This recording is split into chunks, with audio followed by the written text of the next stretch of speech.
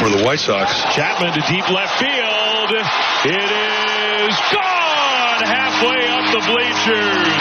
Matt Chapman, his 20th home run of the year, makes it 5-1. Yay! Fifth time in his career, he's hit at least 20 home runs in the season. Congrats to Matthew Chapman. 2 for 4 yesterday with the bomb. Matthew. I don't know why I said Matthew. No, I like that. Matt. It was probably Matt. I should just say Matt Chapman. We did it. Matthew. We beat the White Sox. No, we hit 20 home runs. Oh, yeah. Well, that was going to happen. We did it. 20 home runs. We did it. Throw a party? Look, get the pleasantries out of the way because I got some Chapman thoughts. Oh, okay. All right. Go ahead. Give me the thoughts. I want to hear them now. Don't rush me with the pleasantries, Shasky. All right, so here are the Chapman thoughts. You got to have a veteran on this team who understands how to prepare at the big league level and somebody that has cachet.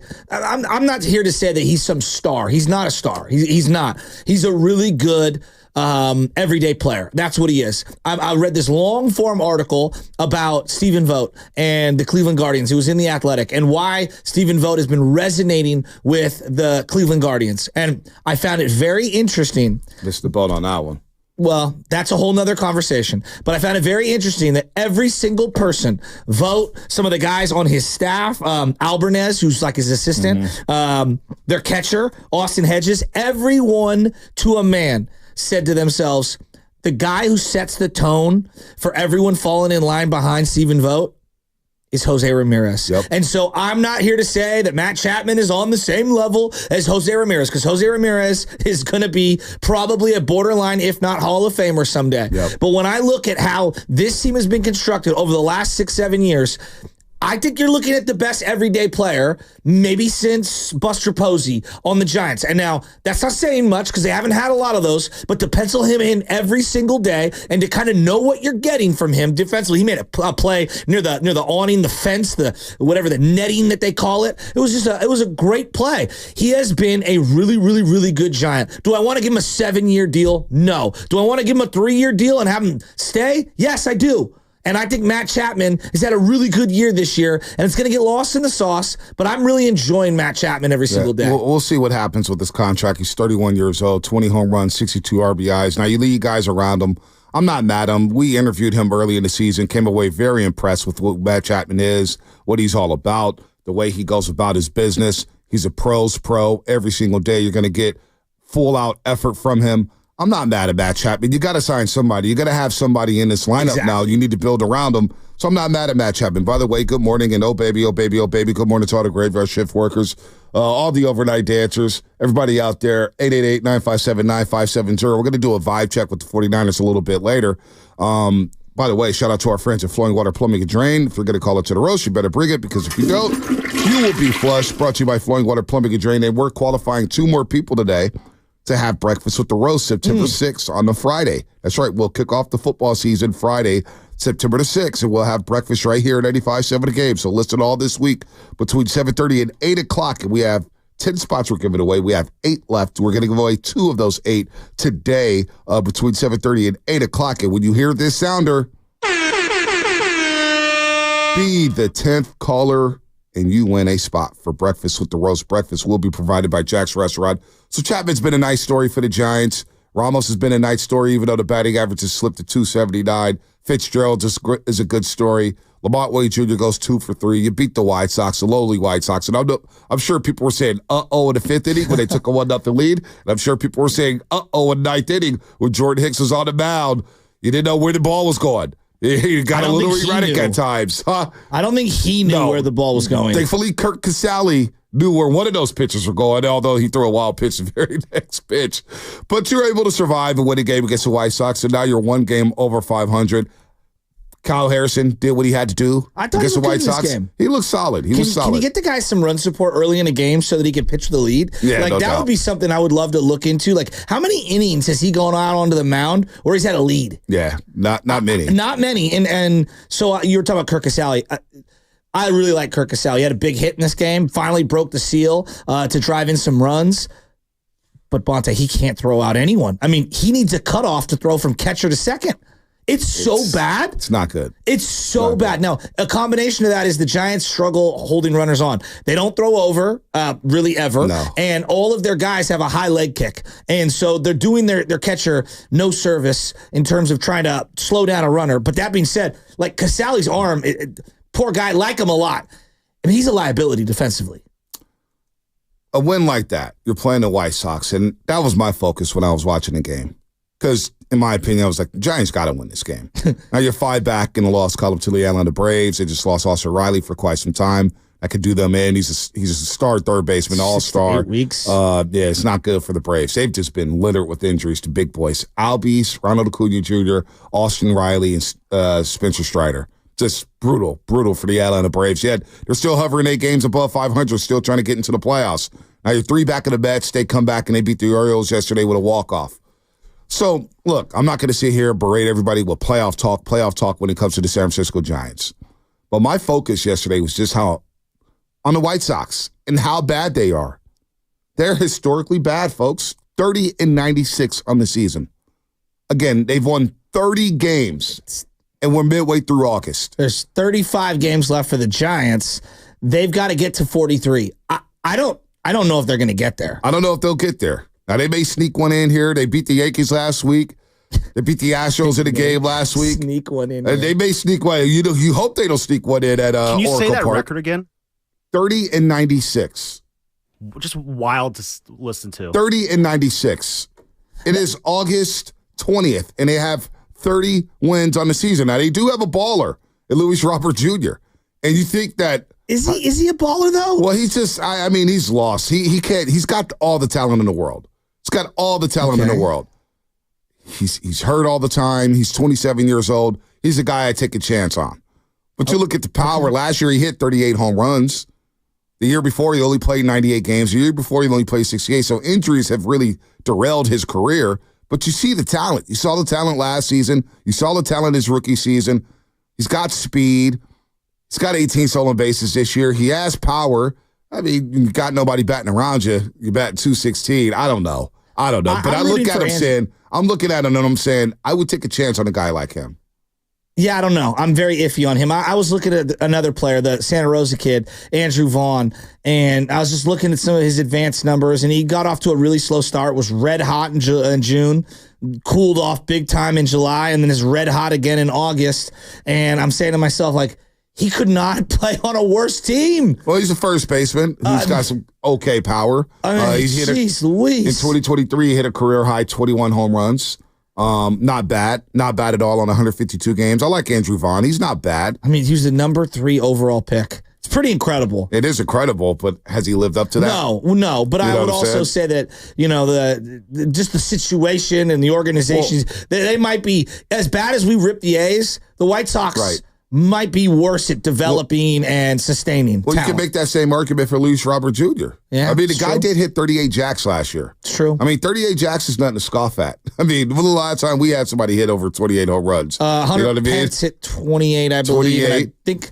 Did Belk hit 29? Belt had 29. He had 29. That's right. He got 29. He got stuck. He would have been the guy who hit 30 home runs for the first time since Barry Bonds. Bonds 27 in his final year, and then I believe Uribe and Huff hit 26 in 2010. Yeah, 26, 25, something like that. Huff had a really good year in 2010. He had a great year.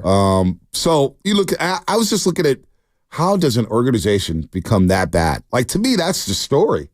How bad that's a proud, now they've had some up and downs over the course of my lifetime, of course, but that's a proud organization for the most part. Their gear always sells. A lot of people wear White Sox hats. They got some really cool colors. When they went to that colorway, the black and white with the pinstripes, it's like, wow, the rebranding was really good for the White Sox. Now, I told Lubman, and Lubman's been to this yard. You forget they're in Chicago because you go to Wrigley Field and it's sold out and it's a lot of fun and Wrigley Field and everything, and you go to the south side of Chicago. Guarantee rate field. The atmosphere of Shaska. You want to talk about there's minor league. San Jose Giants may have a better atmosphere than the White Sox and where they play. So did you see the movie The Saint of Second Chances? It's a documentary. I believe it's on Netflix. I could be wrong, but it's about Veek, the owner of the White Sox during the 70s. No. No, I've never seen it. So your point about like proud franchise, it really wasn't. I thought it was more because it's an older franchise, obviously. And when he took over, Mike Vick, he was the guy who came up with the Disco Demolition, and he was a legitimate Chicagoan. And this is the era of owners where they didn't have a lot of money. Like he took out all of his money to buy the team, and they didn't have anything. And so they treated that team in the 70s like they were a minor league team. So there were different draws on what would try to get crowds going there and whatnot. And so to your point of like, I think in our minds, the White Sox brand, because of, I think hip hop and culture, like the White Sox logo kind of means something. It does. But like within baseball, they've always been a laughing stock outside of a couple of pockets of winning. Yeah, they've been up and down, right? I mean, they had Jack McDowell, Frank Thomas, and they made the playoffs in the early 90s. And then they fell off the cliff. And then, of course, they went in World Series in the mid-2000s with Ozzie Guillen. Now, Tony Russo helped turn that program around in the 80s before taking the A's job. Yeah. But really, they've been this team that you think that, boy, they've got a lot of talent. They spend money on some big-time free agents, and they always underachieve. Now, they've underachieved to astronomical levels this season. And you could blame Tony La Russa for the downfall of this team when they did have things rolling. Jose Abreu, they had Eloy Jimenez, who's Yohan Moncada? Oh, Yohan Moncada, who's always hurt. I mean, I just couldn't believe I'm watching that game thinking, Matt's just staying up watching this team. You're a White Sox fan. Are you staying up late on the Midwest to watch that baseball team? It's interesting you say that because the boss lived in Chicago for a long time. He's a big Cubs fan. Oh, thank you. He's a big Cubs fan. And I asked him, like, are the White Sox like the A's in terms of coverage and where they stand in the market? He's like, no, they're actually worse. Yeah. And I'm like, really? He's like, yeah, because at least the A's have like players that everyone likes. The White Sox were horrible. I know they won it in 2005 with Juan Uribe, who we referenced earlier. But outside of that, I mean, they've had zero sustainability over the years. And then obviously, moving out of Comiskey and they've been trying to get out of there for 25 years? Well, they built that yard, the new Comiskey, and it's just as bad. It's nothing there. U.S. Cellular. What is it even called now? It's Guaranteed Rate Field. Guaranteed Rate Field. And Anna and I went out there to a Royals White Sox game on a Friday night. Should be Guaranteed Loss Field. It should be. That's not bad. $5 tickets. They had a statue of Carlton Fisk. They had a statue, and then they had their little. Was he in biker shorts? He was not in biker shorts. This was part of the Bill Vick. He was like experimenting with things of how you get people to go, and they went to the shorts. I know. Yeah, it's crazy. I know. Kind of liked it, not gonna lie. It's just different. I was like, do they rock shorts for real in a game? That's just wild. It is wild. It's such a bad look. I mean, the new Comiskey could be farther away from. I mean, it's on the south side of Chicago, and it is out there. We took the subway out there. Got $5 tickets to a Royals White Sox game, and it was just sterile. They had their own version of like the patio of like what the public house looks like across the street. Nobody was in there. It's pretty nice. But nobody, why would anybody drive down? They need to be closer to the city. If you want to get the White Sox brand rolling and threaten the Cubs brand, you got to get closer to the skyscrapers. You got to build closer to Soldier Field. It is just so out there. So I always wondered how Matt Koski and Bob Fitzgerald became White Sox fans instead of Cub fans. I live with these people. I love these people. They're part of my family. But seriously, the White Sox is part of Fitz's family. They're part of Matt Koski's family. For a major market, Chicago's had a lot of losing over the last 25 years. I mean, I know they got Michael Jordan, and so that kind of like retcons a lot of the misery, but the Bulls have not been good for a long time. Not consistently. And you think about Derrick Rose and the woulda, coulda, shoulda, right? And those teams were good. Like the Joakim Noah, Luol Deng, Derrick, those teams were very fun. Ben Gordon was Air Force Smith, Kirk Heinrich. They've been bad for a long time. Yeah. And then the Cubs have been hit and miss, I would say, for quite some time. I know they're the lovable losers, but when we were growing up, they were good in the 80s. Right. And then they had their moment in the late 90s, especially with Sammy Sosa, Mark Pryor. The early 2000s with Dusty. Like, they've been relevant. The White Sox have been irrelevant outside of the 05 season. So irrelevant. And then the Bears, now they've got Caleb, but, I mean, one Rex Grossman season? They've had a couple playoff moments. Jay Cutler got to a conference championship. Double doink? Yeah, the double doink. They've had a couple playoff moments, but their offensive ineptitude. Yeah. Lackadaisical quarterback play. So they're hoping that Caleb could bring them some promise. They're hoping that the Cubs could turn things around. Now, Wrigley Field looks nice. At least you go out there and you feel like watching Major League Baseball. The atmosphere is great. It's an iconic venue. The White Sox really is tough just, to match. That's a good call with Matt Nahigan about the A's and the White Sox being a two-team market. Now, the White Sox are not leaving anytime soon. Well, no. We don't think they're going to leave, but they are flirting with Nashville. They are flirting. Yeah. What's the guy who owns the Bulls? Come on. Oh, Jerry Reinsdorf has been flirting with other cities. He's looking for a handout. Him and the Bears were trying to do a joint venture.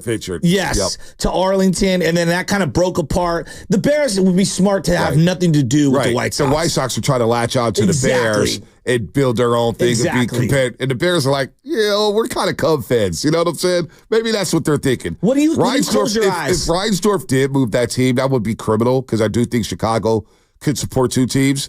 And like the Cubs, the south side of Chicago is like, blue collar. If anybody watched Shameless and you ever been out there, now you got to be safe out there in the south side. There's no doubt about that. Most dangerous cities in America. Yeah, dangerous areas in America, no doubt. Hundreds of murders a year. Oh, trust me, I know.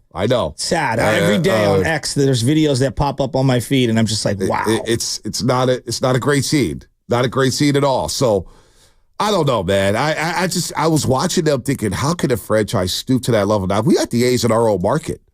But I'm looking at the White Sox, and I'm just saying, they're 30-96. I couldn't focus on the Giants. Like, to me, they better win that game, right? There's no, fist pumping for beating the White Sox. I'm not, saying, woo, we got one. I'm going to be real, one game over 500. Harrison needed that bad. He did. He just needed that. The kid needed a W. He needed to, go up against a garbage team. Yeah. And that, on the other side, we got to talk about something. Lamont Wade Jr. not being able to run. I'm sorry, I was triggered last night at seeing that. You got triggered with this game? It was a microcosm of everything that drives me crazy with this organization. There was nothing that could possibly trigger me about that game. No. There was something that triggered me. I want to talk about it. There was nothing because to me it was just, it's the White Sox. They're 30-96. When you close your eyes and you say the White Sox, who's the player? Because I know exactly who Frank Thomas. What? Frank Thomas. I completely agree. The big hurt. Frank Thomas. And then Bo Jackson later on in his career. What's the name? Scotty Pods? Robin Ventura. Robin Ventura's a good one. Jack McDowell. Jermaine Dye. Jermaine Dye is really good. That is really good. A's legend. Harold Baines. Harold Baines is that's a really good Harold pull. Baines. Paul Konerko, low-key, borderline Hall of had a Fame. great career, dude. He had a great career with the White Sox. I think 300-something home runs. 439. How many? 439 I home remember When he runs. was a Dodger, 300. the Dodgers got rid of him. Konerko was a beast. Dodgers got rid of him. Tomei. Adam Dunn, Jim Toby. Adam Dunn was there for a bit. Go OG, Luis Aparicio, right? Ooh. Way back you. when. Look at that. Flexing your big red machine muscle as they move. Look at that. All right, more coming up. Shasky somehow is triggered. It's just a microcosm of all the things that frustrate me with the Giants organization as a whole. Yeah, I mean, it's just, there's nothing they could do that can me trigger for the rest of the season. I sound They destroyed me. I sound They've like destroyed me. psycho. All right, more coming up here. Brought to you by Save Martin Lucky, California. I'm optimistic like BPA. Everyone's playing the savings road trip game of Monopoly at Lucky. This week, collect bonus game tickets when you buy Oro Wheat bread and save big on select varieties and sizes. Now, buy one, get one free. No purchase necessary. See store for official rules. Monopoly is a trademark of Hasbro and used with permission.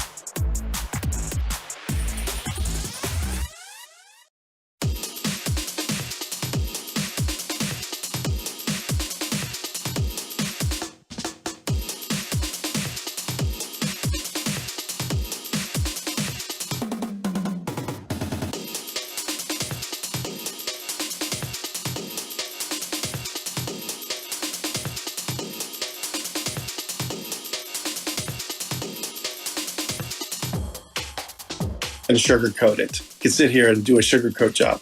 Hey, yo, it's Zushi, man. You listening to the 95.7 The Game, The Morning Roast with Bonte and Shasky. Oh, baby. Tucci, man, the Rejoin King. Did you get yours, Spinoni? Did you play it? Dude, I gotta upload it still, but that was tremendous. Tremendous stuff. You should upload it and play it for Shasky. I don't know if you heard it. Zucci Mane with all the rejoins. Oh. Shout out to Zucci Mane. Joe Spadoni. You're listening to the pregame show with Joe Spadoni right here on 95.7 The Game. That's pretty good, actually. It's horrific. That's better than I thought. It's better than I thought. Baldy 7:30. I thought it was terrible. That actually didn't sound too bad. River Islands guest line. Baldy 7:30. All guests on 95.7 The Game appear on the River Islands guest line. This is time for you to discover the islands, River Islands in Lathrop. Check out the latest episode of Garlic Fries and Baseball Guys. Love and Shasky celebrating 100 episodes of the Best Damn Giants talking the Bay Area. Episode number 100 had Logan Webb. It featured Logan Webb, and Sam Lubbock caught up with the all-star Logan Webb last week. Available wherever you listen to your podcast. All right, I'm going to let you riff on Logan Webb. It's happening right now. So it's the fourth inning. Not Logan Webb, Lamont Wade Jr. Well, look, it's not. I'm not even mad at Lamont because he's doing what the organization wants him to do.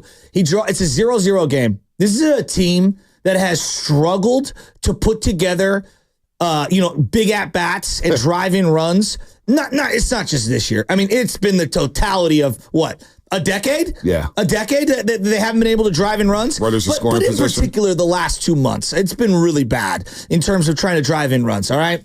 And Elliot Ramos flies out to, I believe, right field, and then Conforto rips one down the line. And I'm watching Lamont Wade Jr., who's batting 189 in his last 30 days, okay? I'm watching him jog at like 40% maybe around second base. And I throw my hands up and I say, why is this guy playing if he can't run on a team that is desperate to drive in runs? And you just sent down Luciano for not hustling. Now, I get Lamont Wade's quote-unquote hurt, but why is he playing? Yeah. Mark Canha, look, I'm not here to defend, the Mark Canha trade. I didn't think it was enough for them to do at the deadline. Mark Canha's been swinging a hot bat. Did the vibes get better? No, but he's swinging a hot bat. Like, for the most part, he's had good at-bats. Like, I'll give Farhan and Bob credit when credit is due. He's had good at-bats, all right? When I watched Lamont Wade Jr. coast it around second base, I've thrown my hand. Here it is right here. You could see it right here. Conforto rips it down the line. It goes off the wall, and you're going to watch Lamont Wade Jr., and he's just jogging, just out for a stroll. No, you watch him coming around second base. Where else was he going to go, though? Was he going to make it home on a double to right field? Bonte.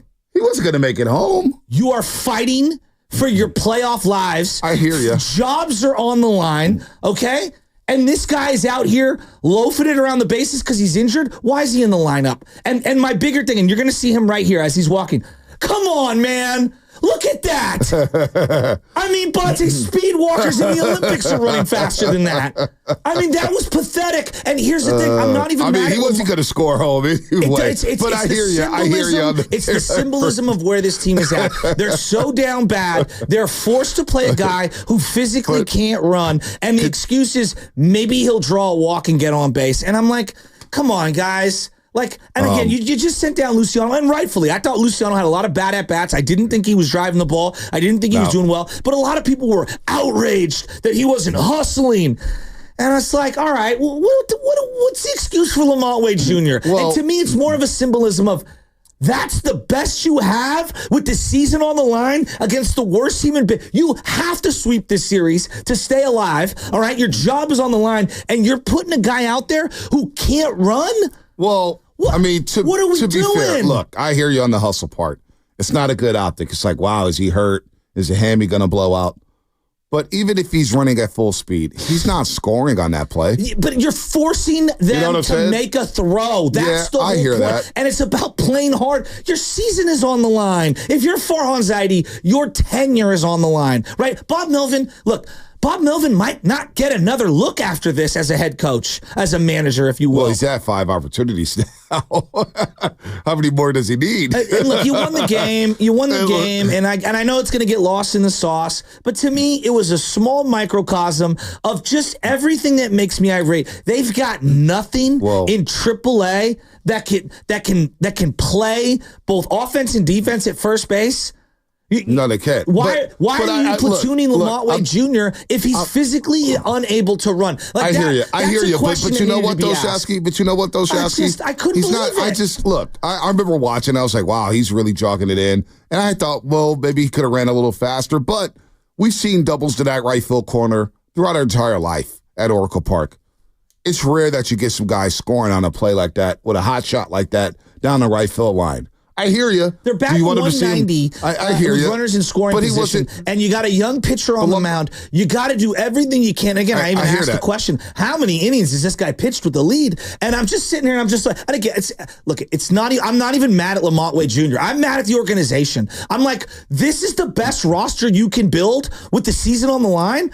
I'm not even outraged on that. Get out of here, because Lamont Wade Jr. running at full speed doesn't even score.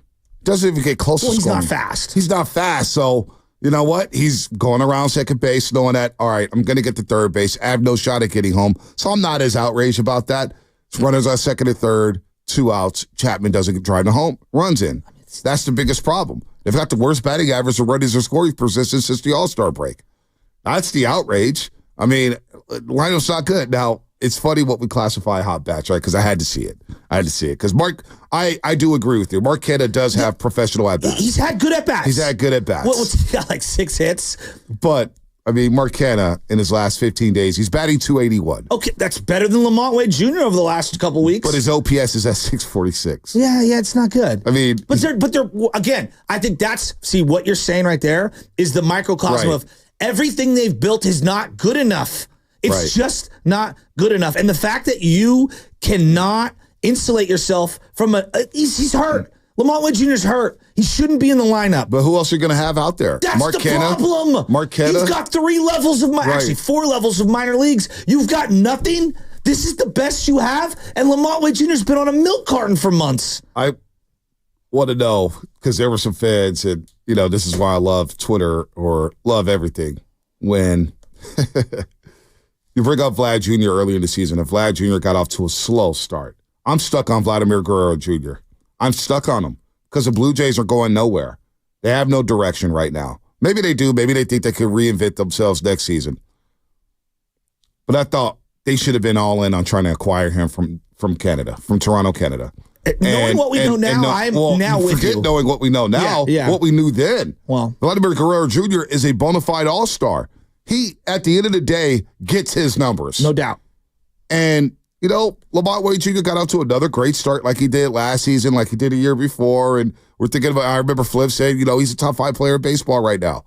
And, at the time, he was playing well. He was playing very, very well. Then he got hurt again. And he stays hurt. Being a top 5 player for a month means nothing to me. No, I agree. I'm not saying it means anything. I know. I'm sorry. I'm saying, You're right. The rhetoric drives me nuts. But when it was coming to Vlad Jr., it was thinking, do what you got to do. And there were a lot of Giants fans who were scoffing at this, saying, we don't need a first baseman. We don't need a first baseman. I think we do. I know we do. You need somebody there, a bona fide 5-year pro. Now, maybe it's Bryce Eldridge at some point. Maybe you can expedite him and get him up here. I don't know. But I need some power. I need some speed. I need something I can hang my hat on at first base. But look, the lineup is not great right now. I'm seeing 209 here in the Xfinity Mobile text line. Canha was brought in for good locker room vibes. His hits are extra. Shout out to Farhad, and he's eye rolling. Am I making too much of this, fellas? Like, be honest with me, because I'm watching that game. Spinoni shook his head, yes, and I think you are. Because I'm watching that, I'm just like, what are we doing? But I mean, he wasn't. My whole thing was, yes, we need a first baseman. But that's the best we have right now. I mean, he did get out base 3 times yesterday. Great. I mean, great. This team struggles to get people on base. That is great. They also struggle to get a hit with runners on base. And so when you do have a guy on base and a guy gets a hit, you should run hard for the simple fact that someone might throw the ball away.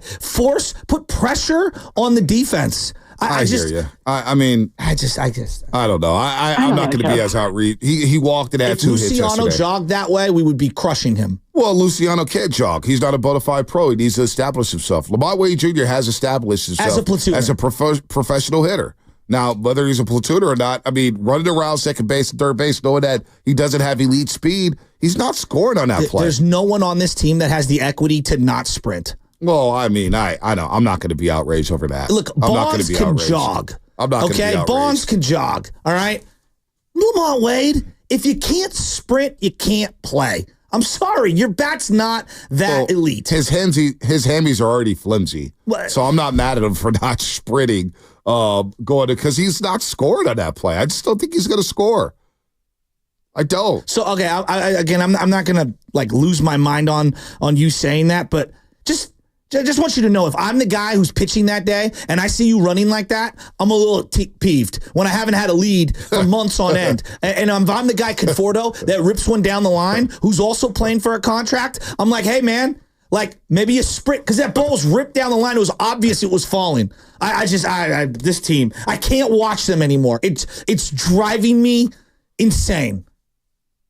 You can't watch them it's anymore? It's fundamentals. You can't watch them anymore? Sam, am I making too much of this? No, you're not crazy here. I also saw that. You and I think reacted very similarly. I don't understand why Lamont was running full speed. Listen, if he's not healthy, here's my beef. Don't put him in the 2 spot if he's not full speed. That's it. But if you bat Mark Cannon against a righty, he'll explode. Even at full speed, he's not getting at home. He's the first to... He's not still at base. He's in bat leadoff and second for damn near all year. Isn't that he's a microcosm on what they've built? I've known that already, but I'm not going to get outraged over this against the Chicago White Sox, for crying out loud. The guy did get on base 3 times.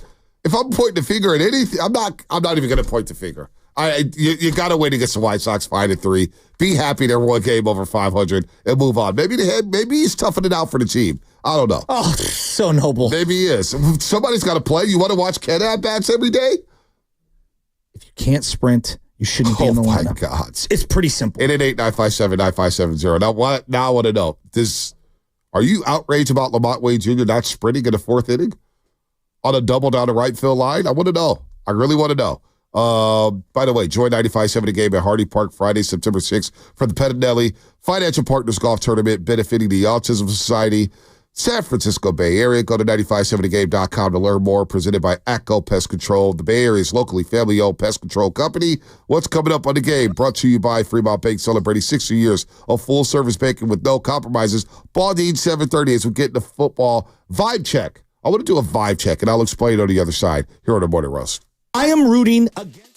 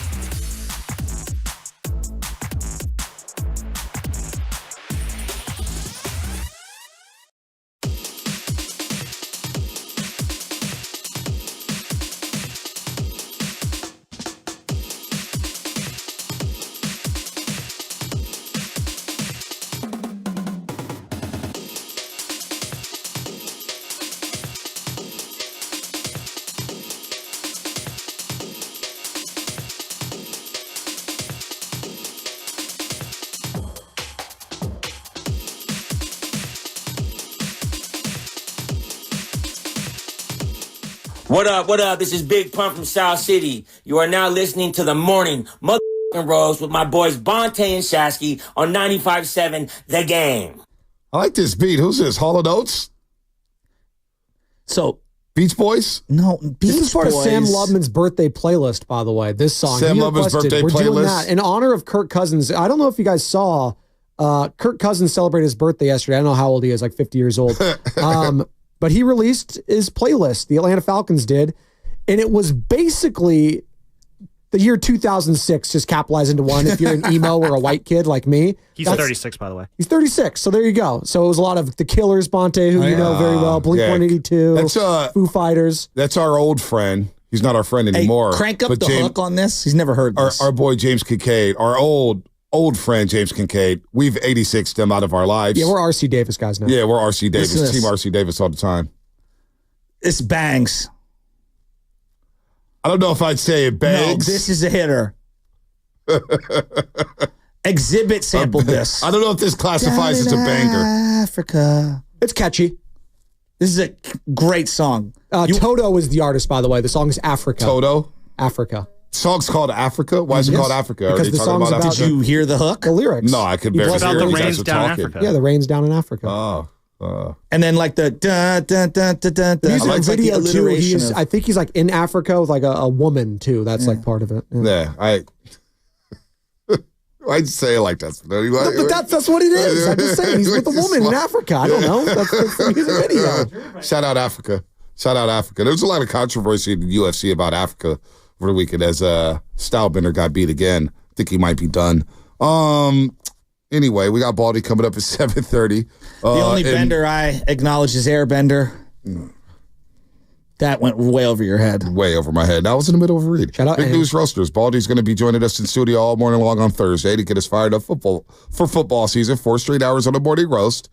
You don't want to miss out on that. Don't want to miss out on that. This segment is sponsored by Golden State Lumber, serving the Bay Area for 3 generations. When you succeed, we succeed. Visit GoldenStateLumber.com. What do you mean by Airbender? What did I miss there? Airbender. It's an old movie reference. Well, it's not even a movie. It was a show first. It was an anime on Thank you. Nickelodeon called Avatar: The Last Airbender. It was a show, very good actually. One of the few like really good American anime. And then they made M. Night Shyamalan made a live action movie of it, and it was all time bad. Yeah, it was. Horrible. Well, Shyamalan has made some bad movies the last couple. He has, but God, his peaks are so damn high. The Night was a good HBO show. I didn't see that enjoyed one. it. Is that good? Yeah. like Sixth Sense. I don't think it gets better than that. It's probably like an all Sixth Sense time. is Like incredible. Signs. The only right? problem with Sixth Sense is you really can only watch it that one time. Well, it's interesting watching it again, knowing spoiler alert Yeah, that he is dead. It is kind of like the mannerisms, how they shoot it and stuff like that. It is a interesting. trip. So I watched this whole video. I think I've said this before on here, but similar to the Sixth Sense, I watched this whole thing on how O-Dog wasn't real, and it was a manifestation of Kane's mind. But the reality is that people say his name and blah blah. But like there was somebody who went on this long diatribe saying that O-Dog wasn't a real person. He was in the mind, kind of like Fight Club. Anyway, it's, Menace to Society. Fight Club was wild. It had a weird ending to that movie. Fight Club, that is. It did have an odd ending. It was very, very, very odd. Fight Club, that is. Look, we're going to talk some football here. Giants, they win against the White Sox. Woohoo! I know. They're one game over 500.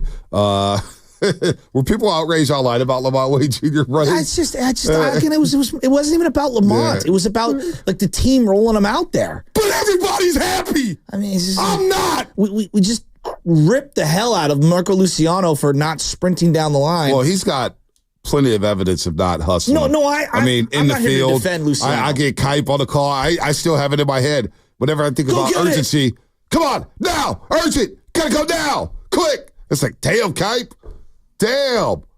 Them dudes in a drink, man. It's not about Lamont. It was just about like the whole thing, dude. And I'm just. And the problem is I'm a sucker. I'm like an addict. You know what I mean? Like, because tonight, what's going to happen? I'm going to turn it back on and I'm going to hate watch. Yeah, I can't hate watch. I got it. You know, there's so much hate in the world these days. We got to get it open for you. By the way, who you hate today? By Joe Shasky. Let the hate flow, bro. No, I don't. I'm not a hater. I don't like to hate. I'm a player, baby. I prefer the dark side. I like the dark characters. I like Scarface. I like Tony Soprano. I love those characters I like Darth Vader. I love those characters I like the too. Emperor. I love those characters too. I was rooting for the Empire. But I don't like. Hey, I want to know. 888-957-9570. So before we get into I like villains. I want to know from fans out there. Cartman. How many of you hate watch? And how much energy does it take to hate watch? I want to know, how many people hate watch sports? Because that's the one area where I'm just like, I'm just going to be open-minded. I'm going to laugh a little bit. I want to watch some great athleticism. If I don't see it, then, Do you not hate watch James Harden? I don't hate watch James Harden. I just laugh at James Harden. I don't be like, oh, I want James Harden to fail. I just know it's coming. And so I'm watching James Harden, for example, and I'm like, how's it going to happen this time around? It's kind of like the Super Bowl in Las Vegas. When the Niners got the interception. For failure. No, I wasn't rooting for failure. When the Niners intercepted that pass from Mahomes at the start of the third quarter, and they didn't score. In my mind, I was thinking, how are they going to lose this game? In what fashion are they going to lose this game? Because they're going to lose, but how are they going to lose? And so with James Harden, I'm thinking, by the way, he's in China right now for Team Adidas on his Adidas tour. They love him in China. But I'm watching James Harden, and I'm thinking, how is he going to fail this time? Yeah, how's it going to work? Similar to no, it's not hating. It's just sitting back laughing like, babe. I'm like, Anna, somehow, some way, James Harden is going to blow this. Yeah, you're salivating at the opportunity to see someone's failure. No, I'm not salivating.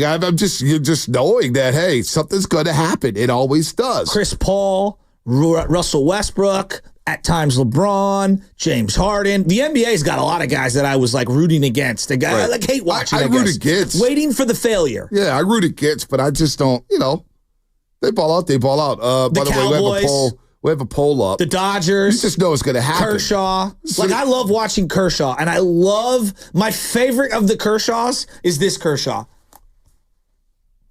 Bent down. Can you describe? As I take my hat off and I stick my head down. We're on live radio. Show you my bald spot. Auditory medium. Yeah.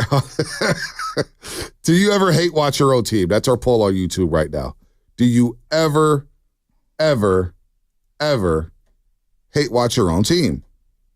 Some way you're going to blow this, right? You know what I'm saying? Just some way you just know that some guys are going to fail. And it's not choke. I guess you could say choking or whatever, but like, sports make me happy. Well, of course. Even the failures make me happy. Like, you know what I'm saying? It just makes me, I just get it good. I'm in my own world. I'm away from reality. I'm away from everything that's happening in society. And I'm just locked in. Somebody's going to lose. Somebody's going to win. No doubt about it. But hate watching takes an extra energy to be negative. Like, I need him to miss this shot. Like, I can't do that. I don't think it's that sadistic. I think it's just sitting like, oh my God. Like, for example, Mahomes, this guy, I'm watching him and I'm amazed. And I'm also like, I'm just so sick of this guy. Like, I hate watch him. See, I can't get sick of him. As much as I don't like the Kansas City Chiefs right now, I want to watch every snap of Mahomes' career. I don't want to miss a snap. Dabo. It's like Michael Jordan. Guy. I didn't want to miss a dribble. I didn't want to miss a shot. LeBron. LeBron for a long time was like, I don't want to miss it. For a long time, I watched a lot of LeBron. The Cleveland days, the Heat days, I couldn't miss a game. I couldn't miss an article. I couldn't miss anything. They became the enemy, and I was just like, all right, they got, Warriors all day. But I couldn't, but like with Mahomes and Brady, I could not miss a snap. I needed more. I'm addicted to it. Like watching greatness and just thinking like, how is he going to get it done this time? Like we're watching that Chiefs-Bills playoff game. And you just knew with that second half, it's like, somehow, some way, Mahomes is going to get it done. Yeah, see, as being on the other end of all these Mahomes Super Bowl victories, I'm now so sick of that guy. He's awesome. I don't turn away, but he's in like the Emmitt Smith zone, Michael Irvin zone, where it's like, I hate those guys. I can't. No, I hear you. The guy drives me crazy because he's so good. Yeah, like He's so good. He's so good. I love it, actually. I'm just like, when you're watching great, like we've been blessed to watch Steph Curry be great around this market. We've been blessed to watch Barry Bonds. There's something about watching the greats of the greats. There's just something that I kind of love it. No, I'm with you. Everyone loves it. That's why we love sports. Yeah. But also, like, sign me up for hate watching Dylan Brooks, right? You know what I mean? Like, I love watching him fail in misery. I kind of love watching Memphis collapse, just in general, right? I'm here for it. Job? Exactly. I'm here for it. I try not to like you. Who's that? Like the Seahawks. You didn't hate watch the Seahawks? I didn't hate watch the. I just didn't like them. That Super Bowl I rooted with them against in them. New England. Oh, I rooted against them. Never hate watched harder. Oh no, I rooted against them. But I was also sitting there thinking, boy, this is a classic Super Bowl in the back of my head. I was like, damn. No, I was sitting there. But I have 10 people in the living room. I remember sitting there going, oh my God, they're going to go back to back. I hate them. No, when they threw the interception, I jumped off my couch saying, yes. Well, yeah, yes, Seattle's going to lose. Yes. That's hate watching. Yes. That's hate watching. I mean, that is the essence of hate watching. But I was watching in real time. I was like, wow, they're going to come back and win this game. What a remarkable. They're about to go back to back. They're about to three-peat. And they got the interception. I was like, the team that I bet on won. So I was happy as hell. But, and that's a rival. That's a rival, no doubt.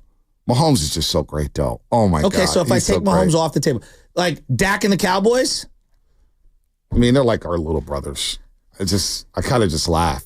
It's more so laughing at Cowboy fans than the actual Cowboys. Because I love CeeDee Lamb, for example. Okay. I love CeeDee Lamb. Like, I put them in the same category as the Chris Paul, Russell Westbrook, James Harden, where it's like basically like, here you go. I can't wait for the demise. Let's do it. The streets are saying I'm speaking Capanese. That's good. Capanese? That's pretty good. That's very funny. Carlos Guido on YouTube. Bonte's speaking Capanese right now. If he came up with that, that's one of the most creative things I've ever heard. Capanese. That is pretty damn good. Carlos Guido, can I steal that and tweet about that? Hey, you're speaking Capanese right now. That is pretty good. You're a Florida State guy. Do you hate watch Florida? Yeah, I hate the Gators. Okay. I hate the Gators. I mean, so then you do practice. I don't practice. It's just certain teams. But for the most part, I love sports. Everyone. But I don't watch the Gators every day.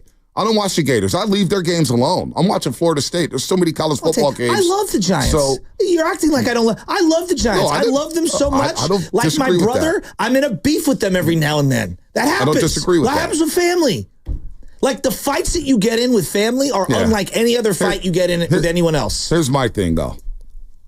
I'm done exhausting on this regime. I did that during the trade deadline week. So I said what I said. You're jogging like Lamont Wade Jr. Yeah, I'm just waiting to the finish line to see what happens. What happens the first day after the season's over and the Giants don't make the playoffs? What are they going to do? Are they going to let guys go? Are they going to bring guys back? What are they going to do? That's what I'm waiting for. The team is what it is. I know what they are now. They're a 500 baseball team. So there's no sense of me letting the pendulum swing left and right saying, oh, my God, I'm throwing it. I know who they are now. They told me who they are. They showed me who they are with their actions. So I'm not going to waste an extra ounce of energy. I'm going to watch them. Say, hey, hopefully Kyle Harris is getting better. Hopefully Hayden Beerstar is getting better. When you watch Chip Kelly run the same 4th and short, slow developing read option keeper for the quarterback to get plowed in the backfield, that didn't drive you nuts in the midst of a lost season? It could drive you nuts. Shanahan does the same damn thing. They win. They bring me some level of like excellence, right? Like the Giants aren't excellent at anything. Yeah, the Chip Kelly team, you knew they were bad. So what I did was I did the complete opposite. So remember NFL films? I was rooting against the Niners so they could fire everyone. So you remember NFL films and how they have the blooper reel? And you show a season full of bloopers? Yeah. That's how I watched that Niners team with Chip Kelly. I said, okay, what are they going to do that's so laughable today? What's going to come out of this that's going to become a comedy? Wow. They're featuring Jeremy Curley today. Or how are they going to blow this game? Yeah, but it's so you didn't want them to win 6 games so that they kept them another year. I mean, like I said last week, once the ball is kicked off, I want my team to win. The records go out the window. Yeah, see, there are specific moments where I'm rooting for a loss for draft position in football, right? In baseball, it's just, I mean, I want to win every game. Baseball makes me crazy. It just does. And again, I know I sound absurd because it's not worth, losing your mind, but it's the exhaustion of 6 years of the same crap. But see, I'm a competitor in the sense that once, like, Connect 4, for example, like, it's hard for me. For example, I'm playing an iPad with my daughter, and there's these little games. We could play air hockey. Mm-hmm. We could play all these games with my daughter, right? Basketball. And, like, I know I can win every single time. But then when I'm letting her win and the clock is running down, I'm like, I don't like losing. In the back of my head, I'm just like, I just don't like losing. Yeah. So when the Chip Kelly led Niners, when they would kick off the ball, when the kickoff happened and this game started, I wanted to win the damn game. I wanted to win the game. Okay. I just like winning. I like winning. So when they did lose, it's like, damn. Well, there's a silver lining. Okay, they're 2-14. Everybody's going to get fired. That's going to happen anyway. But once the game starts, no matter what, even with the Giants and White Sox, I don't want them to lose to the damn White Sox. I didn't say I want them to lose, but I'm watching a team that drives me crazy. And so on some level, you have to love something so much to stay tapped in, right? So we can call it hate watching. And like, it's just the things they do drive me crazy. They drive me crazy. It's an abusive relationship, and it's one way. You know, it's the same old thing, right? That we've seen for the last 3 years with the Giants. It's the same damn thing over and over and over. And until management does something about it. That's what drives me insane. But if it does something about it, it's like, all right, let's see what happens. Let's see what happens after the season. Are they going to get rid of Farhan or not? Like the old Warriors before Steph Curry. I didn't hate watch them. They were miserable. And, I was rooting for them. And there were times where I just, you got to be kidding me. You know what I mean? Like, whatever it was. And you just expected the worst scenario to happen. Well, they lost Whoever your favorite player was going to leave and be an all-star somewhere else. Or they lose in exciting fashion. They'd be up 18 on a team, and you're like, wow, Oracle's rocking. And then they start to give up the lead like, uh-oh. How are they going to lose this one? How are they going to lose this one? But, hate watch is strong. I mean, I get it. Like, when you obviously want your rivals, right? You're going to want your rivals to lose. Yes. That's all the time. Yes. That's baked into the equation. But for the most part, I just like to see greatness. I like to see great athletes and then follow these great athletes. Like you're talking about Tatum Bethune, and I'm watching Tatum Bethune highlights from Florida State thinking he was good in that number 15. I forgot he was number 15 at Florida State. And he came up with the big-time interception against Louisville in the ACC championship and made play after play after play, tackling in space. Renardo Green, who was at Florida. And actually, when I was watching Renardo Green and Tatum Bethune highlights yesterday and watching some of their stuff from Florida State, actually got me more ticked off that they didn't get invited to the college football playoff, but it got me ticked off that Jordan Travis got hurt. Because Jordan Travis doesn't get hurt. I truly believe Florida State is winning the national championship. I think they beat Michigan. I think they beat Washington. And I think they hoist the trophy once again for the first time since Jameis Winston. But, before I pass you this, let's get legal. Oh, okay. All right, Zucci, man. All right. I like that. That one's good. That's pretty damn good. It's pretty creative, Zucci. Not bad. Listening to 95.7 The Game. KGNZ FM at HG1 San Francisco Odyssey Sports Station. Always live on the free Odyssey app. All right, let's do a vibe check with the Niners. Because I feel like the Ayuk and the Trent and the injuries doesn't have a lot of people excited about football or about the start of the season. But Monday Night Football is going to be here sooner rather than later, Shasky. And the fireworks are going to be going off at Levi Stadium. The sun is going to be setting. The JTS are going to be in town. Gang Green's going to be out there in their Jets uniform. Fireman, whatever his name is going to be out there at Levi Stadium. And it's going to be on and cracking for another regular season as we look to get back to the Super Bowl and go to New Orleans next season. So what is there to be excited about when it comes to 49er football? There's plenty to be excited about. These rookies that we just mentioned, Bethune, Renardo Green, Jacob Cowing, man, they look promising. How about Deommodore Lenoir becoming one of the better quarters in all of football alongside Charvarius Ward? What about Nick Bosa and his resurgence tour? What about Brock freaking Purdy, folks? We got a quarterback. For the first time in damn near a decade, we don't have a quarterback controversy. How refreshing is that? We got a quarterback, Shasky. We have a franchise quarterback. Where are the vibes at? I feel like everybody's like getting onto the arc, and we're going on this long journey as I go Noah on you. Right. And we prepare for just, the flood that's incoming of the regular season, which is an attrition to itself. And we're missing a couple guys on the boat. And so when we're all hopping on this arc and we're going on this journey, it feels like we're not ready to depart because we're missing Ayuk and Trent. And not that I'm not excited and all my homies are on the arc and we're high-fiving and we're getting ready to go on this journey and we're preparing everything. It's just we're just waiting for a couple guys. Like, to as Noah added all the different animals. We're missing the silverback. We're missing Trent. You know, we're missing him, and I need him ready. And so it feels like we're not ready to depart and get ready on this long journey. And it just, to me, the vibes are part of the team is ready to roll, but the other part of the team just isn't ready just yet. And if we got both guys on board, my optimism would be, overflowing, and we'd be ready to leave. I'm not ready to get myself super excited, and it feels like this BA/Trent situation is hijacking my enthusiasm, which sucks. I'm fired up, though. They're going to be along for the ride, I believe. And if they're not along for the ride, I can't wait on them. I'm not letting two players hijack my optimism. We've been waiting we haven't had the Warriors play since early April. I know. All right? The Giants is stuck in mediocrity for the last 3-4 years, ever since 2021. I am ready to roll. I am ready for the New York Jets. I am ready to beat up on the Raiders in the preseason finale. Getting a little taste at Levi Stadium, seeing football, seeing guys run out the tunnel, seeing everything happening with the junior Gold Rush cheerleader squad on the field and everything. I'm ready to roll, folks. I'm not waiting on B.A. Trent Williams anymore. It's football season. Fantasy drafts are around the corner. I'm getting my gambling right. Okay, win totals. Who am I betting on to win over 8 games? Who am I betting on for props? I am ready to roll. So my vibe right now is the hell of waiting on Brandon Ayuk and the hell with waiting on Trent Williams.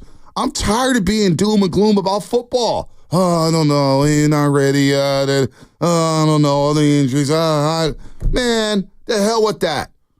Football is here, folks. So I'm going to do a vibe check. Where are you at right now? You getting fired up here for football season? Or can you not? Can you not get fired up because of B.A. and Trent Williams? They're going to be here, in my opinion. I can't wait on these guys. I need good vibes here. 888-957-9570.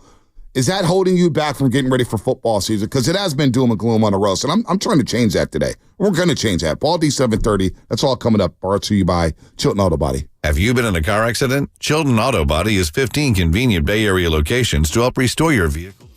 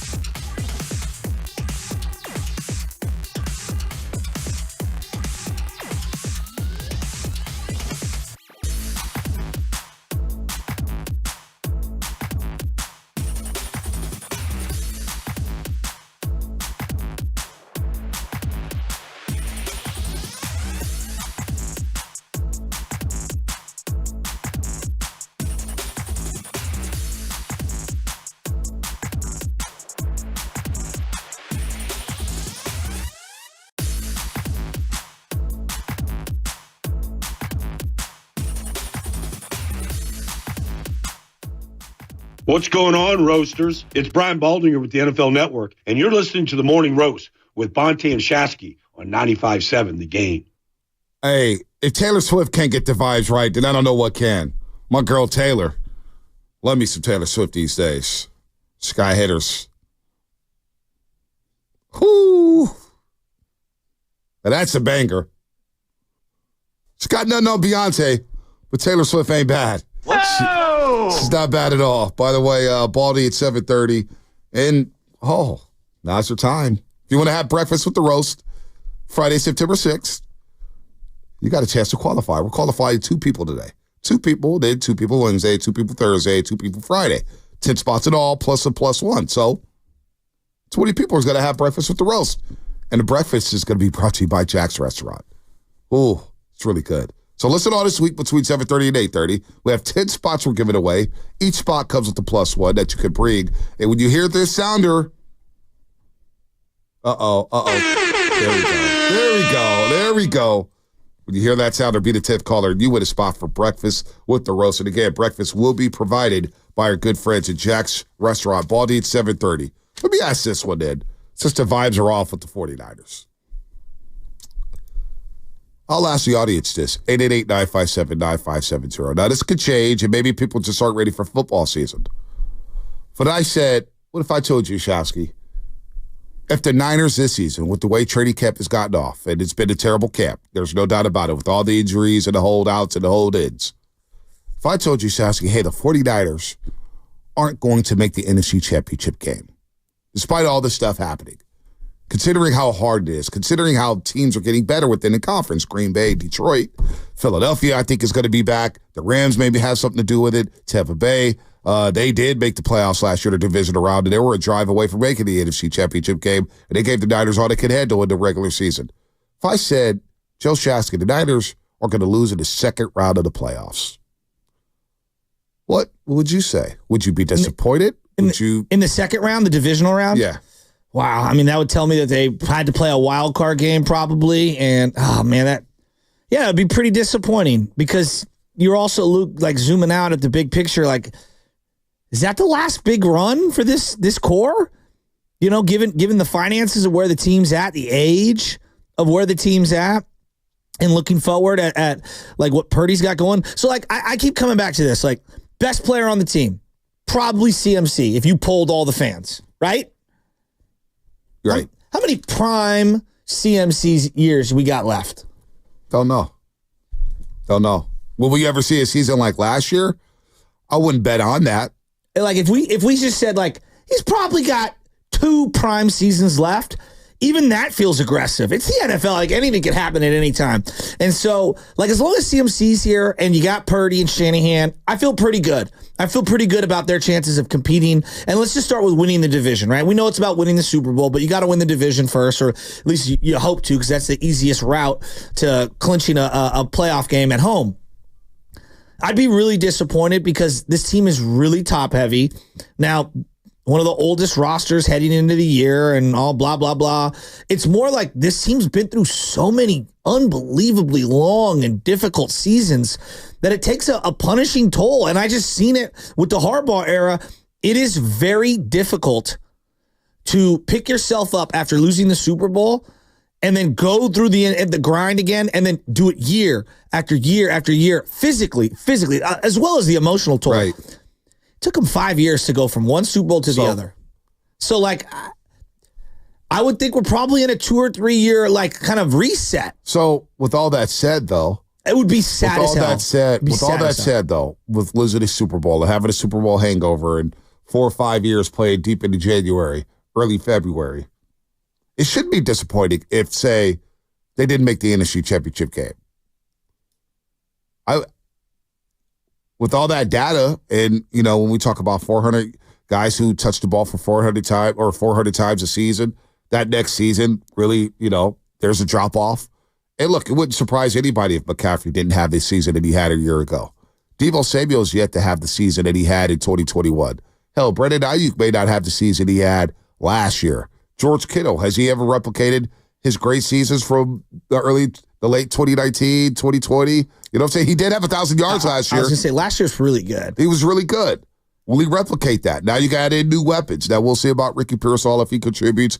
We'll see about Jawad Jennings if he contributes. Will Brock Purdy have the type of season he had? Last year was a dream year for the 49ers. Absolutely. A dream year. And they were relatively healthy all year. So yeah, like all those things are true. I guess this is kind of where it keeps coming back to. And I hate bringing these guys up as the way we talk all this hate watch. It just feels like it's the Chiefs to lose. And it feels like they're going to three-peat.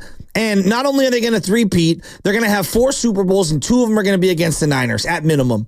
And that just sucks.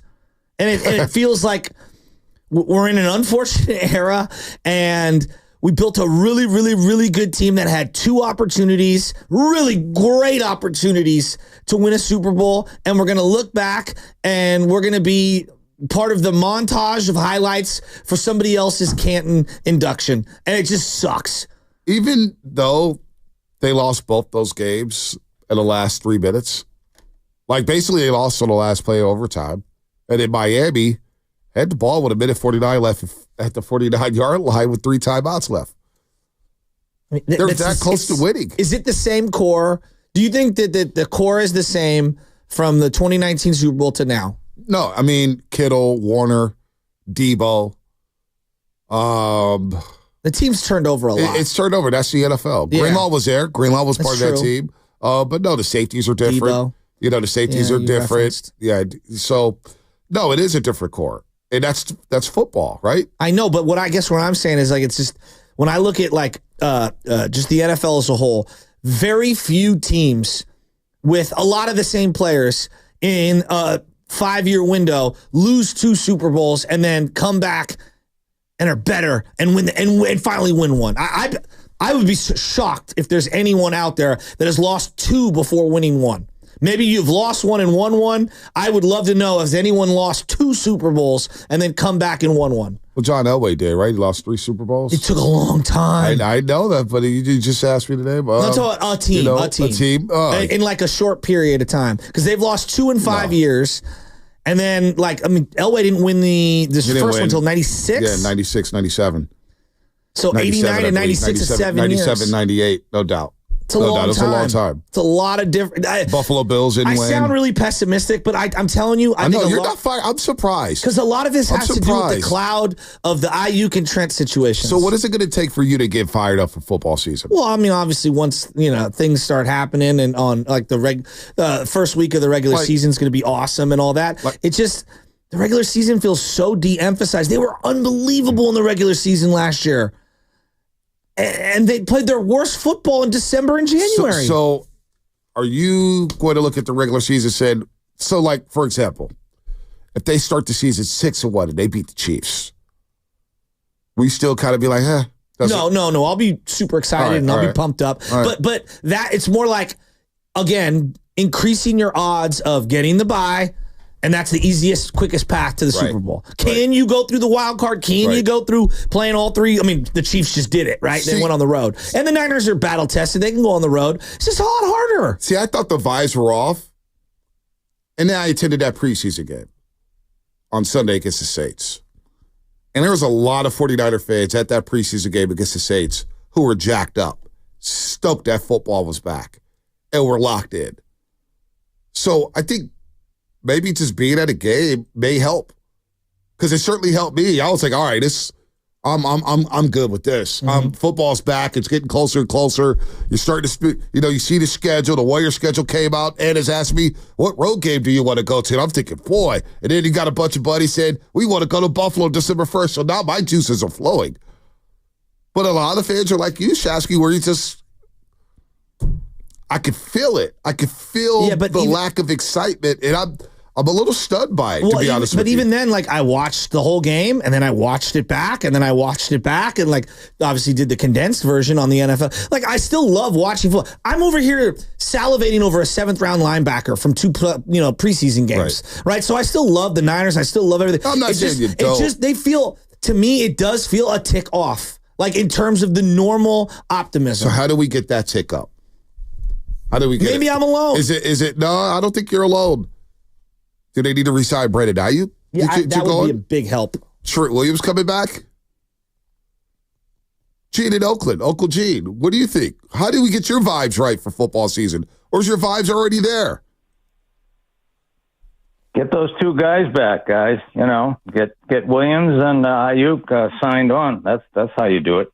Everybody would get excited again. So listen, to answer your question, would I be disappointed if they lost the championship game? Yeah, I'd be very, very disappointed. Probably devastated. What if they didn't get there? What if they didn't get there? Oh boy. Yeah, same thing. Worse, because I expect them to win this year. I really think this is their best chance since they won the last Super Bowl. All right, so, and I draw a distinction between disappointment and devastation. The last year I was disappointed because I didn't expect them to win. I thought Mahomes was in the way, and sure enough, he was.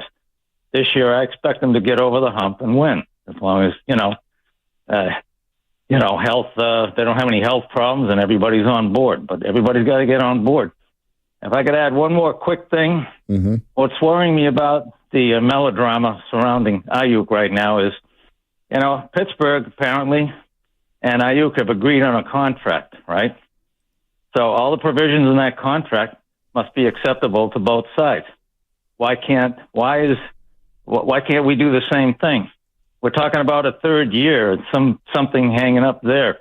I'm afraid emotions are getting in the way, and as a result, we're hurting ourselves this year. I hear you, Uncle Gene. I hear you. It's football season, though, man. We gotta get. It's almost go time, man. Well, there's a reason we don't have any calls, though. Wouldn't you agree? Like normally, if we just started talking Niners and Optimus, boom, boom, boom, boom, boom. That's what's sad. I can't live in it. Football's back. Training camp is here. You get to smell the grass. The white lines are out there getting chalked up. The logos are about to come into the end zones. Guys are hitting left and right. Guys are getting suited up. Injuries are happening. Calluses are getting built. The countdown is on, man. We got one preseason game left. It's football season. Oh, come on. We sat here and watched the Giants go 500 all summer long and bore us to death. And all of a sudden, we got the boys back in town trying to redeem themselves and get back to New Orleans. Let's go, man. Football season, it's mid-August. Come on. Shark Week. The hell with it. Let's go.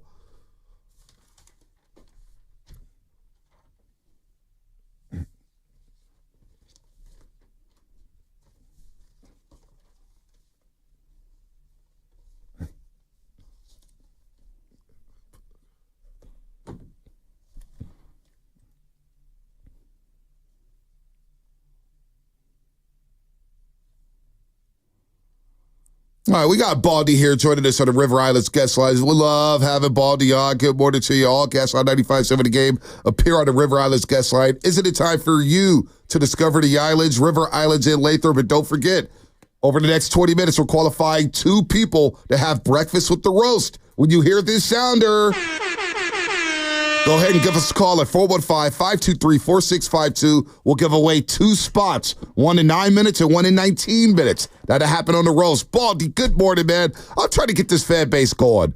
It's doom and gloom around these parts, man. Guys are hitting. Oklahoma drills are happening. Maybe not today, Baldy. You know what I mean? But, man, we got a couple preseason games. I got Baldy's breakdown talking about Dominic Puty, this rookie from Kansas. I'm ready to roll. I got to get my Shasky ready to roll here. They're caught up in the doldrums and Ayuk and Trent. Look, they're going to be here. To hell, if they're not here, then let's ride without them, Baldy. Come on. Bonte, look, you got your Pink Floyd shirt on. That's all I know. Last night was a super blue moon, the brightest moon of the entire year. Put some moonshine on this league right now. You came prepared, Bonte. I love it. Dude, black on. It's go time. I'm going to New York City next week. I'm going to chill at the U.S. Open for a day. Maybe I'll catch up with you on the East Coast. I may have some special friends with me, Baldy. We can go out there and you'll probably sneak in anyway, so it's all good. But I don't pay for the U.S. Open. Yeah, I know you don't pay for anything, Baldy, because you're Brian Baldinger. You're the modern-day Madden. But I got the New York Jets getting ready to roll. Yeah. I got to think about Quentin Williams, Sauce Gardner, Jermaine Johnson, Robert Saleh wants revenge. It is go time, man. We got to get the vibes right around here, Baldy. Well, I don't know I don't know why they wouldn't have vibes. I'm not out there. I'll be out there on Thursday morning. I guess I'm going to miss you. Me and Joe are going to hold down the fort. But I'm pretty psyched about it. No, Baldy, I'll be here. Okay. I'll be here. I'm not missing that. All right. No, I'm pretty psyched to come into the studio, man.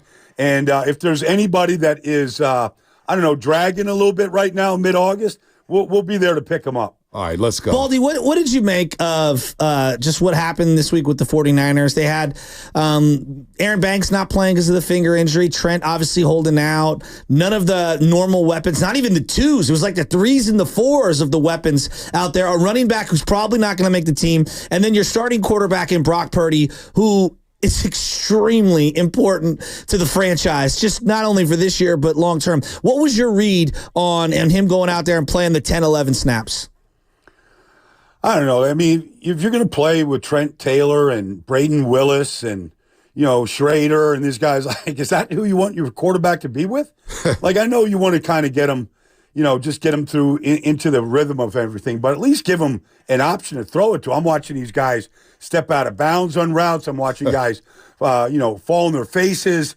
I mean, I'm watching a left tackle give up, a big hit to Brock. So, I mean, it's I don't know. If you're going to sit everybody, and I mean everybody, why not sit your quarterback also? I mean, that would be my take with it. Yeah, it didn't make much sense watching Jalen Moore out there and Brock Purdy right around. I was at the game, Baldy. Nobody was open. I'm sure you watched the film. Nobody could uncover, but there were some bright spots on Sunday. Jacob Cowing, this rookie out of Arizona, made a name for himself. Now, Danny Gray's been in the program for a long time. I'm not sure how long he's going to be part of this program. Trent Taylor, you just mentioned. We've seen it before. It is what it is with him, right?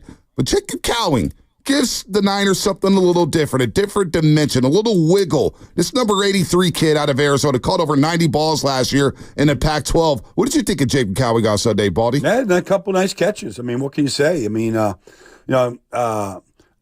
he showed promise. Route running, I mean, some of the things that you're looking for, but he looked like he belonged.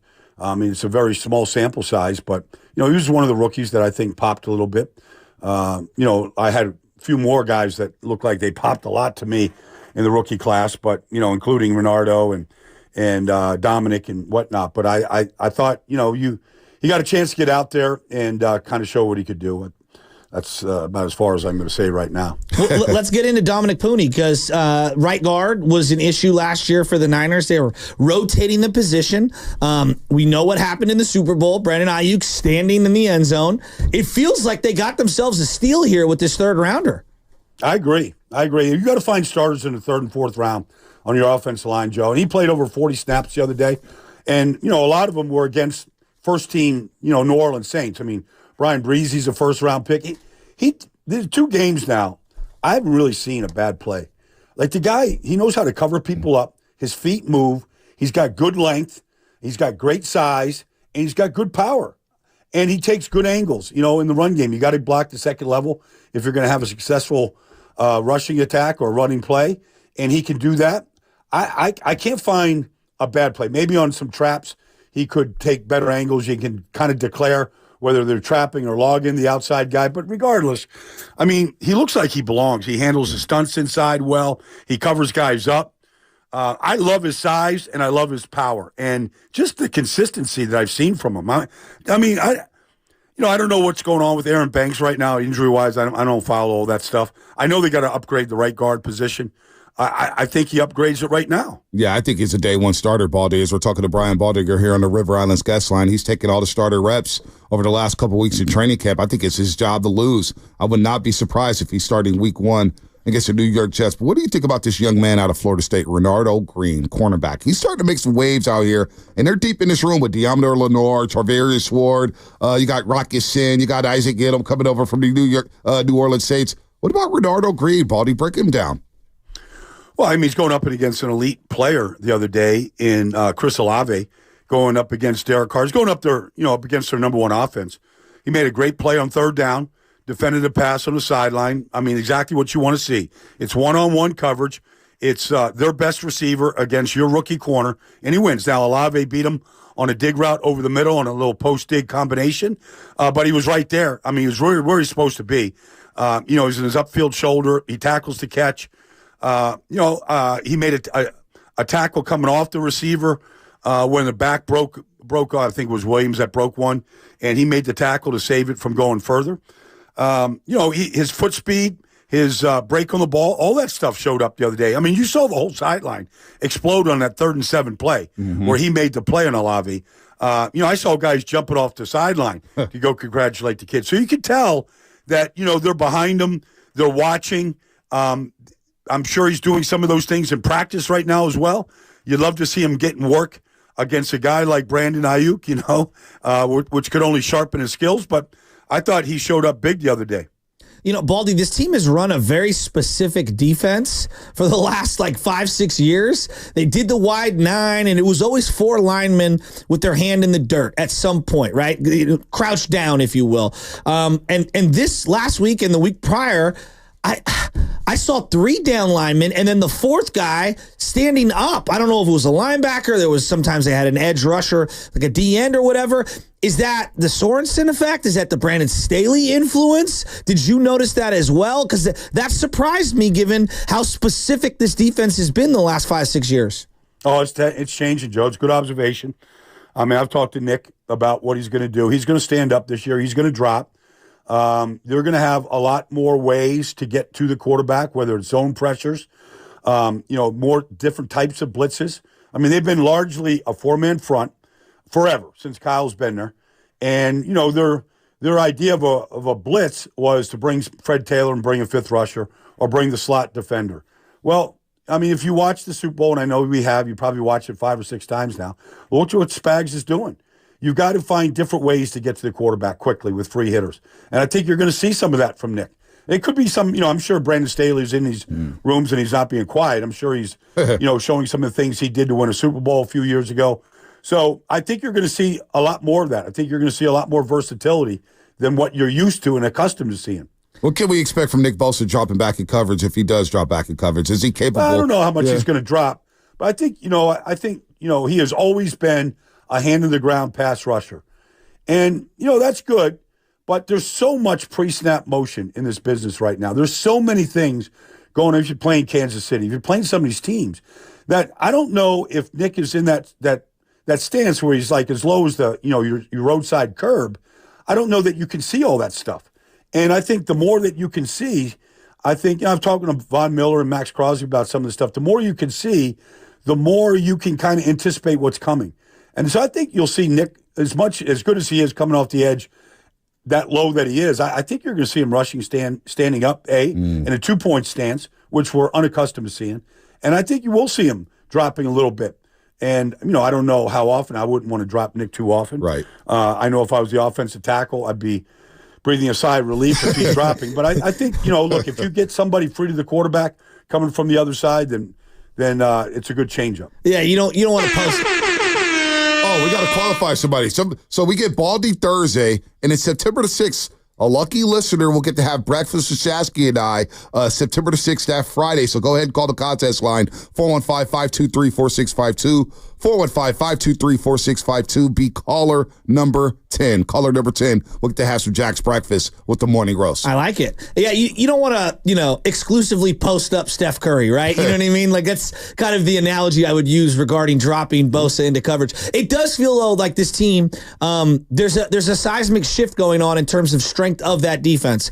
I feel like for the first time in a long time, the strength is maybe the back end, the corners, the safeties. I'm a little weary about this front when it comes to the defensive line. What are you seeing from some of these other guys who are going to play alongside Bosa? I know Floyd didn't play, and obviously, Hargrave didn't have the greatest year last year. Is there anybody that's showcasing themselves that stands out, good or bad, from the preseason tape? I mean, they started their second-team defensive line last week, and nobody got off a block. My gosh. You didn't see much, including, your Gross Matos and Elliott. And, Givens always going to give you everything he's got. I didn't see anything from Robert Beal. I think what you're going to see, what you saw in preseason the other day was, a lot of press man coverage, challenging these receivers, challenging these routes. I think they've got the corners to do it. I would agree. Tig showed up, as he usually does. It'd be great to get Hufanga back. They lost Jimmy Ward. He's doing his thing down in Houston now, just got himself an extension. So, those are big shoes to fill. But I think, they drafted his replacement in Tig, and so he showed up the other day. But I believe that maybe the strength for the first time might be the back end. Now, I don't want to, say that when you put Floyd and you put Bosa and Hargrave out there, Malik Collins, I mean, that can be an elite defensive front. You want to see a lot more from the backups than what you've seen. You don't want to see Nick having to play 85, 88% of the snaps through the course of a season if you can get away with it. That was my big takeaway from the game. Being there Sunday, Baldy, was that the depth on the defensive line could be a problem. John Lynch may have to work the phones like he did last year when he brought in Randy Gregory and Chase Young. Just the depth on the defensive line, they're getting pushed off the ball, no outside containment. It was rough watching it, but you brought up the back end here. And one guy who is making waves out here is the Nigerian missile, Malik Mustafa. He seems like a Baldy type of guy. Every time you look up, he's popping somebody. Let us know what you saw from the guy at Wake Forest who's now making waves out here on the West Coast, Baldy. Well, I mean, the hits are the hits. I mean, you see him, the guys go backwards when he lays the wood to him. Really it's going to come down to how he handles just the passing game right now. I have no question that he can hit. They love playing their 8-man fronts. Especially New Orleans was in a 2-back set the other day. So there was a lot of 8-man front, single high safety. And that's where he's going to be able to flourish if he's down there. The way we've seen Ofonga down there, he's basically another linebacker. Mm-hmm. And, he's a downhill player. He pops, when he hits people. But, those kind of players now, you got to show that they can cover too. When teams spread you out, it's third down. Can you stay on the field? Can you cover tight ends? Can you cover slot receivers? All the things that, Jimmy had done for a number of years there. Like, you've got to show that versatility, and that is kind of yet to be seen. But I don't think there's any question that when he hits you, the play ends. Yeah. I'm watching not just the Niner game, but just around the league, right? And I feel like preseason isn't the end-all, be-all, because we obviously know that there's practice, these what are they called? Organized scrimmages, and then you got practice and all that stuff. So there's a lot that gets baked into everything. But I look at these preseason games, and I would love your input on this. Like, do you look completely overwhelmed? I'm watching Hainer, the kid from Fresno State. He just looks really overwhelmed. But then I'm looking around the league. I'm like, wow, Bo Nix looks pretty solid, Penix looks pretty solid in the game he played prior. Jaden Daniels looks pretty solid. Caleb, in the game that you were broadcasting the other day as I was texting you, he looks pretty damn solid. So as a guy that played in the league, what are you looking for in these preseason games in terms of, can a guy play or not? What's the indicators?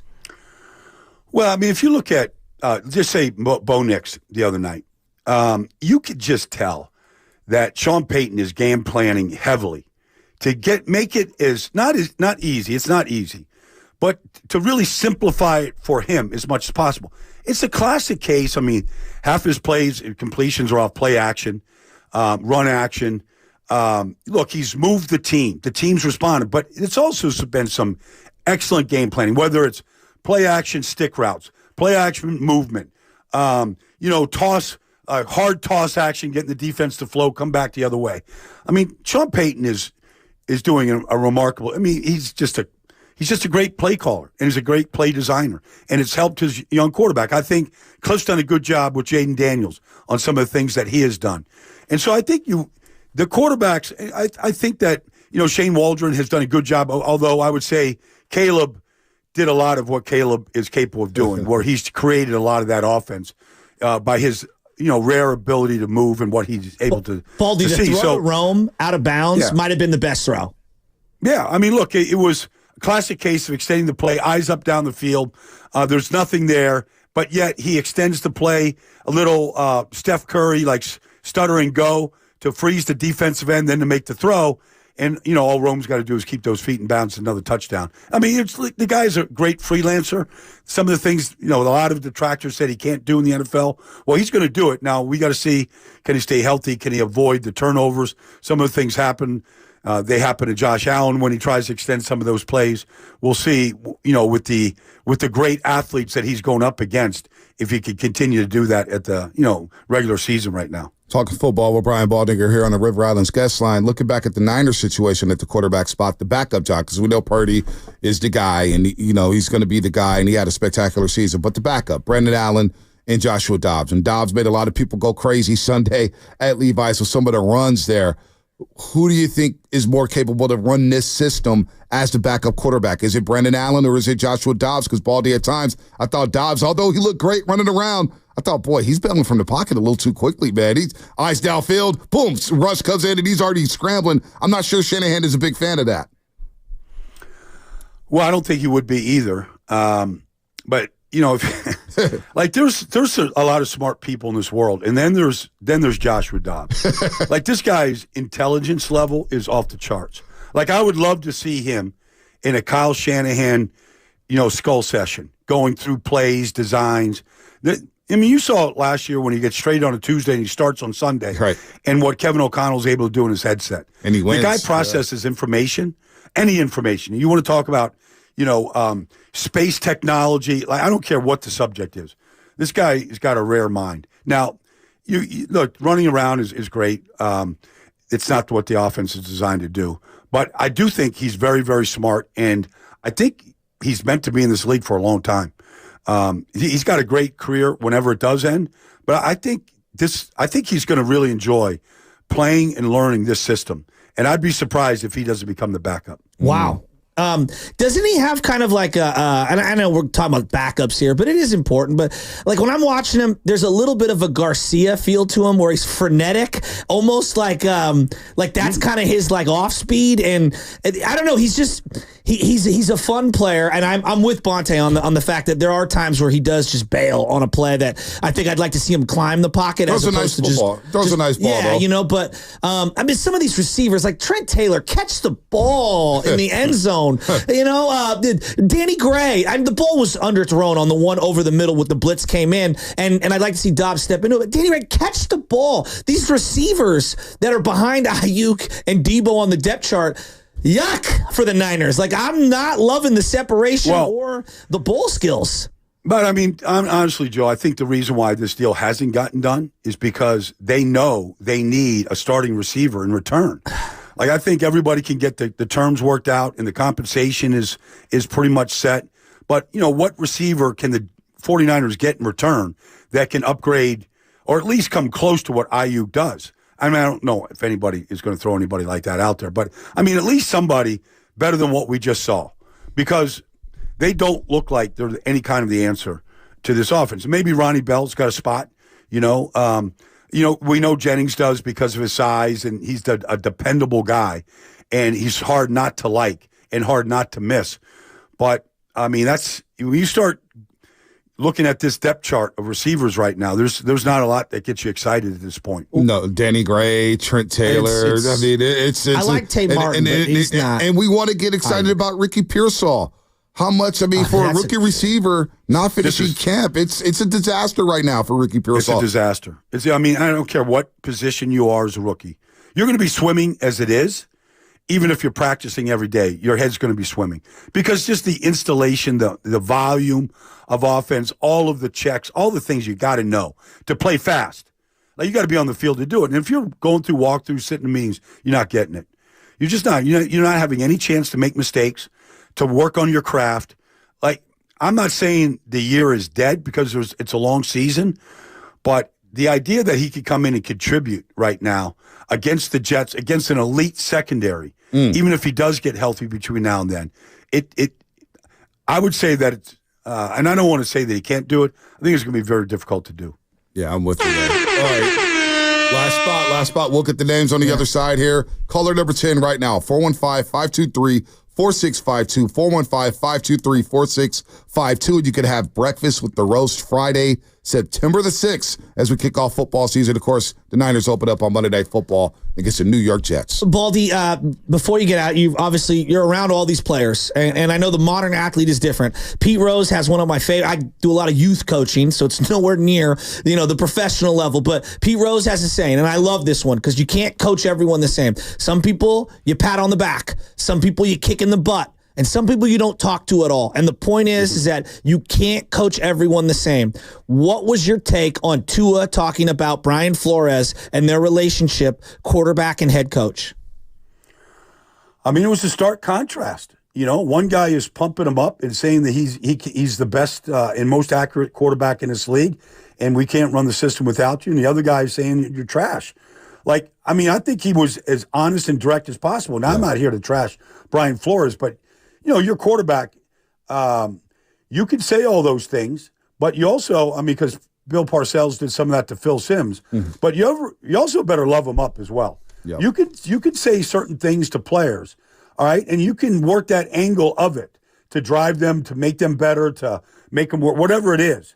But you better love them up at the same time. And that's not just modern day players. I mean, that's just coaching in general. Like, there's got to be a push and a pull to it. It was not, you know, if Brian's looking to get an endorsement to become a head coach, he's doing a great job as a defensive coordinator right now. But if he's looking for an endorsement to become another head coach and get a second crack at it, that's not what you want to hear. No. And anybody that knows Tua is not doing any of that to be inflammatory, to speak hyperbole. Like, Tua is just a straight shooter. Yep. That's who he is. So that was not very endearing to Brian. No, I'm with you there. I thought the same thing. Tua's not going to go out of his way just to trash somebody. He's a very honest young man, Tua Tagovailoa. So that's not it here. Baldy, give me something on the New York Jets, man. Offensively, where are they at right now? I saw Mike Williams is coming back to practice. I'm going to start getting my mindset on the New York Jets. I need like 3 weeks of prep on them. I really do, man. I don't want this game so bad because I think they're going to come in flying high with Aaron Rodgers or Robert Saleh, and that's a stacked roster. They got a lot of talented players here.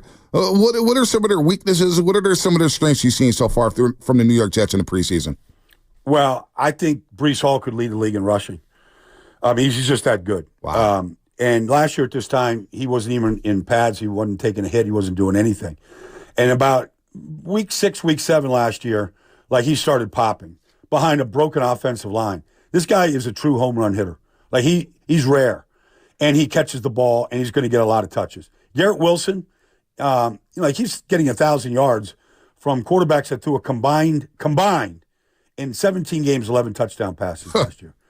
Like, Aaron is going to get protected. And he's just different. Aaron's just different. And it's not even just being smart. He just understands every nuance of the game. He's gonna find your weakness. He's gonna prey on your weakness. He's gonna get the right play in there. If this defense gets a chance to play with the lead, and they can turn some angry dogs up front loose, they're going to be a very, very good football team, and they're going to be hard to beat. Cannot wait. Cannot wait. 11 touchdown. That is an incredible stat. That is incredible. They were awful at the quarterback spot. We'll talk more about that Thursday, Baldy, when you're live in studio for 4 hours. We're going to have some fun, Baldy. We're going to crank this thing up, man. My Niner fans right here, they're acting like it's a funeral. Just get me a big old steak, all right? Just get me a steak. I'm going to gnaw on it and a bone. For the 4 hours, I'm good to go. All right, big old ribeye, 15 ounces. Yeah, big ribeye, bone-in ribeye. 6 in the morning, huh? Yeah, I start early. All right, I just need my red meat. I'm good to go. All right, let's do that. Yeah, let's do that. We'll reach out to some people we know. All right, guys. Good stuff. See you on Thursday. Take care, guys. Brian Baldinger here on the River Islands guest line, breaking down the 49ers roster, looking around the league as well. Tua on Brian Flores, the New York Jets. We'll see them soon enough, but in the meantime, let's get to the injury report. Ow!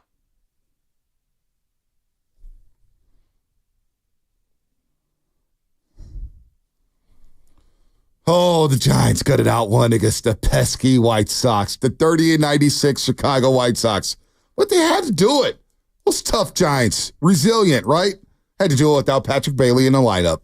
It was a late scratch last night with tightness in his right side, but for not Giants fans, Bailey said that his removal from the lineup was only cautionary, and this is not expected to lead to a long-term absence. Maybe he needs a couple days off, though, because the bat has been MIA for most of the summer for Patrick Bailey. The injury report brought to you by Boxer Garza, Northern California's premier workers' compensation law firm, helping get your workers get their lives back for over 40 years. What is coming up on the game? Brought to you by Fremont Bank, celebrating 60 years of full-service banking with no compromises. Your phone calls 888-957-9570. We react to some of the sound that Baldy said. And then Bill Belichick. I want to hear from Bill Belichick, who said a lot of things on the Pat McAfee show yesterday, and he broke down his philosophy with hold-ins and holdouts. It's a 5-minute cut, but damn, it was so good. Bill Belichick, we'll play some of that on the other side here on The Roast.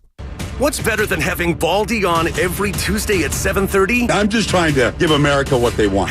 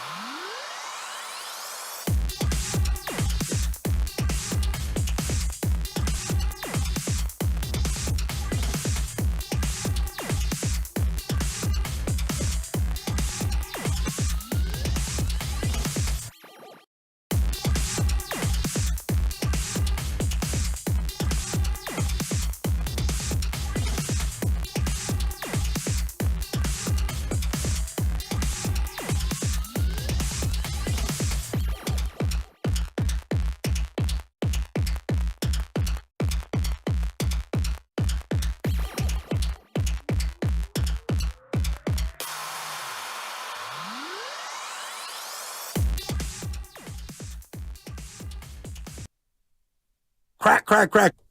Good morning. Oh, baby. It is a Tuesday morning as we crawl our way through the dog days of August. It truly is the dog days. Giants are dogging it, even though they beat the White Sox. Yee, woo, wee, woo, yee, yay. Shout out to our friends at Flowing Water Plumbing and Drain. If you're going to call it to the roast, you better bring it, because if you don't, you'll be flushed. Brought to you by Flowing Water Plumbing and Drain. And also, who's their names who qualify? Who do we qualify for? We qualified 2 people. Yes, so we got Bill Abraham. He'll be coming in to have breakfast with us. And joining him, he'll have his +1. But also there will be Jaime Anguiano. He'll be coming in as well to have breakfast with us. Bill and Jaime. Yeah, and they will be joining Janae G and Verducci from the El Dorado Hills. All right, there it is. All right, so we'll do that. We'll qualify 6 more people this week. Listen all week between 7:30 and 8 o'clock, and we'll have breakfast. Breakfast all together, September the 6th. It's a Friday as we kick off football season, and Jack's Restaurant is providing the breakfast. They are providing the breakfast. As we say, good morning to everybody out there getting off the graveyard shift. You got to think the overnight dancers had a rough one after a great weekend. Monday night in the city. No pro-am going on. But that went over the White Sox. Yeah, I mean, maybe the White Sox can have some fun. Maybe if I am a Chicago White Sox, I'm ending up at the Gold. I'm ending up at Vanity, Gold Club, whatever it is. Can't make it any worse. I mean, 30-96. What do you have to lose? It can only go up. It can only go up. That's what most people say when they walk into those establishments. It can only go up. Yes. I had to make it more heavy-handed. I'm sorry. I hate to break the narrative. Triple entendre. Oh, man. All right. So, Baldy breaking down football. Purdy, why is he playing out there with the guys? And, thankfully he didn't get hurt. Didn't make much sense. I mean, you don't need an agent. You don't need anybody to tell you. It's like, whoa, Purdy's throwing to Danny Gray. He's throwing to Trent Taylor. What's going on here? Why are you using your franchise quarterback in that fashion? But yeah, it's Baldy about Tua Tagovailoa. And Tua joined the Dan Le Batard show yesterday and spoke about, I guess he got asked about Brian Flores. And remember, Brian Flores was a former coach of the Miami Dolphins, now defensive coordinator with the Minnesota Vikings. We'll see him in week 2 with the 49ers and Sam Darnold and company. Very good defensive coordinator. His stint as head coach with the Miami Dolphins did not go well. He traded a receiver from the Houston Texans. The name is evading me because of some of the political stuff and everything that was happening down in Miami. He ended up suing the Miami Dolphins. It was a mess. Willie Snead, it was a mess. No, it wasn't Willie Snead. Was it Fuller? I think it was, I want to say Kenny Stills, maybe? I could be wrong. Right. You might be wrong. But remember he traded him to Houston? There was a lot going on down there in Miami. Apparently the owner tried to wine and dine Tom Brady, and they were trying to tank, and he incentivized Brian Flores to be able to tank. There's been a lot. I think the general consensus, though, was that, and whether people believe the report or not, the report was essentially that he was very mean and tough to be around on a daily basis. Yep. And here's Tua, what he had to say about Brian Flores. As the quarterback, as a young quarterback, going down to South Beach, and they're looking for a franchise quarterback, and they got one and Tua. They feel like they give him a big, fat contract extension, and they really haven't had consistency at the position since really Dan Marino retired. I mean, they've had Jay Fiedler. They've had Chad Pignaty. They've had a who's who of quarterbacks here. Here's what Tua had to say about Brian Flores. To put it in simplest terms, if you woke up every morning and I told you you suck at what you did, that you don't belong doing what you do, that you shouldn't be here, that this guy should be here, that you haven't earned this right, and then you have somebody else come in and tell you, dude, you are the best fit for this. Like, you are accurate, you are the best whatever, you are this, you are that. Like, how would it make you feel listening to one or the other?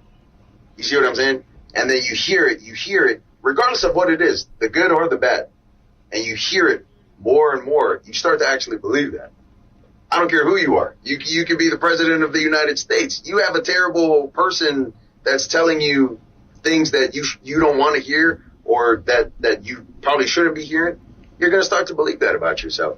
And so that's sort of like what ended up happening. And it was, I mean, it's basically been, 2 years of training that out of not just me, but, a couple of the guys as well that have been here since my rookie year all the way till now. So as Baldy mentioned, not a great endorsement for Brian Flores. And now I was just listening. I think it was Nick Saban on Hard Knocks. He was talking to Matt Eberflus.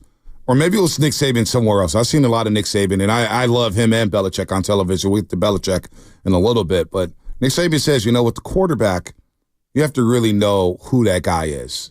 And you have to give him positive reinforcement because it is the most important position in all of football. And I go back to Jim Harbaugh. What he did to empower Alex Smith.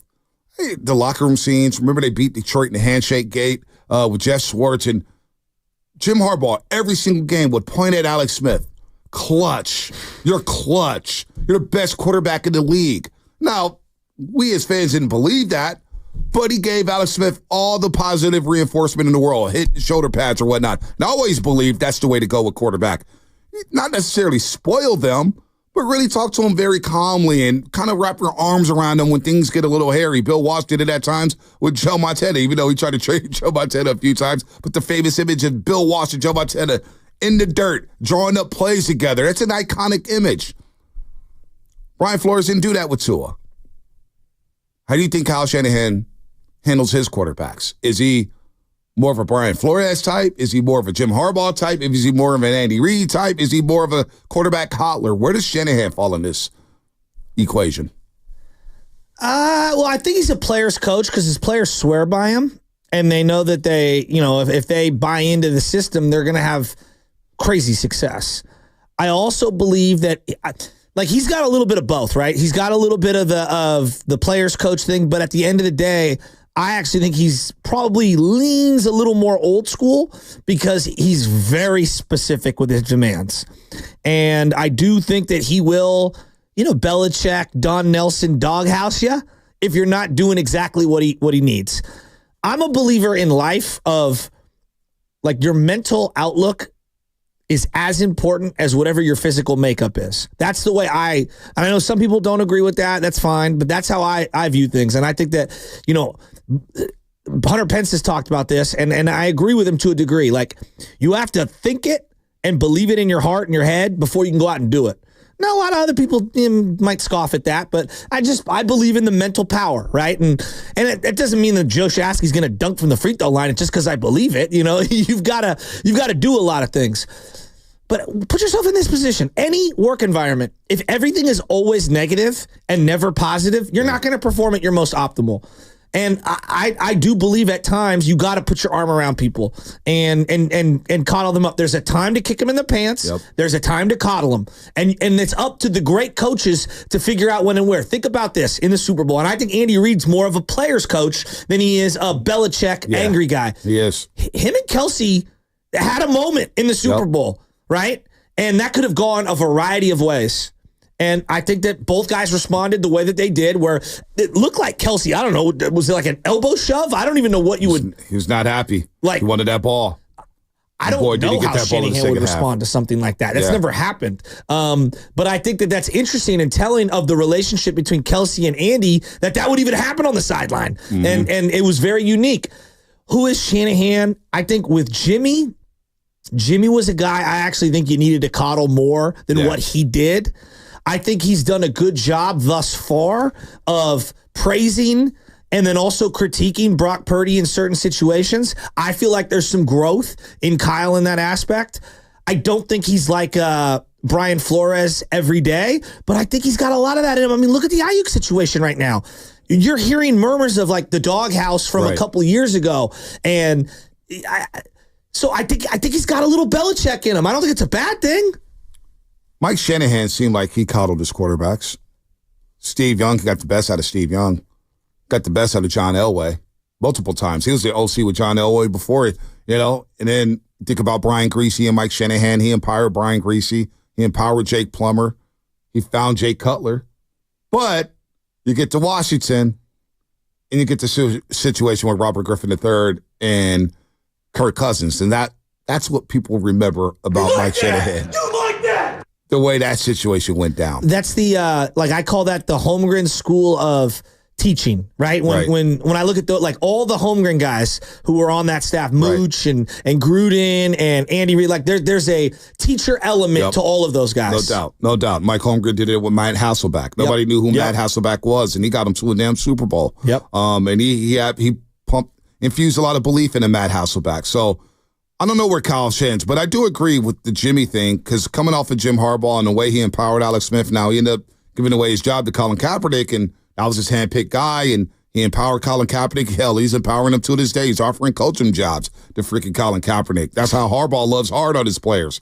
He does. I mean, we think of him as a CEO type, but he's kind of a player's coach too. He empowers his former players. He empowers players. He's all about the players. Remember all the time Harbaugh would talk about, he deserves a contract extension. He did not care. It's like, this guy needs to get paid. He's a good football player. So Andy Reid does that very well. Mooch did it, as you mentioned, and all these other guys. But Shanahan, when it came to Jimmy Garoppolo, I think he would have got the best out of Jimmy.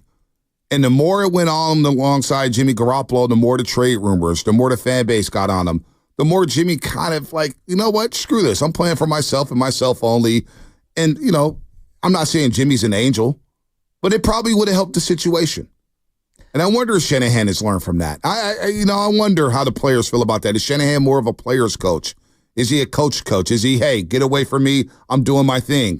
I don't see that. I do think he's close with a lot of his players. Because, there's a whole, Cabo crew that they're very close to each other. Mm-hmm. So I think he sways back and forth. Like, McVay is an interesting one. I think McVay is a straight-up player's coach. No doubt. But there was a point in time where he gave up on Goff. He just did. We all knew it. And he was hypercritical of Goff. And I will give him credit. He moved off Goff immediately. Once he lost faith, he moved off him that offseason and just ripped the Band-Aid off. But I don't think he did Goff any favors in that final year. I think that he learned a lesson throughout that entire process. So I think Kyle's learned certain things at every single stop. And I look at the Brock relationship currently, and I think he's praised Brock rightfully and way more than any other quarterback he has, at least in San Francisco. I can't speak for the Texans and Cleveland and Washington, but at least San Francisco, I feel like he's hyped up Brock in a way that Kyle, he's never going to Brock's a superstar. That's not him. What's his face? Harbaugh would say the greatest hands ever in the history of football. He would say these hyperbolic things. That's not Shanahan. No, but in his own way, he does praise Brock over the top. Jim Harbaugh was great with that. He followed Crabtree running routes, just staring at him, saying, oh, man, he's got these great vice grips. Harbaugh's unique, man. Do the Shanahans deserve a mulligan for the RG3 situation? Because seeing who RG3 has become, now, I guess ESPN just let him go. Well, and I thought he was a very good commentator, actually. I thought the other shenanigans, in the booth, RG3, I could see him in college football on a panel. I thought it was a little too much. Twitter was a little too much. Okay, that might be true. I saw it differently. I saw him, the Ponder thing. Those were financial moves. You can't make, $5 million and be a C-list announcer. Yeah, I'm not saying that, but I thought he was solid in the booth. He's fine. For college football. I think he was making too much money. Right. See, I think both moves were fine. ESPN's not making a lot of money. Look around the country. But what I'm saying, though, is just looking at the character RG3 has become. Oh, he's a little out there. He's a little goofy. He's a little goofy. Agree. So, do the Shanahans get a mulligan over that? Now, then he shouldn't have been playing on that turf, on that grass field. Knee gave out. It was janky as hell.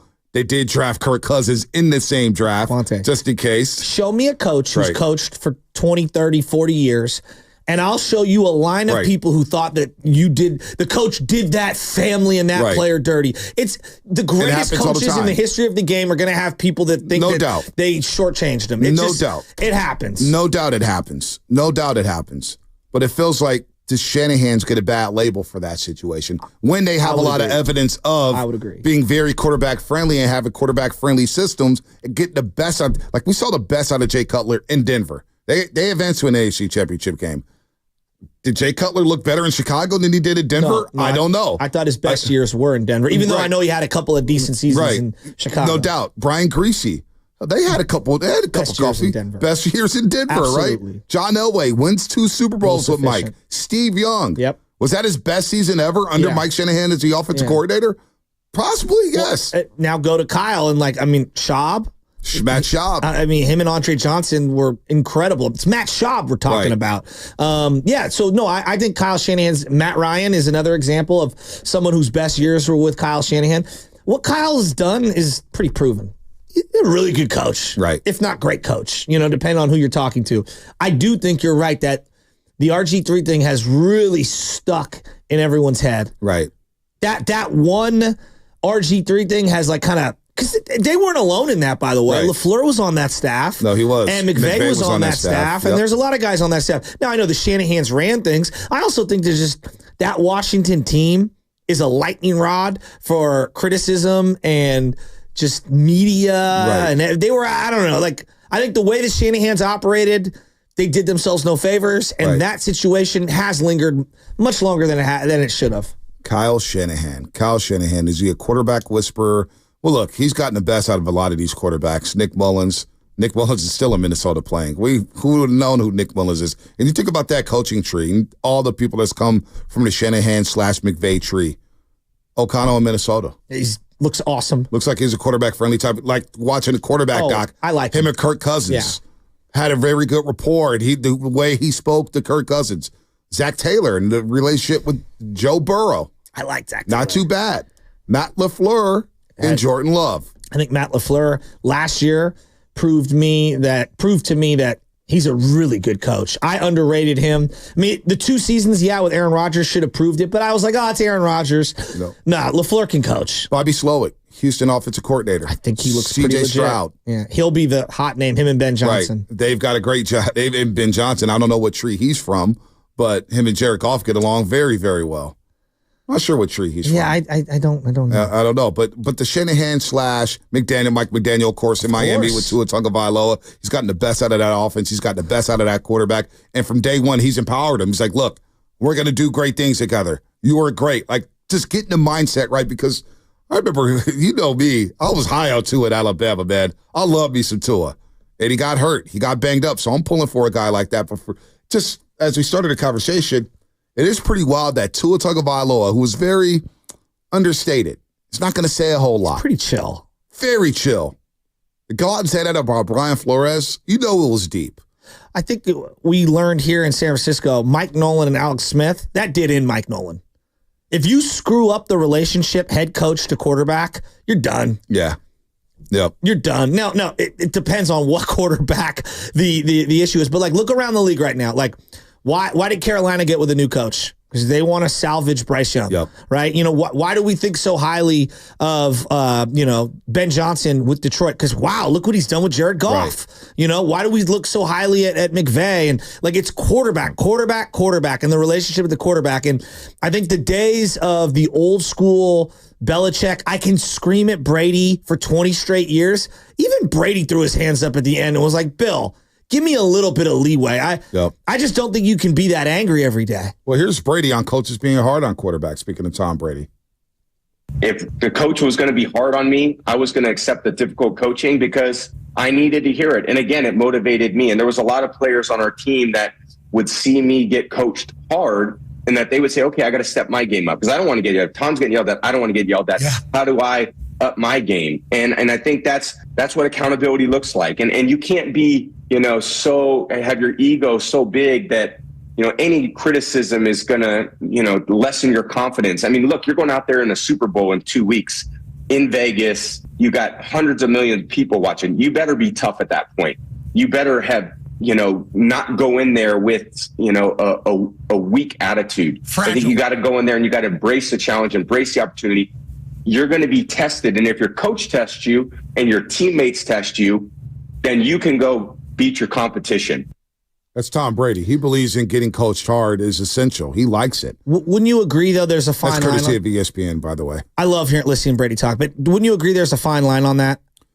There is, but that is the great of the greats right there. Tom Brady. He's one of the greatest. I mean, like Duncan. Like, think about Popovich and Duncan. He coached him hard. Yeah, no doubt, but it's not like Pop didn't give him a high five. Oh, yeah. No, they would go have wine at the end of the day. Hey, let's go out for a team dinner. Because I see this with a lot of and I know people probably like, you can't compare youth sports, but I see a lot of dads coaching their kids, and they'll just crush their kid, just absolutely crush their kid in front of the entire team. And I get it. You got to coach your son hard, and I understand they're trying to set the tone.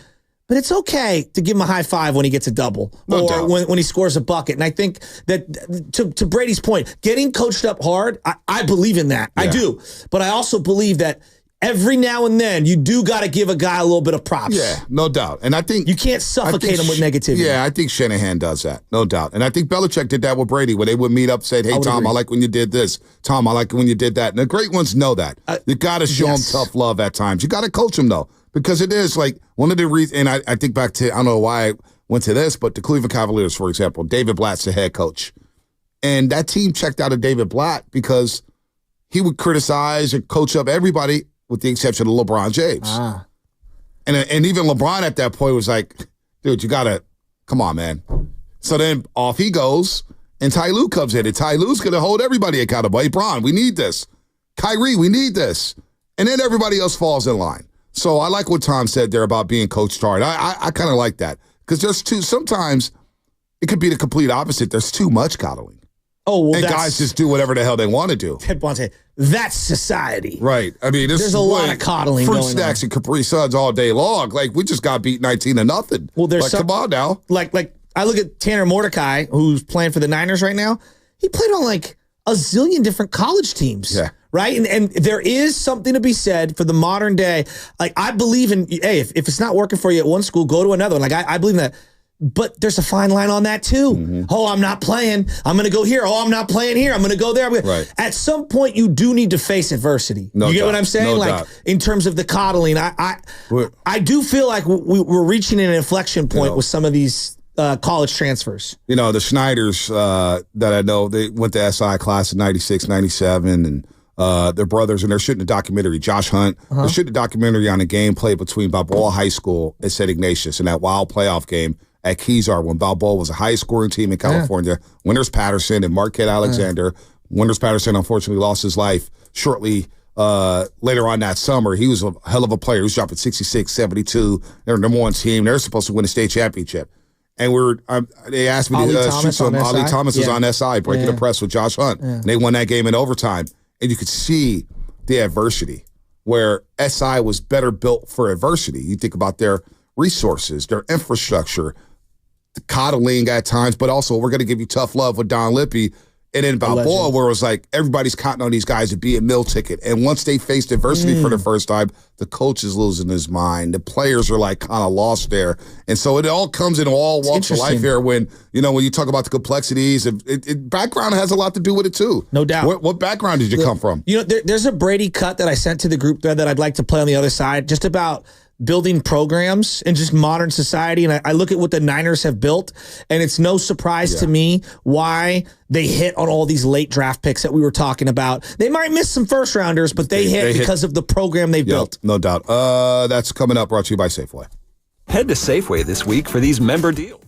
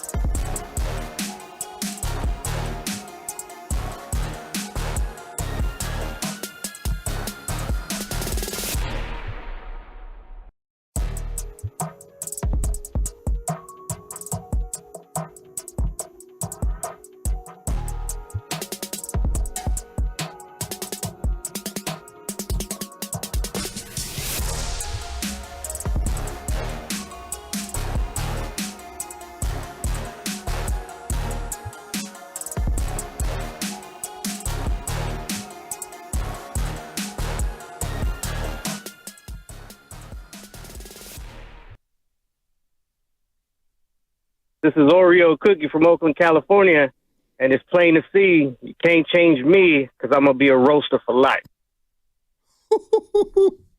Oh, man. Is this 80s? Can you just run it back? I just like the first 15 seconds of that. Oh, wait, hold on. Let me see where the beat goes. Oh, see, this is the part. I don't even know who this is. This is like... This is Sam Lovin's playlist. He'll reveal it. Were you born in 78? Oh, this is... Of course Sam Lovin works out to this. This is, of course, is Sam Lovin music. I imagine him walking into Oracle Park like this. Let's get some going. Any guesses on this one? No clue. As soon as the voice hits or the lyrics, I'm sure it'll give it away. But I don't know when that is. Duran? I don't know. What is this? I'll wait for the lyrics to start so you guys try to... Oh, my God. Wait, the song's 6 minutes long. All right, this is Queen's Radio Gaga. Oh, is it? Oh. I should have known that. And again, we're doing playlists in honor of Kirk Cousins' playlist that was revealed for his birthday. He's 36 years old, and they revealed it on social media for the Falcons, and it's basically just Fall Out Boy, The Killers, and every other emo band from the early 2000s or alternative. So Sam Lovin today, maybe Bonte or Shasky tomorrow. I should do a playlist. I need you guys' top 5 songs. Send them to me individually so we don't spoil them. I've been all over the place. Yesterday was a Paul Wall day. It was a Houston day. It was like Mike Jones, Paul Wall. I got the internet going nuts. Chameleon Air. Dude, I remember when he was just a chameleon. Yeah, Big X the Before plug. He was a millionaire. You know, Mexican OT is going to be up in Sacramento, I think, next month. I may have to go see that. Get Big Dog City. Mexican OT. Yeah, I love that guy. Oh, my gosh, I love that guy. He's got some bangers. Today was a Nipsey Hussle day. The other day was Tupac. I mean, I've been all over the place. Jay-Z. Wow, I love music. Love music. Hip-hop and rap, it is, obviously. Taylor Swift may make the playlist. It's got some bangers. What is it, Dedicate? I don't know what it is, but it came on. I let it ride. I let that thing ride. Fight it, Spinoni. I'm telling you, I let it ride. That thing was bumping. I was like, damn, Taylor. Maybe Beyonce's got to, telling you, Beyonce, her B-Day album is like damn near 20 years old. And God, that album's still good. Oh, man. Whoever makes her beats, the production value, because that's what it is. If you want to keep me listening, you got to have a good beat. Like Eminem loses me. Yes, this is it. Oh, my God. I started. Dude, Chaz and I were in the car like this. Chaz like, do this, Papa. She sounds like Transformers. You know, the Decepticon guy who was the tape?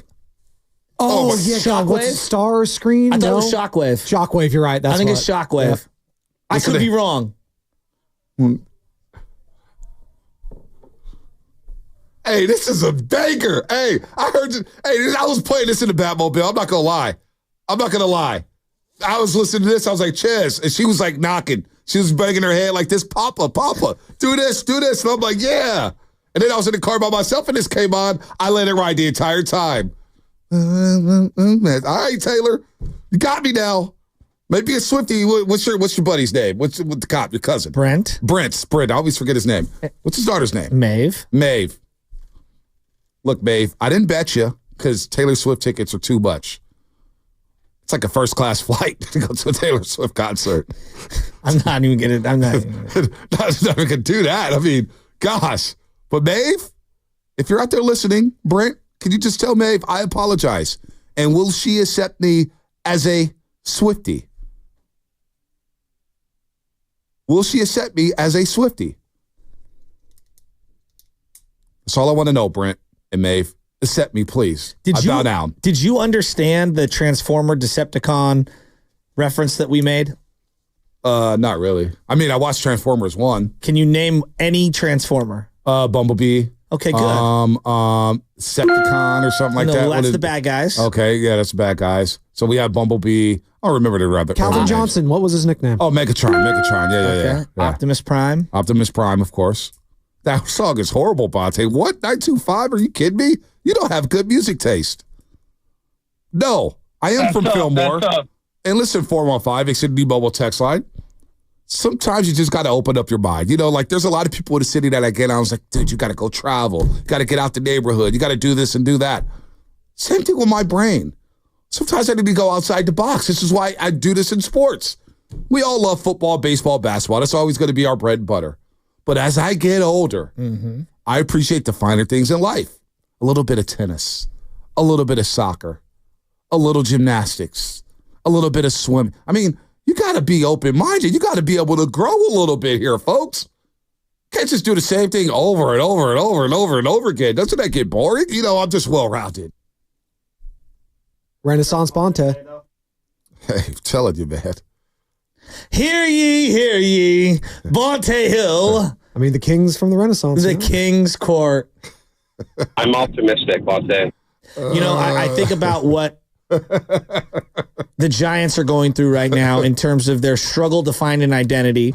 And I contrast that with what the Niners have built over the last few years. And they've really put together a program, right? And I believe in that. Brick by brick. Like, I watched the New York Giants do their hard knocks in the offseason, and they hired a new defensive coordinator who came in with all kinds of new principles. And when you're looking at the roster that you're trying to put together, they're asking him, what do you need to create a defense that you think is going to be effective? And it's really difficult when you have to get specific players to fit specific needs, and it's changing every 2 to 3 years. And I think about what the Niners have built. And I think that you're seeing some evolution to the personnel and some evolution to the schemes, but it's a heck of a lot easier year in, year out, the longer you go. When you've worked with someone for as long as Kyle and John have worked together, like you kind of know the kind of players that are going to work in the system. Now, it doesn't mean you're not going to miss. They missed on Trey Lance. They missed on a lot of picks. Javon Kinlaw, for example. Yeah. Who knows? They might have missed on Ricky Pearsall. We'll find out. By the way, I'm not going to lie. Mook Dog still follows me on IG. So they were traveling to Carolina for a preseason game. And I DM'd him and I said, get paid, big bro. And he liked it. Mook Dog is coming to Levi's week 1. I can't wait to see him on the field. Mook Dog! Again, they put together a really good program, and you're going to miss. Every team misses, but you're more likely to hit on more players when you have a system year after year after year, and you know what you're looking for, and you've worked together for a long time. Like, there's a reason Andy Reid in Kansas City, like they drafted Xavier Worthy, and we all just like, it's going to work. Like, obviously it's going to work. It's Mahomes. But they also have a system. They know what they're looking for in a player. So I look at like the Niners draft right now, Renardo Green. I think it's going to work. I don't know what degree. Player. He looks like a player. He looks really good. Matt Mayoko wrote an article about him, how he's making waves. You heard Baldy say the sideline got up and down, jumped up off the bench over Renardo Green. And look, man, that Florida State defense last year was really, really, really good. Oh, I love that Florida State team. The third rounder, Dominic Pooney. I feel like they kind of know what they're looking for in a lineman now. And so it feels like they hit that guy. Yeah, he's a starter from day one. Right? And Aaron Banks, they redshirted him 1 year. Tomlinson was the starter. I mean, they hit that pick. That pick has been a really good pick. He's been a really productive, high-end player for them, right? And I look at some of the other draft picks, like Isaac Guerrero, he's been hurt. That's out of their control. Pearsall's been hurt. That's kind of out of their control. Yes, you draft players, and if they have an injury history, we can critique that. Different conversation. I think the late-round picks of the linebacker that we've referenced, Bethune, I think he's a player. I think he's going to be on this team. I really do. D. Winters last year, I think he's going to be on this team. He's a late round pick. Stopping at Bethune for a second, I'm actually shocked he actually dropped so low in the draft. Because I remember when they drafted him, I was like, Bethune, Florida State. Because you asked me about the Florida State guys, and I was trying to recall because, they had so many stars.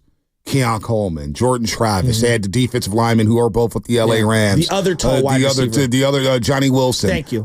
He was legit. They had the tight end Bell, Jaheim Bell, who was like a tight end / edge. They had dudes, right? So I was like, dude, Bethune. I'm trying to recall Bethune. And then I remember the first game against LSU. Big time fourth down. He's in space. Wide receiver from LSU is running a drag route. Usually you're not going to catch him, right? You're not going to catch that speed. And next thing you know, boom, he makes the tackles, fourth down stop. The Louisville game where they're playing with a third-string quarterback and it's 10-6 and it's late fourth quarter and you got to make a play inside the red zone. And he follows a tight end in space and comes up with a big-time interception 15 yards down the field. I'm thinking, damn. The night in Shasky, you brought him up right away. He's like, I like this Bethune kid, Bethune. And I'm like, man, Florida State, okay, let me I don't recall him wearing number 15. And next thing you know, he's making plays all over the field.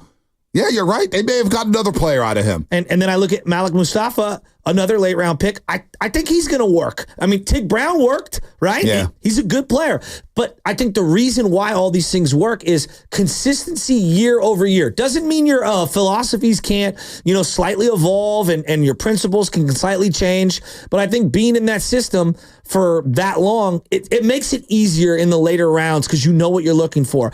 Tom Brady was talking about just college football in general. Yeah. And I'm looking at all these quarterbacks.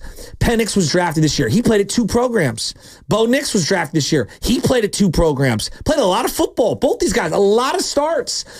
Caleb Williams played at 2 programs. Played a lot of football. Brock Purdy played a lot of football at 1 program, but played a lot of football. And I'm just looking across the landscape, and I think that reps and snaps and the amount of games played now matters more than almost ever. Has it always mattered, though? I feel like it's always mattered to a certain point. I mean, like playing in big-time college football, like I think, people are going to think Andy Dalton, he's just mediocre. But Andy Dalton had a long NFL career. And he had a great career for a second-round pick. For a second round. Yeah, he had a great career. But I go back to TCU, and that year TCU went to the Rose Bowl. And Andy Dalton played a lot of football at TCU where I thought, boy, he's used to the bright lights. He's used to playing in front of 80,000. Those little things matter to me. Now, not everybody's not going to hit. There's a lot of busts that come out of these big-time programs. There's no doubt about Fields that. played a lot of football. But Fields, Stetson Bennett played a lot of football. I mean, now, Mac Jones, one year, essentially, as a starter at Alabama, even though he was there in that system a very long time. I think Alabama's a great example of a program, right? Like, they bring, and the transfer portal has changed a lot of things. But listen to what Tom Brady said here regarding quarterbacks as we just look at all these rookies and we think about Purdy and everything that's going on and the Niners system. I found this to be one of the more interesting quotes about the game of football currently at both levels. There used to be college programs. Now there are college teams. You're no longer learning a program, you're learning a playbook. And the program is ultimately, like at Michigan, for me, that was a pro-style program. 5 years I got to learn how to drop back pass, to read defenses, to read coverages, to be coached. I had to learn from being 7th quarterback on the depth chart to moving up to 3rd to ultimately being a starter. I had to learn all those things in college. That was development. Then I went to New England, and I was developed by Coach Belichick and the offensive staff there. I didn't start my first year. I think it's just a tragedy that we're forcing these rookies to play early. But the reality is the only reason why they are is because we dumbed the game down, which has allowed them to play. It used to be thought of at a higher level. We used to spend hours and hours in the offseason and training camp trying to be a little bit better than next year. But I think what happens is discourages the coaches from going to deep levels because they realize the players don't have the opportunity to go to a deep level, so they're just going to teach them where they're at. So I 100% agree with that. First of all, I'll start at playing rookies in their first year. I'm always cool with sitting a rookie for his first year, just learning and watching, learning how to be a pro, learning how to break down film, learning how to practice, learning how to be around a professional quarterback. And, okay, this is what he's seeing on a day-to-day basis. Let me stand next to the head coach while he called plays. Perfect example is Patrick Mahomes. He was able to sit for a season, and it did wonders for him. They had a serviceable starter, though. You got to bring in a veteran. Serviceable. But I don't even care if he wasn't serviceable. Get a veteran in there. Steve DeBerg was starting ahead of Joe Montana, for crying out loud, and he was serviceable for a long time. But I just need a quarter. I would, no matter what, I need my rookie sitting for a year. I'm with Tom. So if you're Caleb, but okay, let's play the other side of this. So Caleb's got the kid who played last year at the end of the year, who's very young, in front of him. They got the tattoos. What's I need a veteran. Or something? Yeah, but more so, I would need a veteran. I'd get a veteran. Even with Caleb? Even with Caleb. The rookie wage scale and everything that you got going? See, you're rushing these guys into it. He could ruin their careers. Football. He's played a lot of football, but he's played in the Pac-12, right? Do they have sophisticated defenses? You're playing at Oklahoma in the Big 12. Is the Big 12 known for having sophisticated defenses? Not necessarily. That's why I helped Mahomes to come from the Big 12. Pac-12 was really good last year. Pac-12 was solid. It was probably the best year they've had in it was solid. 15 years. It was solid, but that doesn't mean that I want to play a rookie. Washington, Oregon, they were really good programs last year. I'm with him. I'm with him on benching rookies for their rookie year. I think it's going to help Penix Jr. to sit for a little bit of time. But that's on the team to bring in a serviceable organization, serviceable veteran to let that rookie watch. Like, Caleb Williams may have his up and downs. What about C.J. Stroud? So, like, C.J. Stroud didn't sit behind anyone last year, and their situation was very unique. Right. And they had David Mills, who was a carryover from prior. There's exceptions to the rule, right, in today's game and age because the game is different. That's a great point. The game is completely different from when Tom Brady played in the 90s to where we're at in 2024. All these the spread offense is taking the NFL by storm. I mean, everything's wide open, spacing, motion all over the place. That's why offensive line play has been so down because it's like, I think they've had to make the biggest transition, not necessarily quarterbacks or wide receivers, offensive linemen, because they're playing in these 4 wide receiver sets and they're in a 2-point stance where you get to the NFL, at some point you're going to have to put your hand in the dirt and fire off the football. Offensive line play has been down, I think, so much because of the college system, where quarterbacks and receivers have had an easier time adapting to today's game. But I do still subscribe that I would prefer a rookie to sit and watch, even with the rookie scale. Just watch and learn the game, learn how it is. Now, you're going to have exceptions to the rule, like, defensive ends are a little different, right? We've seen defensive ends come in. Javon Curse, for crying out loud, pops right up the freak, right? Yeah. Like, you're not going to sit Myles Garrett. You know what I mean? You're not going to sit defensive but I think at the quarterback position, it's very interesting. And I look at Brock Purdy looks seasoned. Like, whether he's unbelievable or whether, you think he's just really, really good but not great, fine, whatever. You can tell the guy's played a lot of football, And I'm looking at some of these guys like Bo Nix. I watched Bo Nix. Again, I know I'm all over the place on Bo Nix, but I watched him. I'm like, he's played a lot of football. And Sean Payton's been doing this a long time. He knows what he's looking for.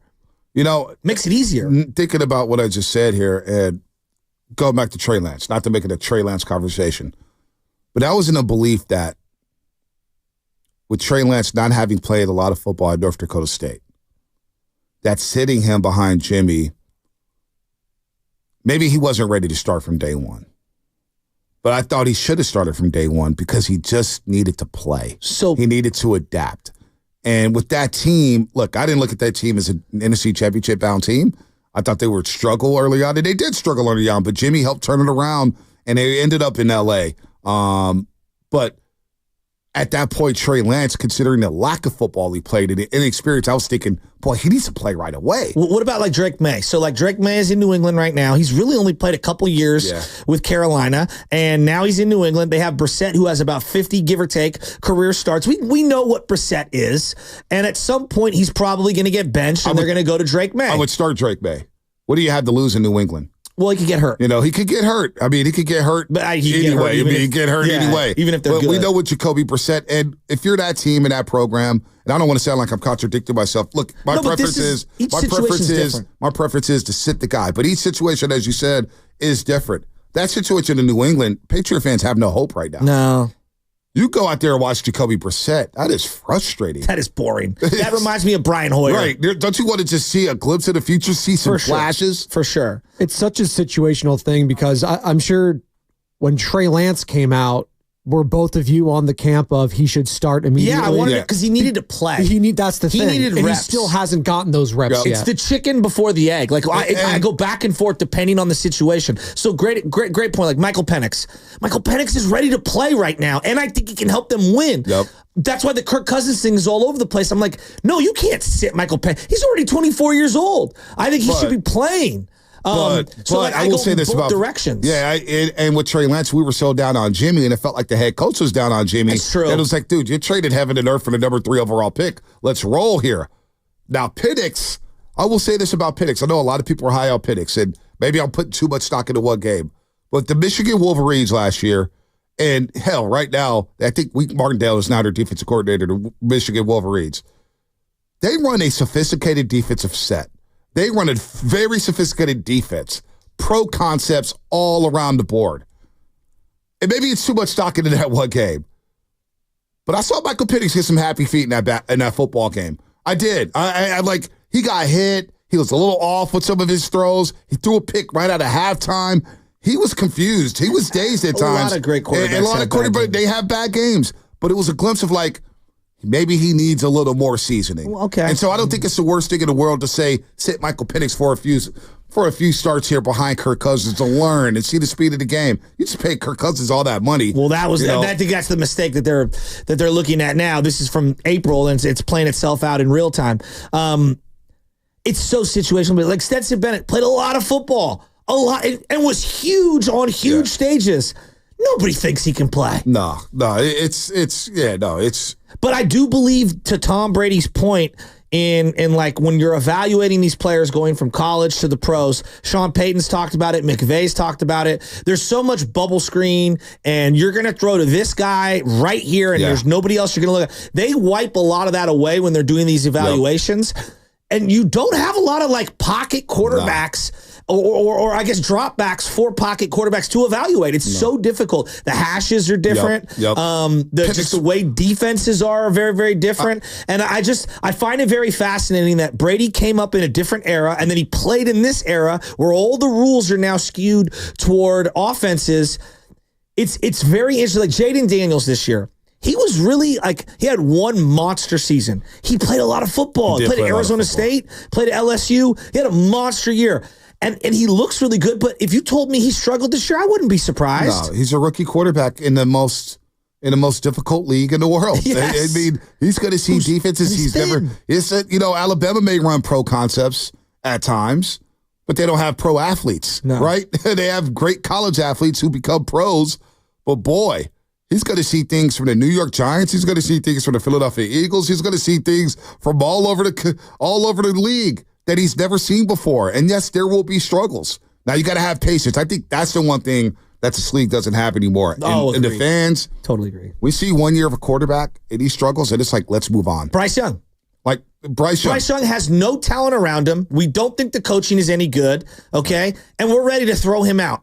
He was a baller in college. Yeah, no, in high school, played at Mater Dei. He played at the top level in high school, top level in college, and he was awesome. He needs weapons.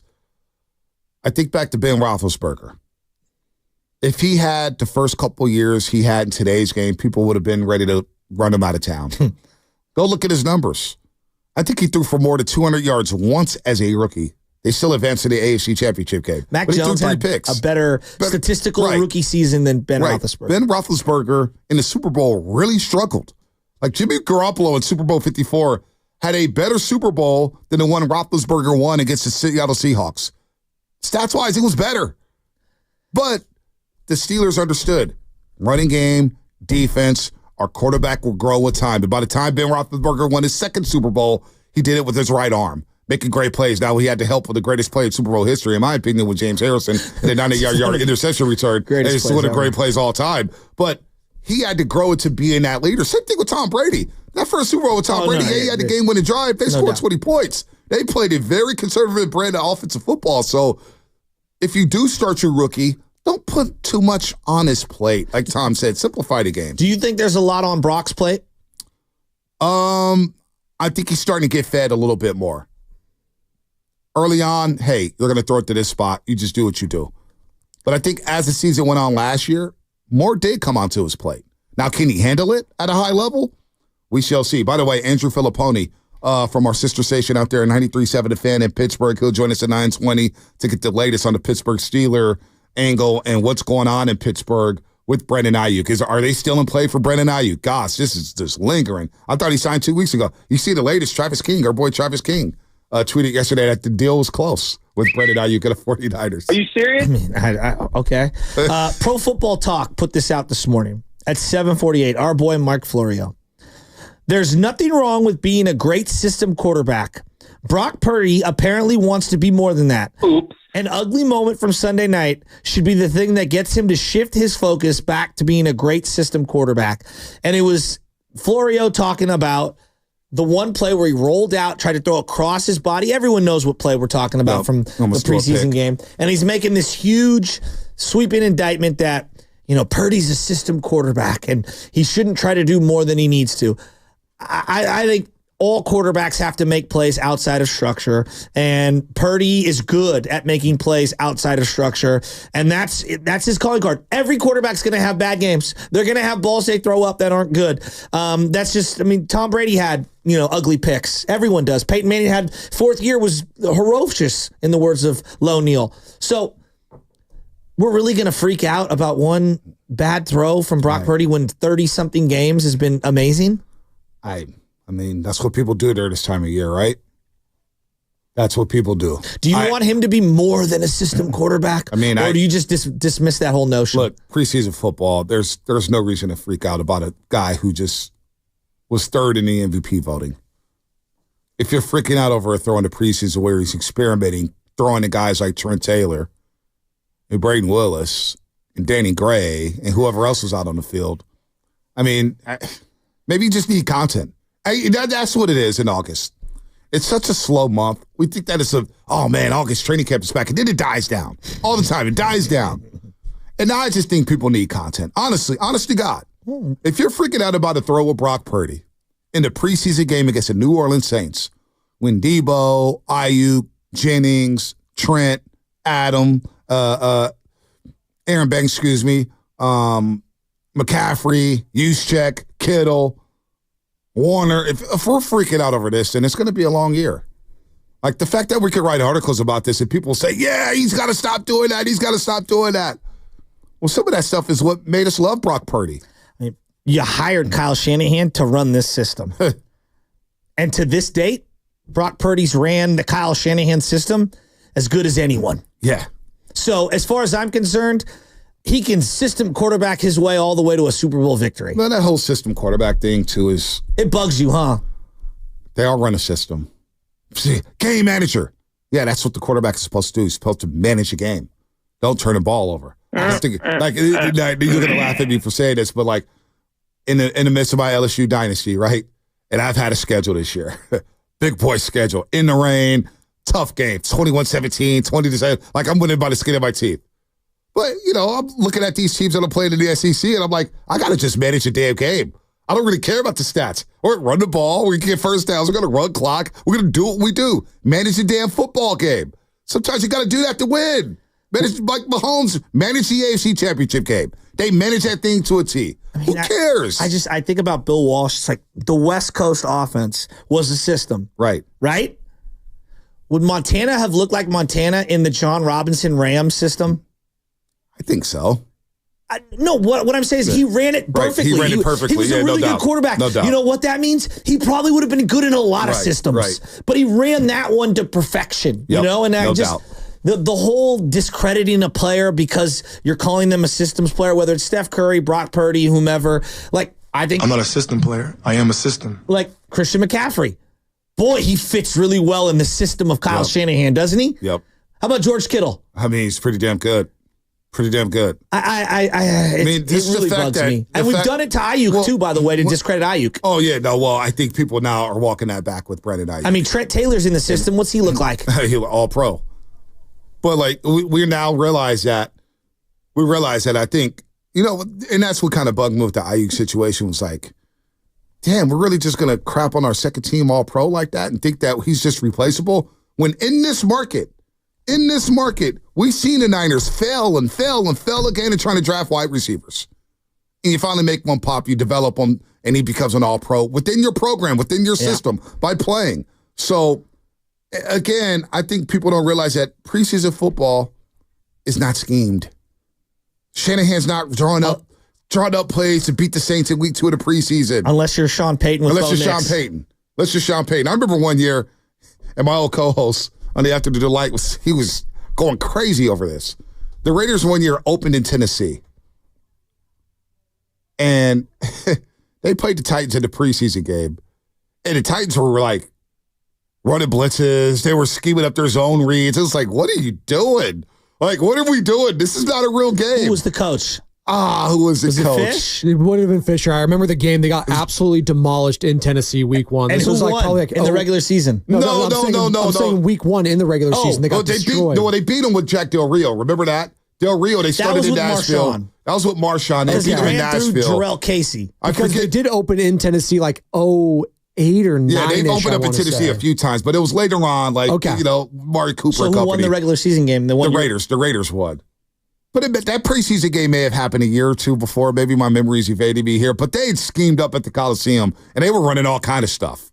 All kind of stuff. And it was like, what are we doing here? You brought up yesterday the blitzing by Greg Williams in the preseason game. I'll never where forget they're just it. blitzing left and right. It's like, what? What are we doing here?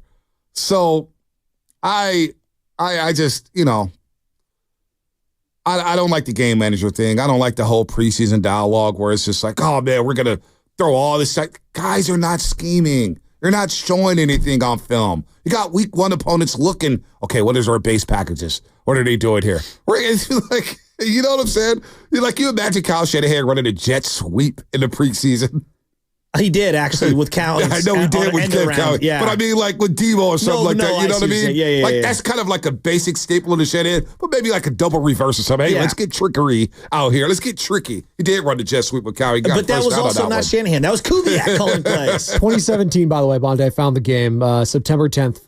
That was the game Marshawn ran through Jarrell Casey, right? Correct. Yeah. Yep. Look at some of the names. I'm just looking. We got Delaney Walker still on the Titans then. We had DeMarco Murray and Derrick Henry in the backfield. Look at that. DeMarco was so sick on the Cowboys. God, he was so good. Mariota still the quarterback then. Giorgio Tavecchio, a couple kicks there. There you go. Giorgio Tavecchio. That's our guy from Campolino High School. Right. Cal. He was a frequent on the afternoon. I used to love Giorgio. He's funny. He's a funny guy. I used to walk up to him in the locker room. What's up, Bonte? What's going on, man? That's a tough loss, huh? I missed the Raiders. I'm not going to lie. Covering the Raiders were a lot of fun. They were a lot of fun, man. They were a lot of fun. It's not going to be a lot of fun this year. They're going to suck. Which might get me. Are we going to do 4-down territory? Because I'm ready for the boldest of takes.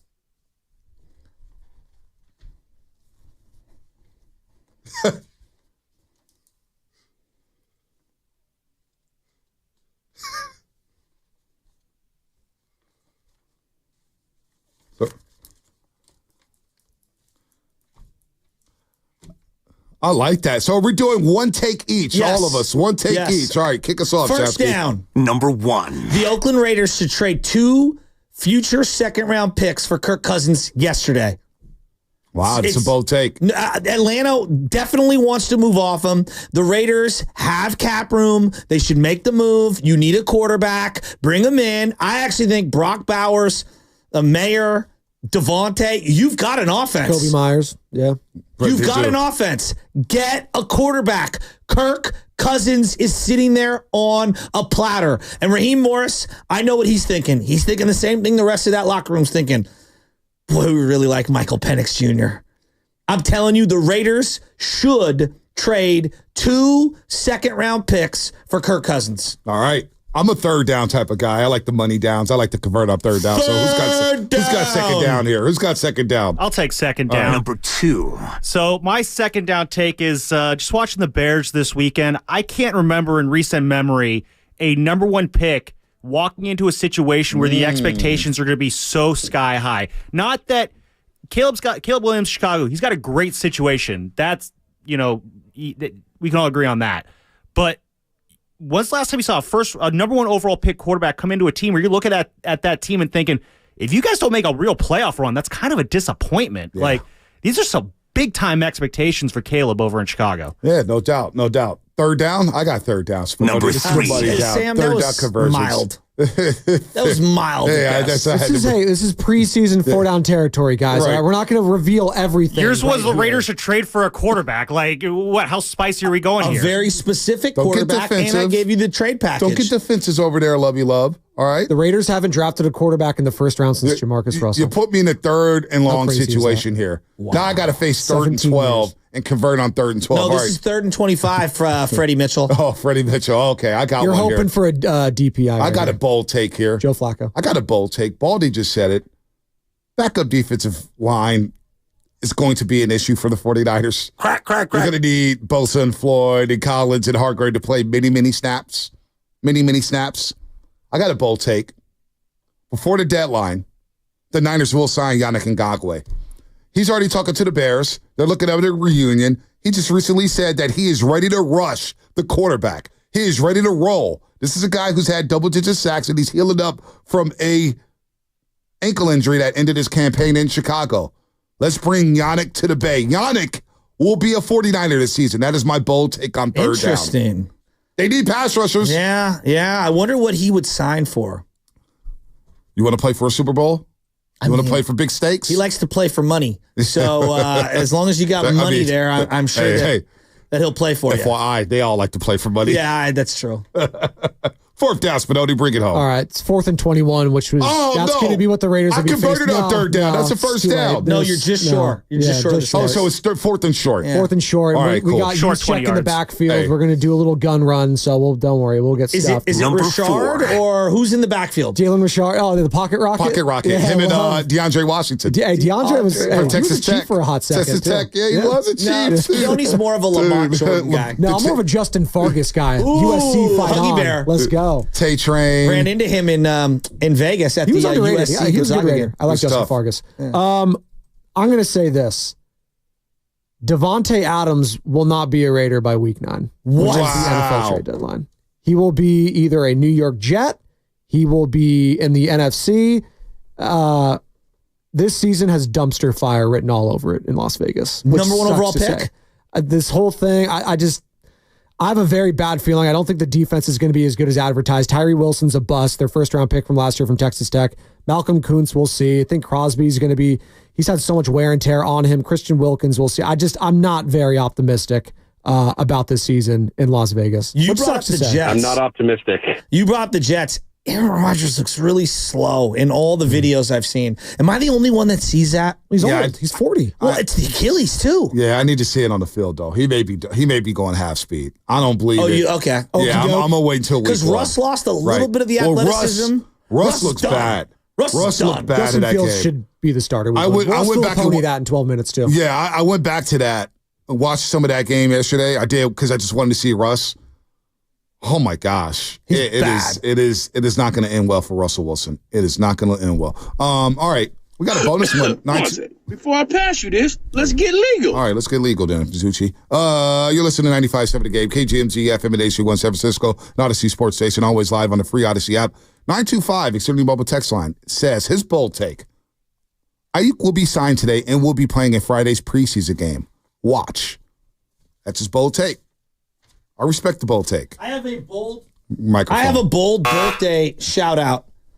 Happy birthday, Mikey G. Mikey Guinasso. Who's that? Who's Mikey G? It's Guido's young son. Oh, nice. I coach him in a lot of sports. Happy birthday, Mike. I like Guido. 8th grader right now. 8th grade. Guido and I think alike. I like Guido. I think you two want to do a whole betting thing against each other last year, remember? Nah, he wanted to do it against me, and I'm like, dude, you got Shasky out here betting on Rice. It was Rice McCaffrey's University. little brother. Yeah. They lost that game. Yeah, they did not cover. I told you, wait, you're betting on Rice out of all the bets? The Rice bet was cooked. That's a 2. Steve? That's a 2. By the way, you guys are talking about 4th and inches. I unleashed my freshman running back on Georgia and Florida. He's 6'3", 233, falls forward every single time. I'm like, oh my God, I got a secret weapon to bring me home. Anyway, I'm too caught up in NCAA. It's so fun. I'm happy so for fun. Heat. Happy belated birthday to Heat. Oh. It was his birthday yesterday. Oh. Outbound, baby. Yeah. Good boy Heat. Dave, happy birthday, buddy. I don't know if he goes. Well. Does he go by Heat at Reardon? Do they call him Heat in the hallways? No, Mr. Canales probably. Mr. Canales. They don't call him Heat. Hey, Mr. Heat. Heat. Can I get a hall pass, Heat? Can I go to the restroom, Heat? I'm proud of Heat. He's doing great things. Great things. So happy belated birthday to him since we're doing birthday shout-outs. You ever just look at Instagram or Facebook to see whose birthday you missed? Not really. No. I save, if you're one of my contacts and I know your birthday, I will put it in your contact profile so that I know, depending on, the hierarchy of who you are in my life. Yeah, there's a lot of birthdays. I could not care less. For example, Bonte's birthday is in my calendar. Don't say anything. Don't say anything. Oh, I know what day it is. It's our boy Adam Knopflet. Our boy Adam Knopf. It was his birthday 2 days ago. Happy birthday, Adam. So we're now a birthday show. Yeah, we're a birthday show. Adam, happy birthday, Adam. Happy birthday to Megan Doherty Baker. Happy birthday to Heat. Happy birthday to Auntie Molly. Who else we got here? That's how I'm filibustering. Happy birthday to Sharita. Happy birthday to Fleur. She's out there in England. Kirk Cousins yesterday. Kirk Cousins. Happy our boy Robert Bronstein from Cal High Sports. Remember him? Yeah. It was his birthday. It's his birthday today. Happy birthday. Okay. Who else we got? All right, that's it. Don't miss that break, doggy. All right. Happy birthday to everybody out there. What's coming up on the game? Brought to you by the Express Employment Professionals. Andrew Filipponi. You guys know him by now. Covers the Steelers. We'll check his temperature on the Brandon Ayuk situation and move on from that. That's coming up on the Morning Roast. If your supply chain demands...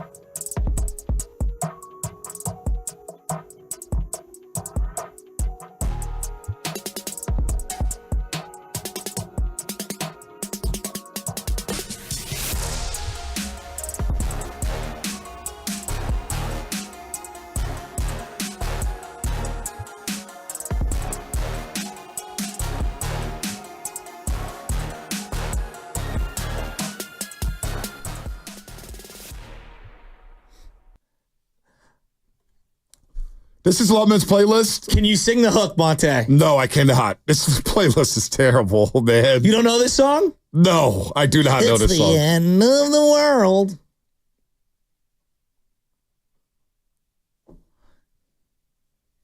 You got to hear the hook, though.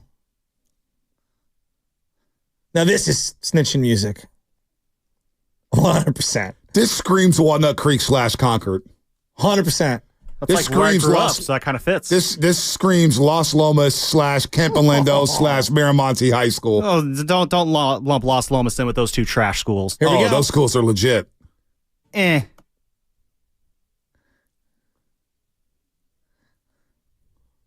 is some music my wife would play. It's the end of the world as we know it. Oh, my God. Can you name the band? Hell no. You will never get this band. Hell no. Spadoni, can you name the band? I don't want to name the band. Yeah, I know all the songs because I have to find them, but yeah, REM. This is probably, for me, this isn't even close to REM's best song. Well, can we ask Miguelito if he likes that song? All right, give it to me, Miguelito has a take. Miguelito, this has been a long time since we talked to him. Miguelito, do you approve of that song right there by Sam Lubman? No, I mean, I'm not a big fan of those guys. All right, Miguelito, give me something on the Niners, man, because you've got to take Miguelito, and I'm dying to hear it. I'm losing my religion, Miguelito. Well, first of all, just want to say hello, Bonte, and hello, Joe. I'm back. Like, smell a little tired. I just got a question, and I have a prediction. Okay. My question is, what do you think the 49ers could get for Brock Purdy in a trade? And are you serious? No. Keep him on. No. Don't flush him. What do you think? No. Miguelito, hold on. Let the caller finish. What else you got? I want to hear the whole damn thing. And my prediction is, Baldy said that Dobbs has, a beautiful mind, and I'm predicting that he'll learn Shanahan's playbook and that he will start at some time during this season. So you believe Dobbs will start and supplant Brock Purdy, and that the Niners should look into trading Brock Purdy right now? No, well, I was just wondering, what do you think they could get for him? Yeah, if we did the thought exercise. Oh, the thought exercise. If we did the thought exercise of how many draft picks could you net, or what draft picks could you net from a Brock Purdy trade potentially? Not that we are trading him, just looking around the league in value. I think the Raiders would trade a potential future first and third. I don't know about this year's, but I definitely think you can get a potential first and third. It's his second round pick for Brock Purdy.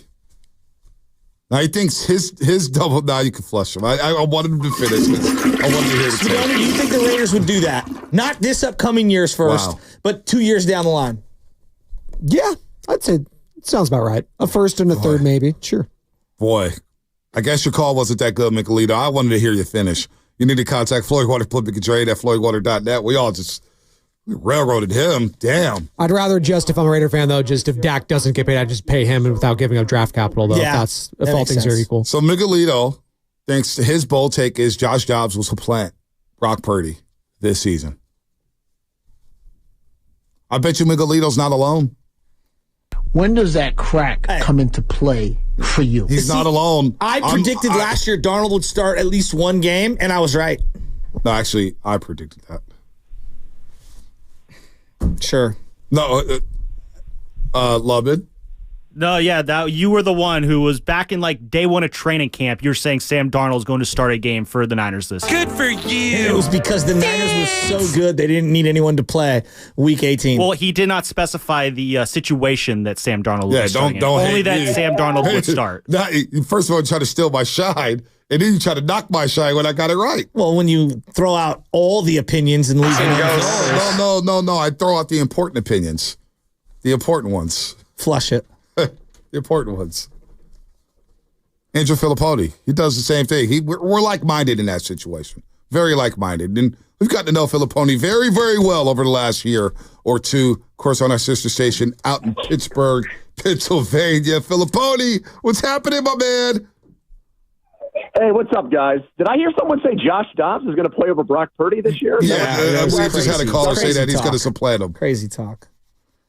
I mean, Josh Dobbs blocked me at least 5 times on Twitter. He's not my biggest fan. So hopefully this doesn't alienate you. Is he not? I don't know if you guys remember this, but the Steelers missed the playoffs in 2018 because they lost a game in Oakland where the X-ray machine didn't work, and Ben couldn't get back in the game soon enough. Oh, yes. And Dobbs had to go in, and Dobbs was terrible. And Dobbs has a antenna, at least he used to, when it comes to criticism. And so very smart guy, but apparently very online. And that caused me to get blocked several times by him. But I think I'm unblocked now. So I do actually wish him well. He is a great dude. How are you feeling about your prediction of that? Well, not prediction, your information regarding the Ayuk thing? Because I'm not going to lie. People are coming down with lots of nicknames if this doesn't happen. Like, I've already seen it a lot. Everyone's like, this guy's full of it. Like, I know that you put yourself out there, you get a lot of credit for that. You know what I mean? You know the game. Like, I know you know the game. But how are you feeling this morning regarding the Ayuk to the Steelers thing? I mean, not great. I mean, it's the first time in my entire life doing this where I had 2 people, one in the front office, one in ownership, tell me that a deal was done and then a deal didn't happen. And I think on the Steelers' end, they thought they had a deal. And for whatever reason, I've got a couple theories on that. It hasn't come to fruition. It hasn't come to pass yet, but it's interesting, you know, I put that out there and said it was a done deal, and, you know, obviously it has not been a done deal because Ayuk is still in San Francisco and the Steelers still have a massive hole at wide receiver. But the way it started to get reported after I said that, I mean, we had ESPN and NFL Network both say that a deal is in place. So it's the first time I've ever seen it, and so many other national reporters have said the same thing. They've never seen a player saga go this route where a team and 2 teams think they have a trade, but the trade hasn't happened yet, even though the deal is in place in terms of trade compensation, and seemingly the contract parameters of a deal for Ayuk between him and the Steelers have been in place for a long time. Damn. What a saga. What a saga. Andrew Filipponi, of course, 93.7. The Fan in Pittsburgh, Pennsylvania here. So it looks like Pittsburgh needs a wide receiver. Hey, what is your thoughts on Brandon Ayuk, the person now? Because it feels like from the reports we heard, he's blocked trades from happening. He didn't want to go to New England, and I can't blame him for that. Cleveland, were they really going to give away Amari Cooper, a 2nd-round pick, a 5th-round pick, a 3rd-round pick? Who the hell knows what the package was? But how are Steeler fans feeling about Brandon Ayuk, the player and the person now, after this entire saga has played out through the middle of August? Yeah, they're annoyed with him. I mean, it's interesting. A guy spurns New England who beat the Steelers in every big game for 20 years, and he spurns Cleveland, your little brother and rival in the division. He does both of those things, and yet he's almost persona non grata here because of the way this thing is dragged on. You know, all you hear is that he wants to play for Tomlin and that the Steelers are going to financially make it worth his while, but yet a deal isn't done. And so how much of this is gamesmanship by the 49ers to try to milk as much out of the Steelers as they possibly can, or try to eventually get Ayuk to accept their offer? Or, on the other hand, how much of it is the politics of football and the business of football by Ayuk to try to just get the 49ers to give him a bigger contract with more money? You know, I think Steelers fans are starting to begin to actually scratch that. They felt this way now for longer than just a day or two. I think they now believe that they're getting used by the Ayuk camp. I don't agree with that necessarily. I don't think that that's fair yet, but I can tell you that a lot of fans feel that way. And I think a lot of players, either former players or current players, are starting to feel that way too. So, yeah, I mean, it's interesting. He is badly needed here. When the trade happens, people here will definitely reach out to him with open arms because our wide receiver situation is so bad, so awful. But he is frustrating the heck out of Steelers fans right now because of how long this is taking. Is that a kid screaming in the background? I am actually off today, so I am on dad duty. We're going to an amusement park, but it's not open till 4 o'clock Eastern time, which I don't really get. Yeah, why even open? Yeah. Right? 4 o'clock? It's throat straight. Hey, we can relate to that. You know how many times I've tried to play video games, take a national call, and give off hot takes while my kid's screaming and yelling in the background for his bottle? nap supposed to be 2 hours. Today, 35 minutes. Oh, well, that's 35 minutes more than my daughter. So my daughter, Andrew, would never take naps with me. She'd take naps with mom, grandpa, grandma, great-grandma. Dad, no, it's playtime. Yeah. It's playtime, so I'm trying to play NCAA. She's just sick of hearing me talk about the Ayuk stuff. Yeah, probably. So who's going to start out there? No, forget it. What's the number that Pittsburgh wanted to give him? That's what I want. What it was, because like we found out $33.5 million. I don't even know if I believe that, AAV. What's the number Pittsburgh is willing to give him that you've heard? I've heard 4 years between $28 and $29 million now a year. Now, there's some discussion about that has come out. Albert Breer said that the number's below $28 million, and that's why Ayuk went back to the 49ers.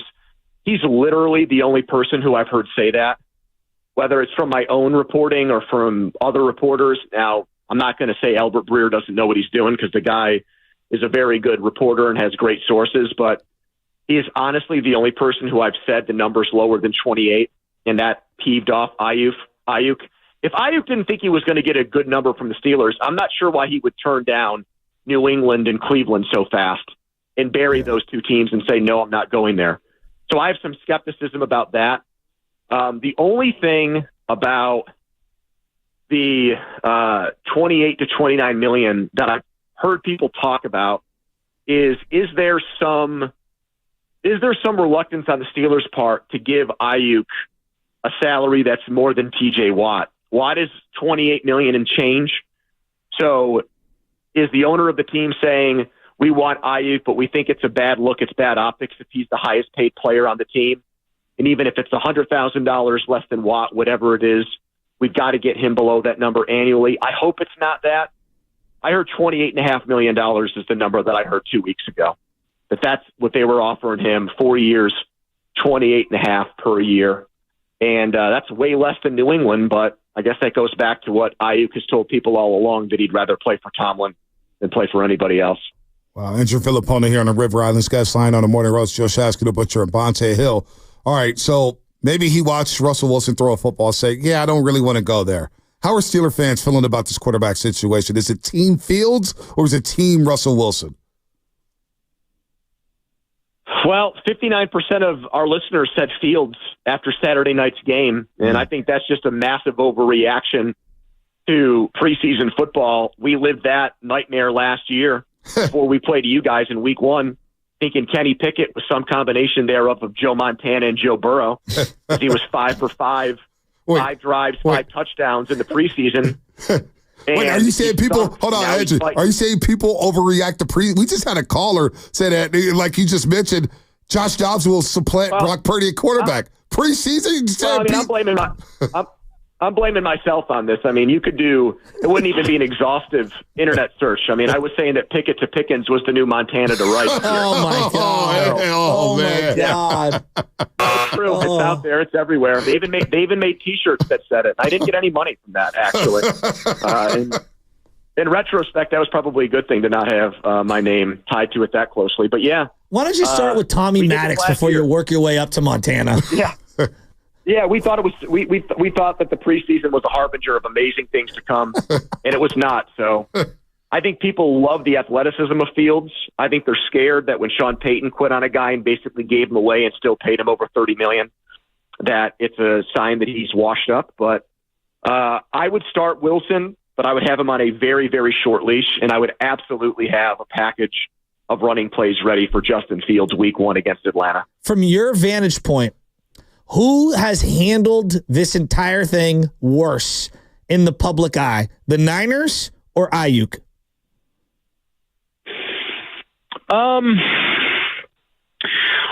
I would say that's a great question. I would say probably San Francisco from this perspective. I think they leaked the stuff out there about New England and Cleveland and made it seem like he was weighing those offers and considering those teams when we know all along he was not. So I think they did that, and then I think that put New England and Cleveland in an awkward situation, especially Cleveland with Amari Cooper. So I would say San Francisco by a nose, but I think now people are rightly calling out Ayuk for trying to be a free agent or acting like a free agent when he's still got another year on his contract. So how does this end? Does Ayuk play for the 49ers this year? Does he sit out week 1? What's your gut telling you when it comes to Brandon Ayuk? All this posturing all offseason. I think September 7th he gets traded to the Steelers. I think the day before the season starts, he ends up on the Steelers for a second and third round pick. You serious? That is my prediction. Wow. Yes. You're sticking by it, huh? Hey, Andrew, I'm going to be real with you. Turn your mic on, Shasky. Turn your mic on. I've done that so many times today. I'm going to be real with you. You need a hug, my man, because I could tell you're having a long, tough day. And the fact that you had the guts to come on here and stand by it, honestly, a lot of people would have said, I'm not going to answer those guys' call in San Francisco. I'm just going to back away from it. You're standing on it, though. Bro. Hey, listen, you're 10 toes down. September 7th, he believes Ayuk's going to get traded. That would be devastating from the Niners standpoint. 2 days before Monday Night Football, that would tick me the hell off. Your thoughts, Andrew, on the Steelers using Tomlin as a drawing card to bring in Brandon Ayuk to Pittsburgh? Well, I think he's got to be, he's making almost $20 million a year. I believe the only head coach who makes more money than him right now is Andy Reid. He got paid the Sean Payton annual salary, not as many years, but the same amount of money per season. And yet he has not won a playoff game since 2016. It's the longest drought without a playoff win for the Steelers since Chuck Noll took over as coach. I mean, it's an eternity for this franchise to go this long without a playoff victory. So, what are you bringing right now? You're bringing stability.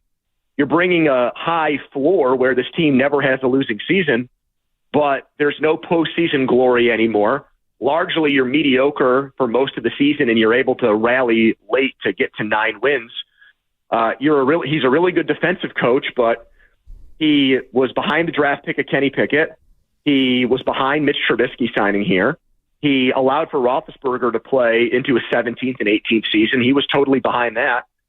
So Mike Tomlin here, how is he worth the money? What does he bring to the table? Well, if he's getting guys like Patrick Queen, Russell Wilson, Justin Fields, and Brandon Ayuk to come here and take less, well, then that does make him, in my opinion, more valuable as a head coach.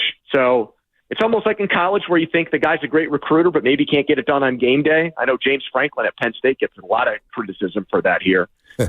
Maybe there's some of that with Tomlin, but if he helps them land Ayuk, I think even some of his harshest critics will have to give him credit for it, including me. All right, Andrew Filipponi, have fun at that amusement park. How old is your kid? Yeah, well, I got another. She's 11 months. I got another, or 13 months. I've got another 3.5 hours here to burn. 13 months. Oh, boy. That's going to be a long 3.5 hours. Well, enjoy your day off. Enjoy the amusement park. See you guys. It's always fun. Good talking to you. No problem. Andrew Filipponi here on the Morning Roast on the courtesy of the River Islands Gas Line, 93.7 The Fan in Pittsburgh. And he's standing 2 toes down. He believes Ayuk will be traded 2 days before the regular season. September. Could you imagine if the 49ers did that? Oh, my God. He sounded so sad at the beginning. Yeah, he's not, he's having a long one. He's having a long day. So a couple of my favorite nicknames, and he's a good sport, but Filipponi the Fibber, Andrew Filipponi. That's the one. Andrew Filipponi. That's Spadoni's special right there. Spadoni's really good with these nicknames. I'm actually really impressed. It's because mine got made fun of a lot growing up. So I got Joey Spaghetti all the time. So, I had to riff off of other people's last names. It's all right. Spaghetti's not even that creative. Spadoni doesn't even sound like that. He sounded down and out, dude. He probably was because he watched that offense. Arthur Smith. He says, we better have a run package ready for Justin Fields against Atlanta. By the way, Atlanta's Matthew Judon, Justice Simmons. Did you hear what Judon said? What did he say? I'm going to play on the number. Wow. He would like an extension, but he's doing the opposite of what Hassan Reddick was going on with him. He did the legit opposite. He gets traded and he's going to play on that year. He's like, they don't know me. Like, I need to prove myself thing. And Hassan Reddick's like, I've already proved myself. I need to get paid. So I'm sitting down. Well, Judon was like, get me out of New England. Yeah, that's basically what that was. Yeah, that's what it was to me. Andrew Flip-Flop a Pony. Leave my guy alone. He didn't flip-flop, though. He's standing on it. He's standing on it. That's why I'm not going to rip on him. He stood on it. Is he 1 toe deep or 10? Oh, he's 10 toes down. He said September the 7th. He still believes he'll be traded to the Pittsburgh Steelers. That would be devastating. You might as well go down. That's oh you my go goodness. triple down if you need to. I mean, he said he can Pickett. What do you say? Pickett to Pickens is the next Montana to Rice. That's like swinging a deal for Mark Cannon at the deadline and saying we're all in. Oh man. Oh no, the Ken is a good vibe guy. The vibe's going to be up in the clubhouse. Well, I need the Niners to trade Trent Taylor to the Steelers and just see the reaction from America. Oh my God. Trent Taylor. He's off this roster, right? I mean, come on. I watched a couple of all 22s of him just getting knocked off his route. He's so not physical. I don't get what he does. Yeah, Shedhead loves him, man. Shedhead loves him. Damn, man. 10 toes down. I would be really ticked off if the Niners moved off of Ayuk a couple days before they do that check in. When did the Bosa deal happen? Friday before? No, it was like Wednesday. Was it Wednesday? He came in on the private jet that night. He was here, officially signed, I think, that Thursday. And it flew back out. Might as well have met the team in Pittsburgh, for crying out loud. That's a lot of flying. It's a lot of flying. A lot of flying. But, I mean, you know. We won't trade you Ayuk. We'll give you the platter of Ronnie Bell, Danny Gray, Trent Taylor, and we'll even give you Cam Latu. I'm out. Wow. What do you think of that, Pittsburgh? Dude, you know, I'm a little... The ESPN thing, we're talking about RG3 and how he got axed due to financials. Sam Ponder was good on that show. Yeah, and that's the only thing she did. Yeah, but like, Greeny's going to take over now? Well, look, okay. She was making over $1 million just doing I know. 25 a week a year show. Like the way that they're doing the math is like. I know. You know. I know. And I'm not here to like cape up for them. I did think she was good at that show, but you got to do more. Yeah, no doubt. No doubt. I mean, everybody that they have does multiple things now. That's the big thing. Mike Greenberg is hosting Sunday NFL Countdown. You want to earn that millies. Good Lord. I got enough of Greenberg. I can't. You know what, though? I'm not mad at him, man. I'm not mad at him. He's made a lot of money being a Jets fan. And they're celebrating 40 seasons this year. You think Greeny regrets moving off of morning radio? Hell no. Hell no. He gets to sleep in. He's chilling now. He's on Countdown. He's got Get Up. That's a lot of work. He's got Get Up. I mean, he's making a lot of money. A lot of money. How's his quality of life, though? Doesn't seem too bad. He's smiling left and right. He looked way happier on Mike and Mike. Yeah. Quality of life. I mean, you're going to bed at 8 o'clock as opposed to 11 o'clock. Well, he's still waking up early for whatever. Get Up. But you got to remember, what time does it come on out here? Get Up? I don't know. Like 6? So it's 9 o'clock. Not even. No, it's like 9 here, right? I don't know. I don't know. What time does it get up? I don't know. What time does it get up? Well, Get Up's before first take, so like 6 here, I guess. Yeah. So 9 o'clock. Yeah, I guess you're right. He wakes up later. Yeah. Yeah. Hell yeah, he does. Yeah. He gets up later. We'll reach out to him week 1. Huge Jets fan, so we can get him on. You think we'll get him on? Why not? Probably not. You guys don't want to talk to him? Joe's looking at me like, no. I wouldn't mind talking to him. Wouldn't mind that. That's tough. Greatest New York Jet of all time. Close your eyes. Who is it? Joe Namath? No. Gastineau. Mark Gastineau. How did I know you were going to go there? I'll take Altoon. Altoon, pride of Wisconsin. Although Boomer had some years. Greatest Jet. Darrelle Revis is on a short list. Yeah.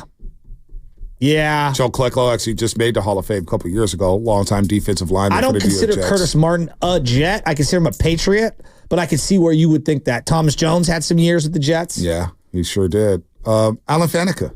Alan Faneca's a great answer. That's a great answer. That's a great answer. I do think Joe Namath, like, even though the numbers tell you... He is Mr. Jet. He's no Mr. doubt. Jet. He's Mr. Jet. He's Mr. Thanks, Jet. Joe. He's Mr. Jet. He is Mr. Jet. Wayne Corbett, Lavernius Coles. I did love Lavernius Coles. Oh, Chad Pennington. I love that team. Dad said Ted Boss for a second. I love that team. DeBrickashaw Ferguson. DeBrickashaw Ferguson. It was really good. DeBrickashaw was good. That was an era. I loved it. Was he a Virginia guy? Yeah, Virginia. Virginia Cavalier. That name is all time. It's such a great name. It's like, I always think about names because that inspired that sketch, yeah. all three of us have as children, and Sam, you might have one day, but it's just so funny to look at a baby coming out. He's like, you know what? He looks like a DeBrickashaw. DeBrickashaw. Did you hear what happened with Dion Lenore?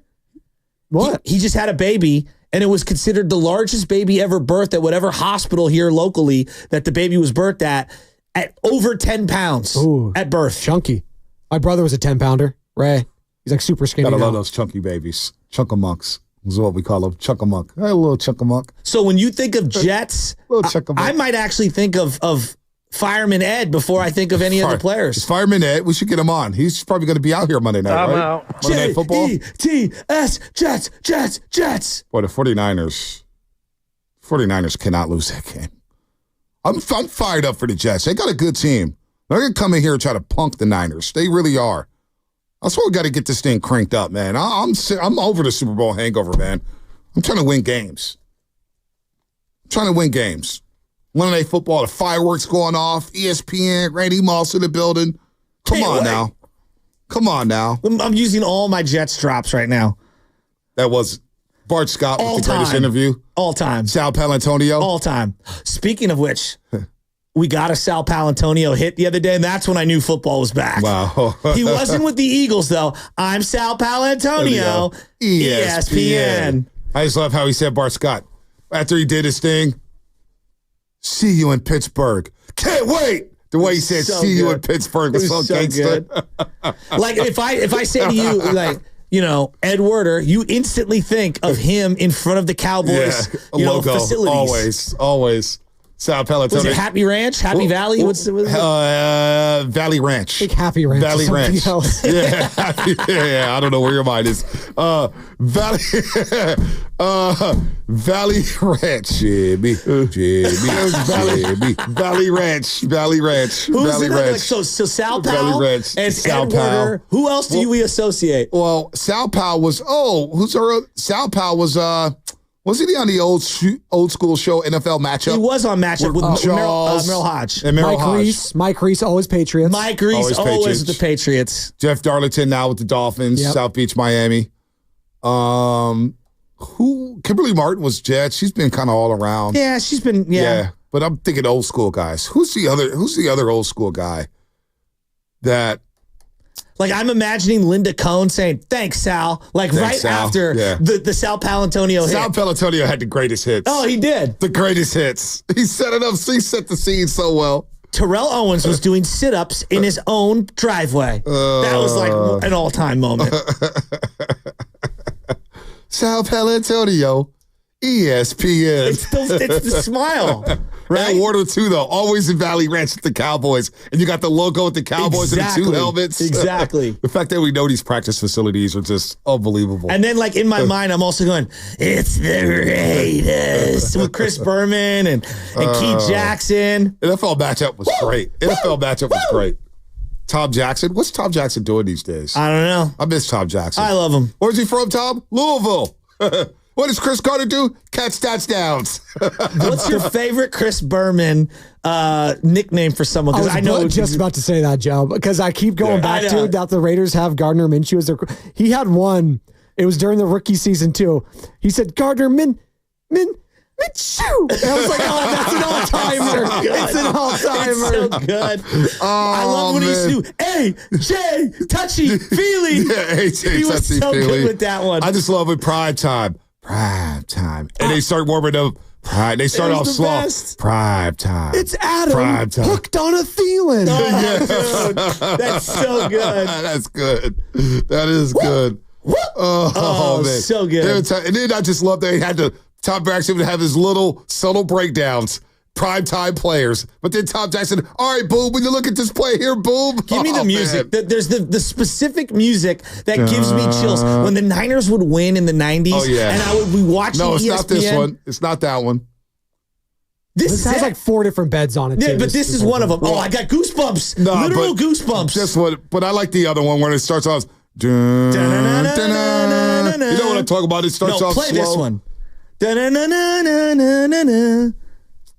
This one's good. This one's I'm so thinking good. of another one. Come on. This is not my favorite one. Oh, I loved this one. When the Niners would win, I'd soak up all the highlights from the whole week. They lose, turn it immediately. Look at Xfinity Mobile text line. 707. Steve, I got you, babe Bono. Oh, my God. That's good. I got you, babe Bono. That is phenomenal. You know what that's a reference to, right? Sonny and Cher. I got you. Of course. Okay. All right. Well, no, Bonte's not. I knew it was a song. Do you know what Sonny and Cher were? Yeah. There's a group, a duet. It's technically just Cher, but yeah. Cher, yeah, whatever. Bills Don BBBBBBBB. Ricky Running Waters. Yeah, he loved that one. What's the other one? Where's the primetime beach? You got the other one? It starts off slow. This is 35 minutes. Oh, they just did one bed? It cycles through all of them. All right. Keep the beat up. Segments that are like 30 minutes long. All right, so tone it down just a little bit, but keep the music rolling, and we're going to take this call. Since we are in the zone, let's go. We might as well go to Oakland, California, and talk to our girl Tony. Tony, what's happening? Good morning. I'm so happy when I hear you on the airwaves. I'm so happy when you come on. Thank you. So this is what I think about Ayuk, right? He doesn't really want to play for Shanahan. The dude's got feel. And, having played a sport, right? There's nothing worse than having a coach that doesn't feel it, right? The guy is thin. And so that's the reason why there's problems there. But along these lines, I was just at across from Cal at the Free House, and I think in walks this guy, and I know it's Michael Lewis, but I've only seen Michael Lewis for a second.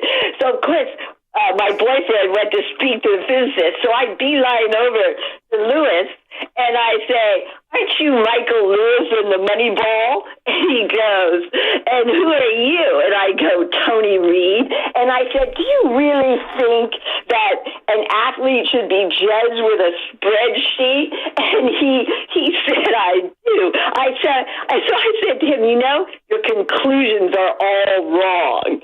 And I just walked away, right? Yeah. But the thing about, I took his measure in that moment, and it's just like Shanahan.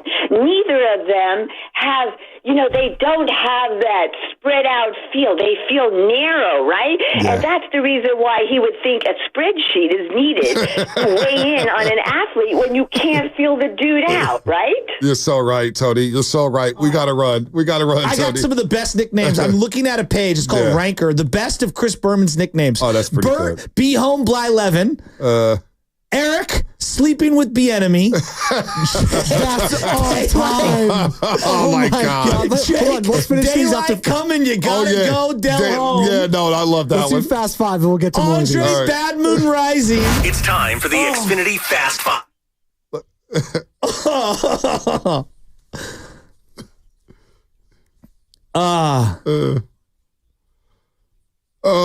Joseph Live and Let It Die. I love how Shaq was trying to get Tony ones. flush. It's like, you ain't flushing my girl. You ain't flushing my girl. But then she starts trashing spreadsheets, and now we get her all of a sudden. Todd, Highway to Helton. Octavio, Don't Ask, Don't Tell. What about Curtis, My Favorite Martin? Oh, I love that. Lance, You Sunk My Blankenship. Oh, my God. What? Eddie, Eat, Drink, and Be Murray. Let's proofread these before we actually read them. Sosa. Chuck, New Kids on the Knoblock. Oh, man. John, I Am Not a Crook. Tony's one of a Adam, it's too much for me. Mike, Nova Scotia. I miss the old prime time, I do too. Man. I've never watched the one with him and Booker. I can't do it. Jeff, See-Through Blouser. I can't watch primetime without Tom Jackson. He's the best. I remember they went to Trey Wingo for a second. God bless Trey Wingo, but it just wasn't safe. They brought back Berman, but they don't play it no more. They put it on ESPN Plus. Primetime was a staple. When I first got cable television, that was the first thing I was waiting for. I can't wait for primetime. It was the best. Can't wait for primetime. It was the only show I could watch back to back twice. Oh yeah, I watch it all the time. Yeah, they'd play it live and then it would be immediately on after, and I'd watch it twice. They looped it. It was so good. So From good. From the 989 on the Xfinity Mobile text, I don't even know where that is. Amari is not the Tuma. I contend one of the greatest episodes of Prime Time. was when the Steelers came back against the Browns, wild card weekend, and in the afternoon, the Niners came back against Green Bay Packers, and it was the catch too. It was unbelievable, the highlight package. The highlight package. I might watch it when I leave. I swear to God, watch it. T.O.'s looking for someone to hug. Type in primetime Packers-Niners wildcard game. I got goosebumps. It may be the greatest primetime ever. Kurt? Tom Jackson and Perman were in their bag. They read the highlight too. The highlights went on like 8 minutes because there was only 2 games. I watched that entire episode one day on the way home from work. I was like, wow. Jerry fumbled. Oh, of course Jerry fumbled. Kurt, what is that man wearing? I dare you to bring it up to Jerry Rice when we interview him. Yeah, I'm good off that. You sure? Well, considering what happened in Tahoe, I'm cool. You brought up the Draymond stuff to Steve Kerr, and he was not wearing. Just asked him what he thought of his tweets. No, yeah, he was not having it. Am I in trouble? He gave you the David answer. Let's just say you've been put on a list. Uh-oh. No, I'm kidding. I'm just probably kidding. was already on that list. No, you're not. Trust me. That's it for us. That's fast. Sorry, brought to you by Xfinity. At home or on the go, you get the fastest internet to all your devices. We'll qualify 2 more people tomorrow for breakfast with the roast. Prime time. And we get closer and closer to the preseason finale against the Raiders. We'll have some fun. Yeah, White Sox and Giants today. Yay! Amani Toomer. De La Salle. Thank you. I was waiting for you to say it. I think he went to City too. No, he went straight to Michigan. Straight to Michigan? I thought he was at City for a minute. I think he went straight to Michigan. Oh, well then I'll stay Maybe down. he went to City. No, I don't think he went to City. I could have sworn he did. All right, that's it for us. Then I'm wrong. All the time. Yeah. Xfinity here. How can we help?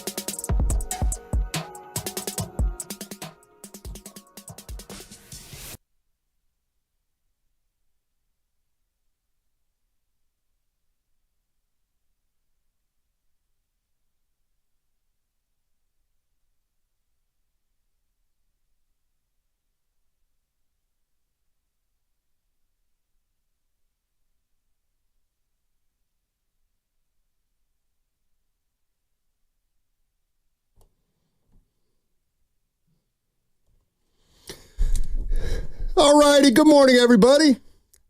How we doing out there? Matt Steinmetz along with Evan Giddings. Tuesday morning. Lot going on. How you doing, my man? Good, Steiny. What's happening? I'm not feeling the energy from you right now. In our pre-show meeting, you were a bit vibrant, you were uplifted, you were upbeat, and right now I need more of that, Steiny. What's going on behind the scenes we can't bring to the air for the people? Well, I told you guys less chit-chat and more productivity. Listen. I can't have you more locked in the green room than on the air. Let me tell you something. It's about leadership. It's about leadership. And what makes a good leader? And I can tell you what doesn't make a good leader. A lot of the characteristics that I have.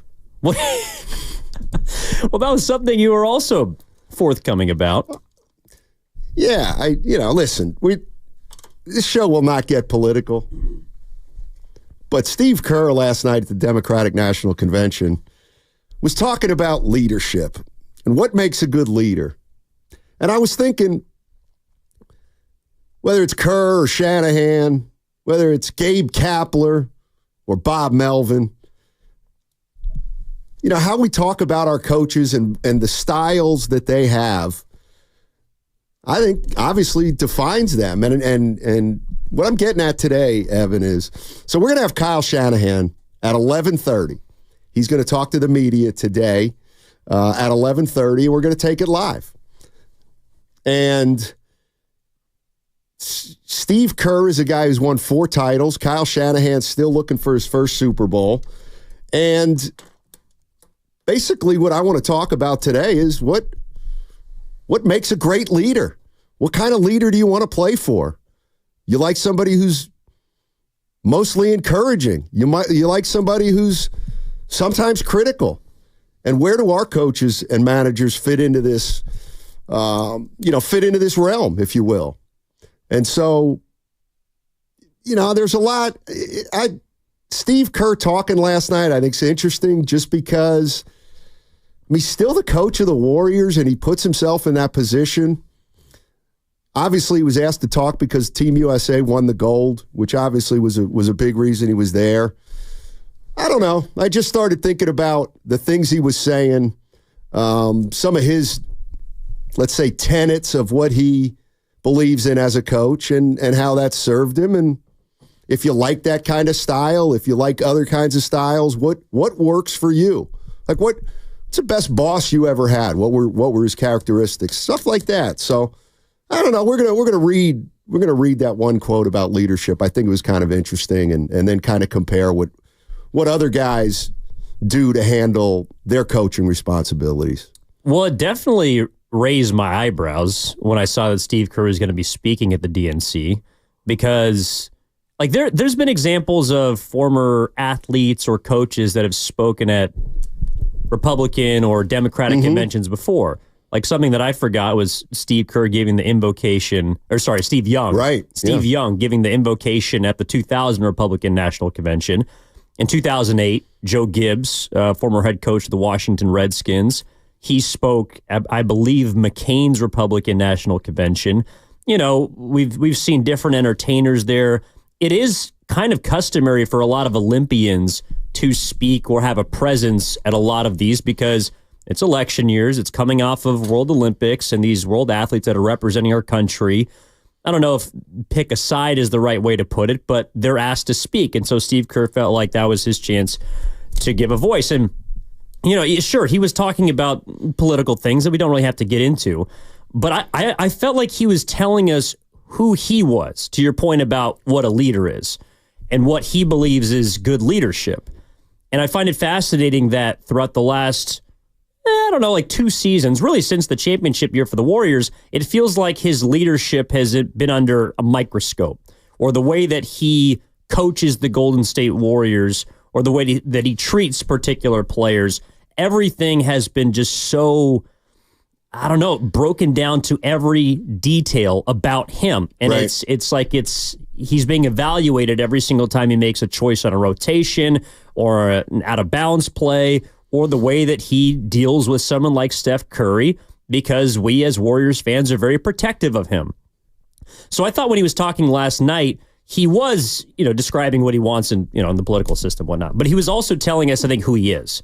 And I just found it fascinating that he goes kind of down his lines or his philosophical pillars of how he believes coaching should be done.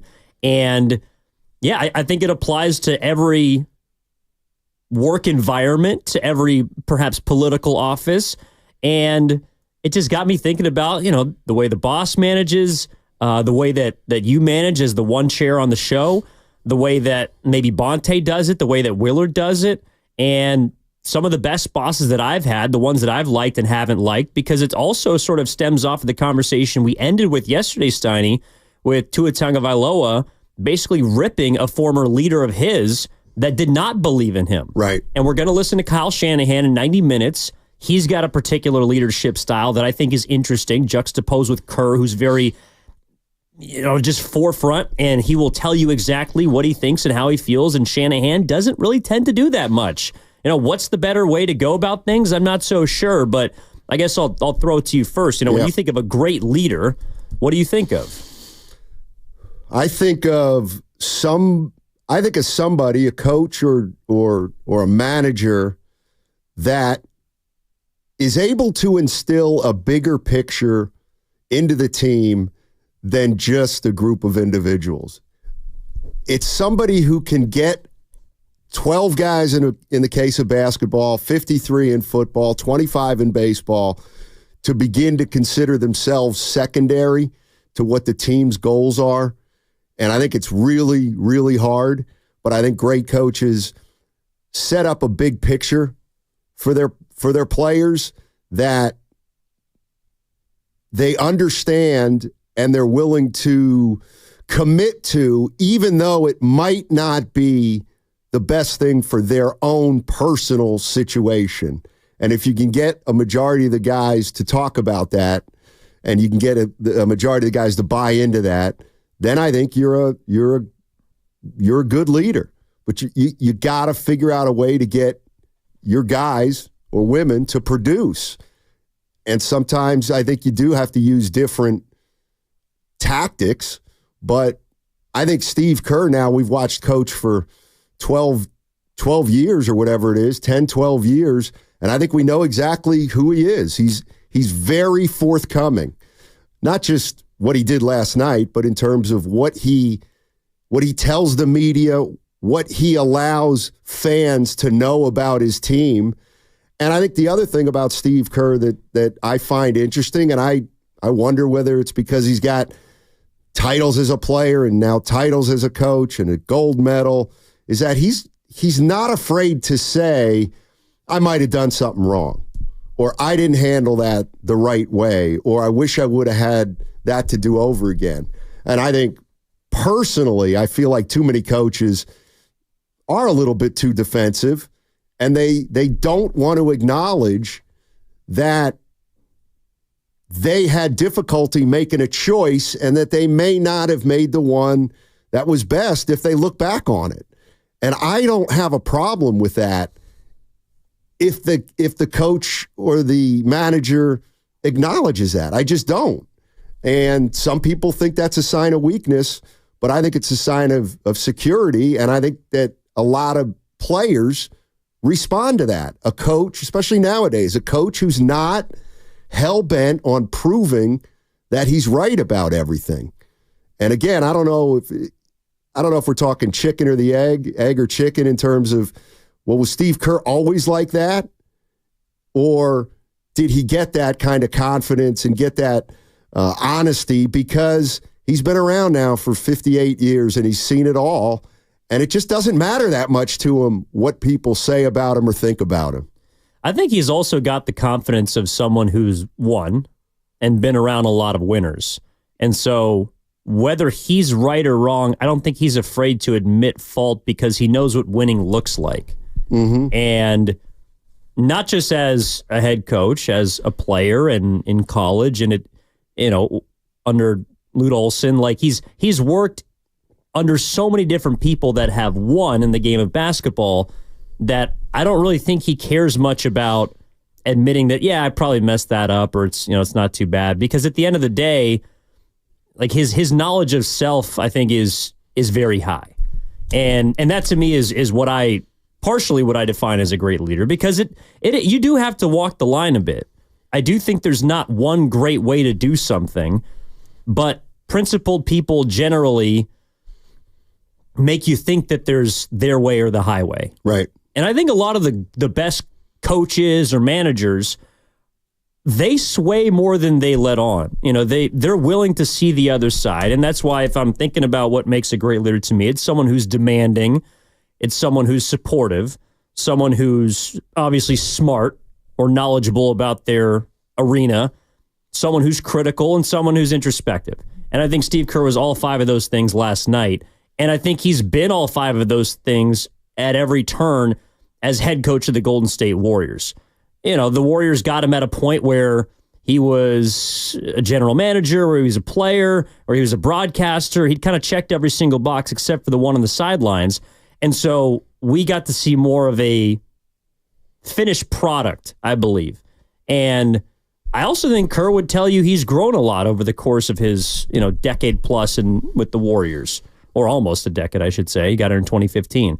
So I do think that Kerr is somebody that's not afraid to try and get better, even though he has 9 championships, even though he probably could get up at the podium every single night, and when someone like me asks a stupid question, he could bury me and let me know how stupid I am about the game of basketball and how I don't know anything, and everything that I'm considering are the wrong things to consider.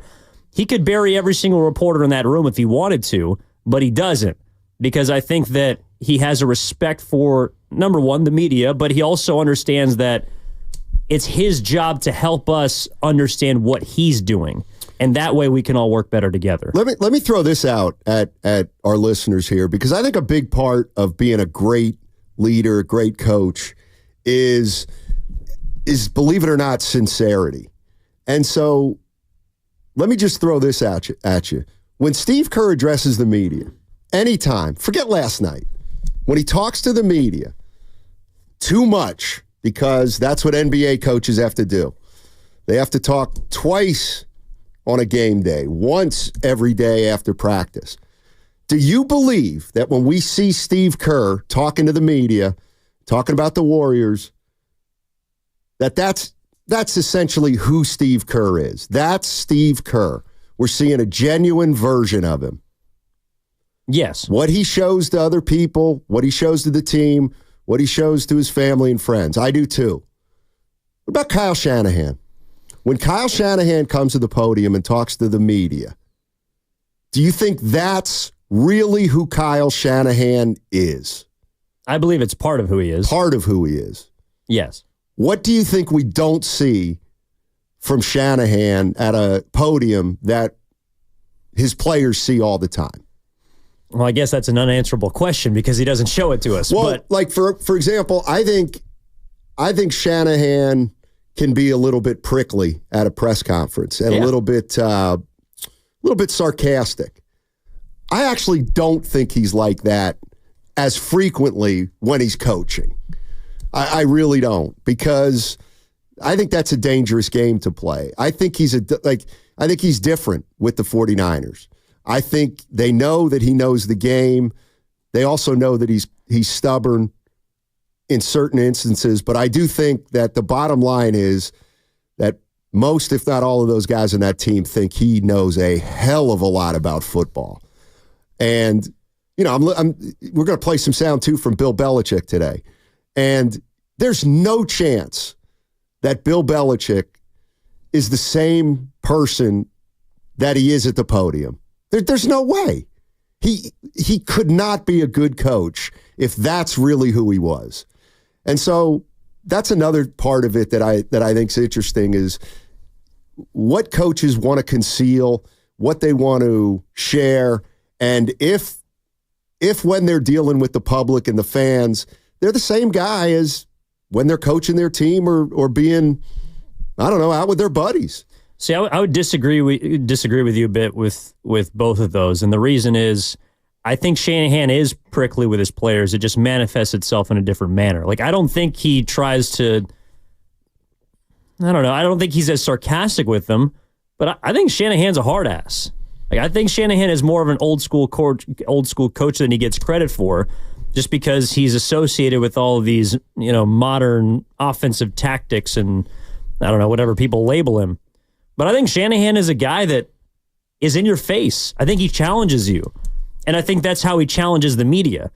He does it by being a bit defensive sometimes, by being a little bit sarcastic. I don't think he's trying to be an a-hole. I think this is who he is. And so he needs you to know that if there's a question that he does not want to answer, he's not going to answer it. Right. And he needs to make that apparent immediately. I think he's the same way with his players, that what he demands of them is a certain standard and a certain level. And if they can't meet that, well, then either they're going to have to find a different job or they're going to have to get better. And it's his job to help them get better. So you're right. Like, I don't think he cracks jokes at them or, maybe makes them feel bad.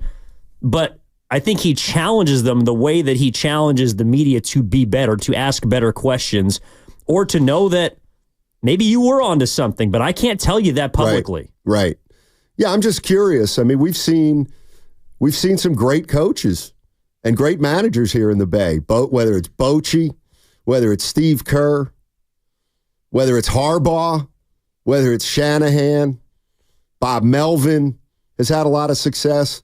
And I'm just wondering what your favorite attributes and characteristics are of these coaches. Like, what makes you drawn to a certain coach, and what makes you repelled by some, quite frankly, and who do you love to hear talk, and who do you love to learn about the game from, and who do you have the most confidence in, and who do you not have confidence in, and for what reason? That's kind of what I'd love to get into today here on 95.7, 888-957-9570. I'll tell you what's going on today too. We got some interesting stuff happening. But I'll tell you what, I'll go out to West Oakland Sam right off the bat. He wants to talk about Steve Kerr, and we'll take a listen. What's up, West Oakland? What's up, Steiner? Hey. Steiner, I love you, brother. Oh, thank you. Man, Evan, I love you. Hope Guru's doing good. You guys, Steve Kerr has done everything in terms of basketball-wise, and now he finally got his Olympic ring. I don't know exactly what his father was politically, but I know he got assassinated. Right. And I know he was a figure. So me and my best friend were talking about it, and we were talking about him speaking at the DNC last night, and we were like, maybe a part of this is him taking an approach towards the political alley after he's done coaching, and maybe trying to finish or be like his father or finish his father's story in a sense, because he's always had that he's like Greg Popovich, but a much more calmer Greg Popovich, because they both speak on political topics, but Steve Kerr is more analytical. He's more he's Steve Kerr, whereas Popovich is just cutthroat. But what me and my best friend were talking about was, like, I didn't look at it like he was speaking at the DNC, choosing a political party. I looked at it more of a sense of trying to finish what his father started, or just doing it for that. You know what I mean? Right. So, and I really appreciate whenever Kerr, presses the issue, because a lot of people don't like it. A lot of people in the comments that I saw on Instagram are like, just stick to basketball. Why does Kerr always got to do this? Or I don't like Kerr no more because he's at the DNC. And I'm like, it's bigger than that, Yeah. No, it's a good point. It's a good point. And the one thing I was wondering is, quite frankly, when you see Steve Kerr talking last night, is that a turn off or is it a turn on? Yeah, I don't know. Yeah, let me. Okay, Stein, you got to turn something off. I don't know what's going on. I got a call. I got a call on my computer. Could you hear that? Yes. Oh, okay. Just close it. It's closed. Thought it was West Oakland Sam. That was my daughter. Oh, from London. So, does she have a thought on Steve Kerr? No, not at all. Not at all. But I mean, does that stuff last night make you like Steve Kerr more as a coach, or you know what, you'd prefer if he wouldn't do that? The one thing I kept thinking last night was, and I don't know if the word's gutsy, but I thought of Barkley last night. And you know how people say, the rules are a little different for Barkley. He kind of says whatever he wants and That's Charles Barkley. I was thinking that about Steve Kerr a little bit last night. Like, man, he's more political probably than any coach or manager that I can remember. Well, I think it's just part of who he is, and I'm wondering if. And here's where I'm going. Is I'm looking at some of the greatest coaches of all time, and I do feel like Kerr may be among them, but he doesn't get the respect and the praise that these other coaches get. Like, if you look at the greatest coaches of our lifetime, Belichick, Phil Jackson, Andy Reid, let's say Kerr, Saban, Pat Riley, all these guys, it feels like Kerr hasn't earned his stripes like those guys have. And he's susceptible to more criticism than those guys get. And I'm just wondering why, with all the success that he's had. I think it's because whenever you're associated with greatness, the coach typically takes a backseat to the player. Like, I find it funny that our caller brought up Popovich. And I think the story of Greg Popovich has changed a bit in the past few years. After he hasn't had Tim Duncan or David Robinson or Parker Ginobili, Kawhi. After his players have moved on, Greg Popovich has not been a very good head coach. I kind of think he's still the same head coach he was when he was coaching great players. The only difference now, he doesn't have great players. Right. So people are beginning to criticize him more and talk about some of his shortcomings. I think the same can be said for Bill Belichick. When Tom Brady left and went to Tampa Bay and won a Super Bowl with the Buccaneers in his first season after moving on from Bill, there was a lot of conversation about, well, was it Tom that stirred the drink? Was it Belichick? Right. And oftentimes it's somewhere in between. But I do think now that Bill Belichick is out of coaching, or for however long he is, people are wondering, all right, well, is he really the greatest head coach of all time? Like, we saw what he did with Mac Jones. There's a reason why the Patriots wanted to move on from him. It was about that time. I think he's one of, if not the greatest head coaches ever in the National Football League. But you need talent around you. And I think since Kerr has come in as head coach and only up until recently had talent around him, there's nothing to really judge him on outside of when he's had Hall of Famers. And outside of 2022, the last couple of years have not been great for him. And I think a lot of people have looked at those and are acting a bit more recently with their bias towards him. Yeah, and I'm wondering, 888-957-9570. And I just jotted down some coaches that we've seen in the Bay Area in the last 10 years. And two guys, like Jim Harbaugh, let me just throw this out there. Jim Harbaugh coached the Niners for 5 years. Jim Harbaugh and Kyle Shanahan. Who's a better coach? Which one do you prefer? Why did you like one over the other? Do you think they're both great coaches? We all know Harbaugh was different. He is. What was it about Harbaugh that you either liked or didn't like? Ditto for Steve Kerr and Mark Jackson. Look, I know Mark Jackson takes some heat around here, and I wasn't crazy about him. And a lot of the reason is because of what I'm talking about today. Do you prefer a Steve Kerr to a Mark Jackson?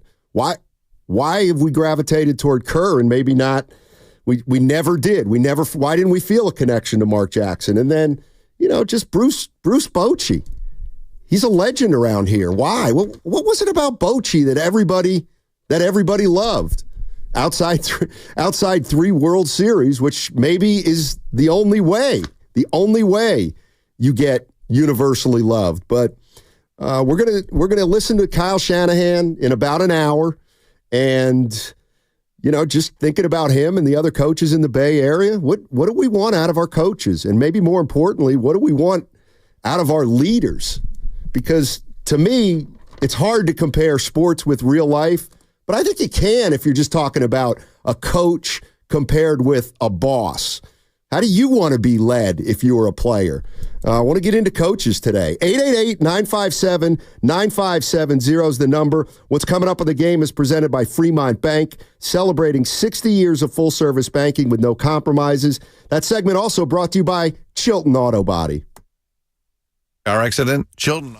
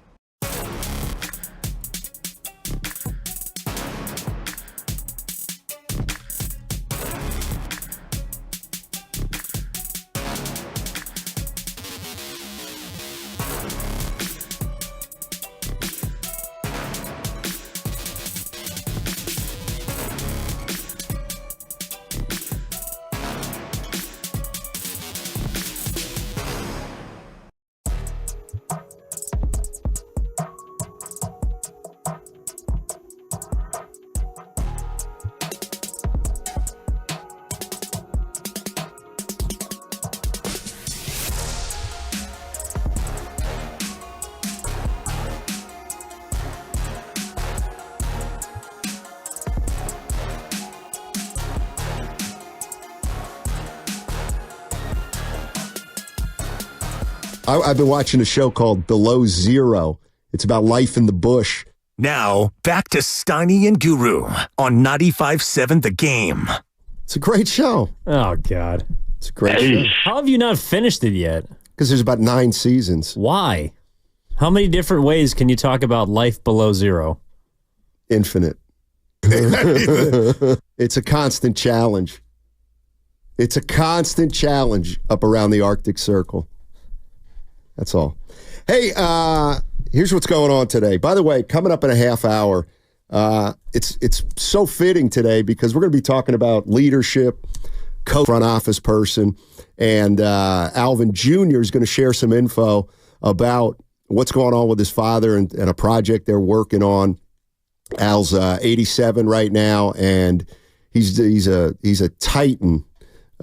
He's a titan in the Bay Area in terms of class, charisma, personality, and achievement. And we're going to talk to his son about a documentary they're trying to put together about his dad. We're going to talk about that at 11 o'clock. Then at 11:30, we're going to go down to Santa Clara and listen to Kyle Shanahan, who's going to talk to the media.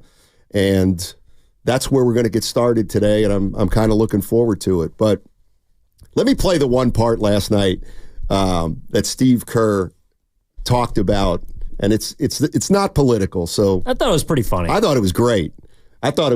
It also it lets us in on something because I think this is going to be something that I want to jump on after you hear this. He's talking about Tim Walz, who's the vice presidential candidate, and he was a high school coach back in the day. And here's what Steve Kerr had to say. Pretty funny.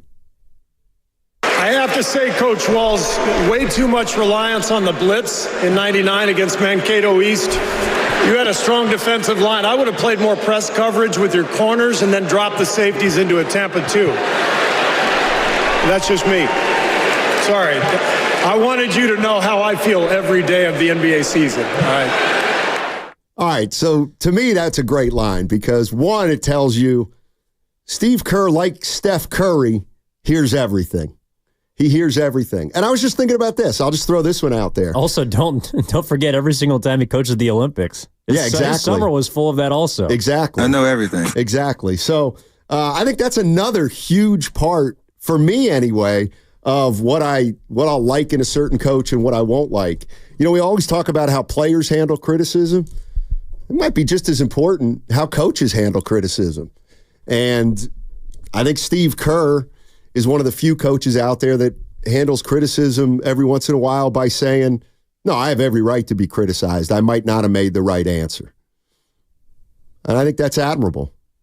Yeah, he took a shot at Warriors fans, what he did. What do you mean?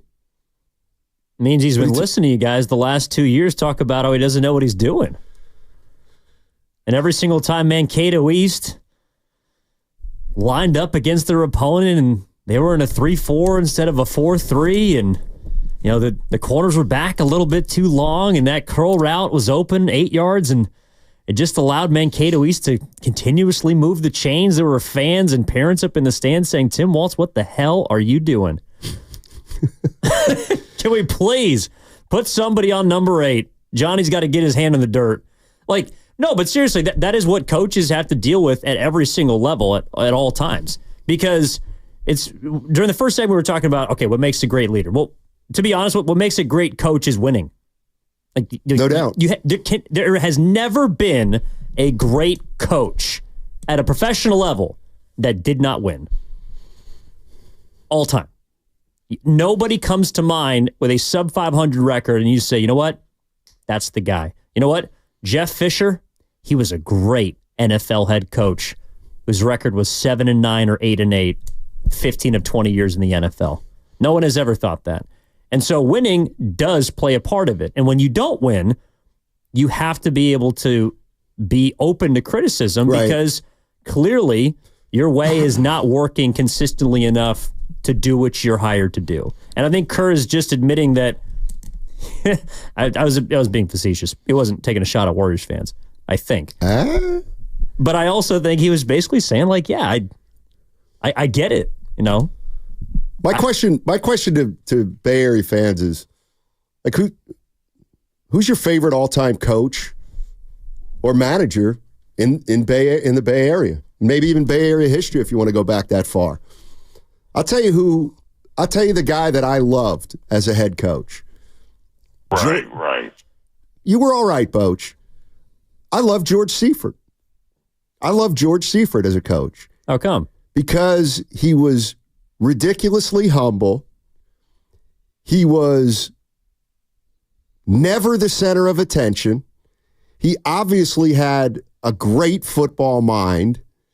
I love coaches who don't feel the need to take credit. I never felt like he took credit, and he could have. And I just love the way that there's certain guys I love to hear talk, coaches, managers, GMs, etc. And Seifert to me was one because he was just so understated, but he was matter of fact, and he was a coach to me who clearly had the respect of the players without having to be a football rah-rah guy. I thought he was the typical head coach who was more of a teacher than a coach. I just liked his style. I love George Seifert's style, which was to stay in the background even though he was coaching the best team in football at the time. I think for me, Steve Kerr is probably number one on my list of pro coaches. But the coach in the Bay Area who I actually enjoy the most is Randy Bennett. St. Mary's men's basketball. Okay, why? Because he has enough. Well, first of all, he's never won an NCAA championship. And he's still been around for such a long period of time that his programs have had to change. He's had to evolve based on the way that the game is played in college.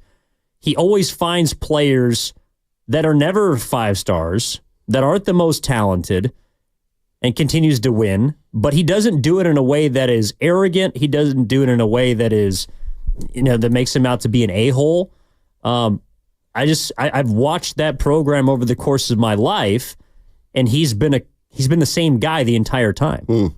And that is the thing that I respect the most about consistency. Consistency is what I believe that a great leader is. Okay. Consistent about being critical, consistent about telling you what their expectations are, and consistent about having a little bit of wiggle room. Because I think you need that to be a great coach and a great leader. Let's go out to Sam. Sam's in Sunnyvale. Wants to talk about Steve Kerr and the kind of leader he is. What's going on, Sam? How you doing, man?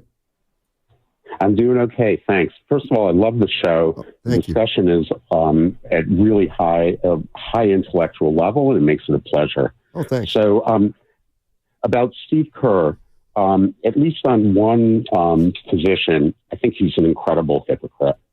He is constantly speaking out about violence. Yet Steve Kerr was maybe the biggest violence enabler in basketball. Yeah. Draymond went ahead and tried to seriously harm Jordan Poole. And what is Steve Kerr mad about? That the news leaked out. Okay, so that's just plain hypocritical. All when right. he stands to benefit from being quiet about violence or coddling violence, then that's what he does. And I have very little respect for that. The second thing, and it's more general, is sports should be unifying. It's one of the great things about sports. Everyone can go ahead and enjoy it. Someone who's left wing, someone who's right wing, someone who's gay, someone who's straight. It's a unifying, wonderful unifying thing. And when coaches and other professional athletes get involved in politics, it's not unifying.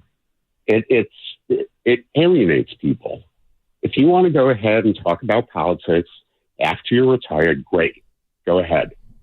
But while you're professionally involved, it's a turnoff. You're just exploiting your position, your opportunity to go ahead and make a point, but it turns off fans and it takes away that wonderful experience of all being united behind something.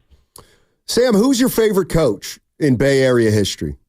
Coach, GM, manager. What's your style? Yeah, Bo Mel. How come?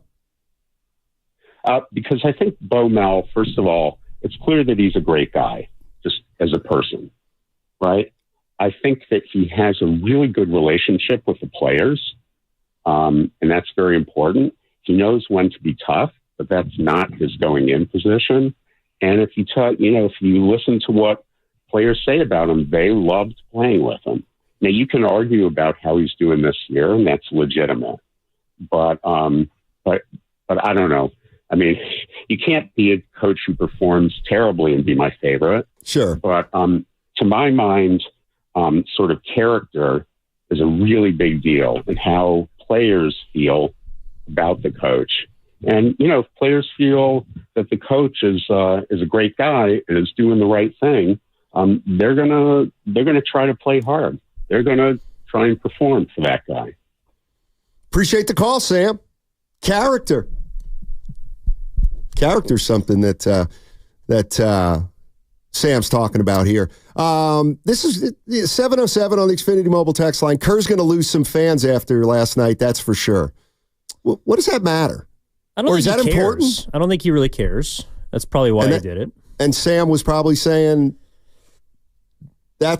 he did something last night that he doesn't even realize that turns off a lot of players.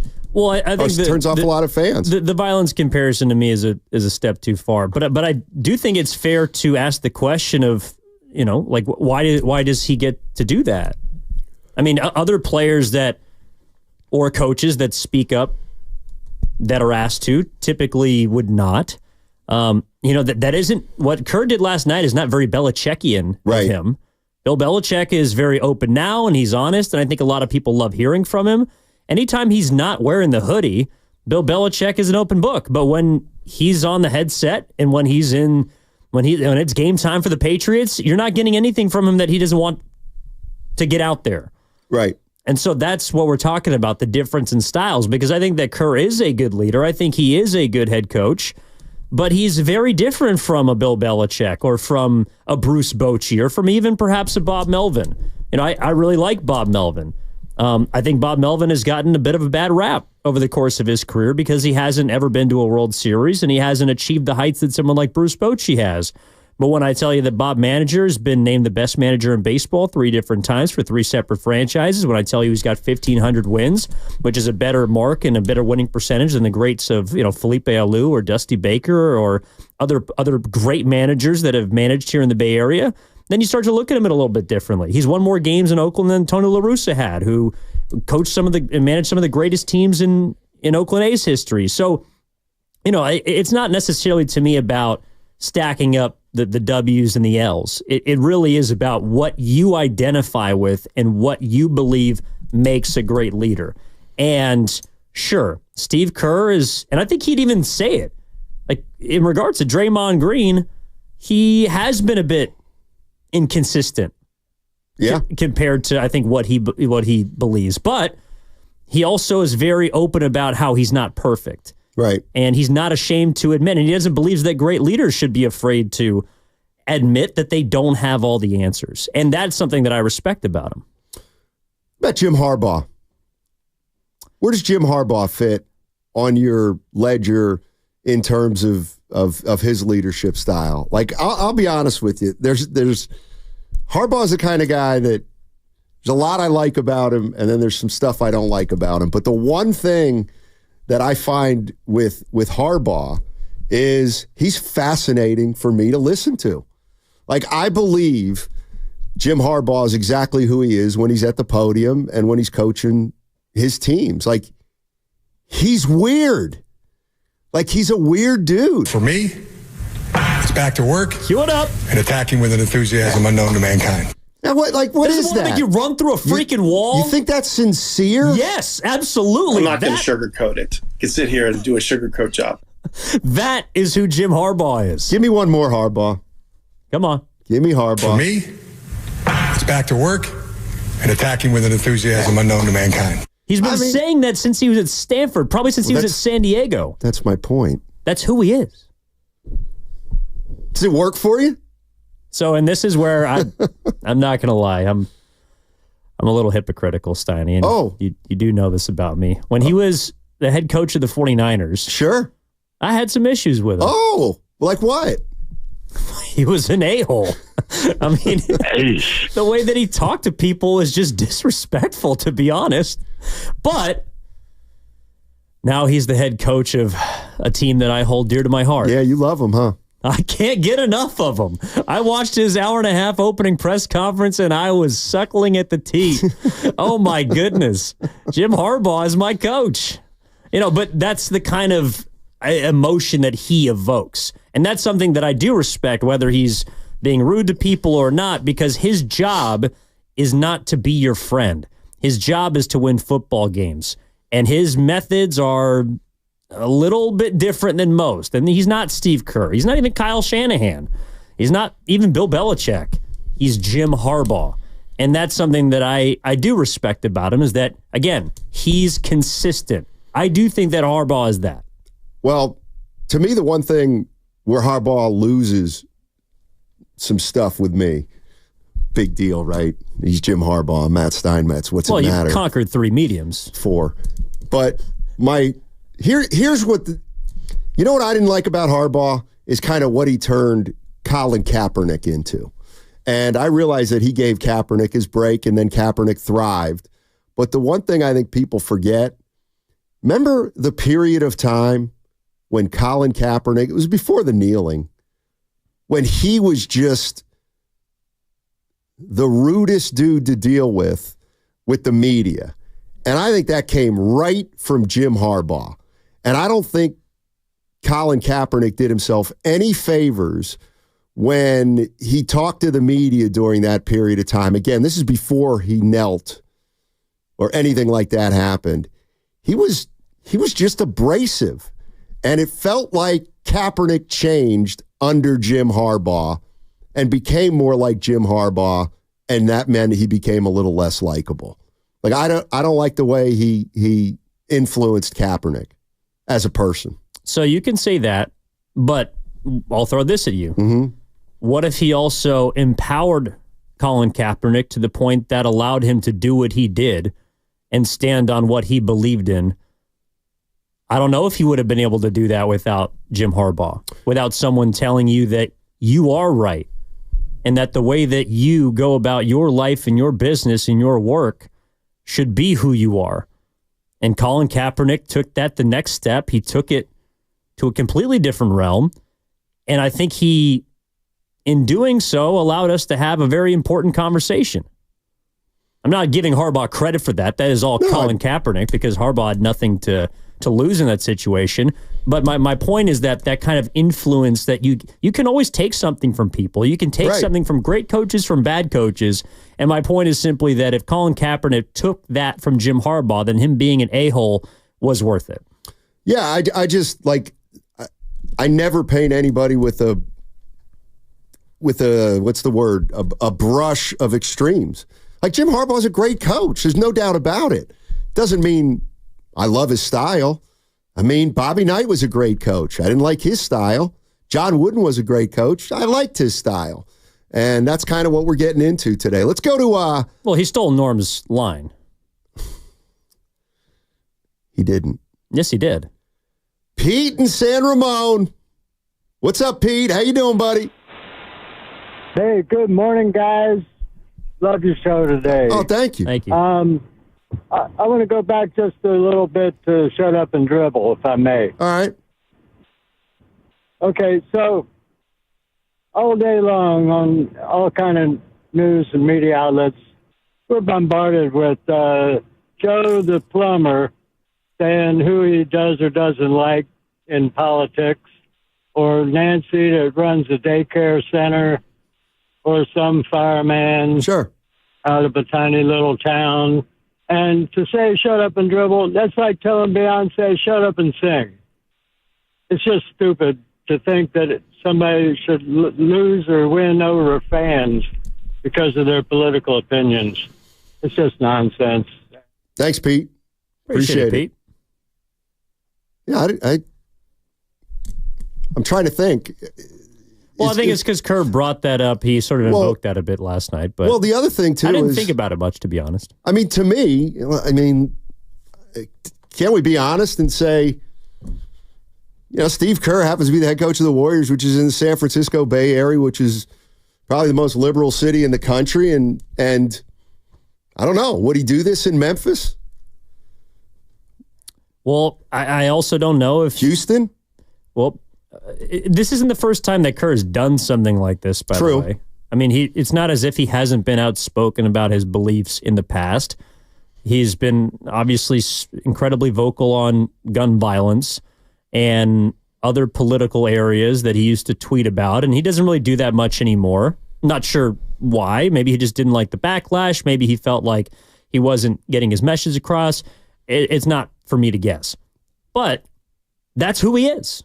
Whether he's been in Golden State, whether he's been the general manager of the Phoenix Suns, whether he's been a broadcaster, this is who he is. I mean, and he's sharing that with us. And whether I agree with what he said last night or not does not change the fact that I respect people that are unabashedly themselves. It's one of the reasons why I think people like this show, because they feel like every time they listen to Steiny and Guru, they're hearing who you guys are. And I can't speak for you, but I get the feeling that Guru is very much himself. Oh, no. Yeah. If you're listening out in Greensboro, Goo, and he'll text me right now, and I will text him because I know exactly what I'm going to get from him, and it's Guru. Yeah. That's true. You're going to get Goo. When are you going to get a heart? Hey, don't get me started on Antonio Pierce. Oh, don't get Spadoni started on Antonio Pierce. Spadoni, you like Pierce? He's made his first major mistake in the Spadoni household. That's Before week one? Boy, well, hold on, everybody. Oh, God. We'll tease that on the other side. Now we got a big boy coming up. Yeah, we do. We have Alvin Adels Jr. coming up. His dad, of course, Alvin Adels Sr., a legend in the Bay Area. He's going to tell us what's going on with his father, a project they're working on. We got Kyle Shanahan coming up at 11:30. So we'll listen to that kind of coach at the podium. Do we like that? Do we not like that?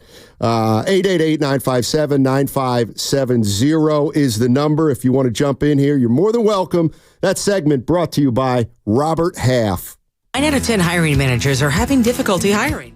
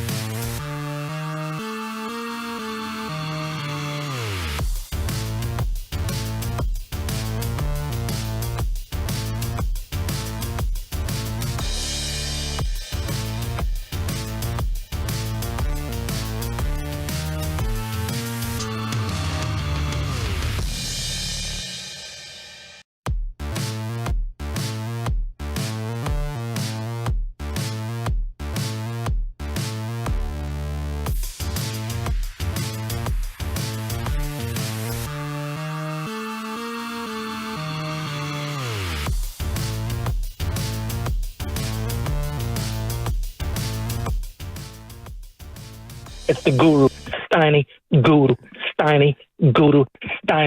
Show. Let's go. I would run around the studio naked. Oh, that's where we're going to stop it. Okay, I got you. Thanks, Bill. It is funny. Steiny, along with Evan Giddings today, Darryl the Guru Johnson, probably right now in tears, dropping his daughter off at North Carolina. Wow. A&T in Greensboro, North Carolina. And how about this for a little bit of a coincidence? We're going to get Alvin Adels Jr. on. He's the son of a living legend, Al Adels Sr., who, by the way, went to North Carolina A&T. And Really? then got drafted. Yeah, he did. Wow. And then he got drafted by the Philadelphia Warriors, and he's been a Warrior ever since 1960, which means he's been a part of the Warrior organization for almost 65 years.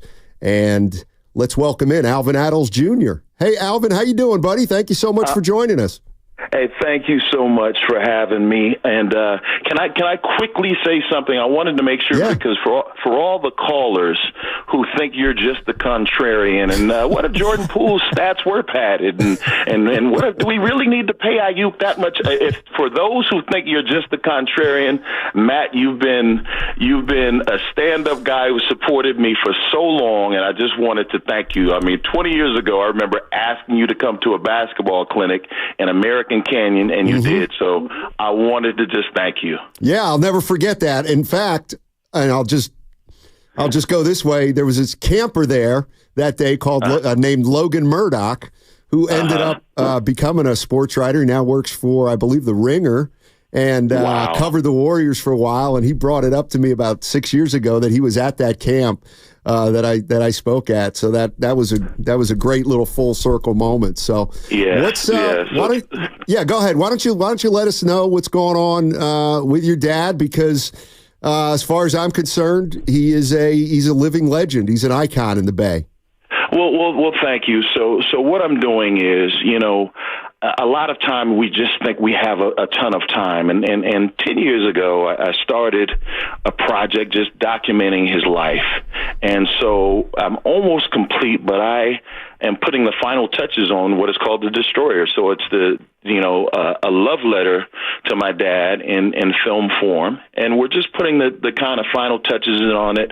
And it's a behind the scenes look at, I think a lot of people see this brooding kind of menacing figure and he's the destroyer and he's a fighter and he's all those different things. But there was so much more to him. He's an intellect. He's somebody that fought the game. He's somebody that through his hard work stayed in the game for a long time, and he has a bevy of friendships that I could only wish to some point in my life come close to. So I am doing The Destroyer. So it is something that we're super proud about. Well, first off, it's a pleasure to be speaking to you, and I really appreciate you joining us. And I did want to ask, so I come from a bit of a younger generation, and I've only had the chance to read about your father, to listen to some interviews. I'm obviously familiar with his career on paper, but boy, I'm excited to watch the documentary, and I hope that you could kind of help me with this. What are you hoping that someone like myself, who's from a different generation, from a bit of a newer generation, what are you hoping that we can glean and learn about through this documentary and learning about your father? Well, so what happens is we're in a microwave society, right? We want everything done quick. The newest is the greatest. Anything past our scope of sight is old school. I really want to bring a new set of eyes to, my father's generation, how he impacted not only, his players, but he impacted coaches and those in the organization. And my dad grew up in a very unique time frame. You're talking about, the civil rights era. You're talking about era when basketball players weren't getting paid inordinate amount of money. So what they had to do was they had to do it for passion. So I want folks like yourself just to see kind of the sacrifices that it took for him to get here. And one thing that, and God bless Steve Kerr, I saw him on the Democratic National Convention last night, and we kind of credit Coach, and rightly so, with the strength in numbers, but back in 74, 75, my dad was playing 10 or 11 guys at a time. That was unheard of at that time, to play so many guys. And so I want the newer generation just to kind of get a little bit more appreciation for what pioneers such as my dad have laid out. Alvin, and we're talking to Alvin Attles Jr. We're talking about his father, Al Attles Sr., who, of course, oh, God, his resume's off the charts, Hall of Fame. He was a championship coach in 1975. He was on the court when Wilt Chamberlain scored 100 points at Hershey Park. He was a player coach for the Warriors. And today we started out the show talking just about coaches and what we like in a coach and what we prefer and maybe what we don't prefer. How would you describe, because it's been a while now, how would you describe your father's style as a coach back in the mid-'70s? What was he like? So my father was the ultimate players coach, meaning he was a guy that he would, and I know because I'm his son, and he had some fire and brimstone to him, meaning like he was not afraid to get up under guys, challenge them loudly, but what he did was he always talk to them in a way so that all the players understood what he was asking from them and what he challenged them for. And so my dad was I would say a combination between and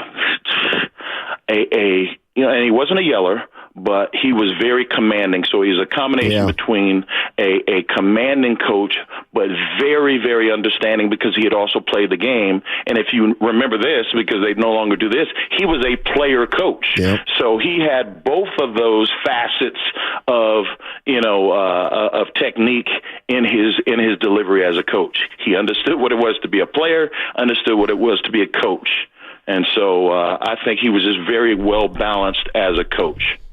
And Alvin, how would you compare his style to someone like Steve Kerr's now? Because we were discussing the things that I find incredible about Kerr and the way that he's able to be just forthcoming and honest, whether it's at a political convention or in training camp at practice. He feels like the same person. How would you compare your father's styles to someone like Steve Kerr? You know what? I think that's a wonderful, and thank you for that comparison. I think it's actually a great comparison because what I've noticed about Coach Kerr are the same things I noticed about my father. Like Coach Kerr knows how to reach a Steph Curry, right, who is the best player on your team. And he knows how to get Steph motivated, but he also knows how to go down and tap a guy like, let's look at some of the guys who, Otto Porter, for instance. You look at guys who are also ran somewhere else and they get here and coach knows how to speak to them and get them to perform. My dad did a lot of quote unquote reclamation projects, and whether or not it was Bernard King, whether or not it was World Free, whether or not it was players who had gone other places and not necessarily reached their potential and got here, and my father breathed something into them that allowed them to go ahead and flourish. That's a skill set, but he also knew how to take care of his best players, his Ricks, his Wilts, his guys like that. So that's a very, very appropriate comparison, and one that I think is very accurate. Hey, Alvin, thank you so much for joining us. Be sure to let us know when the documentary comes out, and we're all looking forward to it, and give the best to your dad because he's one of the classiest individuals I've ever met in my entire life, and I'm proud to have known him a little bit. And thank you, and I'm sure he will appreciate that. If I could just tease, for anybody that wants to support the documentary, we're doing a Kickstarter just to kind of get some finishing support. And so go to Kickstarter. The documentary is called The Destroyer, the Al Attles Legacy. And feel free to, we have some great, one-of-a-kind items for those who contribute. So we are looking for some finishing funds, but I appreciate the time, and I hope that folks will appreciate what we put together and come out and see it. Can't wait, Alvin. Thank you so much. Thank you so much and for having me, and I'll make sure that I tell my dad. He's actually listening right now, so I appreciate you all. Love you, Al. Thank you. All right, love both you too. of you guys. Appreciate it, thank man. You. All right, bye-bye now. All right, Alvin Attles. Junior. It's pretty cool, man. Yeah. Alvin Attles Sr. is unbelievable. Can I tell you a little story about Alvin Attles Jr.? I'm a fly on the wall. This is the one that you just it's just a coincidence, but I don't know. I'll never forget it. So he was on the court. He was a teammate of Wilt Chamberlain's in 1962 when Wilt scored 100 points at Hershey Park, Pennsylvania. He was the second leading scorer in the game, right? 17 he had that night. And they played that game in Hershey because back in those days, they would play some games at neutral sites and at different types of sites. Well, that was in 1962. So fast forward to 1975, and I'm a young kid, and they used Hershey Park Arena for high school playoff games. And I went to Hershey Park Arena 50 times watching basketball games. So then we move forward to when I first started working covering the Warriors in 90-95, and I get to know Al Attles. And now I'm going to do a story on him and Wilt Chamberlain's 100-point game. And he was telling me about the game, and he and Wilt drove down to Hershey from New York. Wilt was living in New York even though he was playing for the Sixers. Anyway, long story short is they get to Hershey Park Arena at about 2 or 3 in the afternoon for a 7 o'clock game, and everybody's just killing time. And Al Attles told me that the one thing he remembers, he said, the one thing I remember is, he said, I know you're not going to believe this, but, and nobody ever believes this, but Hershey Park had a game room with pinball machines. And I said, yeah, I know. I've been in that game room a million times. We used to always get to the games early, and I don't know why, but on the second level, they had a game room. It was a small game room with pinball machines and a shooting gallery and a couple other games like that. And he told me that the one thing he remembered from that 100-point game was Wilt had spent like an hour or an hour and a half in the game room playing one of those gun games where you would, it's like a shooting gallery game. And Wilt was doing great that day with the shooting gallery game. And I don't know, I just thought, oh my God, that's unbelievable that I was in that game room playing the pinball machines when I was 13 years old. And here's Al Attles, who was a teammate, telling me that on the day he scored 100 points, he was in that same game room messing around, killing time. I don't know. It just, it was pretty cool. Oh, it's almost like he couldn't miss that night. That's a 4. I do want to ask you a question about Al Attles, though, because I've seen this pop up a couple times, and I myself am just curious. Why is his nickname the Destroyer? Because that's also the name of the documentary. Yeah, because he was tough. He was known as one of the toughest players in the league. Plain and simple. But he wasn't that big. No, right? No. But he was tough. He was a really good defensive player. He was hard-nosed. He was the type of player that guys didn't like going up against. And I mean, the famous story is when, I think it was game 4 of the 1975 NBA championship against the Bullets, when he got thrown out because he ran onto the court to get involved in a fight. It was Rick Barry, and who was it? Was it Kevin Lockery? No, it was somebody else. It wasn't Kevin Lockery. Somebody was trying to bait Rick Barry, and they started to square off, and then Al came out, and Al ended up getting ejected. I'm sure somebody will hit us up on the text line. You don't see that anymore. Name. A head coach rushing to midcourt. No.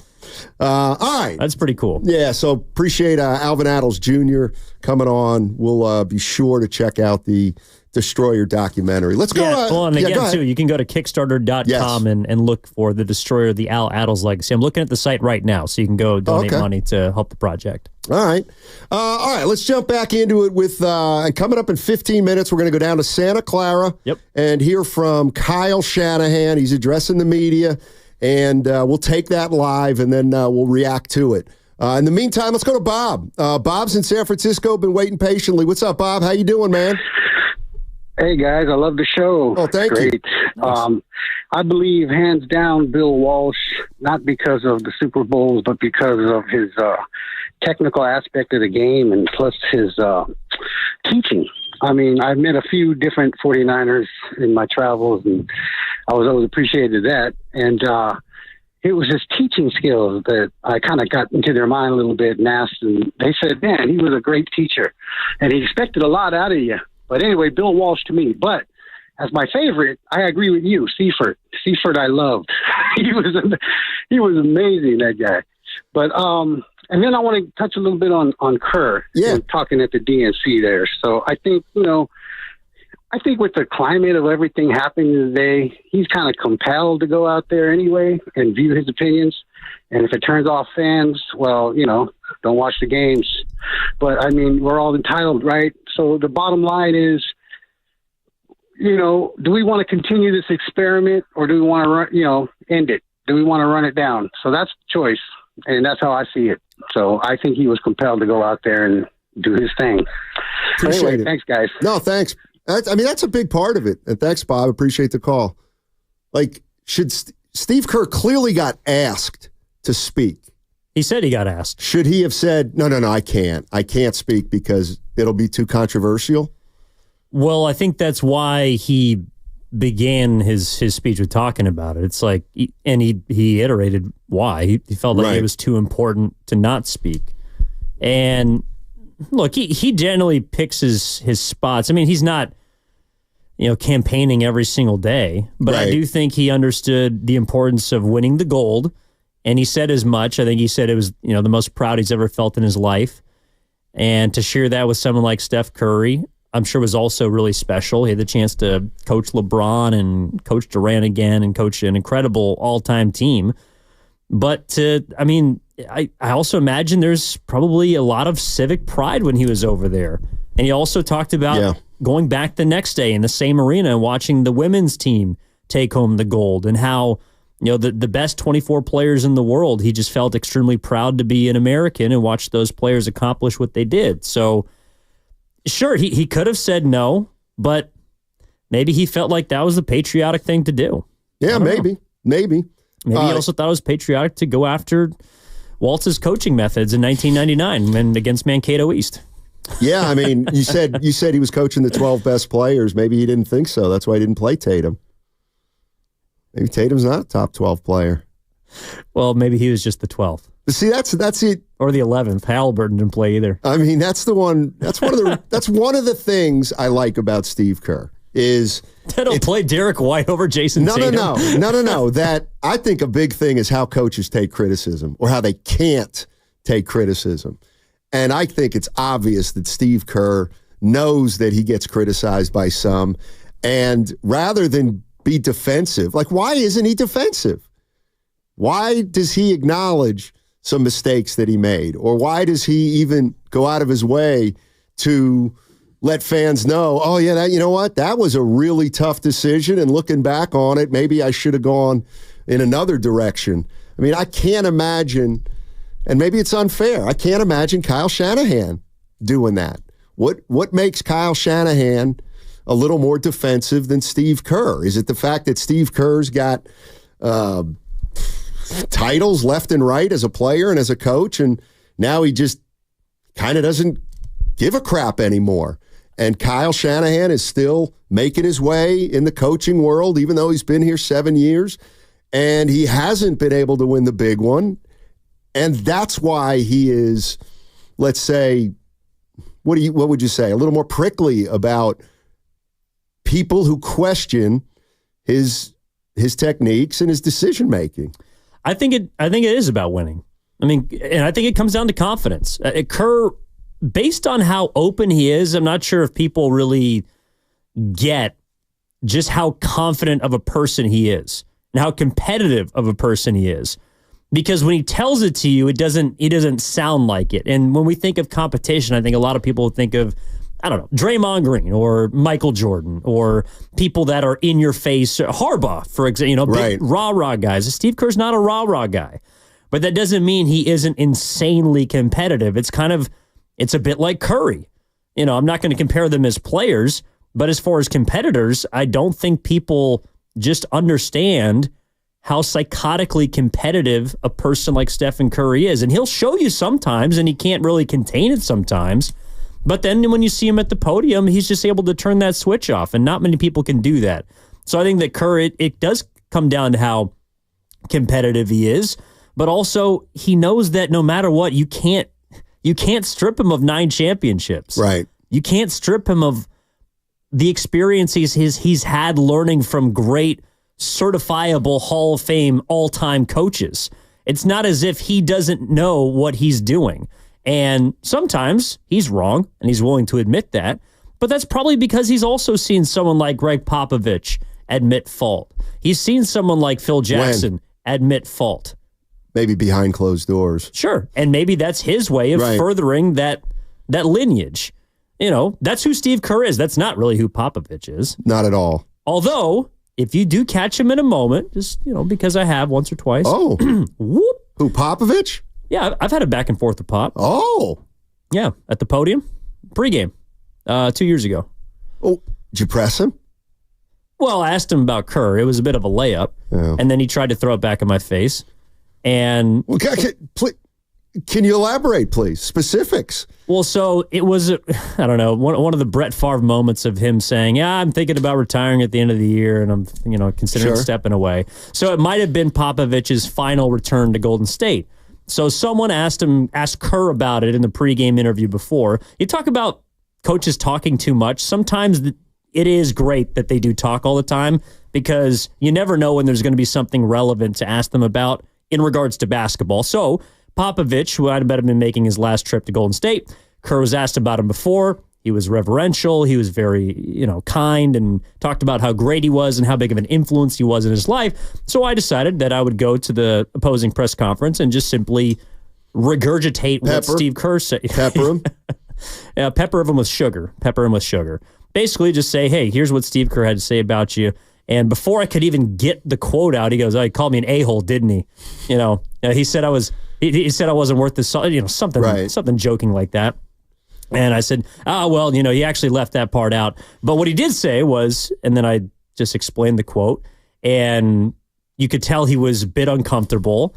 And so then there was one more follow-up thing he had to me, and I just said, honestly, I just kind of want to know your thoughts about Steve. And then he did go into like a minute-long explanation of how important Steve Kerr was to him. So it was like you had to break down the wall at first. But then once you got him in a moment, he finally was actually pretty cool. Kind of like Belichick.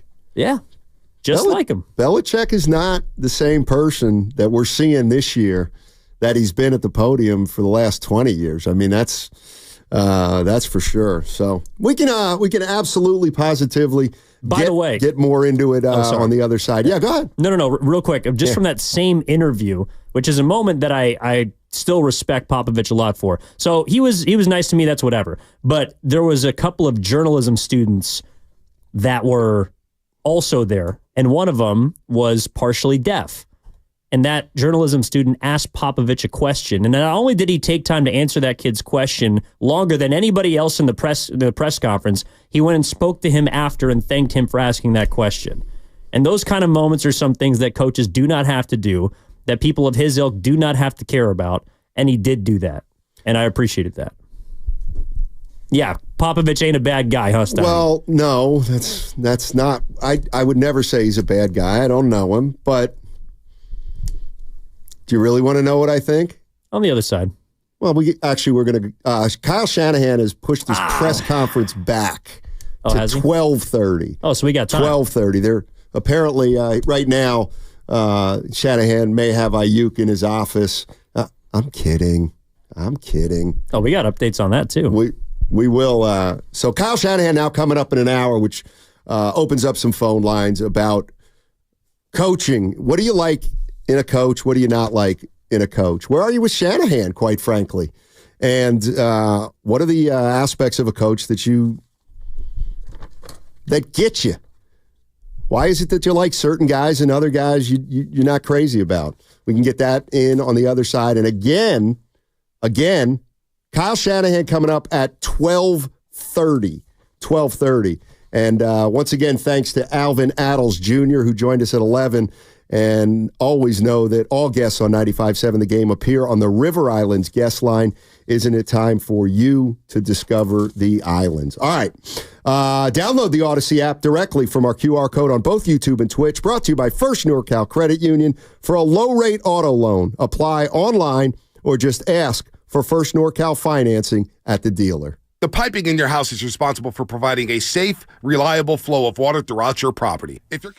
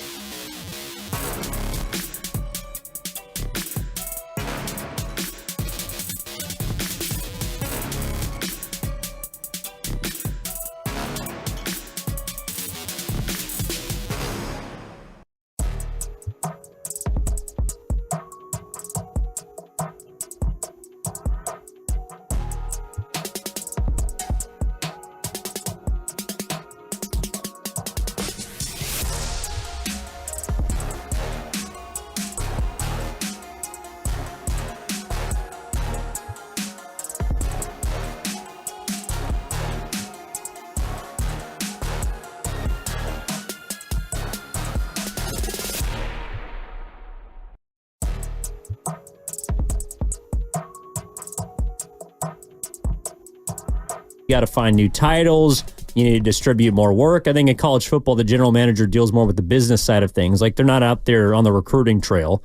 And now that there's so many more athletes that are involved in NIL, you need some bigger brass to deal with the hard taxes. Oh, okay. I think. Okay. That'd be my guess. All right. Well, anyway, learn something new every day. Mm-hmm. Well, you should. Not everyone does. Well, I try a lot, but there's just nothing out there that's unknown to me. Okay. Most of the time. Hey, join 95.7 The Game at Harding Park Friday, September 6th for the Pettinelli Financial Partners Golf Tournament. It benefits the Autism Society of the San Francisco Bay Area. Go to 957thegame.com to learn more. Presented by Atco Pest Control, the Bay Area's locally family-owned pest control company. Once again, Kyle Shanahan is set to meet the media, and when he comes to the podium, we'll take it live, and I'm sure there's going to be questions about, well, what would you ask Kyle Shanahan? Your first question to him today. Hey, Kyle, how you doing? Evan Giddings, 95.7 The Game. So, who Kyle, are you? Then you're going to be Shanahan? You're going to let me talk? Then what would the question be? So, Kyle, you've had, I don't know, 48 hours to sleep on the game, go over some tape, see what things were good, what weren't good. Just wondered if you'd reconsidered playing Brock Purdy on Sunday at all. No and stuff. No and stuff. You forgot the ums. And actually, he does, I swear, he always sounds out of breath, especially for a guy that looks like he's in pretty good shape. I have to imagine he keeps himself set. What? Yeah. Oh, how tough is it for a coach to stay in shape? I mean, he works 12 hours a day at a place with the nicest weight room and nicest facilities. I mean, how tough it would be. Like, if we had that here at 95.7 The Game, guess what? I'd be 12 pounds lighter. How tough is that? Of course he's in good. It's like we saw Kenny Atkinson. Remember we saw Kenny Atkinson? Assistant coach. Now a head coach. Yeah. Bet he puts on some weight with the Cavs.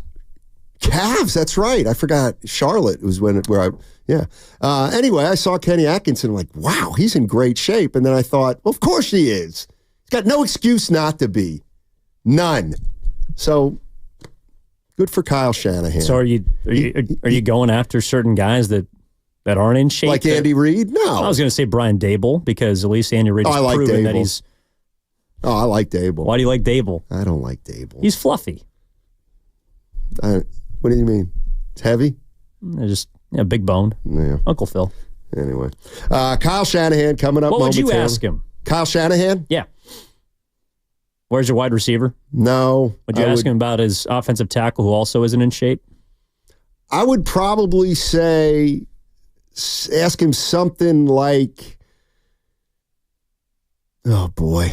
I would say, what is your, with a 3-game preseason schedule, what's your goal in those 3 games? Do you treat them all differently? And can your strategy from one game to another change depending on the result of the previous game? Well, that's like a 3-part question he's got to go through. So let's see if we can figure this out. Yeah, we want to try and do something different all 3 games. The goal is to get guys ready and, just and stuff. We probably want to identify, how we're going to have our 1s and 2s matched up with our 3s and 4s. And by the end of the preseason, we should be ready to hit the ground running. 510 once Kyle Shanahan asked, hey, was it beneficial? Hey, Kyle, was it beneficial to throw Brock Purdy out there with no starters? And I would also ask the same question. Okay. But that's why I dressed it up a little bit differently. It's, again, Kyle, you've had 48 hours to go over the tape, sleep on it, review the way that the game went, how beneficial it was. Did you take anything from those reps? And did you perhaps have any second thoughts about putting your starting quarterback in a game with not much around him? See, this is the difference between Or you could ask what Brock Purdy has learned from those 3 series. Does he think? You'll have to ask Brock that. After talking to him. That's always a good one. Oh, you'll have to ask Brock that. Is he speaking today, Kyle? I don't know if he is or not. Well, if he's not, I'm going to ask you. But that's the thing. I mean, kind of what we were talking about is if Steve Kerr were asked that question, I guarantee you he would acknowledge, yeah, I could have gone either way on that one. I understand that some fans out there might think that it wasn't a great idea to play. Well, he wouldn't address the fans. Who? Shanahan. No, I'm saying Kerr. Oh. This is what Steve Kerr would do. I understand fans could feel like why they may be worried about a move like that, but I discussed it with the staff, and we thought the most important thing was for Brock Purdy to get some reps. He hasn't had any reps since last Super Bowl. We thought we'd get him those reps in the joint practices with the Saints. Of course, we had to cancel those, and we just felt it was more important. And we weighed the risk of him getting hurt with him getting reps, and we felt if we designed a game plan with safety in mind, it wasn't going to be an issue. There would also be something in there about how Brock wanted to play. Like that he would consider the player. Sure. As opposed to just... And then Guru, if he were there, would say, but Kyle, what about protecting a player from himself? Kyle. Possibly. Have you ever sat in a press conference with Guru? That's a great question. I have. I don't think so. I don't think so. You have? Did he ask a question? Not in that one that I was... Gutless. No, but he wouldn't ask it as directly as the words you're putting in his mouth. He would dress it up. Now it might be, I don't mean to take a dig. It might be a long question. Sure. But he would do a good job at not being the direct guy that would just, scream at a head coach the way that you kind of make it sound like he would, and I don't know if that's fair. No, he'd be very meek when the chips were down. Oh, when the chips are down and he comes eye to eye with Shanny or Kerr or Melvin. No way he's listening right now. I don't know. We should cut it up and send it to him. But he'd wilt. And not Chamberlain. Not Chamberlain either. Hey, I got to play this because it's you know how, what's it called when you chase money in betting? Chasing money in betting? Yeah, it's called chasing. Okay. Let me tell you who's right now. The last chase, Hawaii football. Andrew Filipponi works at our sister station in Pittsburgh. Was it 2 weeks ago? I think he came on. This is more than chasing. I'm just going to play it, and I haven't heard it yet, but I've heard. This morning with the morning roast. All right. Andrew Filipponi, 2 weeks ago, he predicted that Brandon Ayuk would be a Steeler. What about now? I think September 7th, he gets traded to the Steelers. I think the day before the season starts, he ends up on the Steelers for a second and third round pick.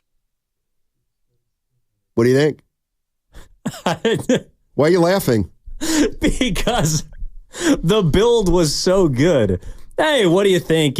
You're wrong a couple of weeks ago. It hasn't happened yet, but the reports are that, the Steelers had an offer towards Ayuk that was kind of similar to the 49ers. And in fact, that actually pushed him away from wanting to be in Pittsburgh because, if you're going to have a great situation and get paid, you'd rather have that than not be in a better situation and get about the same amount of money. Do you still feel like there's something coming down the line? And not only, yes, he put a date on it. September 7th, 2024, for a second or third round pick, Ayuk will be traded to the Pittsburgh Steelers. That is the day before the season starts. Is that a Sunday? Or a Saturday? Saturday. So it's a Saturday. Because the Niners play on the 9th, they play on Monday. Right. He's gutsy. Is Ayuk going to be in uniform for the Steelers on Sunday after not having a single live rep in training camp? I don't see it, Bob. He's still got a shot. Yes, he Filipponi does. still has a shot. Well, now, okay, let's say Ayuk gets traded during Kyle's press conference. Does Filipponi still... Yes. It counts. The bucket counts? The bucket counts. He just called the date. That was more of a prediction. His statement from 2 weeks ago still holds that he said, look, it's going to happen. It's just their final. And maybe the final is just taking 2 weeks. He can still be correct. Well, on Sunday, we did learn the Niners need some offensive line help, so maybe Dan Moore, the guy who stinks, could actually help the Niners. That's true. We'll find out what's happening with Trent Williams at some point. I kind of respect it, honestly. Respect what? Filippone. Yeah, I know. He's steadfast. He is consistent, like a great leader should be. Hey, we have some Bill Belichick sound here that I want to play. Where's Kyle? Kyle's late. He's a day late and $1 short. You think he's having second thoughts about the quarterback spot after seeing what Dobbs has done in preseason? Well, look, Dobbsy put on a show. That's a fact. We got Shanahan, or can I play this sound? No, okay, I can play this sound. Yeah. I want to hear Belichick talk about the difference between a hold-in and a hold-out. Over the last couple of years, and then this year, a little bit more of it. I think that's a combination of some of the agents. There's certain agents that, have that kind of hold-in strategy. The hold-in strategy now, because of how much the players are getting fined for not being in training camp, $30,000 a day, whatever it is, that if they miss preseason games, if they're not in camp, then those are game checks. So the players are coming in and they're saying, they have an injury, sore back, hamstring, ankle, whatever it is. And so they're, effectively using an injury to take themselves out. Speaking of Brandon Ayuk, plain and simple. I also think he's speaking to the market, which is, in the past, the fines were large enough that it would matter if you miss time, and that would start to accrue. Like, Trent Williams has been fined $3 million for missing 2 preseason games and the umpteen amount of practices so far. Right. Well, that doesn't really matter if he gets what he wants or what we believe that he wants, which is guaranteed money, because that $3 million is a write-off at that point. If he gets a raise, he'll recoup that and then some. So the money doesn't matter. And I think in regards to Ayuk, the money that wide receivers specifically make has become just so massive that they can afford to hold in or hold out or stay in and stay out, because the light at the end of the tunnel, the pot of gold at the end of the rainbow is massive. Guys were not making that much money when Bill Belichick started out. In fact, they weren't making, you can include inflation in relation to whatever the average salary is in the NFL. It's so ridiculous now that BA is going to win the moment that he gets his contract. And everyone, I think, believes that he is going to get his contract from the 49ers, unless you're Andrew Filippone. Well, let me ask you this, and it's a simple question. And I've heard this from a lot of people who are talking about the situation, and they seem to be drawing a conclusion, and it's this. Brandon Ayuk wants to be a Niner. Do you think Brandon Ayuk wants to be a Niner? Yes. Under what circumstances? Under the circumstance that he gets paid as much as possible. Right. So what I'm saying is, there are a lot of people out there saying, Ayuk wants to be a Niner, and the Niners definitely want Ayuk, so it's going to happen. But I don't necessarily think that's the case. I think the 49ers want Ayuk to be a 49er under certain conditions, and I think Ayuk wants to be a Niner under certain conditions, but they have not been able to meet on the conditions, and so I'm not convinced that this is I'm not convinced it's a done deal until he gets in here under a new contract. You know what I mean? The reason I feel really good about him being a 49er is because I don't think that there's another team that's willing to offer the value that Ayuk holds to the 49ers. And at the end of the day, it is football. And so Ayuk's contract is not guaranteed. He has to play to get a paycheck. And if he really wants to play hardball, which I don't think either side really does, well, then he will eventually lose because he's not going to be making money. The Niners, I don't think, want to be associated as an organization that plays hardball to that point. There's been ugly holdouts that have hurt both sides. I mean, the worst case scenario here to me is that Ayuk doesn't sign with any other team. He doesn't get traded. He doesn't sign with the Niners. He holds out. He doesn't make any money. Maybe he signs, I don't know, a couple weeks into the season. The Niners are not where they're supposed to be. He plays poorly. The season goes in a spiral. Everybody loses because Ayuk loses money. Every team is going to know him as the guy who might have tanked the year for a Super Bowl candidate, and the Niners are not going to be where they are. So eventually, I think both sides will come together. But what I do believe is this. If a team this offseason had offered the Niners something great, an overpay, if someone had been willing to give the Niners, say, multiple first-round picks and a player, I think the 49ers would have traded him. I do think that there are situations that they had in mind or trade assets that they had in mind that no one was willing to meet. Here's what I don't understand. If you're Brandon Ayuk, all right, you're getting paid right now, but apparently you have an injury, whether it's real or imagined. My question is, why wouldn't Brandon Ayuk continue to say he's hurt all the way into the season? Hey, guess what? I'm ready to, I know I have to come back on that $14 million, but I'm not quite ready to play yet. So, week one, I'm just going to be hanging around, but I'm not going to play. I think at some point, something has to be done, whether it's the Niners making the bold move of saying, look, we don't think you're hurt, or Brandon Ayuk just giving in and saying, all right, I'm going to come and play for $14 million. Yeah, that works for the Niners, but okay, let's say he does that. Okay. He says, I'm just going to tell you that I'm hurt. Right. The Niners don't trade him. He becomes a free agent at the end of the year. Who's going to want him? Or I should say, who's going to be willing to pay what he wants for him? Because you've just made a sideshow of the entire last season for a team that was good, for a team that was competing. I think a lot of teams would be turned off if Brandon Ayuk played the Jalen Ramsey card for an extended period of time, and the Niners just simply said, we're not moving you. I think in the long run, that would hurt both parties. You don't think there'd be any chance? All you need would be a couple teams to be able to look at the 49ers situation and to say, you know what? This guy's a really, really good receiver, and he got into a situation with the Niners, and maybe he didn't handle it well, but he's still a hell of a football player. I don't know.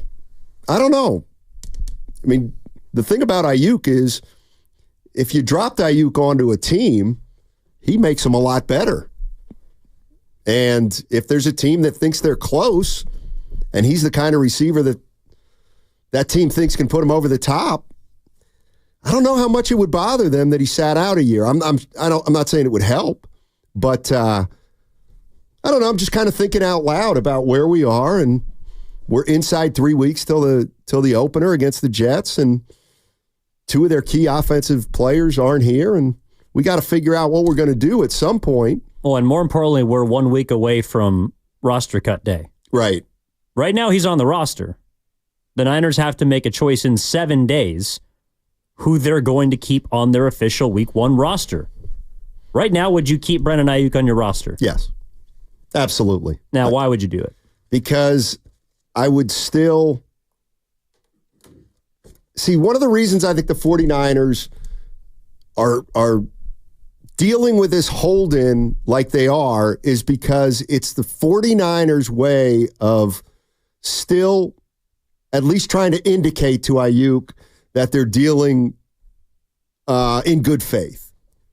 And the fact that they're kind of allowing him not to practice while they continue to negotiate, to me, is the 49ers' way of continuing to extend some goodwill so that if it does get worked out, bygones can be bygones. Yes, but what if you are not sure if it's going to get worked out by the first week of the season? Well, then you got to make a decision. I do think that cut down day is a deadline for me. If I'm the 49ers, next Tuesday, that's a deadline. Otherwise, I'm going to have to put you on the PUP list. You're not playing the first 4 weeks of the season, and we're taking that roster spot and giving it to someone else. That way, we're not trading you. You're not going anywhere. You're just going to be sidelined for a quarter of the season. Yeah, it's going to be interesting. It's going to be interesting. All right, 888-957-9570. If you want to jump into the conversation, we've been popping all over today, talking about Kyle Shanahan. He's talking to the media, and we'll have all that for you on the other side. But 888-957-9570. My main man, Matt Nahigian, you want to talk about a leader among the greatest. He's among the greatest that I've ever worked for. And he was talking to us yesterday, and he goes, what do you think the vibe is from the fans? What's the vibe about the Niners right now? It feels like it's negative. I don't know. You tell me, 49er fans. Well, and on the other side, also tell them how you dealt with our great leader this morning and how you treated him as an employee. Oh, well, I can't even remember. I'm sure I was very nice to him, like I am most of the time. What's coming up on the game is presented by Fremont Bank, celebrating 60 years of full-service banking with no compromises. That segment brought to you by Robert Half. 9 out of 10 hiring managers are having difficulty hiring. Robert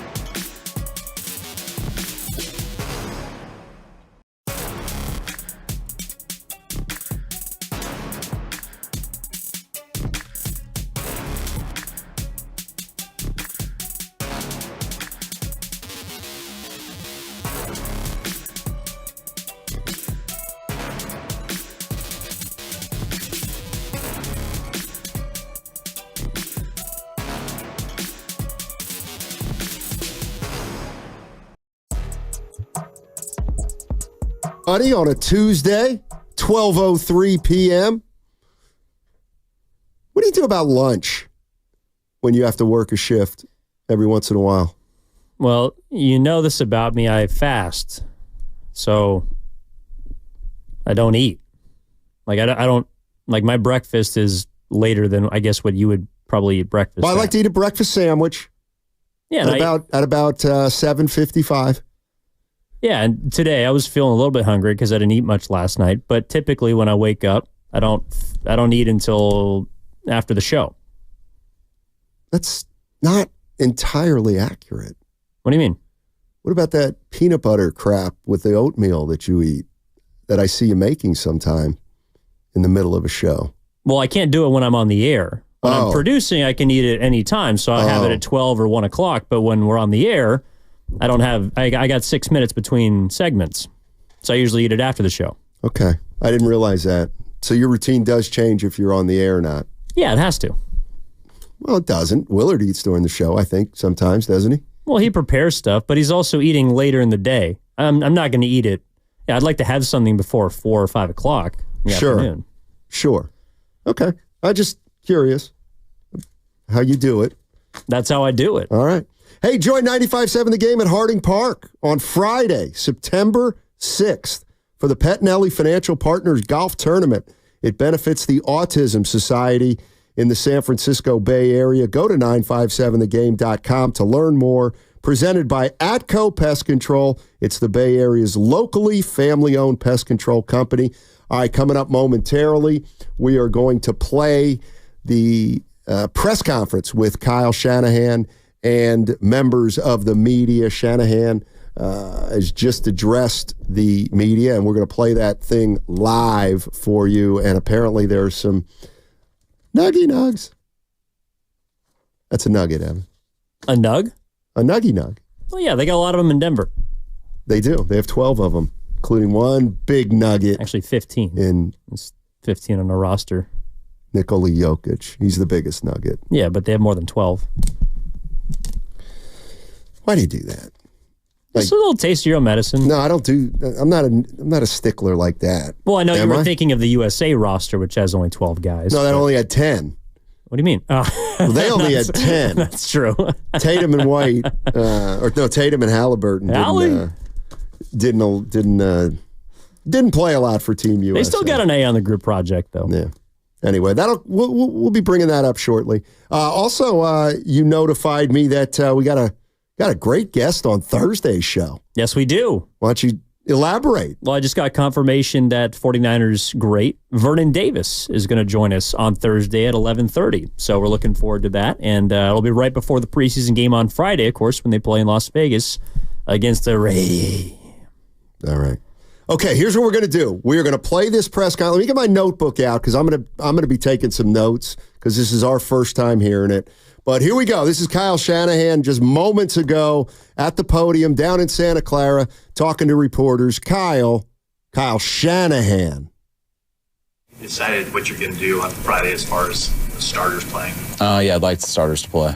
We'll see how today and tomorrow go, but that's the plan. What about Nafaga? He won't play this week. Practice this week, is he? No, he won't practice this week. Your fault? Not this week. With Illinois, do you think that kind of leads toward him starting the season on the PUP list? Not necessarily. I mean, that's still up for discussion right now. He got cleared last week, so it's been good that he can do like real football drills and stuff with the trainers and everything. He's been going a lot harder with that. I think 2 days on, 2 days off. Hopefully it goes real good this week, and maybe we could ease him into practice next week. Last year you declared your backup quarterback before the last preseason game. Where do you stand now with that? Kind of like what you guys see. They're pretty tight, so I'm definitely not declaring it now. Hopefully they'll play out more in these 2 practices and hopefully a little bit more in the game. How is Feliciano's injury something that could linger for a while, or where's he at? Yeah, it could linger for a while. He ended up having to get some type of, I don't know exactly the surgery he got, but he got something done, and he'll end up probably starting on IR and hope to have him back towards the middle of the year. That's a knee surgery? Is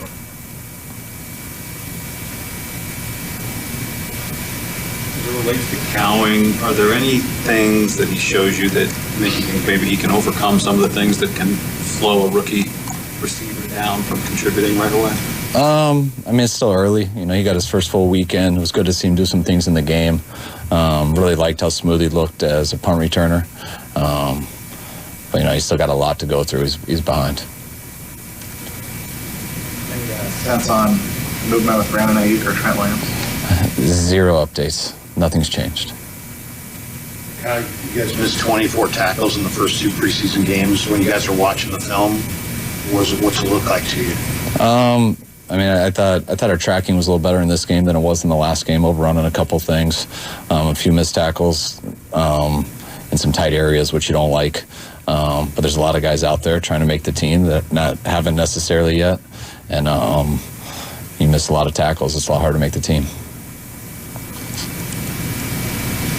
How the addition of Mick Lombardi to the staff, did you know him before? What is it about somebody who is, offensive coordinator coming in a new role? And I'll just throw in another question. Did you talk to Bill Belichick before hiring him? No, I didn't talk to Bill before, but I've always liked Mick's background, the people he's worked for, like Bill. But he's been with a number of people, being with Josh, things like that. Got to spend time, or got a few weeks with his dad when I was in Cleveland, who I have a ton of respect for football-wise. I've always liked people who've kind of grown up in intense football background since they were born, not just after they left college. So I think that always helps guys, give an advantage.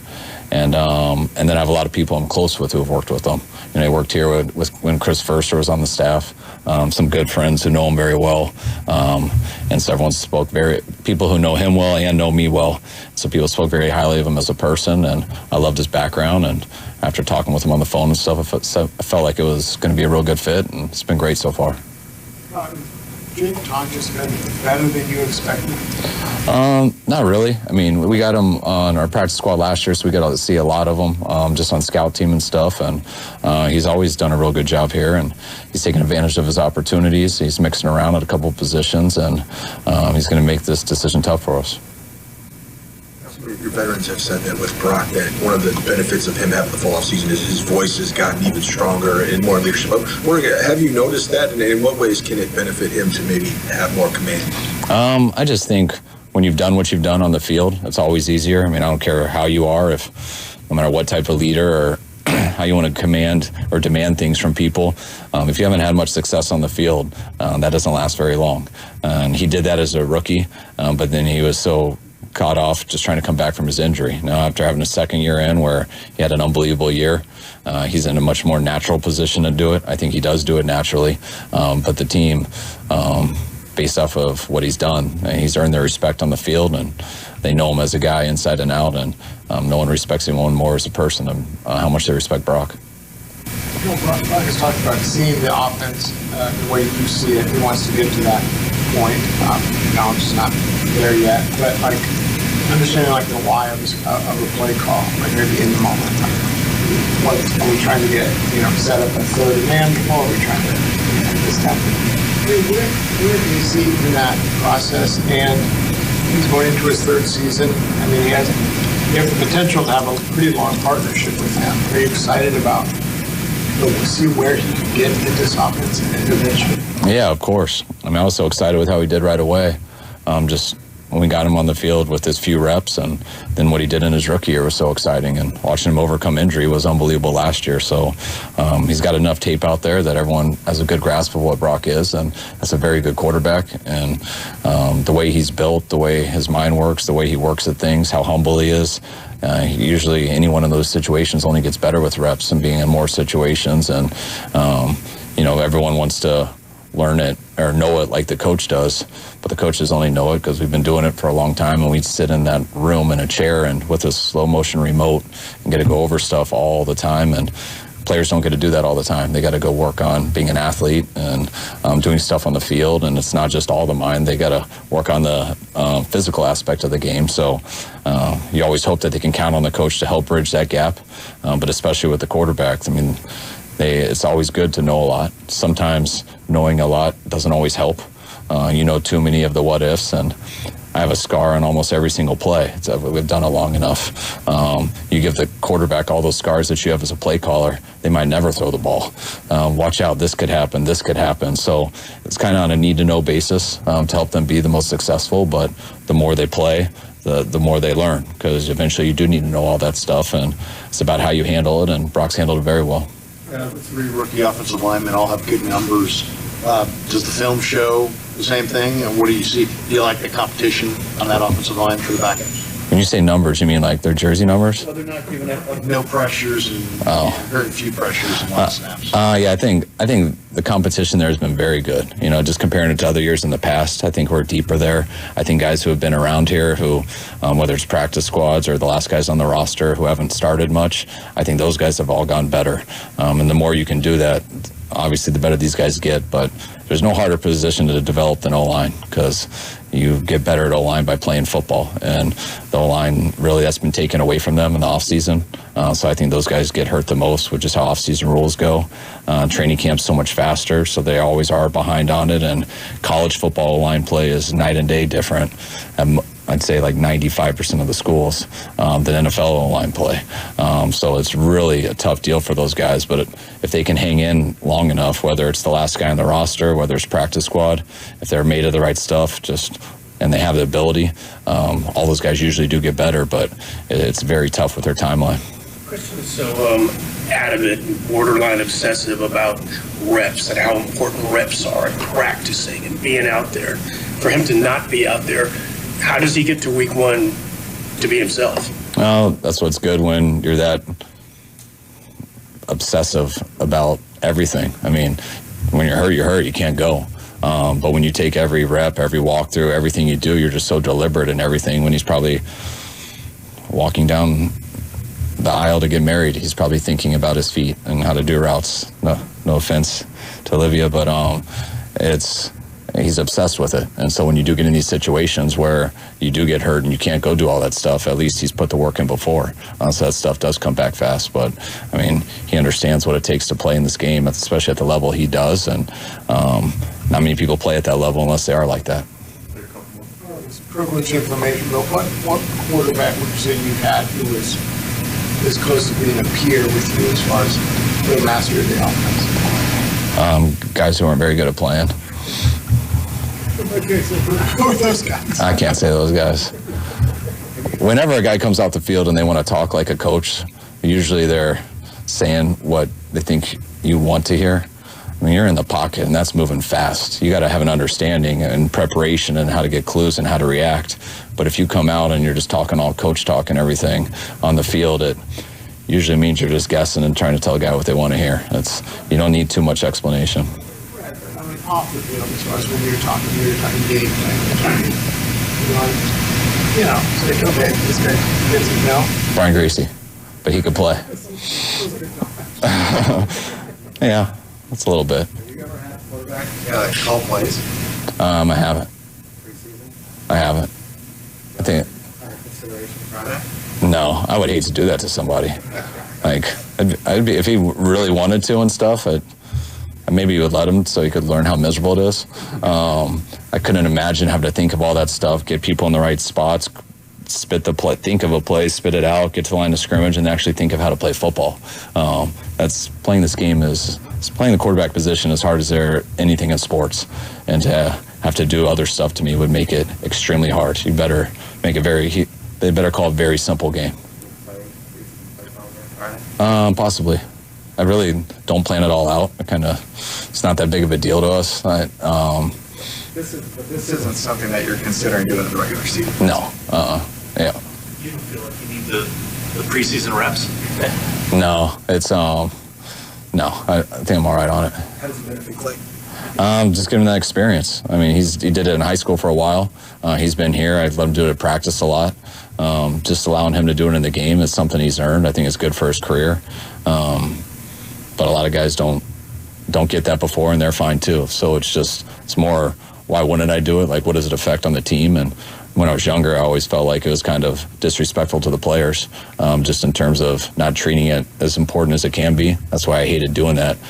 I'd always call it, but then a backup guy would get in the preseason, and now I'm not going to do it. So that always kind of made me insecure just to those guys. I didn't want them to think I wasn't taking it as seriously, but Clay spent so much time with those guys, I don't think they've taken that way at all.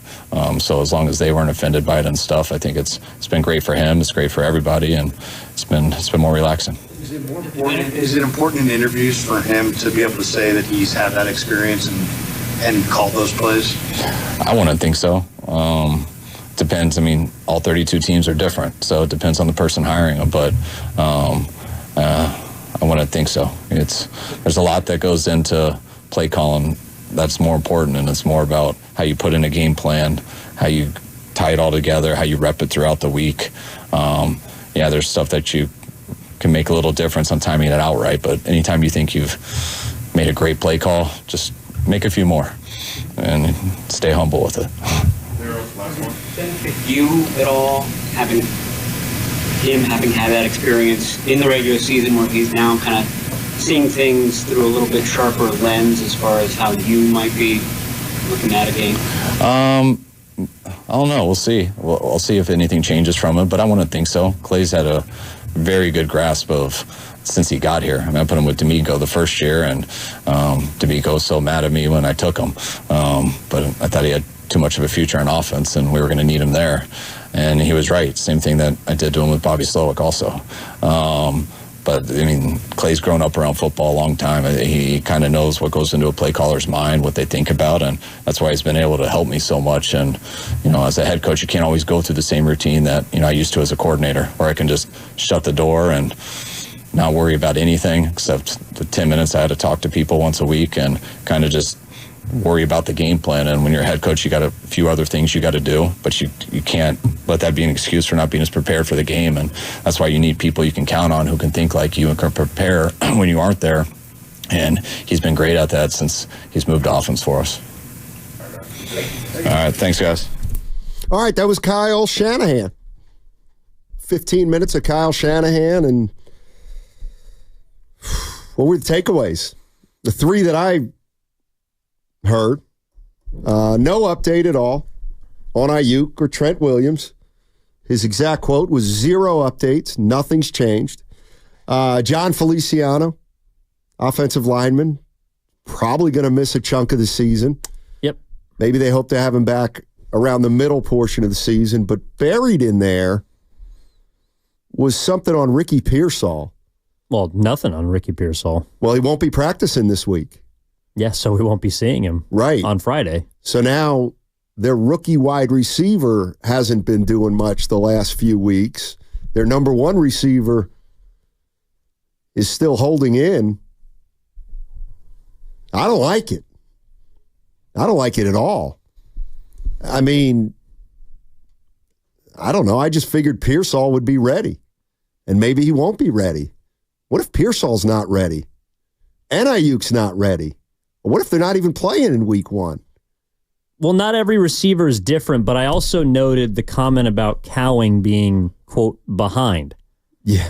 So if Jacob Cowing is behind, who to me has looked like maybe the best part of their preseason, as far as rookies and kind of unexpected players to pop, wasn't sure if he'd be a roster guy. I think he's got to be on the roster, especially if Pearsall's not. So if Cowing's behind, I don't know how Ricky Pearsall can't be behind. Right. When he hasn't been able to be on the field and when he won't have played a single snap in the preseason.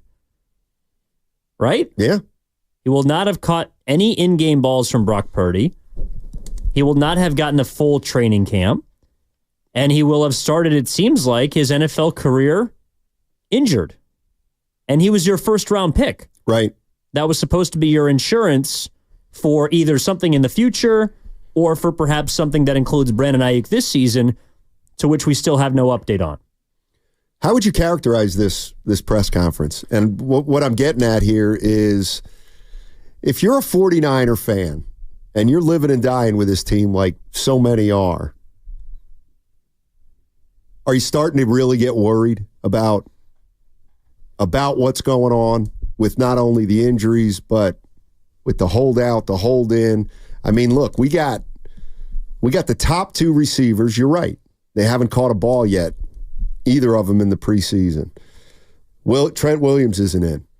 Feliciano is going to be out for, it looks like, half the season. Pearsall isn't even going to be a small part of making up for Ayuk, at least early in the season, it looks like. I mean, I have no idea. How much time does Pearsall need to get out on the field? Well, and then how much does he need to get familiar with Shanahan's system? Because as we've learned from watching Brandon Ayuk, for example, Kyle Shanahan's system can be difficult for rookie receivers. I mean, the one they got on the field and probably dominated as quickly as possible was Debo. Right. But Debo didn't have to compete with Debo. And Debo didn't have to compete with Ayuk. Right. And he didn't have to compete with Juwan. You know, there are people in place that are already a bit preventative as far as Pearsall's path to impacting regular season games. And now it feels like he himself is also in his own way because he's hurt. And this was something that was also, I mean, Herm Edwards came on with Willard and Dibbs a while back and talked about how Pearsall is a guy that might need to be, taken after because he goes hard. He hurts himself. And the last thing I want is to think about your first round pick. I don't care what position he plays. Right. Last thing I want to think about my first round pick being is injury prone. Well, especially now at a position of need. I'm not sure if it's a position of need yet, but compared to last season, like the 49ers wide receiver room was the best in football. They might not have had the best two top receivers, but overall, I think the wide receiver room was the most talented in football.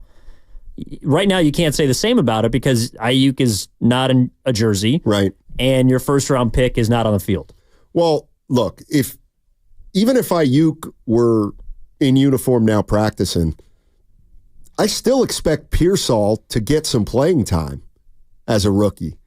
And without Ayuk, at least for now, and how about this? And you brought it up. Jacob Cowing. That was a bit surprising. Talked about Cowing, he said he's behind. And he had the best game of any receiver probably on Sunday. He likes him as a punt returner, but I guess as a receiver, he says he's behind. That's a little surprising to me.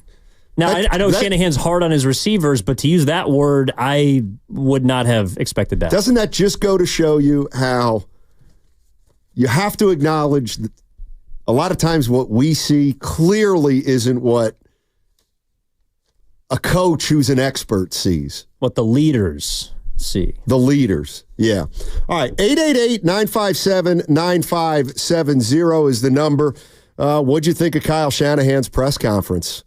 I don't know what the best piece of news was out of it. I'm not sure that there was any good news out of it. John Feliciano looks like he's going to miss, I don't know, about half the season. Ricky Pearsall will not practice this week, which puts him 1 week closer to the opener without practicing. Absolutely zero updates. Nothing's changed on Ayuk and on Trent Williams. At what point do the tea leaves start to really worry you?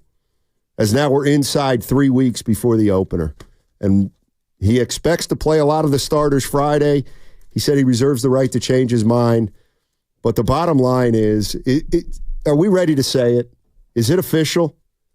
Is it official that the 49ers have gotten off to a bad start? Or is that way too premature right now? You tell me. 888-957-9570 is the number. What's coming up on the game? It's presented by Fremont Bank, celebrating 60 years of full-service banking with no compromises. Hey, it's your boy Guru. Every time we put a rat on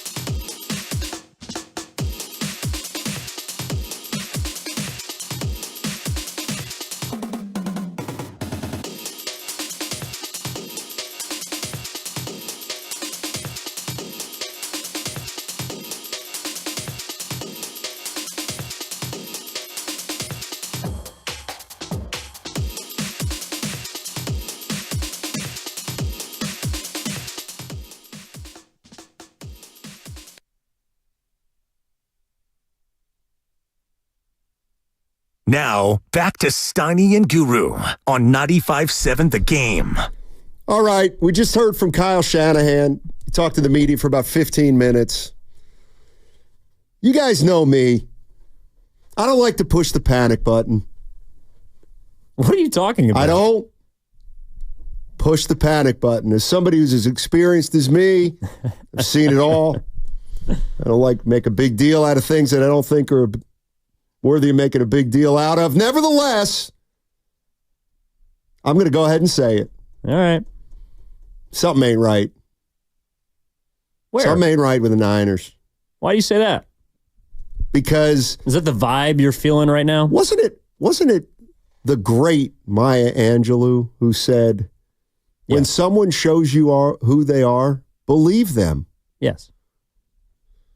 This team's not had a good training camp at all. At all. I'll take it a step further. Yeah. They haven't had a good offseason. At all. At all. The only thing that they've accomplished... What do you mean, Leonard Floyd? ...is keeping Christian McCaffrey happy. Well, that's what they prioritized. They did. Because he was also a bit cheaper than the guys that they're trying to keep happy now, who we have no update on, according to Kyle Shanahan. Right. And that, of course, is Brandon Ayuk and Trent Williams. Okay, I got a theory, and I want to play this Deebo Samuel sound that we've played before, but just bear with me. Take a listen. I'm worried about this team not being able to win the Super Bowl without Brandon Ayuk. Are you? Am I worried? Can this team win a Super Bowl without Brandon Ayuk? Can we win a Super Bowl without BA? I think BA is going to be a part of this team, so I mean, we don't have to worry about that. Let's go. All right. Here's what it feels like to me. Because now I've heard interviews with Charvarius Ward, George Kittle, Deebo Samuel. I've heard Purdy talk a little bit about Ayuk. It just feels like to me, especially with the veteran players, they're in a holding pattern. Like, they all know that what they're doing right now, I don't want to say it doesn't matter, but I think they're smart enough to know that they're not operating with the team that they're going to end up playing for. And so it feels to me like they're kind of stagnant right now in terms of trying to get better because two of their biggest key offensive players aren't there. And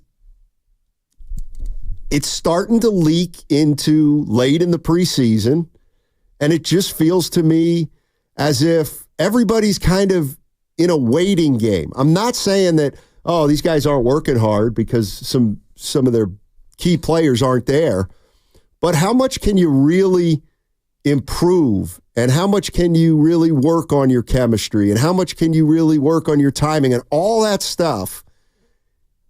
If we all know that two of their most important players aren't there, to me, I feel like it'd be similar to watching the Warriors play in the preseason, 5 years ago, and Durant wasn't playing, and neither was Klay Thompson, and we're trying to make a judgment on how Draymond Green and Steph Curry are doing, but Draymond Green and Steph Curry both know that the reality of the situation is we're not going to be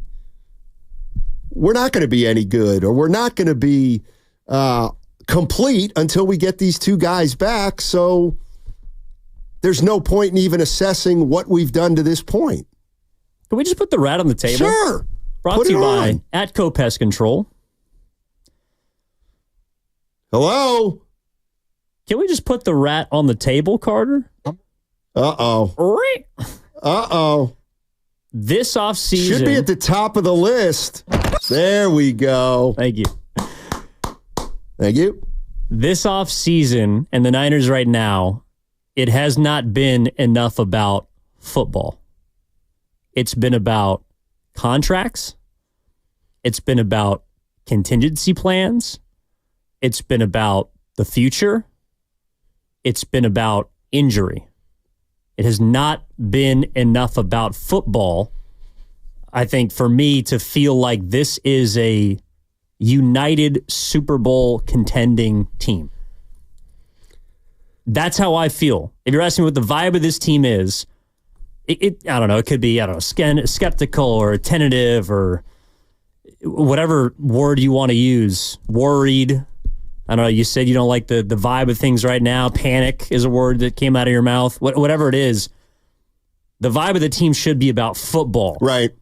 And I do not get enough of that when I hear Kyle Shanahan or when I've heard particular players or coaches or when everything is about what's going on with BA or what's going on with Trent or what's going on with Ricky or this guy's behind or players are dropping like flies or what are we going to do on draft night? There's trade speculation. Is Debo going to be here in a year? What's Brock Purdy going to make?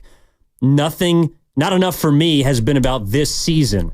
That's why I would be worried if you're asking me what the vibe is. Well, if I were to ask 49er fans what they feel the vibe is of this team right now, how would you answer it at 888-957-9570? I'll tell you how I'd answer it in a second, but I also want to ask this question.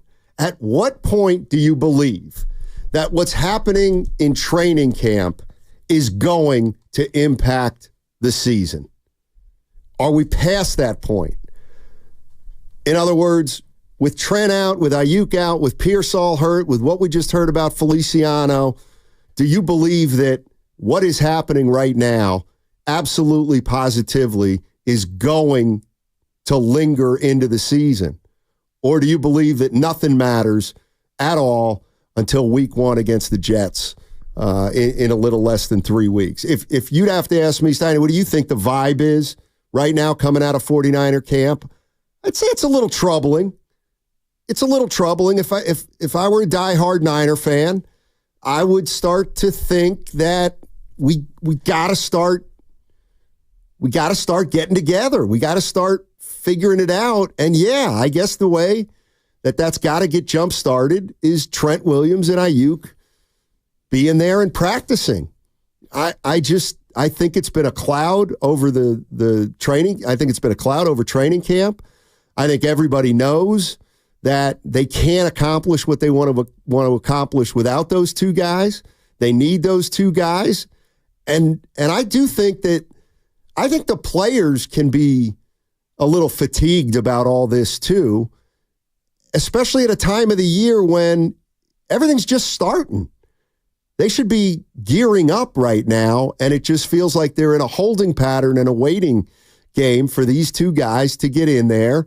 And I don't know who they blame. It almost doesn't matter whether they blame the team or the players, but that they just can't do any realistic moving forward with where they're at right now. They just can't because they're missing what some people say is their most important player in Trent Williams and the number one receiver, depending on who you ask, in Brandon Ayuk. They're just not going anywhere right now until that problem is solved. Well, and I think also listening to the amount of injuries that continue to pile up highlights how important not just those players are, but how top-heavy this roster is. Because when you hear Feliciano going down, okay, so who's stepping up? All right, well, Pooney's going to be the right guard this year. Brendel's going to be the center. Okay, well, who's behind them, right? Because eventually more injuries will come as games accrue and injury bodies will pile up. It just happens in football. The Niners are not a very deep team right now, and that is also something that would concern me a bit because you don't have Trent out there right now. How am I supposed? I mean, I would like to believe he could pencil him in for 17 games, but he also hasn't played a full season, I think, since 2013. He's missed a couple every single season. In those games, the Niners have struggled a bit. Okay, so where's Brandon Ayuk? Who's supposed to be behind him? Well, you had Ricky Pearsall, who you drafted. Well, he's not going to be practicing this week. He won't have played a single preseason game before his rookie year. Cowing apparently is, I think he's been doing really well in the preseason. I think he's looked fantastic at camp. Kyle Shanahan just told us in the previous segment that he's behind still a little bit. All right, so more's going to be on Deebo Samuel's shoulder, who can get nicked up and bruised up throughout the season.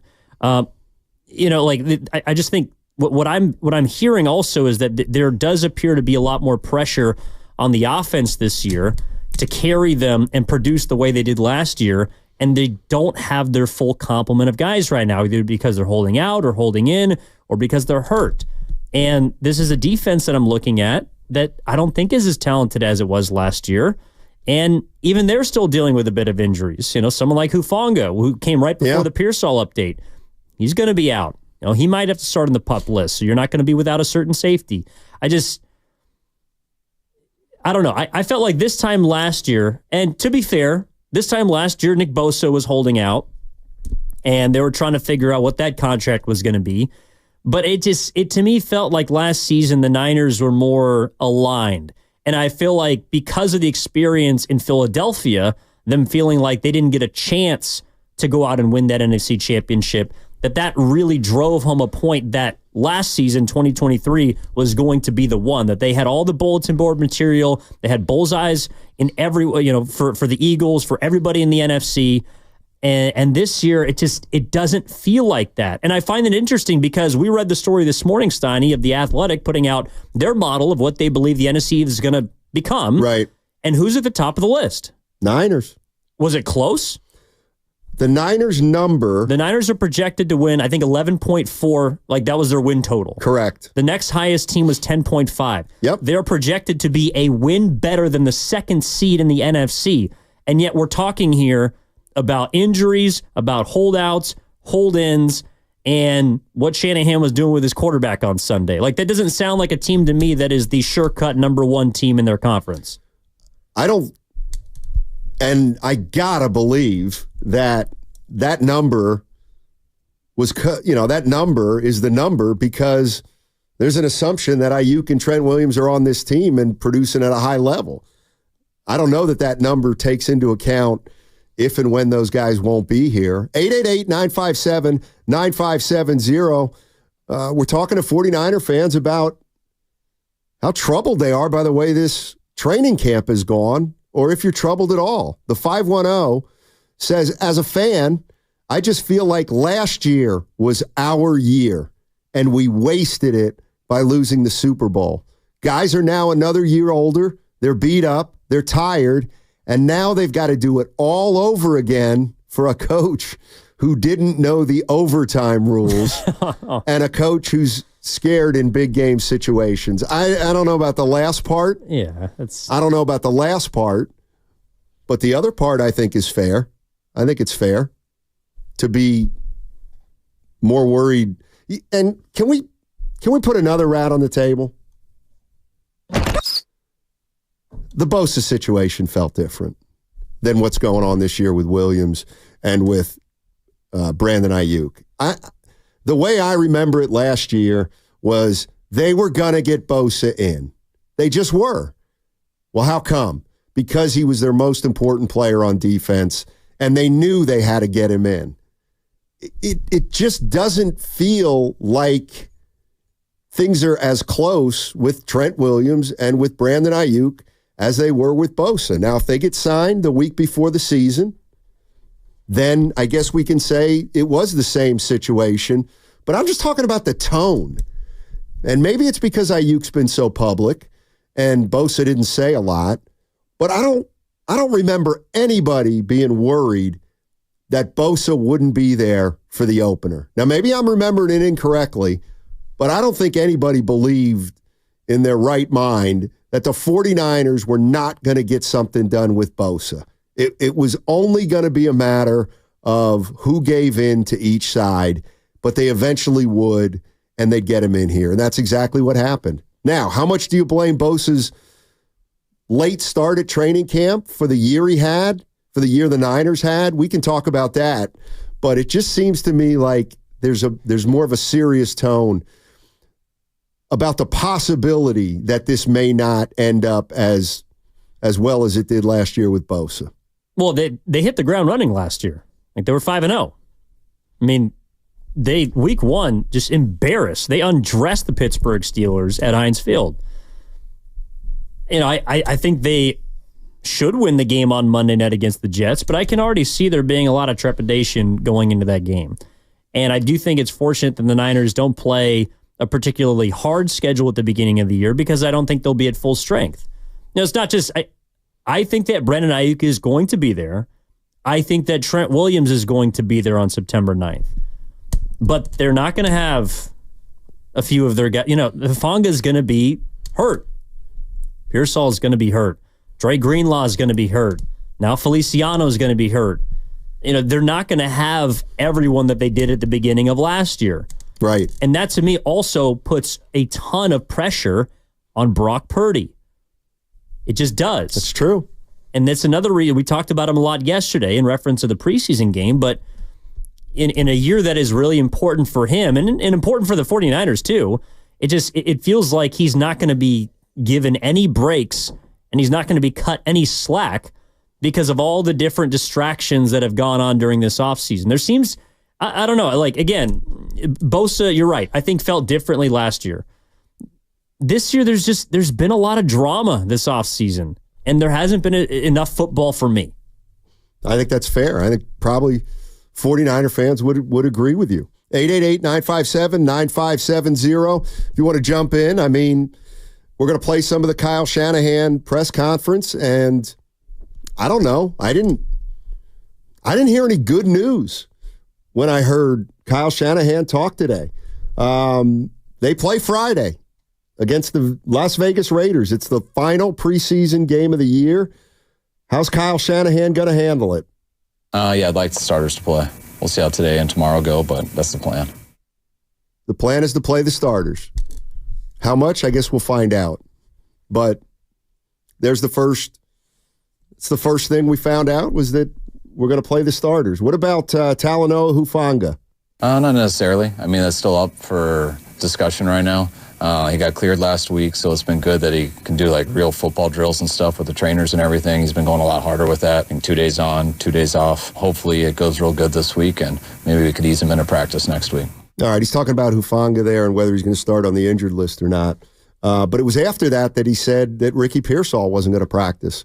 For the entire week. For the entire week. So he won't play. So Ricky Pearsall, their rookie wide receiver, will not play in the preseason. Brandon Ayuk's not here. Does it feel at all to you kind of like the Kinlaw situation? I mean, one of the big reasons why Kinlaw didn't work out in San Francisco is because he was hurt all the time. I mean, I'll say this. I went and looked at Pearsall's game log. He was not hurt his 3 years that he played in college. He played 12, 13, and 13 games. I got to give him the benefit of the doubt until he starts missing games. But yeah, no, it's a little concerning. My question is what the 49ers are going through right now, would you call it adversity? Yes. Yeah. I think there's adversity that's already built into the beginning of this season. Specifically, which part? The two guys? Yes. I don't see how it doesn't impact their play. I mean, would you expect BA to sign between now and week? Well, I guess it'd probably be closer. It sounds like it's going to be closer to week 1 if he does. Right. And then just step in and have a 1,500-yard season? Like, would you expect BA, based on this summer, to be better than he was last year? Because that was the trajectory that I felt like he was on. Like, I really like Brandon Ayuk. I think he's one of the better wide receivers in the league. But I also have seen the way that the contract negotiations impacted Bosa and Debo. And both of them did not have, up to their standard, great seasons.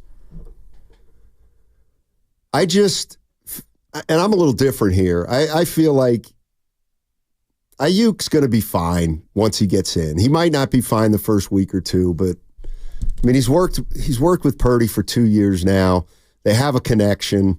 I got to believe they can get that back during the course of the early season. But the track record of Bosa last year does make you wonder a little bit about how he's going to play early when he hasn't had a training camp. And again, I this is the other thing that at what point do you just question yourself when you just say, well, they're going to be back. They're going to be back for the Jets game, Trent Williams and Brandon Ayuk.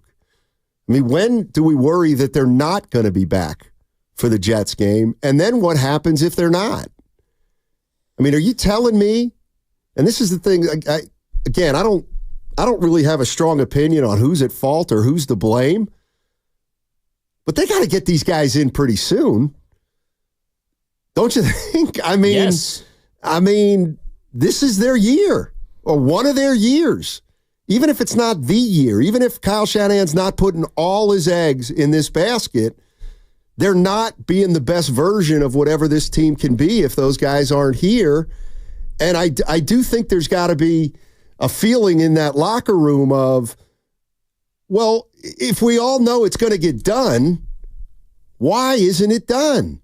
Like, why isn't it done if we all just assume it will get done at some point? And then what's if everybody believes it's going to get done, what could possibly be the advantage of not having it done now?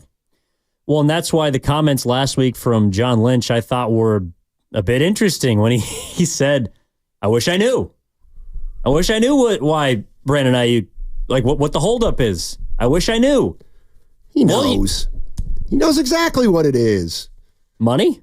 Fourth year? Or years or money or AAV or role or I don't know, something like that.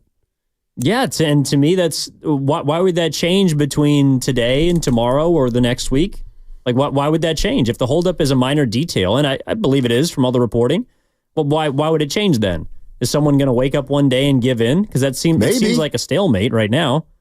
They're just looking at each other and figuring out which side's going to blink. Exactly. But I think at some point it's affecting the team, and I just wonder, I always feel like this. If the 49ers get halfway through the season, are we going to, and they're 6-2, are we going to be laughing about this training camp and how everybody was worried? Or if they're 4-4, are we going to look back and say, you know what, this thing didn't smell good from the get-go. Guys didn't have their priorities straight. The 49ers didn't know what they were getting themselves into when they took their position with Trent Williams and with Brandon Ayuk. They got off to a slow start. They're fighting uphill. Now maybe they don't get a top seed. Maybe they're a wild card. And now we're going to look back on this and say this thing was butchered from the get-go.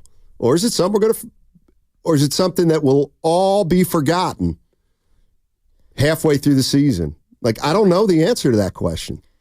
Look, I also think that the Super Bowl has something to do with it. You know, Right. it's really hard to get back. And I remember last year listening, I know we got to hit a break here in a moment, but I remember listening to Kyle Juszczyk last year and to George Kittle last year and to the leaders of this team last year talking about the goals that they've set out for themselves. And first, we want to win the division. Okay, check. Second goal is to get the 1 seed. Okay, check. Third goal they didn't get, but along the line, they won 2 playoff games to get to the Super Bowl. Okay, I don't hear a lot of that. I don't hear a lot of the goals being stated right now from the team about what they're trying to accomplish this season. And I'm sure they got it on whiteboards behind closed doors, but publicly, I don't sense as much unity as a year ago. I wonder if they're not talking about successful season, Super Bowl, this is our year, because they're not getting asked about it. They're only getting asked about Ayuk and Trent Williams. Can you win without him? That's a good point. And they're not even, I don't want to say they're not focused on the task at hand. I'm just saying that I do think that this is reaching the point where it might have residuals during the regular season. 888-957-9570 is the number. Download the Odyssey app directly from our QR code on both YouTube and Twitch. Brought to you by First NorCal Credit Union. For a low-rate auto loan, apply online or just ask for First NorCal financing at the dealer. That segment also brought to you by Floor & Decor. Floor & Decor has more style.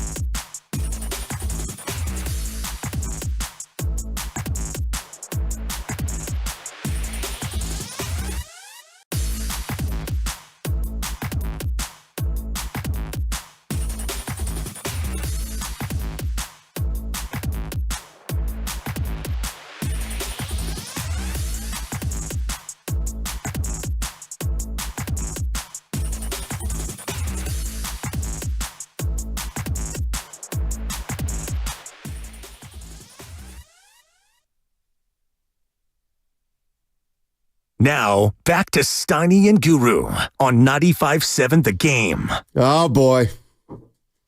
Carter caught me. He caught me. Doing what? You know how some people think that I fidget a little bit? And we know.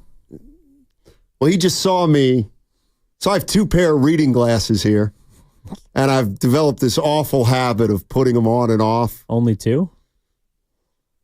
And he saw me try to put a pair of reading glasses on. Oh, no. Over a pair of reading glasses. So. Oh, yeah. Steiny. My eyes. Boy, it's a good thing I still see sports clearly. Well, so. That's all I'll say. Well, so is that more an issue with you or an issue with the glasses themselves that they're not working it's me. anymore? It's me. You just I just can't sit still. I can't. I just can't. You're like Inspector Gadget. I guess so. Did you see the news during the break? This is about a former Bay Area legend. I'll be the judge of that.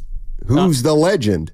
Brandon Crawford. He's not a legend. Why not? He's got a couple World Series titles. One of the best shortstops to ever come through. He's from nice player. From Pleasanton. Champion for sure. I mean, legend. Well, Legends got released from the St. Louis Cardinals.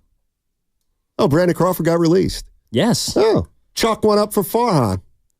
He said he was washed and he was right. Well, he held on to him too long. I hate the word washed. Yeah, I know, and you just used it. I know. I take it back. But Farhan saw, I think he saw that Brandon Crawford was winding down. Put it that way. Speaking of winding down, what's going on with the Niners? Well, what do you mean? They're winding up. Shout at the Stones. They stink. They're going no. They don't stink. They're in trouble. That's stupid. Don't say that again. Will you meet me halfway? This team is in trouble. This team is in trouble. Trouble brewing in the Bay and Santa Clara. If you don't consider Santa Clara the Bay, I'm kidding. It's the South Bay. Yeah. Now, I think if your goal is to win a Super Bowl, there are some things that would, again, concern me compared to last year. But if your goal is for them to make the playoffs, yeah, you're probably still feeling pretty good, right? About making the postseason.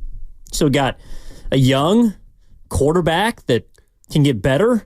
You got an elite play caller. You got some pretty damn good weapons. You got all pros at almost everywhere. You brought up something during the break that I think is interesting, and it's in line with this text I'm reading from the Xfinity Mobile text line from the 917.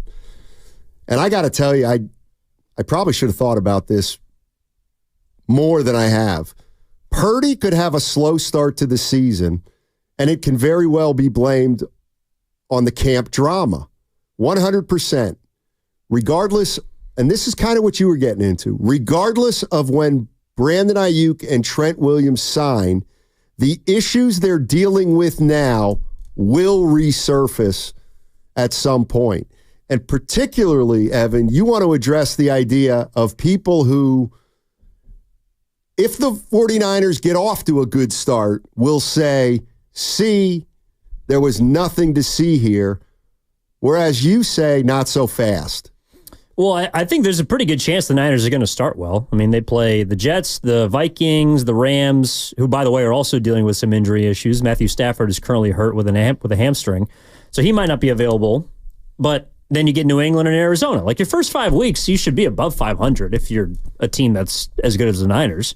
And I'd expect them to be. In fact, they're probably going to be 4-1. But last year, we literally saw a team coming off a Super Bowl defeat start the year 10-1.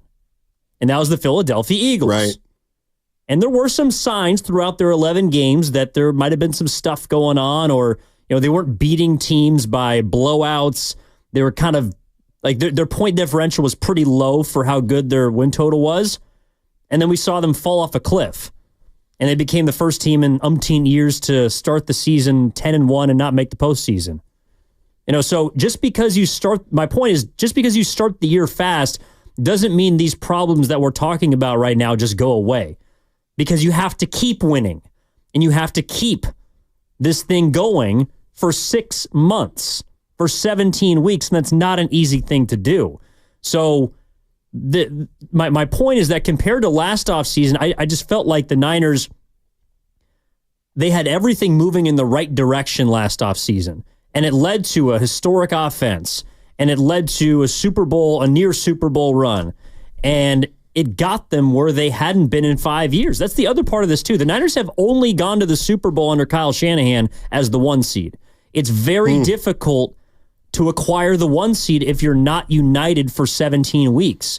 And I don't know, like, hopefully I'm wrong, but I just get the feeling that they are not as united as they were last year or even in 2019, and that makes it really difficult to do what they did last year. It just does. And I feel like even when Brandon Ayuk and Trent Williams sign and they become 49ers and I don't know, they start 4-1 or even 5-0, it doesn't go away. It in my opinion, just from seeing as much sports as I've seen, there are things in the locker room that we do not know, and that's true. We may never know, but it doesn't mean that they don't impact games late or in middle of seasons or at some point throughout this year. And I hate to sound all gloom and doom, but I haven't heard enough about football this offseason. I think that's undeniable. We haven't heard a lot about the goals of this team. We haven't heard a lot about how motivated they are to get back to the Super Bowl. We haven't even heard a lot about how difficult that loss was and how they've got to rebound from it this year. And it's a long season, but they're going to have to, find the wherewithal from week 1. It's all been pretty negative. Also, I apologize. The Eagles did make the playoffs last year. They just got blown out by 20 points. Well, they were by Baker Mayfield. Well, they extenuating circumstances in that game. I don't know if you remember. What were the extenuating circumstances? They got beat. That was the extenuating circumstance. Yeah, they were one and done. They were. Ryan's in Irvine. What's up, Ryan? How you doing, man? How you feeling about the Niners right now? It's funny. I agree and disagree with Evan. Evan, you said earlier they seem distracted, a little disjointed. It's hard to argue that. There's been so much drama this offseason. But here's what I would argue. This just seems like the typical 49ers offseason to me. You're talking about contract disputes and you're talking about injuries. I feel like those two things are like synonymous at this point with the 49ers. It's every year. It's injury talk. It's contract talk. And my question is this, like, what is avoidable? Injuries, to me, I don't know that they're avoidable. I don't know. I think it's a part of football. But contract talks, I honestly don't know the answer to this question. That's why I called in. How many NFL teams have – I know they have capologists. I know they have financial guys that advise them on the cap and what are good contracts, what are bad contracts. They're negotiating teams. Every team has them. How many teams have a Parag Marathe that is like almost as powerful as the GM, if not more powerful than the GM? I feel like you turn on, the media networks, NFL Network, ESPN, whatever it is, you hear his name all the time. And there's other contract negotiations going on. Look at Jamar Chase, better receiver than Brandon Ayuk. You don't hear anything about it. I just think Parag needs to adjust his strategies with how he does his business, because I feel like he creates a lot of the drama with this team. A lot of the distraction is his fault. Well said. Appreciate the call. I think there's something there.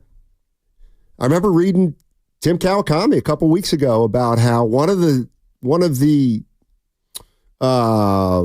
constants with the San Francisco 49ers is they, according to him, always feel the need to win the negotiation. And that's a big part of their strategy. And I go back to when the 49ers signed Colin Kaepernick to, at that point, what was considered one of the most team-friendly contracts a quarterback had signed, to the point where people were wondering how or why he even called or why he even signed a contract like he did. And we all chalked it up to, well, Parag Marathe knows how to negotiate. Well, obviously he's a great negotiator, but at what point does it start to hurt? Here's the other thing. Who in that organization right now could say, look, let's just get him in here. Let's give them what they want. To me, it's only one guy, and that's Jed York. And I got to believe that Parag Marathe right now is operating with Jed York's blessing on how he's handling this contract negotiation. And I think Lynch is there, but I don't know that Lynch can make that final decision. And I think it's a decision that Kyle Shanahan's involved in, but he doesn't really want to deal with it as hands-on, obviously, as Lynch or Marathe, because he's the coach of the team. And I think he knows he's got to keep his distance at least a little bit because he's going to have to coach Brandon Ayuk at some point. But, I mean, to me, this is a Jed York issue at this point. And is he going to be the one who basically says, you know what, I don't know. Does Jed York, would he have to say, let's take the loss on this one with these two guys? Is that the way the 49ers would look at it? We're going to have to take a loss on these two guys. Because I don't think that's the healthiest thing for an organization either. No, but I feel like if their goal was to get BA at a certain number, I don't know. I have the feeling that number's gone up over the course of this offseason, which means they've lost. Like if they were trying to get him at whatever the report was back in May, 26 per year, I feel like when that contract comes out, that number is going to be higher than 26 AAV. Right. And that means that Brandon Ayuk has made himself money this offseason. He's accomplished his goal, and the Niners have lost the deal. This offseason has been about winning the deal or losing the deal. It hasn't been about getting this guy in a position to play football. And I don't think that's going to stop because I don't know. I mean, maybe the question for Parag is, all right, so he goes to Jed, and Jed says, all right, get this done. Like, I'm sick of this. I'm tired of it. Right. And Parag says, okay, well, if we just do what you want, here are the consequences. Are you okay with those consequences? And then Jed reconsiders and says, oh, well, actually, if you're telling me that's going to happen, well, maybe I don't want to do that. Maybe we should just hang out for a little bit longer. So there to me is also uncertainty, not just around the team, but also with the players that they're negotiating with. And there's also uncertainty perhaps about what Ayuk wants or what Trent wants. I mean, you had a point last week that I thought was poignant about how Trent may just not want to be at training camp. It's not about money at all. He might not just want to practice because he's done this for 15 freaking years and his body's tired. He's trying to make sure that he can last for 6 months. Maybe that's a part of this too that we're not considering. How much do the players, how much are they involved in this? I don't know. To me, the Niners have let this go on too long for something that's not as big. The Bosa thing made sense to me, why it took so long, because he was resetting the market. Right. And he was becoming the highest non-paid quarterback in the history of the league. Those things do take time. Brandon Ayuk's not resetting the wide receiver market. Trent Williams might not reset the tackle market, for all I know. Right. They're haggling over dollars. They're trying to get the most out of the 49ers, and the 49ers are trying to not let them get over on them. That's how I read this entire summer. And every time we come in and talk about it, I want to pull my hair out. Because it shouldn't take this long. We've seen other teams get deals done with their players. The 49ers have not. And we don't have any more knowledge as to why that's the case, because every time a reporter goes to a press conference like they did today and asks the obligatory, any updates on BA and Trent? The answer is nope. Or, well, with Brandon Ayuk or Trent Williams. 0 updates. Nothing's changed. There you go. Yeah, that's frustrating. I would like an update. This from Yellow Jacket on the YouTube chat. Steiny, would you say Lynch won the Bosa contract? My answer would be no. And that was one of the things that I paid attention to a little bit in Kawakami's column, was that, Bosa was one of the few, if only, players to beat the 49ers in a negotiation. And is it possible that getting beat by Bosa has led the 49ers to say, we're not getting beat again?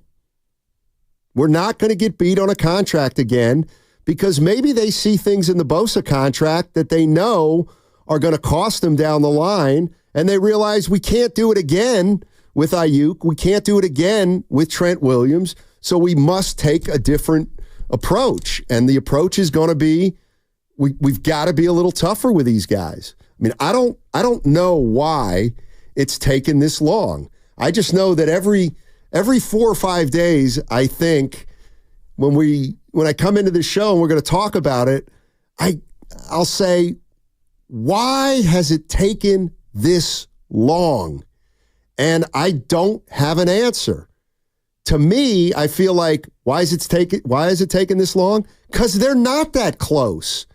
Because if they were close, they would be there right now, probably. So I think the one thing that is frustrating is that nobody really knows how close or how far these two guys are from getting in here and starting to practice. And nobody's given us any indication of what each of these guys wants, what they're getting offered. And maybe, look, I'm not saying we have a right to know that, but there is nobody out there outside this organization and the player and the agent that know what specifically is taking this long for both these guys, who you would think are so important or important enough that they would want to get them in here. I'm not sure. I'm really not. But the conclusion I draw is it's not as foregone a conclusion that they're coming back in plenty of time or in the near future. And the other question they're going to have to answer, Evan, is if and when these guys do come in and they reach an agreement with Ayuk and they reach an agreement with Trent Williams, they're going to be asked, why did it take this long? They're going to give their answer, but no answer is going to be good enough if it's obvious to all the fans that what happened in the offseason is now hurting us during the regular season. And I think also optically somebody's going to be the loser. And that's not going to be good, and that's not going to be something that you want to answer a question about. If the Niners pay Brandon Ayuk a ton of money, right? Well, then I can understand why it took so long. Brandon Ayuk was trying to wait him out and get more money. But then the answer is going to be, well, if it took so long, why'd you give in? Or the Niners are going to be seen as a team or a franchise that lost. If they signed for $26 million, like it was reported back in May, the question's going to be, well, why did it take 6 months then? The Niners also lose in that situation. And Brandon Ayuk also loses in that situation. And maybe they don't care about the optics, but one of the reasons why I think it's taken so long is because they do care about the optics. Like, I think the Nick Bosa thing, the Niners did lose. They clearly lost that negotiation. But he's making $6 million more per year than the next highest paid player at his position. But what does it mean in the grand scheme of things if Bosa beat the 49ers in that contract I don't think negotiation? he just beat them. I think he embarrassed them. I think he took them for everything. And do you think that's having an impact on the negotiations this year with Ayuk?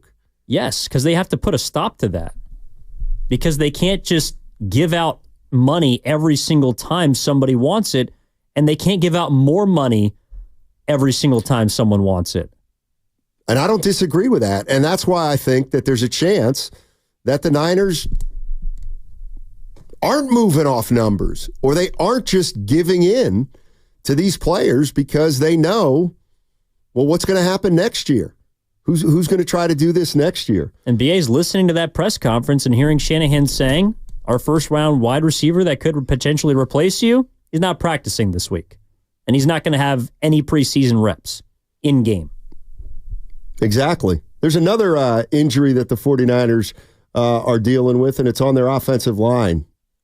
It could linger for a while. He ended up having to get some type of, I don't know exactly the surgery he got, but he got something done, and we'll end up probably starting on IR and hope to have him back towards the middle of the year. That's John Feliciano, the offensive lineman for the 49ers. So they won't have him for probably about half the season.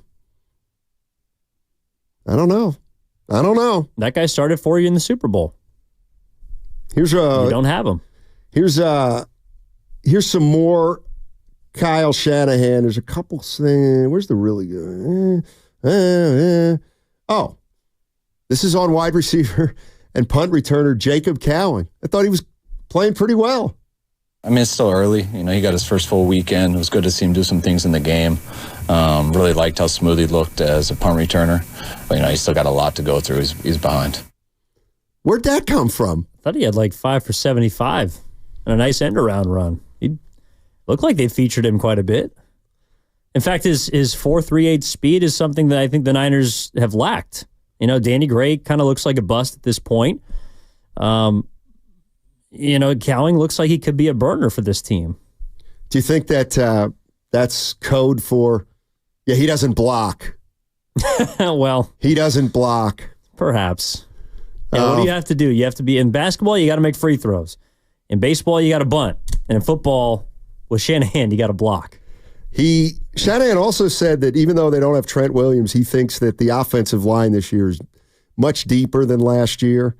And I thought he had a great line. Well, it should be. They drafted 2 guys, unlike last year. I think he had a good line when he was asked about their tackling.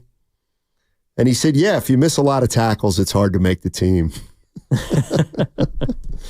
I thought that was pretty funny. Anyway, Kyle Shanahan talked to the media, and I'm trying to pick out some good news from that press conference, and it's hard to find.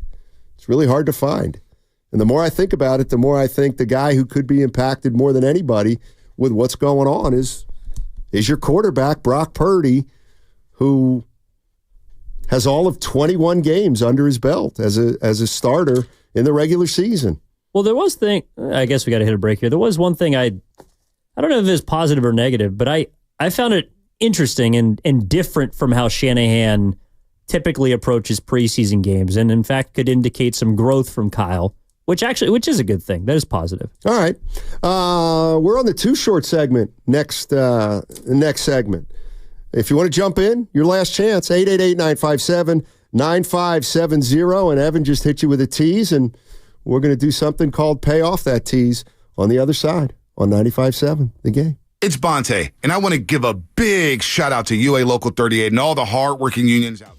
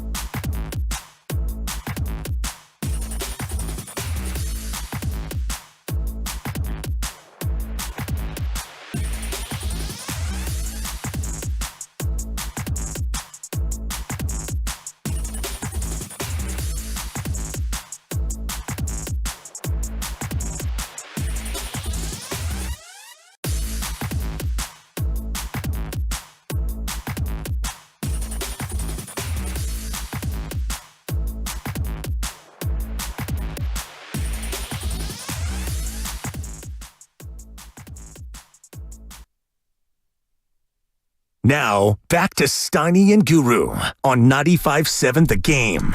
Evan Giddings in for Daryl the Guru Johnson. He'll be in all week. Guru, he's in Greensboro, North Carolina. It's nice there that time of year, too. Or this time of year. Oh. It's beautiful in August. Evan. What? I guarantee you right now, and I've never been to Greensboro, it's humid. Yeah, but it doesn't mean it's not beautiful. No, it does mean it's not beautiful if it's humid. You walk outside, it's like Vietnam in the South in the summer. Your glasses fog up, you sweat. It's not. Humidity is not a beautiful thing. It's why many of us, or at least one reason why many of us have chosen the Bay Area. Mm-hmm. Yeah, it's 80 degrees and partly cloudy. Sounds pretty nice to me. What's the humidity percentage? Do you even know what that means? Moisture in the air. No, I mean like what a high humidity is. Yes, if it's 90 degrees with 90% humidity, it feels like 110. Yeah, well, it's 50% right now. Yeah, it's still a lot. Don't sleep on 50. It's higher than here. Yes, it is. You were going to make a point. So everywhere that isn't as humid as, or is more humid than here and is hotter is not as beautiful. Don't listen to me. You're just alienating all of our East Coast audience and everyone in the Midwest? Don't listen to me. Listen to somebody like this guy on the Xfinity mobile text line. I'm listening from Oklahoma. Not that far from North Carolina. Whoa. The heat is far from beautiful, Evan. Whoa. Steiny, I know as a man, and this is, he's listening from Oklahoma with a 510 number. That's interesting. Oklahoma is far from North Carolina. It's in a completely different time zone. 1,200 miles. Let me get a map up. Is that a stone's throw? This guy has got the arm of God. It's pretty close. Oh, my God. I do believe it's not nice in Oklahoma. Although the 187 in the YouTube chat says I'm in Charlotte and it's not that bad. Oh, thank you, 187. See, okay, Steiny, we don't want to, okay, everybody. 707 on the Xfinity mobile text line, and I'm just going to say prove it. 707 says some people don't mind the humidity. Yeah, name me one person. Daryl the Guru Johnson. He hates humidity. He's from Missouri. He says it all the time. He hates humidity. He's going to be miserable. He lives in Sacramento. It's 110 degrees there, probably. He's in Fort Sill, Oklahoma, to be exact. And he says, I'm a Bay Area native who's in the Army, Evan. That's why I have a 510 in your face. Well, thank you for your service. Sure. But it still doesn't make Oklahoma close to North Carolina. No, but I appreciate you listening, 510. Thank you. No, we do. And for chiming in. You were going to bring up a point, I think, about Shanny. Oh, yeah. Well, you were asking if there was anything positive from the press conference earlier today. Yeah. And I've noted a couple of things that I've seen that are different about Kyle Shanahan than years past. Okay. First and foremost, he's given over the play sheet to Clay Kubiak. That's growth. He's never done that in the past with multiple guys that have gone on to be head coaches. Okay. And I would cite the fact that he also confirmed that he has never allowed a quarterback in his history to ever call one play. Ever. Well, and he had also never allowed an offensive coordinator to call a play ever before this offseason. Maybe he's just waiting for Brock to show him something, and then next preseason, he's going to let him dial up an entire series. Well, first of all, that's not going to happen because next year at this time, Purdy will be holding out and he won't be at camp. And we'll be talking about how a team that's lost 2 straight Super Bowls because guys haven't been in camp are actually going to let it happen again. Next year. I'm sorry, I still can't deal with this humidity conversation. Well, because you're wrong. I mean, you have no idea. You grew up in the Bay. You have no idea. You're spoiled. You know that I've lived in 7 states, okay? But you know what? For 3 months at a time, you don't get the full flavor of the season. It's not true. Like, okay, If you're in South Dakota, which I know you've been to, or North Dakota. North Dakota, thank you. Yeah, I mean, don't you think it makes a difference if you're there in January as opposed to August? Well, yes, of course. Thank because you. in January, it's negative 20. Thank you. My point was not that humidity isn't something that's difficult to deal with. Thank you. I simply said, which you vehemently disagreed with, that Greensboro is not nice right now. Greensboro. Shut up. Shut up. Greensboro is nice right now. And our friend from Charlotte let us know that. So, in your face, Steiny. Yeah, Loco Moco on this says Steiny doesn't get it. That humidity will get you. It From really the 408. Will. Okay. Oklahoma is closer to Carolina than California is to Carolina. So I guess he's right in a way. Well, possibly. Hey, Steiny, you're depressing with your future outlook of the Niners. What do you mean? That was me. Yeah, that was Evan. Yeah. I think they're going to win 8 games this year. 8 and 9. Out of their first 9? I don't know. 8 and 9. I don't know. Wait, seriously. All bets are off. Well, speaking of, you want to bet me that they don't go sub 500? I want to make a bet right now. I do know that. What's the bet you want to make? No, I'm open to making a bet. What are you saying? That the Niners will be 9 and 8 or better. Yeah, I think they will. I think they'll be 9 and 8 or better. You said they were going to go 8 and 9. No, that was just Steiny shtick. Everybody knows. Everybody knows. What do you want to bet this year? I'll bet you they make the playoffs. How about 11 and 4, 11.4? Well, that's impossible. Above or below? Why not 11.5 above or below? Okay, 11 and a half. That's their win total. But you know that I like them winning 11 games this year. Okay, then say the under, gutless. Seriously. 11 and a half. But we have to disagree on something so that we can make a bet on it. But both of us believe they're going to win 11 games. Yeah, I don't want to touch that number. You're right. You're absolutely right. What about over under 10 and a half? I'll take the over. Yeah, we're going to have to not bet on that one. Look, I'm used to making bets that are automatic with Guru. Well, actually, you lost one last year. You know what? See, it was really this is funny, the thing that pisses me off. So good. This is the thing that bothers me. It's like a coach. It's 4th and 4. Okay, are we going to go for it or are we not going to go for it? Well, you go for it. You don't even know the context. No, you just go for it. Oh, really? What about if you're up 3 touchdowns? I'm Dan Campbell. I'm going for it. My point is you can make a great decision and it doesn't work out. He doesn't even know how lucky he was to win that bet. Yeah, but he should have won the other one, so it evened out. He shouldn't have won either bet. Why not? Because both bets favored me. Well, yeah, but one was like 52% to 48. The other was 75 to 25. And ironically, that was the one that he won. Here's the bottom line. I said the Kings would not reach their win total from the previous year. That's based on incredible basketball knowledge. Nobody wanted that bet. I took it. I knew it. I knew the Kings. It was the year before the year. They were better than they should have been the previous year. They'd won a lot of close games. That was automatic. Now, the fact that the Warriors pulled something off last year on the road. Oh, it was incredible. Watching your face I couldn't believe it. After every single road game was one of the funniest things that I've had to go through in my time here at 95.7 The Game. It was unbelievable. They made like a 15-game jump on the road. They won 11 games, was it 2 years ago? They might have won less than that. It was something terrible. And then you bet Goo that they wouldn't win, 24. Well, he changed his number 7 times. Well, he should be allowed to because he had no business winning the bet, but he did. Because he should have won the other one. The Kings one was more in his favor, I think. All right. Hey, what's coming up next on The Game? Presented by Fremont Bank, celebrating 60 years of full-service banking with no compromises. Segment was brought to you by Lucky California. Floor & Decor has more styles of laminate, vinyl, tile, wood, and stone for anyone looking for the right look.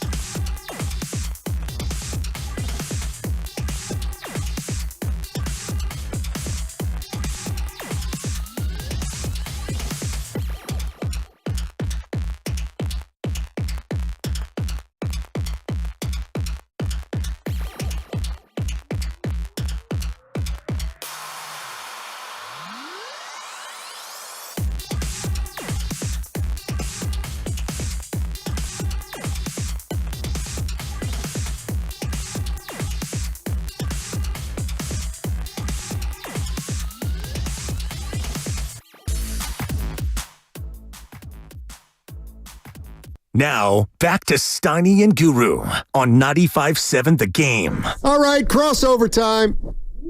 Willard and Dibbs in the house. If you don't know by now, Guru's out and Evan is in. Lay off. Evan Giddings is in. Say it again. And you have to do it Evan right. Giddings. Because you started to do this now with every name, and I'm secretly loving it. I'm loving it. Because you say the name, and then you repeat it, much like John Sally. John Sally. Hey, it's an iconic It moment. wasn't a bit then. Such an iconic It's become moment. a bit now, though. It's a bit, and I love it. I just still can't wrap my head around it. It's been Unbelievable. weeks, and I can't wrap my head around what happened. You know what I did in my mind? After our boss said, hey, this was in the wake of Willie Mays passing. Hey, I got John Fogerty for you. Look, center field. Who wrote center field. Look at Creedence me. Clearwater Revival. I can play. We go to the phones. Center field. And it's John Sally. John Sally. See, it's so good. What I really did in my mind was say, okay, boss, how would other people have handled what just happened? Yeah. Now, they may have been solid on the air, but how many guys would have just thrown a fit afterwards? Most. Yes. Yes. Exactly. And it reminds me of what you must have been like playing D3 hoop. D3, when you came down on a 3-on-2 break And Stop at the foul line. You looked right, jump stop, and Franklin you fired a pass Marshall. left, and whatever big stiff you played with, and I always forget his name. Lackman. Thank you. Ed Lackman. That's the guy. Lackman throws his hands up, and the ball goes through Lackman's hands, off his nose, and it's a turnover. And you know that turnover goes to you because he never really caught it. And you look at Lackman, and you want to, gesticulate toward Lackman. No, I did. But you don't. You put your head down, and you go back, and you play defense. I was a bad body language guy. Back then, yeah. No doubt about Hey, it. Lackman.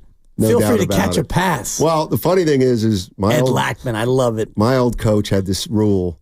It's always the passer's fault, meaning no matter what happened, if the big man let it slip right out of his hands, he still would always blame the passer. And so I just stop passing. Stop passing. I Sure. just- That's an easy fix. I hated It's an easy that. fix. I hated that to such a degree that it just became, I'd throw a pass and go through Lackman's hand, and my guy Eric Tower would be like, "Passer's fault, always a passer. Tiny turnover, passer's fault." Ed Lackman. Kobe's in heaven Ed right Lackman. now. Kobe's in Lackman. heaven Thank you. going, how can I play for this coach? Totally. No, that's perfect. We're talking about passing? No passing. Yeah. Thank you. After a while, I'd look into the low post. Ed would have good position. I can't squeeze that pass in there. Can't trust it. Let's take a 20-footer. Shout with a out hand in the Public face. Did you hear Shanahan today? Kyle Shanahan's press conference. But just bits and pieces. Okay. I'm looking forward to working through more of it as we just kind of like organically unfold throughout the afternoon. But he sounds very frustrated, and I guess maybe that has been the case all along. But I don't know. Is anybody else at the end of their rope? I've been there. I don't usually get to the end of my rope, especially on things that I'm not involved. I don't know exactly what the key factors are here, but I'm at the end of my rope. Doesn't it feel like, and this is the difference between a Bosa or a Trent Williams and this Brandon situation, if you're not agreeing to what they're saying, then their other options are there for you. You have to pick one. They didn't even need to give you those options, but they did. And so now we've arrived at this spot where now it's like, do you want this? No. Okay, then there's this. No. Well, but what about this? No. What about this over here? No. My God, dude. The thing that I just ask, it's the general question, is these two guys are so important offensively. We know that. What it's an important year. It might not be. Kyle may not look at it as this year's more important than next, and this year was, more or less important than last year. But why? Why isn't it done with both these guys? Now, I'll allow for Trent Williams. They're just saying, look, I'll allow for that one. But, I keep thinking of Ayuk not being in camp. But now I'm starting to think more about Purdy not having Ayuk in camp. Like, this is probably affecting Purdy also. Maybe. I mean, they've got their vibe. I get what you're saying. Like, there's still 2 weeks. This could break in an hour. Right. I think everyone would be like, that's enough time.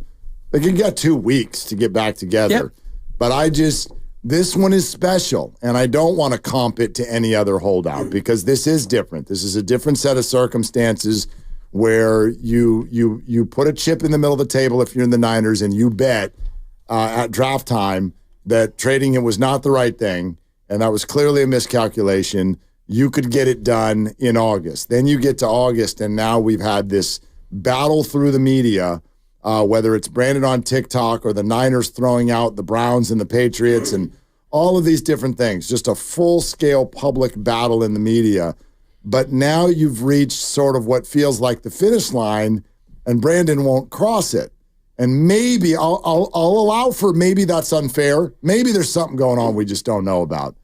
But for God's sakes, doesn't it feel to everybody in this room like Brandon has had 4 choices in front of him? One of them has to be okay with you, and you're not a free agent.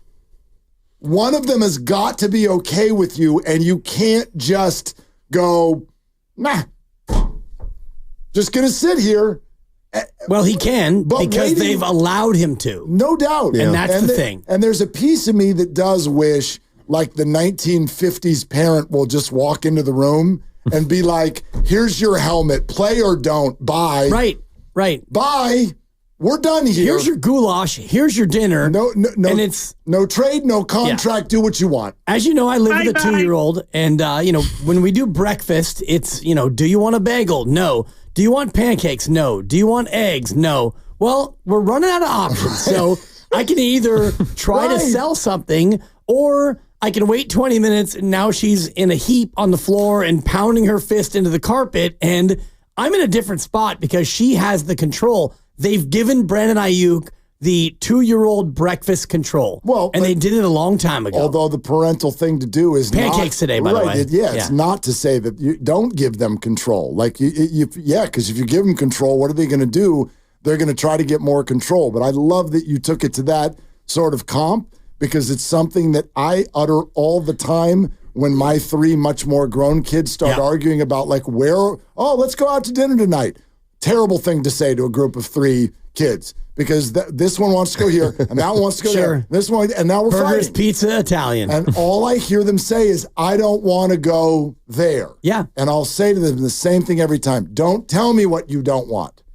Tell me what you do want. And that's what I'd say to Brandon. You have he wants to just get paid. Well, no, but and that's been offered. There's a table full of food. Yeah. You got to pick a plate. Dog. You got to sit down and eat. They took him to Sizzler, and he decided that he didn't want to have the buffet. Well, he didn't want the all-you-can-eat shrimp. It turns out he wants pizza. So then you put him back in the car seat, and you take him to pizza, and he's like, nah, I want a burrito. And so you go over to Pittsburgh, and you get him a burrito, and, maybe I don't want a burrito. They don't have refried beans. They only have black beans. I want tacos. Whatever it is, he has played them. And what do you do with that kid? For me, I make that kid starve, and I make him play on the 5th-year option. There you go. But they're not doing that. You know what I do? Yeah. Talk to me, Steiny. I love Steiny parenting advice. Yeah, here we go. I'll give him ice cream for breakfast just to shut him up. so you give whatever Brandon Ayuk wants, just give it to him. That is great. Yeah, exactly. Give us the chocolate cake. Yeah. Little chocolate ice cream and cake for breakfast.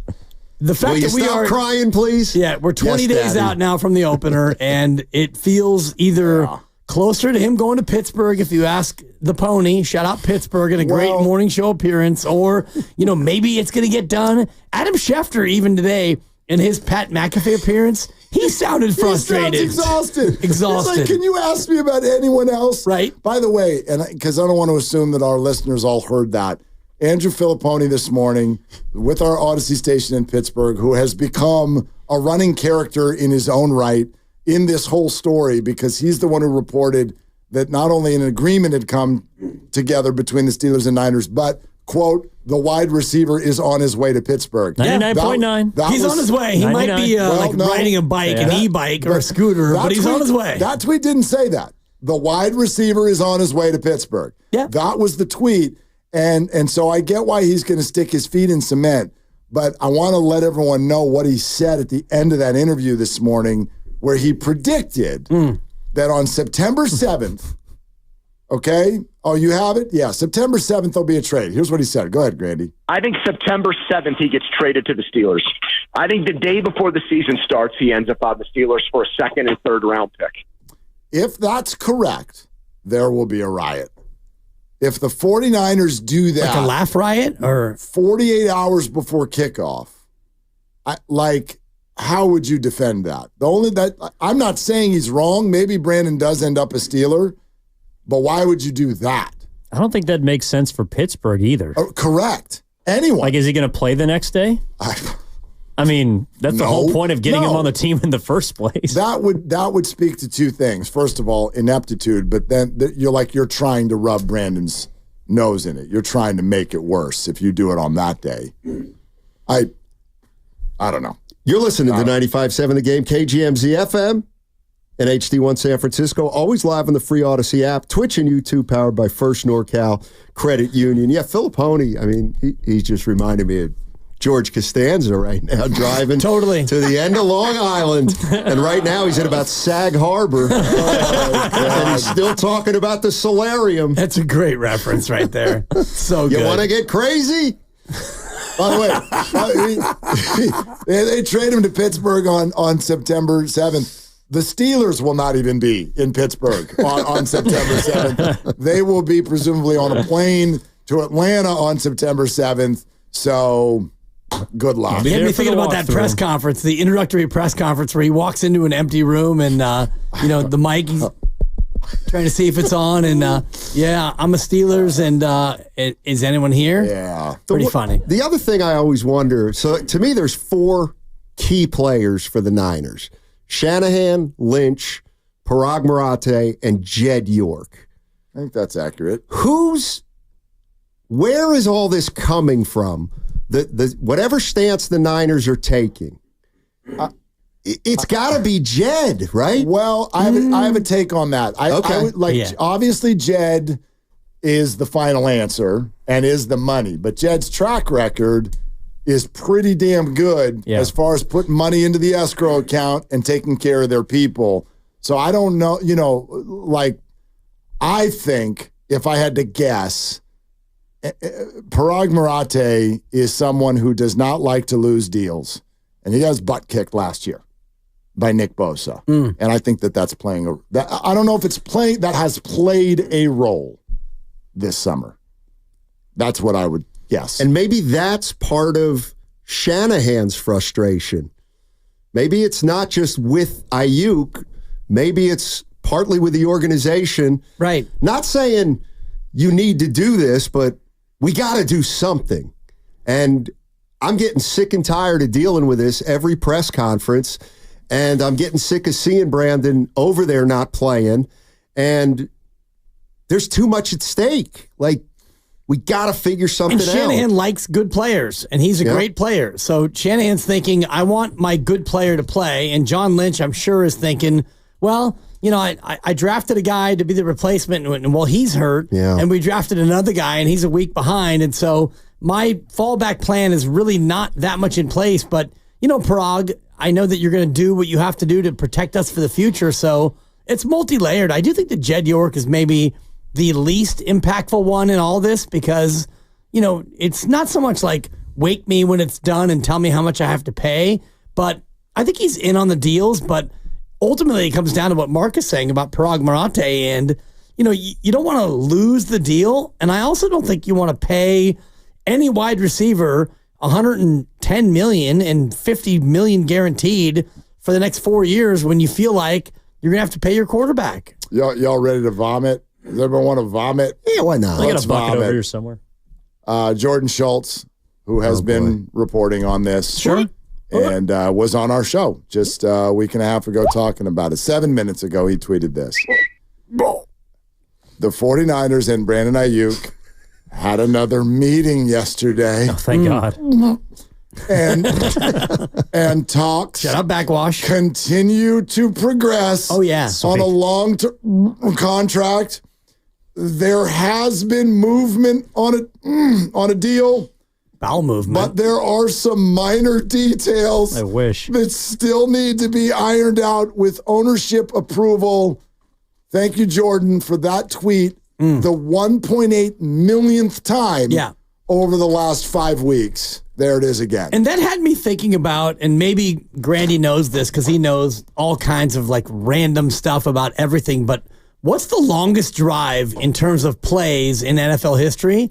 Because this feels like a 24-play, 93-yard drive, and it's just 3 yards, 4 yards, first down, 2 yards, 2 yards, 3 yards, fourth down conversion. It was any Jets drive last year where the defense would hold on third down every time, pretty much. Yeah, there were the Tennessee a couple of those. Oilers, 25-play drive, 13 minutes, 21 seconds on November 27th, 1997. There it is. Touchdown or field goal.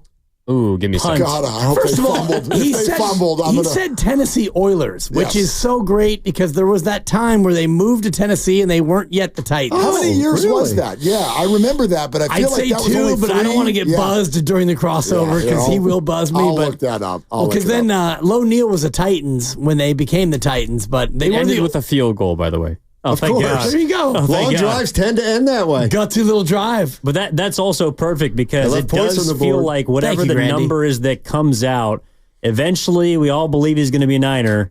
Everyone's going to be like, oh, really? Like that's We waited all this time that's for the number. that, right? It's going to be a 20-play, 50-yard drive with 3 fourth-down conversions that ends up with a field goal. Jake Moody. And you're going to be down still 7-3 in the first quarter. How much do you think the number will end up mattering, if at all? At this point, a lot.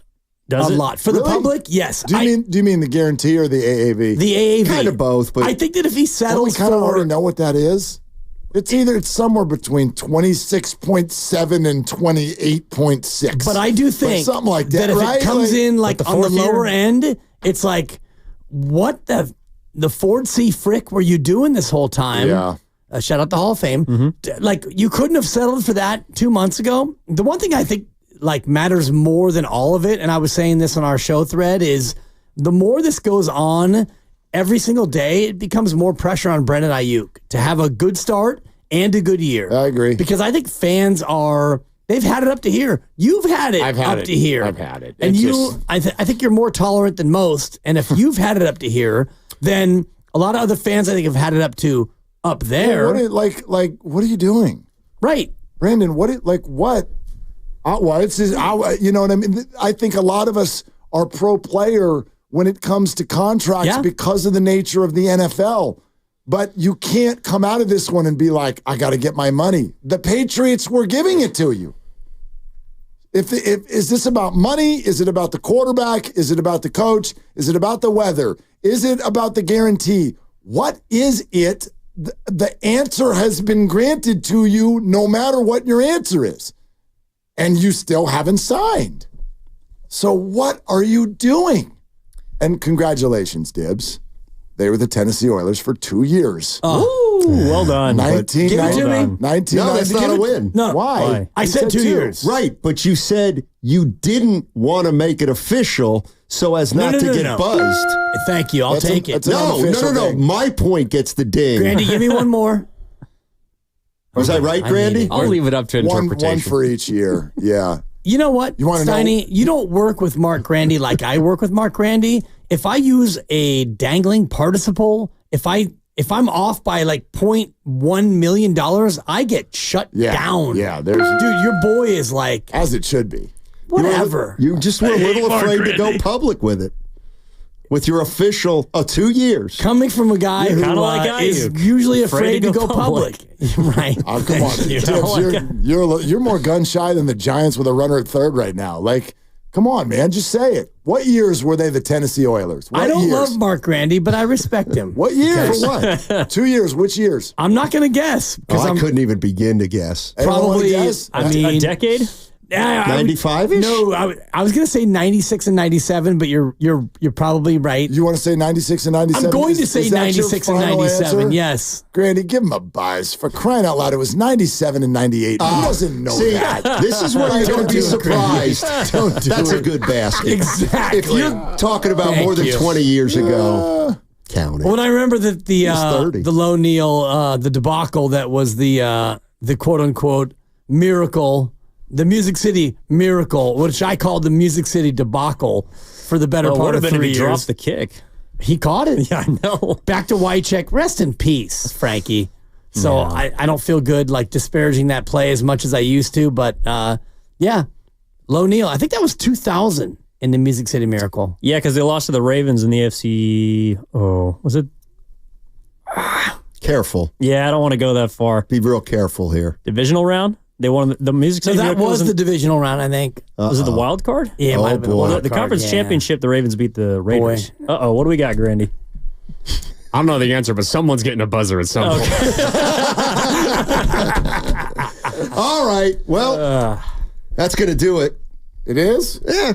I felt like there was still meat on the bone. Just like the miracle. I thought we I didn't get anything of substance pass. from you today. No, I know. What do you have anything? E-Dog, you got something? I don't have a strong opinion. Like, give me something about anything. I'm not at my You know what I mean? wit's end with Brandon Ayuk, but I find it very difficult to believe that everything that's happening during this circus of 6 months is not going to impact whatever happens this season. That's probably fair. Yeah. I mean, I don't know that, and I do think NFL feelings get wiped away pretty quick.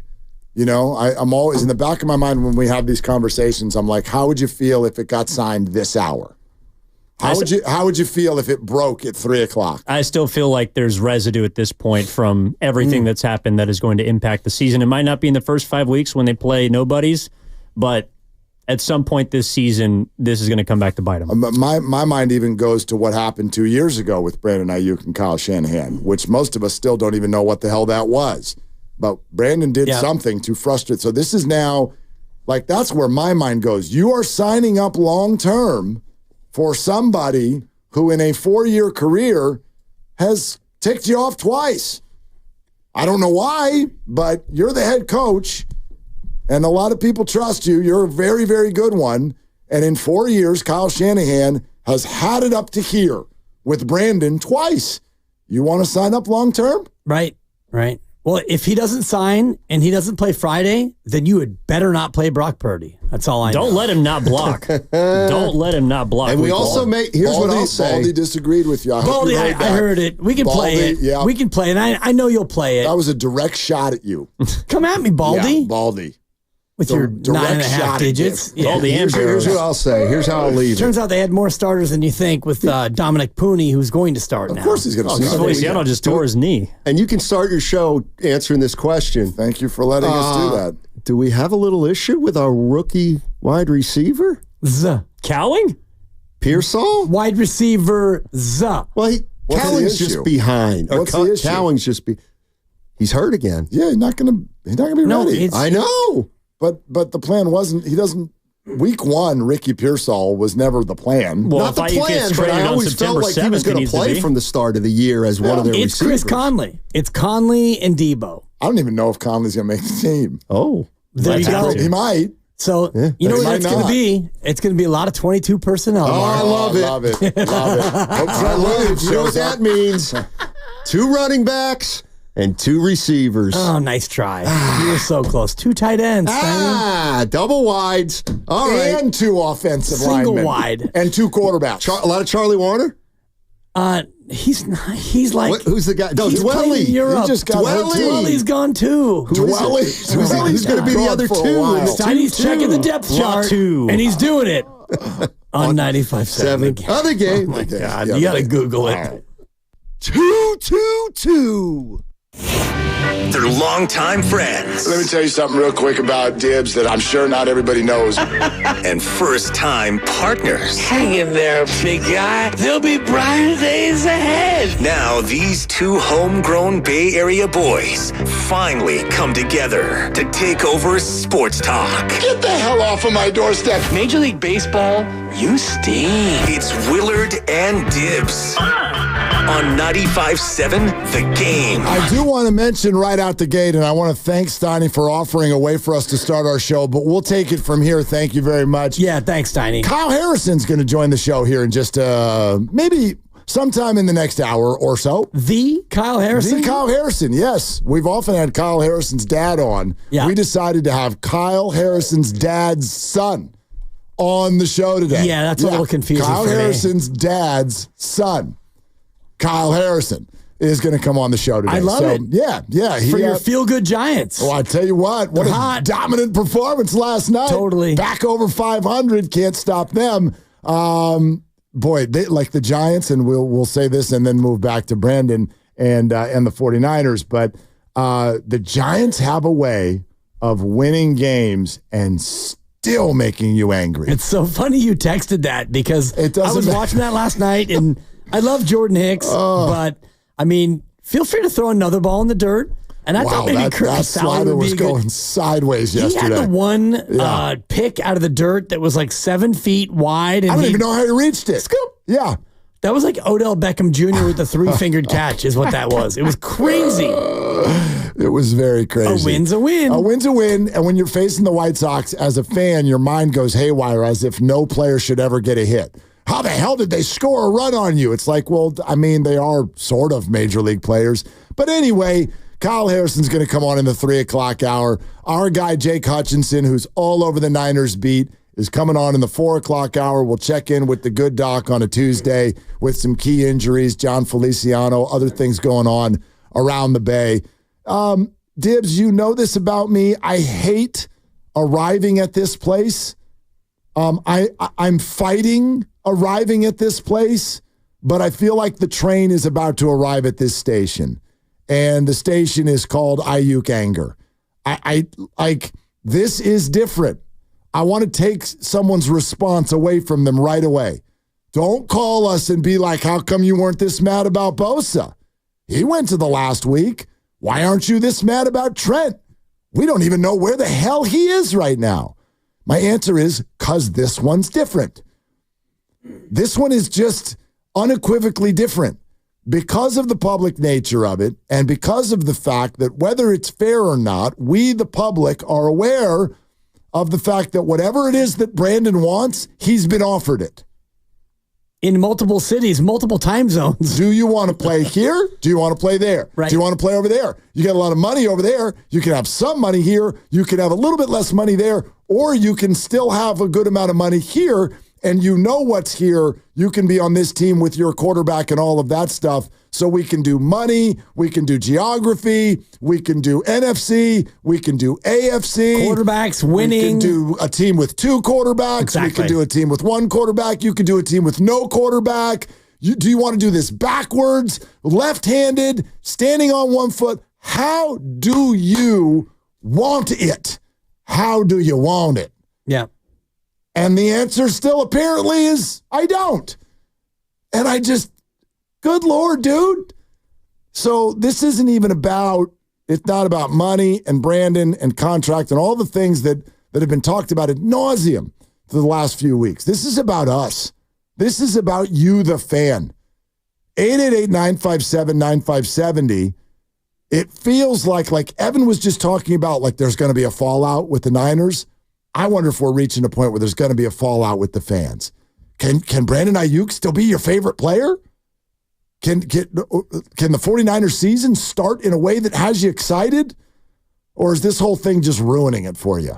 It might ruin it, and it depends on how Brandon plays. And this is what I shared on our thread, our internal thread. It really comes down to how he starts the year, because if he signs, like you said, in the next hour, 3 o'clock, okay, he's not playing Friday, and then he's got 20 days until the opener. All right, be ready for the opener. Come out and ball. Have a good game. Have big numbers. Be the Brandon Ayuk that we all remember. But if this thing drags and he comes in and he's out of shape like Debo was, if he starts slow like Nick Bosa did, then you come out and maybe you lose to the Jets on Monday night. You lose to the Jets 19-17. Oh, God. And, your passing game is muted, and McCaffrey's a little bit slow because he's coming back. And, they double Kittle, and Debo does fine, but you ultimately lose, and your offense looks a little bit out of sync. That's going to fall on Brandon. And if you come out and you lose 2 of the first 3, or maybe you're 2-2 after 4, whatever that is, that's going to come on Brandon unless he's out there totally balling out. So I do think that he's setting himself up for a bar that's going to be really, really high, because I do think that fans are going to look at him first and foremost and say, dude, if you were here, this wouldn't be happening. Look, I don't hold grudges as a fan or a media member. I just you know what I mean? We've got teams. No, but we play the blame game. That's what we do. Here's what I'm getting at, though. This is kind of like, go back to the whole Trey Lance, Brock Purdy, Jimmy Garoppolo thing. I'm like, I don't care if the quarterback is big. Is he small? Was he a first rounder? Was he a 7th rounder? Is he white? Is he black? Did he play D1? Did he not? I don't give a crap. Is he good? Just play good football and win. I'm a 49er fan, and that will never change with Brandon Ayuk or any other player for that matter. However, and this is actually what bums me out, because I like to like people. I like to not have stuff pop into my head when I think about people. And I think we've reached a spot now where, unfortunately, this summer has defined Brandon Ayuk. This is what we are going to remember for the near term and potentially maybe even for the long term. Because remember, this isn't like any other holdout / hold-in. It's not. You know, running around with trade rumors in August on a Super Bowl team? What? This doesn't happen. You can't give me a comp on this. This is not like Trent Williams in Washington. This is not like Hassan Reddick in New York right now. This is totally different. This is a drafted player who's had a wild amount of success, and we've just done a seesaw for the entire summer. And so for me, at least in this moment, it's defining Brandon Ayuk, and the questions that it's bringing up in my head make me wonder how recoverable this is. I start thinking about some of the other players in this town who we saw it start very slowly and calmly. There were only rumors, right? It was like, why did Klay Thompson just call out Jordan Poole that way? Why are people throwing mouthpieces? Why are people walking off the court? Oh, God, now one of them punched him. And then they sign a massive contract and only weeks later send him off the roster. It just happened to Klay Thompson. Oh, he looks so angry. Turns out we found out people were mad at each other for a year and a half. This is the second time now that Brandon Ayuk has made the little hairs underneath Kyle's recent cool baseball cap turn gray. Second time in 4 years. So what's going on? Like, should the Niners even want to sign this guy long term? Because what happens when you give someone who behaves this way a boatload of money? You never know. I'd argue it's usually not going to get better. Well, and look at Draymond Green. You gave him a boatload of money for the second time, and how did he react? Well, he reacted by getting suspended not once, but twice, including one that was over a month. And now he comes back, and you hope that he's going to have a clean bill of health and he's going to be a good citizen, but you just never know. So everybody reacts differently when you give them that bag, so to speak. And, you know, Nick Bosa got the bag, and he got the big bag that made Parag Marate probably mad in his office because he lost the deal. And maybe that's partly why Brandon Ayuk is struggling to get the deal that he wants. But who knows how these negotiations are going with BA and the Niners. But if he ultimately signs, I do think that Brandon Ayuk is going to have a bar that is set really, really high for him to be able to win over the fans. Because I know a lot of fans are starting to turn,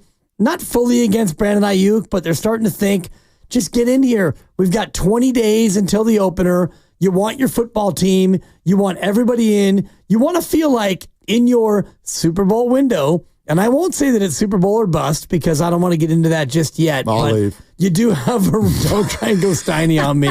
It's Grandy and Dibs. But you're in a spot where your roster is good enough if everybody's here that you should be one of the teams ready to win the whole damn thing for the first time in almost 30 years. So sign the deal, get in here, and get ready for football. But if he doesn't, then fans are going to start to get, like you are, increasingly frustrated by this. I'm getting upset. Upset because this is just like, this is stupid. This is objectively stupid.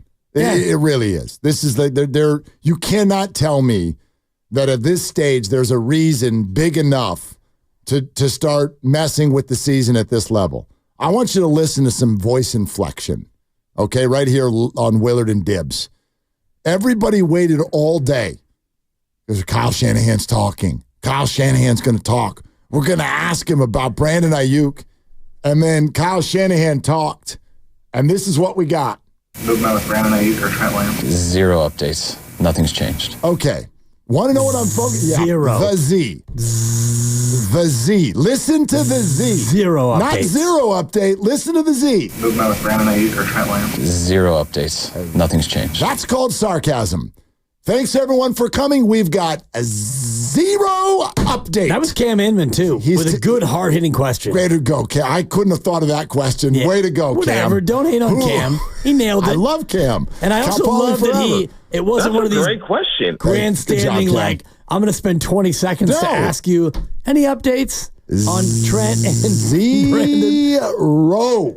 It reminded me of Dean Wormer from Animal House. 0.00. That's actually a great.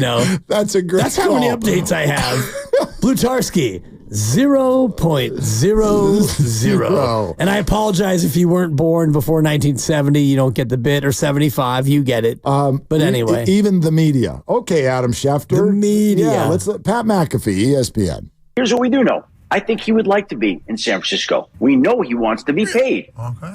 And we know the 49ers want to keep him. So if all that is there. Come on a wedding day, there had to be a all the little. elements are there. It shouldn't be that hard to get to the point where you figure out what it's going to take to get it across the finish line, get the guy under contract. Here you see the top paid wide receivers heading into the season, the average annual salary. It's not hard to slot him in here, right? Like, I would think somewhere between Devontae Adams and Tyreek Hill, right in that range. 30, 28, 29, whatever that number is, it's going to be right in there, and get the deal done, wherever it is. Re-sign in San Francisco or agree to move on. But we're under 3 weeks, and it's time to figure it out, because you got to practice, and I don't think you want to step onto the practice field without a new contract. According to sources, even Adam is frustrated. What are we doing? What are you guys doing? What are you doing? And that's a great question. All right. 888-957-9570. Let's take your calls. Those of you on hold, Connor, Mike, and Mo, everybody, just stay right there. We're coming to you. Sponsored by Lucky California. It's Willard and Dibs.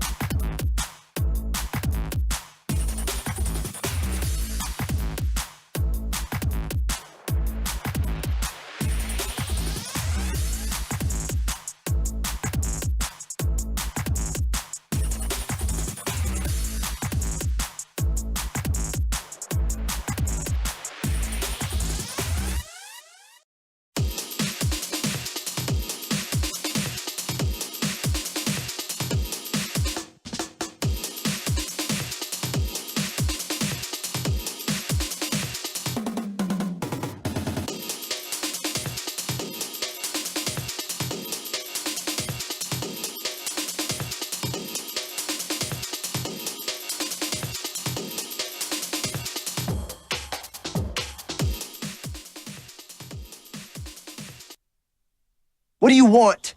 It's not that simple. What do you want? What do you want? And that's a great question. Now, back to Willard and Dibs on 95.7 The Game. Yeah, chef's kiss, Grandy. Honestly. For sure. And maybe, like, again, I want to leave open for the possibility that something is at play here that we don't know about, but my God, it's getting real hard to see through those weeds.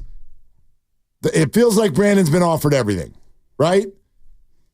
And if somebody, like, if this gets to a week from now and I hear, well, the sticking point was California taxes. Oh, my God. Get your helmet. Get your helmet on. There's a game in 20 days, and it matters to a lot of people, including your teammates. It should matter to him. Get your helmet on. And if you don't want your helmet, go get a different helmet. I don't know where else to go with this. Well, you can go to Pittsburgh on September 7th, which, you know, Andrew Filipponi, friend of the program, friend of the station, friend of the market. Just a friend. He's a good friend. Just a friend. Although yeah, go ahead. I'll be honest, I did unfollow him last week. You did? I thought it was over. Wow. I thought we were done and dusted with the Filipponi portion of our life. You also like to unfollow and mute people. Yes. Even people who are very close to you. I like to keep my follower count under 1,000, and I looked recently and I was at 1020. Oh, that's too many. Yeah. So I you had to purge. I had to go through and purge. And so I go back and I look and I saw Andrew Filipponi and I thought, well, he doesn't follow me. So that right there is strike one. Do you still follow me? Yeah. Okay. Have you muted me? No, you're in there. Ever? He's asking hard questions. And that is a good question. It's a great question. I don't think I've ever muted That's a great you, question. But of the other 4 people on the station, well, Steiny's off Twitter, but he had been muted. Okay. I'd have to look. You didn't mute Guru. That's not okay. Guru will like Instagram messages, sure. like text messages. We play dominoes together. I don't need Twitter content to know what's going on with the goo. Joe Shasky, yeah, he was muted for a long time. And what about Bonte? Bonte in spots. In spots. He gets the mute, unmute, depending on how hot he's running. Okay. Because sometimes Bonte will go on like a 12 or 14 tweet like manifesto, and it's like, okay, I'm gonna need the night off. You need a break. And then in the morning, it's like, what's Bonte doing? And then I'll get back. So he probably has the most mute unmutes of the station. Okay. But I think that you've been mostly clean. Sometimes, well, I'm going back to the 103 win year? No, 107 win year. Well, that was before I even got here. That was like as you got here. I got here as the playoffs started. Yeah, exactly. Yeah, I'll always tell the Giants that. Everything was going great. Everything was going great. And then everything wasn't going great. And it hasn't gone great since. I think you've been fine on the, I don't think you've been muted. Instagram for sure. Yeah, that makes sense. Enough for your happiness. Yeah, I'll take that out. No way you're that happy. Get out of here. We're in Hawaii. Another vacation with me and my lovely girlfriend. Smiley, smiley, happy, happy. She's pretty great. Get out. She's amazing. And you are too, but thank you. Sometimes it's a little much. Speaking of vacation, let's go to Connor and Truckee. Should we? Which I was just there on vacation last week as well. You're so muted. Hello. Hi, Connor. What are you doing in one of the greatest places on earth? Just hanging, man. Yeah, I bet. Listening to y'all. So what's up? I just had a thought, and I kind of did my own research, so I might have debunked it. I had the thought, is there anything, if the blood was really that bad between the higher-ups and Ayuk, what's to stop them from giving him that deal that supposedly the Patriots had on the table, give him $33 million or whatever, and then trade him? Some kind of dead cap. Well, signing bonus thing would be suspicious or something. But I don't know. But Connor, you said you did your own research. What and why? What'd you find? Well, I found this just this article or this Reddit post from 7 years ago, someone asking a similar question. Yeah. And someone said that the bonus money accelerates all at once, and I guess you'd have to take a big hit basically on the front end of it. And I'm assuming he would be kind of suspicious if it was just completely backloaded. And I guess the other team would have to agree to it. But I mean, if they were really that fed up, I wouldn't blame them, because at this point it's getting a little bit ridiculous. Yeah, I understand the emotions, and Connor, thank you very much. But I like the NFL teams. I think, at least, I'm not going to say this has never happened. I think about the Washington franchise when Dan Snyder was owning it and all the stupidity that happened there and whatnot. But I don't think good franchises make business decisions in a spiteful way. That's you don't play that game. Why would you do that? If you want Brandon Ayuk off the team, you can just get him off the team. And there's a number of ways the Niners not only can do that, but could have already done that.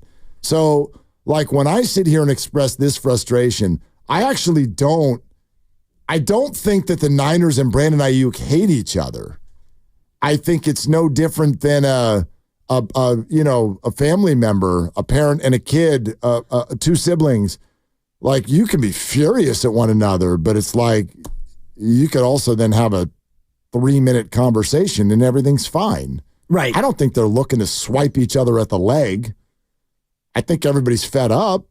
Yeah, and I don't know what the negotiations are like, but it feels like they were far apart. In the beginning, they were close, and then they were far apart, and now it felt like, we are getting inexorably closer to this being done. Meanwhile, Pittsburgh is still lurking out there, and the reports are that, Pittsburgh still feels like they have a chance to get it done. And I don't even know where this information's all coming from. I do know this, and Schefter had this earlier in his quote, and you played the shorter version of the long quote that he gave to McAfee, which is, the Niners want Brandon. Brandon wants to be a Niner. The Niners want to pay Brandon, and Brandon wants to be paid by the Niners. So if all those things are true, what's the holdup? I have that. It's actually and he says it better than me. Well, they split. According to sources. Thank you. We got this cut up into two different pieces. Here's the part you're talking about.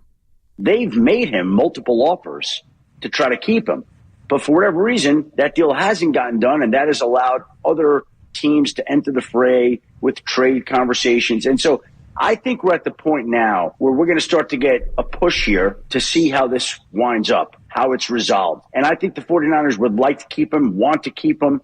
I still think that's the more likely scenario, but to think that there's any likely scenario in this particular situation would be a mistake, because there was a time when I thought, okay, sounds like he's going to be traded to Cleveland. And then there was a time where I thought, well, it sounds like he's going to be traded to New England. And then there was a time I thought, okay, he's going to be traded to Pittsburgh. And then I thought there was a time he's re-signing with San Francisco. And here we are on, Tuesday, August 20th, and nothing is still done. Nothing. And I just think that everybody is at the point where they know they need to get resolution, whatever that is. Do they? If everyone knows that this needs to end, then it would be over. Right. And it's Weeks not. ago. So someone, I don't know if it's Brandon, I don't know if it's Kyle, if it's Parag, if it's Brandon's agent, if it's Brandon's girlfriend, his brother, I don't know. But someone does not think it needs to be over, or else it would be over. Exactly. It would have been over back in March or June after the draft, or August when camp got started, or here we are in the end of August, and it still goes on and on and on. Either Parag Marathe is totally nickel and diming Brandon, or Brandon is doing the same to them and saying, no, I want 28.55. And they say no more than 27.75. And he says, okay, I'll do it for 28.54. What is the negotiation like? If both parties want this done, why isn't it done? It just is ridiculous. Josina Anderson, who is awesome, I think, does a great job. Very, very dialed in. This was about 2.5 hours ago, and this is why I brought up the California taxes thing. Listen to what she wrote. She writes, just a thought. Had a conversation with a league source expressing mild surprise today that what the Patriots were prepared to offer Brandon with the first-year max cash flow figure alone, not the APY, didn't compel the completion of a trade. Alternately, taxes in California were noted in the mental calculation of comparative earnings and lifetime earnings and considerations as well. Anyways, carry on. See, when I read that, and I read that actually just about 20 minutes ago. My annoyance meter was already up to here. Sure. I'm up at eye level. That's where my annoyance meter was when I got here today on this. That makes it go up. That makes it go up because that tells me the minutia that we're dealing with right now in this contract, and I know that's easy for me to say. Right. Mark, you're talking about hundreds of thousands, if not millions of dollars over the life of the deal. Right. I am. So what? And sometimes $1 million matters, sometimes it doesn't. Brandon, you got drafted in California. Them's the deal. There's nothing the Niners can do about that. And no, they don't have to pay for that because you're not a free agent. And they've offered you 3 different states where you could go play instead. So if that's what we're dealing with, no wonder Kyle Shanahan is pulling his Z's out. 0 update. Exactly. And I wish I could tell you guys, but Brandon's upstairs right now talking about decimal points in 2029. Maybe he's talking about what the number is up front because basically what she said in that tweet that I heard was New England's offer, even though it might have been a reported $32.5 million average annual value, the upfront money was crap. And that's why he was not thrilled about it. And that's kind of what I heard. No, she's saying that the league source expressed surprise that the Patriots offer didn't compel a deal. Like she's saying that the league source was surprised that they were going to offer first year max cash flow. And that alone did not compel a deal. According to the league source, you'd think would get it done. But it didn't. Right. And I wonder if it's because, he looks at the back end of that deal and thinks you've got no quarterback and I'm going to get cut because you're going to be looking to, rebuild this thing for 5 years anyway, even though he gets max money up front. And meanwhile, the Niners are probably trying to do it a different way, saying, we're going to be good for a long time, but, Brock is coming up, so let's backload your deal. And, you'll get $35 million guaranteed at signing, but, we're going to give you 25 up front, and then the number is going to maybe go down or stay flat. And then after 2 years, all your guaranteed money's gone. And so at that point, we can kind of get rid of you if we want to. Dude, you're wearing everybody out. Both sides. Not you. No, both sides. Yes, both sides. But to me right now in this moment, much more Brandon. The 49ers have made all kinds of missteps here, but I'd argue they're not wearing me out. They're not wearing me out because what I see with the 49ers is a team, and I know that they're acting in their own interest. I understand that. But at the same time, I see a team that has offered someone who's not a free agent a way out. And they didn't need to do that. You don't like our offer? Okay. What about this? What about door number 2, door number 3, door number 4? And you're getting no. So if you're getting no's across the board, well, I'm sorry, Brandon. That's on you. It just is. That's on you. It is, but they've allowed him to get more 100%. And more power. Every single day that goes by, it feels like he gets more power in the deal because you've got no Pearsall and Cowing is behind schedule. And so what are you going to do, Kyle? What are you going to do, hotshot? You got 20 days until the opener. Are you going to go with Jawan and Conley and Debo? Is that what you're going to do on Monday Night Football? Okay, how about this? You know what would be fun? Yikes. I'm going to send a text message. You know that we've done this before. It must be football season. I'm going to get my guy on a text. I'd love for you to predict it right now. What's the spread? Your odds guy. What's the spread in the game? What's the spread right now? Yeah. Monday Night Football, 20 days from now, Niners hosting the Jets. Let's look I would it up. say they are favored by 5. Okay, I'm going to try to get this as quickly as possible. Yeah, I guess it's by 5. The look-ahead line is, look. I'd say that the line is 5. All right, I'm going to the NFL games. Yeah, I could have 49ers longer, are down at the but, bottom. Monday I don't night. really do that very often. The 49ers right now are a 4.5 point Look favorite. at me. Okay, very Can good. I get something for that? Very good. I see 5.5, but it's around there. Whatever. I'm within half a point either way. I thought it deserved some accoutrement here. My so site quick says to shut me 4.5. down. Okay. Yeah, thank you. Way to go, Dibs. Is it better, Lucas? Good job. And you can thank me for not being the last one to pay for fantasy football. I was the penultimate payment, second to last.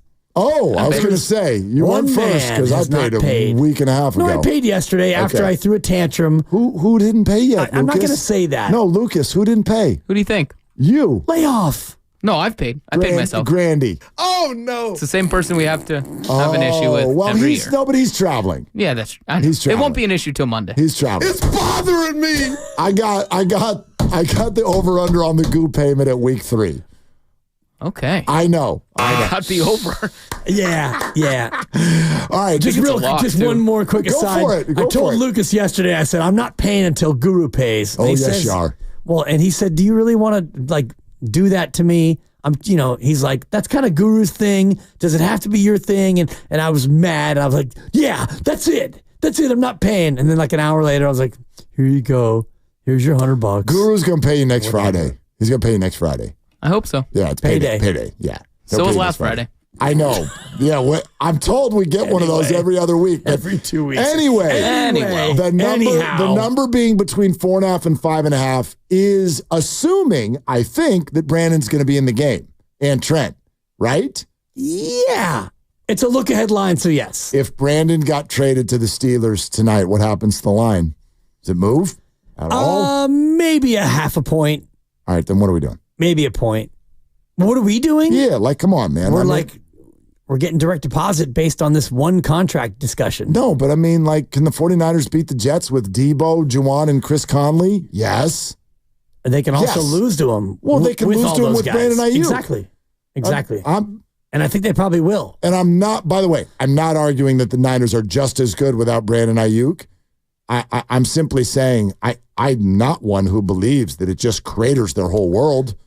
No, but they don't. They're not a Super Bowl team if they don't have Brandon Ayuk. And I that's disagree. my opinion. And I disagree, Yeah. and that's fine. But I look at this right now and I go, there has to be a cap. There has to be.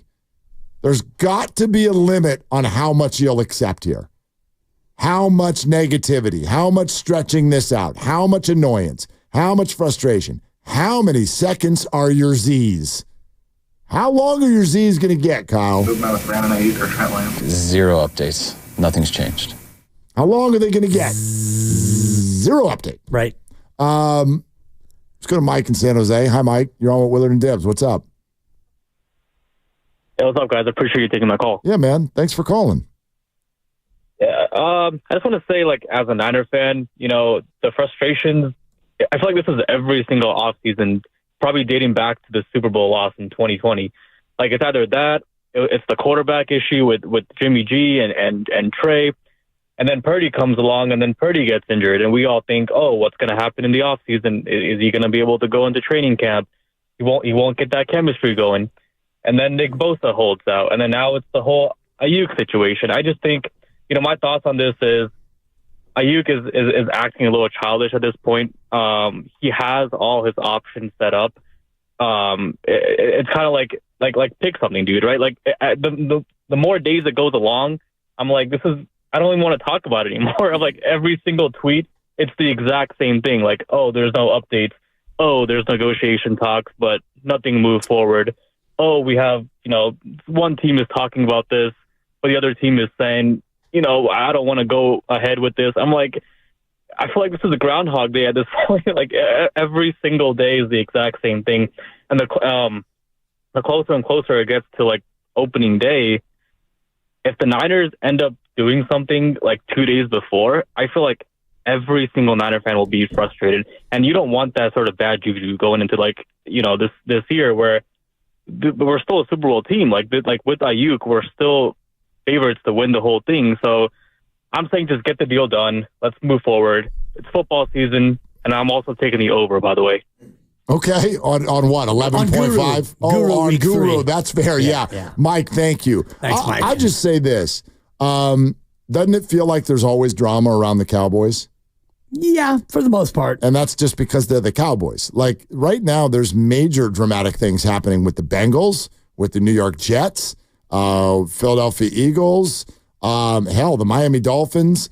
There's all kinds of stuff going on. Nobody talks about them because they're the Jets. Like, these are the 49ers. And I'd argue that in the last handful of years, they have absolutely become Cowboys West. And they may have even surpassed them in some metrics. That's why it feels like there's drama every August, because it's the Niners. I think a lot of these teams have drama, but this is just the Niners are a big flipping deal. So I don't mind that there's some drama. Doesn't this one feel different than other holdouts / hold-ins? Yes. This feels like almost like one of the shows that my lovely wife Supper watches where you're fighting just to fight. It's the Real Housewives of fill in the blank because she watches them all. And it's like, are you really going to fight over this? And a lot of times these women, they fight over stuff because it allows them to get more airtime and it allows them to get a storyline. And this feels like the Real Housewives of Santa Clara, where Brandon Ayuk and his agent are just trying to drag this out so that he's getting the attention and that he's getting publicity, as opposed to coming into camp. It feels like he doesn't want to come into camp. Like Trent Williams. This is the way I see the Trent Williams thing. They went to Trent and they said, "Hey, Trent, how you doing? I want more money. I'm not coming in without more money." Okay, big fella. We want you here by August 28th. So between now and then, chill, and we'll find you more money. Cool. All right. Call me back. And that's that. This is Instagram, TikTok. Yeah. They say they don't want me. Trade me. Here's a trade. I don't want to go there. Trade me. Maybe I'll go there. I'm coming in. I'm holding in. I'm bro hugging. All the rest of it. This feels like a Bravo show, whereas Trent Williams feels much more like it's just business. I agree with that. That's the difference. I still have zero. Yeah, I still have zero Trent concerns. Zero, right? And it's, yeah. I mean, but Trent is like bigger deal. On the surface, it's a huger deal. Yeah, it's a bigger deal. There's no but question. There's no worries. No. Mo in the city. Hey, Mo, what's going on? You're on Willard and Dibs. What's going on, guys? I feel like you guys are trying to get an Emmy. I think y'all trying to get an Emmy this year because y'all didn't cut up this Brandon Ayuk situation in 100 different parts. Y'all didn't talk about his emotion, the money. Y'all didn't talk about Shanahan and how he feel. And nobody talked about Purdy. Purdy need Brandon Ayuk more than the Niners because you seen how he looked in the preseason game. He telling these wide receivers, come back, go this way, go left. They didn't know what to do. And you got to think, Brandon Ayuk is a better route runner than Debo.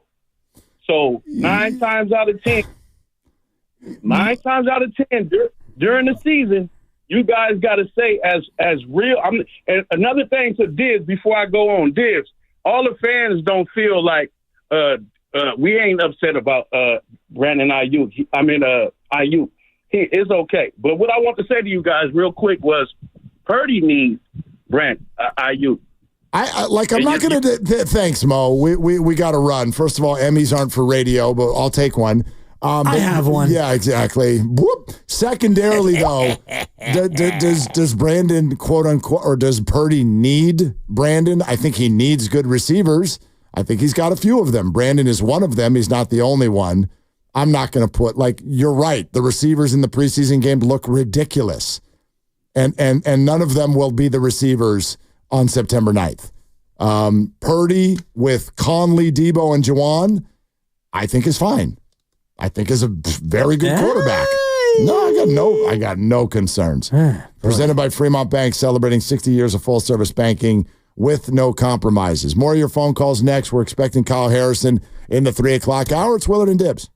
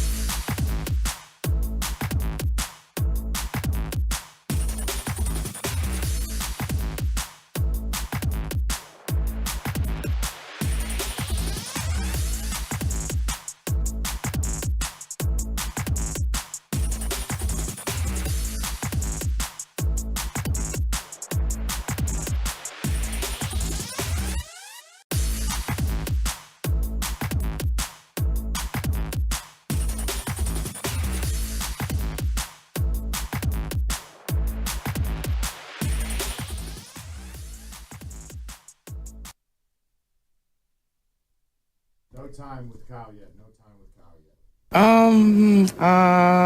Now, back to Willard and Dibs on 95.7 The Game. What triggers you? What triggers you? I actually know one of the answers. Go ahead. Oh, in life? Anything. Just to think of something that like... And that's a great question. People walking on the sidewalk with their head in their phone, not looking at where they're going. That triggers me. That's one. Sure. Can you think of any others? People who drive in So let's go to 888-957-95... Did it work? You interrupting me? I've gotten over that. I know, but you don't like being interrupted. I don't. You've just gotten over it with me. Well, that and it's like I have a waiver. My current, whatever. In my world, my world is filled with interruptions. I live with an almost 2-year-old, and she doesn't always wait for me to finish, like opining on what I think that she should do. Oh my God! Watch Coco Menon. Well, Coco Menon. That's Coco Menon. That's life, isn't it? Isn't life just filled with constant interruptions?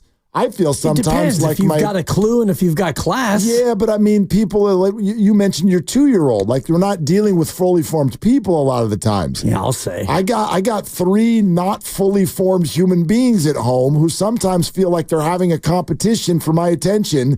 And no one is waiting for the other one to finish their sentences before they bust out with their own. And they only have like a tight window too, because I'm moving.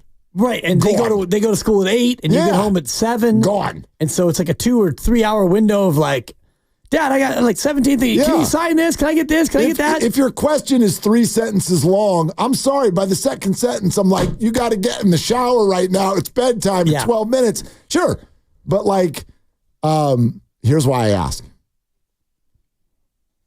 NBC Sports Bay Area just tweeted this. Oh, God. You trying to piss me off. I'm in a great mood, too. I came in yesterday, just real quick, 10 seconds. Yeah, go. Angry. Oh, your boy was angry. Why? I didn't notice. Had a talk with a coworker before you got here and completely not did a 360. I did a 180 yesterday. I'm angry, Jeff. That's awesome. On one of our coworkers? No, we had a talk. And right. They were able to help me through my issues. I came in. The issues weren't with the coworker. I came in with a gigantic bag of issues, and we worked through them. And so by the time you sauntered in, and I used sauntered disparagingly, I was good. I'm in a fantastic mood. It was Joe, wasn't it? No, but the bro hug always it helps. That's a good 10% was off it the other edge. Joe? Was it the other Joe? No, you would never guess, and you could. I don't want you to guess because it was a wonderful conversation. The point is, I'm in a wonderful place now. Good. I could mess it up in one sentence. Do it. You won't. Quote. Oh, God. Brandon Ayuk and the 49ers reportedly met on Monday and are ironing out the minor details of a long-term contract extension. So stupid. You don't iron out minor details over the course of 5 weeks. You know what? I think that we can do a class action thing here. I think we can do it. We're part of the media, right? For sure. All right. Oh, let's call on all of our brothers and sisters. Yeah, let's call on all of them. Jenny Lee Chan, Mayoko, Barrows, David Lombardi. All of them. Even Adam Schefter. Thank you. Everybody. Shams. Jordan Schultz. Free agent. Shams. Because every now and again, he'll do something that's non-NBA related. Exactly. It'd be amazing if he breaks the Brandon Ayuk story. He might. All of you. Come on, people now. Okay, smile on your brother. Everybody get together and stop tweeting till it's over. Stop. It's never over. I know. And we're like sitting here talking about it. But again, the angle we're taking today, this is about us. I don't want to hear anymore that this is on the 1 yard line. Totally. My God, how long has it been on the 1 yard line? Yeah. Let's fire the offensive coordinator. They can't get a yard. Let's go to Mac T in the Yoon. I can't wait to hear Mac T. Let's go, Mac That's T. another thing that triggers me. Why? Bros before phones. I used to work with a guy who would go to the phones right away. Before talking to you? Yeah. I think I did that to you one time. On purpose. But then never again. It just, whatever. It's National Radio Day, so I feel like we can talk about radio. It is National Radio Day. Yeah. The appropriate thing is to have a little bit of a conversation. Then you go to the phone. So I'm dying to hear Mac T. What you got, Mac T? What's up, Mac T? Hey, what's going on, guys? So, I'm hearing a lot of like, hey, Brandon was offered this, the team offered that, this was that, he just declined this. But how do we really know what any of these reports are? Like, we have no clue. Everybody on each side, so the team and Brandon's agent have every incentive to kind of either in the truth or not necessarily give you the exact information. So all I'm saying is that we're trying to like speculate on a lot of undefined terms, and we really don't know exactly what was offered and what wasn't offered. And I think that's important to. I mean, it doesn't help sports talk radio because at that point it's like, well, we can't really talk about anything. But in reality, we don't know anything. So you have a point, Mac T, but I think it's a little bit too firm. In other words, we do know some things, and I'll give you just like one tiny sort of corner of an idea of what I'm talking about just from the standpoint of me and Dan Dibley. I'll tell you one thing that we know. We know that the New England Patriots offered more than $32 million. We know that because Brandon Ayuk's private coach told us that. Told us that on the air. You all heard it. So that's sort of how I arrive at my opinion. You're not wrong, and thank you, Mac T. There's a bunch of stuff out there that is obviously being shared with the media by people who are on the inside because they want to tilt the world in their favor. So I totally get that. But I also don't think that the Browns, the Steelers, the Patriots, Brandon's agent, TJ Houshmandzadeh, John Lynch, Kyle Shanahan, I don't think they've all just taken us all on an elaborate journey that's all made up for a story that, by the way, none of us want to read.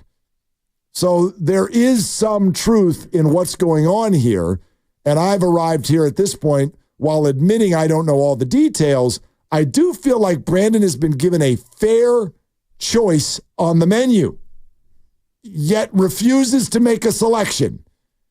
And if he's your date, I'm going to leave. Right. I'm going to leave and go get a new date. Could you just order? Could you order? Because the specials look good, and it's a good restaurant, and all the menu selections look good, and you came here, and you said you were hungry, and so we got a nice steak, we got some chicken, we have fish, we've got turkey, we've got pork. We've even got a little duck confit, if that's how you want to roll. Just pick something. Pick something so we can go on with our meal, which would be the regular season, and yet he's just, I'm going to need a few more minutes. I'm not really sure if I want the duck or the pork or the chicken or the turkey or the steak or if I'm going to go vegetarian tonight. It's maddening when you get to this point where you're right. He's had all these different things in front of him and he wanted a trade. Okay, you requested a trade and we had a trade in place and you wanted a deal and they have a deal that is reportedly in place for him too. So what do you really want? If you just wanted to sit out camp and sign on August 22nd, well, then none of this would have been an issue. Yeah. I like it. It's beyond run its course. Peter in the city. Hey, Peter, what's up?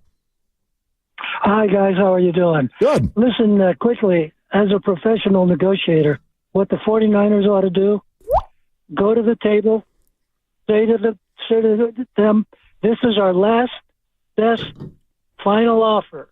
If you don't accept this by next Friday, all bets are off. We expect you in the locker room on game day. See you later. That's what we would do when you get to impasse, because you start arguing over nits and gnats. So you say, this is the last, best, final offer. You got 9 days to accept it. You refuse it, that's it. See you in the locker room. All right, let's play this out because Peter, I don't know that they haven't. Hardcore. Yeah, I don't know that they haven't already done that. But Peter, I like this because I brought it up earlier. Thank you, Peter. And Peter's a professional negotiator now. So yeah, 50 years in the business. Listen, at least. I thought the same type of thing a number of times. I bet we all have, right? Go super hardball on someone who's not a free agent. I've argued for months now that Brandon Ayuk has no leverage. And a lot of people have argued back at me. Well, sure he does, because he's a phenomenal player and he's about to get paid. So he must have some sort of leverage. I understand what we're saying there, but in the end, The leverage lies with whoever has the last, who's got the gavel. Right. And the Niners absolutely have it. The problem is they don't want to bang it into the table. But let's play that out. Is that even an option? Would you do that? Because that's really pulling the ripcord now. And the idea would be basically tell Brandon, look, we've gone back and forth too much. Here's the deal that and this is what we're willing to do. We are not willing to budge off of it at any more. So this is it.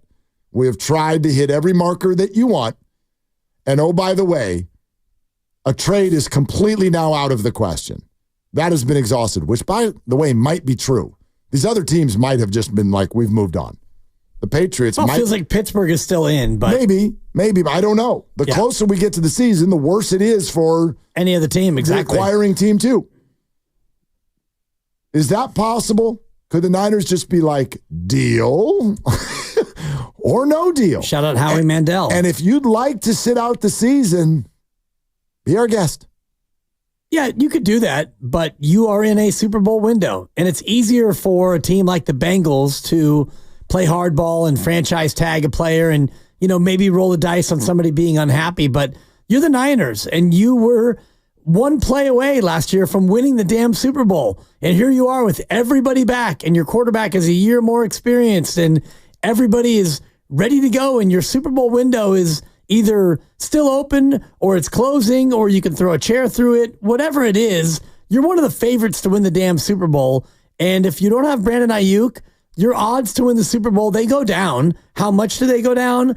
I don't really know, but I think that they go down, and I think they go down to the point where I don't think that you win the Super Bowl or you have a chance to do it without Brandon Ayuk. So, yes, you could play hardball, and you can now draw that line in the sand, but what are your other options? Chris Conley and Jawan Jennings? Is that what you want to do? Let's play those odds out. The Niners right now are the second favorite to win the Super Bowl. Right. If Brandon Ayuk sits out the season, or in some way it is now known, no, there will be no Brandon this year. Right. All right, now where do they fall to? They fall out of the number 2 spot. I disagree. I think that they completely. fall into a spot where maybe the Rams and them are co-favorites to win the West. Yeah, I don't buy that at all. I think they would absolutely still be the NFC favorite to win. I mean, I don't think so. The next couple of teams aren't even NFC teams.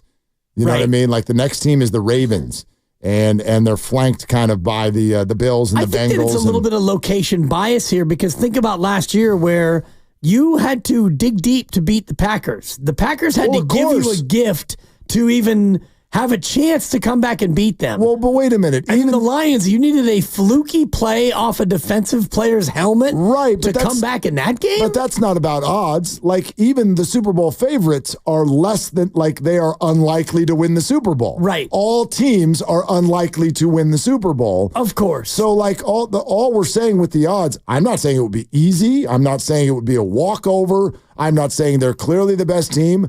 I'm saying Vegas keeps them as the NFC favorite, even without Brandon Ayuk. Yeah, I don't think so.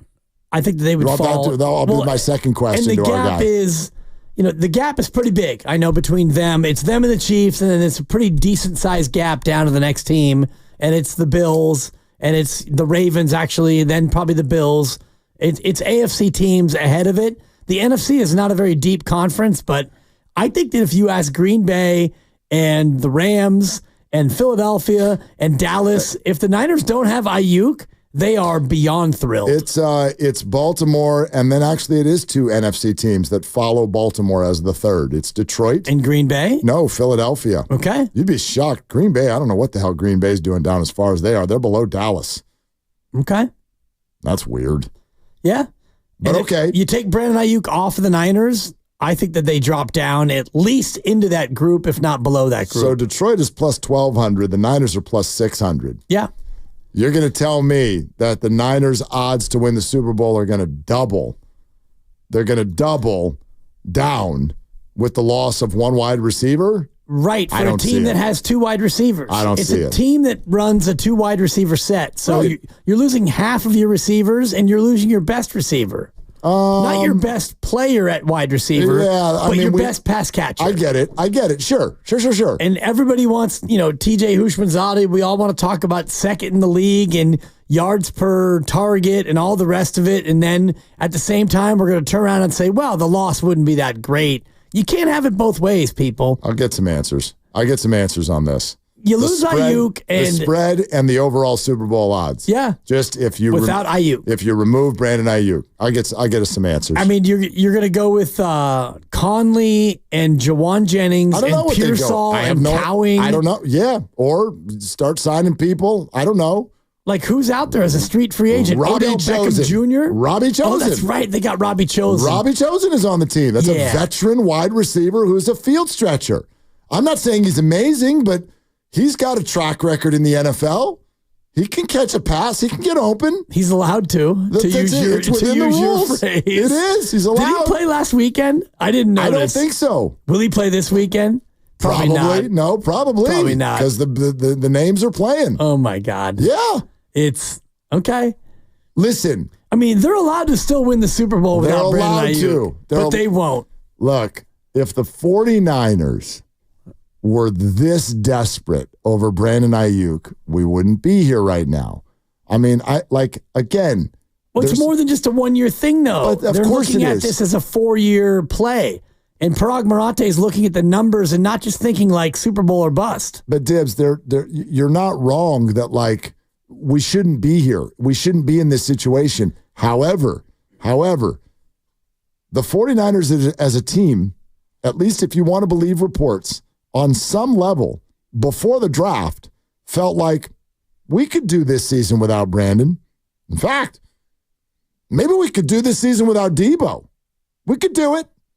You might disagree, and I might agree with you that we should disagree, but that's what they think. That's what they think about the wide receiver position. That's what Kyle thinks. Is that arrogance? Call it that all day. That's fine. Well, it's only arrogance if he's wrong. Whatever. I have no problem with the head coach of the football team being arrogant. I don't want him to treat people badly. I'm talking about as far as your play calling and the way you structure your team. Just don't be wrong. They clearly at the end of last year, they're like, we can't do this without Bosa. And I firmly believe that's why I have no concerns about Trent, because I think they feel the same way there. We're not doing this without Trent. And they felt that way about Christian because it took about 19 minutes for them to break him off. But they've been playing with this for 4-5 months. Right. Messing with it. So clearly, they're not like, we're dead without him. They don't feel that way. Right. Well, then I would hope that your rookie, the one who is a week behind, or your other rookie who can't actually get on the practice field. Yeah. I hope that either one of them can either play, or maybe we've been sleeping on Jawan Jennings and Chris Conley. And Robbie Chosen. Danny Gray and Robbie Chosen. No, I don't think we're sleeping on Danny Gray. No, but what are we doing? What are we sleeping on here? Is your offense so plug and play that you can find anybody to step in? You can get Robbie Chosen off the scrap heap, fresh off a name change, and he's going to be a difference maker for a team that goes to the Super Bowl? I don't know if difference maker is the line. You know what I mean? Well, somebody's got to go out there and catch the football. That's not necessarily a difference maker. You can go. Brandon Ayuk is a difference maker. I know he is. I'm not saying there wouldn't be a drop off. I'm saying that it wouldn't fall off of a cliff. Yeah, see, I think it would fall off a cliff. Robbie Chosen. Let's get some stats. Robbie Chosen. What has he done in this league? He's been 1,000-yard receiver. In 2018. Yes. Am I right? 2018? 2020. Oh, whoa. Only 4 years ago. Yeah. Whoa. And he has been a 900-yard receiver once, and he has been a 700-yard receiver 4 times. Can I get some years here? Yeah, that was a window from 17 to 20. I mean, that's a lifetime ago, yeah, bro. But he didn't, they didn't throw the ball to him the last 4 years. And he was in why. Miami. No, because he was buried on depth charts. Because he's not very good. You don't know that. You don't know that. How you telling me a receiver is never suddenly elevated when they're a 49er? You tell me this guy set some over-unders for Robbie Chosen this year. 2 years ago, he's on Arizona playing with Colt McCoy and portions of Kyler Murray. He can spin it. He's first overall pick. All I'm saying, Robbie Chosen this year over/under 40 catches and 500 yards. Under. Because I still think Brandon Ayuk's playing for the team. What are we doing? But here? if you do you think that he can't run a route and catch a pass? Oh, I think that he can run a route and catch a pass. Then you can over under 1.5 catches and when one you route. Tuck him in with Deebo Samuel, Juwan Jennings, Chris Conley, and George Kittle, and you're telling me the Niners can't get first downs? And Christian McCaffrey? Of course they can. I mean, there's no guarantee that Robbie Chosen even makes the team. I would argue he probably won't. But I'm trying to illustrate how I think a lot of NFL coaches look at the wide receiver position. I know that a lot of them are being broken off $30 million. Right. Others are being traded to Miami while their team wins back-to-back rings. Right, and he's gone on to be the best receiver in football statistically last year. Correct. Although fantasy numbers. Well, hang on, fantasy people. Did you hear what Tua said about Tyreek Hill? No, but I heard what he said about his former coach. Yeah. There was the Brian Flores part that got all of the headlines, but honestly, who really gives a rip if Brian Flores was a jerk to Tua? More than a jerk. I don't care. Mean. Yeah, but what I care about with fantasy drafts flying around every weekend right now is that Tua admitted yesterday they were forcing Tyreek the ball to get him the number, which is A, stupid. Awesome, because I had him. B, probably not repeatable. All of you who took him number 2 in your draft, he ain't getting 2,000 this year. Well, especially when Jalen got paid, too. $28.5 million for his other receiver. Field, yep. Exactly. Anyway, that was a very quick aside. That was a great quick aside. Yeah. So again, no, I don't know what the hell Robbie Chosen can do. Probably not going to make the team. My point is I think Kyle Shanahan, the same way Andy Reid was like, we'll pick a guy named Sky. We've got a rookie over here whose name is Rashid. Don't worry, you'll get used to him. Someone's named Justin. And then that Valdez Scantling guy who shows up in places. He's hurt now. Yeah, he's not even on the Chiefs anymore. Anyway, we're going to put all those guys in a bucket and we can move the ball. And he was right. He was right. Yeah, their offense was not as good. But it was still good enough. It was still good enough. Because Kyle doesn't know how to navigate overtime. Yes. There you have it. Yeah. Yeah. Yeah. Again, yes. Yay, Brandon. Have Brandon. Yes. That's better. Does the whole thing fall off the tracks without him? I would argue vehemently no. It takes a huge step back, and now you're relying on Deebo Samuel to play 17 games, which is not what Deebo normally does. Yeah, probably not. So you're looking for a durable Deebo and a bunch of question marks in an offense that relies on a 2-receiver set. I don't like the formula for this team to be able to be successful on third down. Neither do I, but I'm not letting him run the whole organization. They already have, though, is the point. And that was a mistake. And it still is. And here we are talking about Brandon Ayuk again on August 20th. No, we're talking about us. That's right. We're talking about us. Our feelings. And our emotions, yeah. So 888-957-957. You stay right where you are. Rich, you're first up when we come back. We're sponsored by Safeway. Kyle Harrison Looms. It's Willard and Dibs.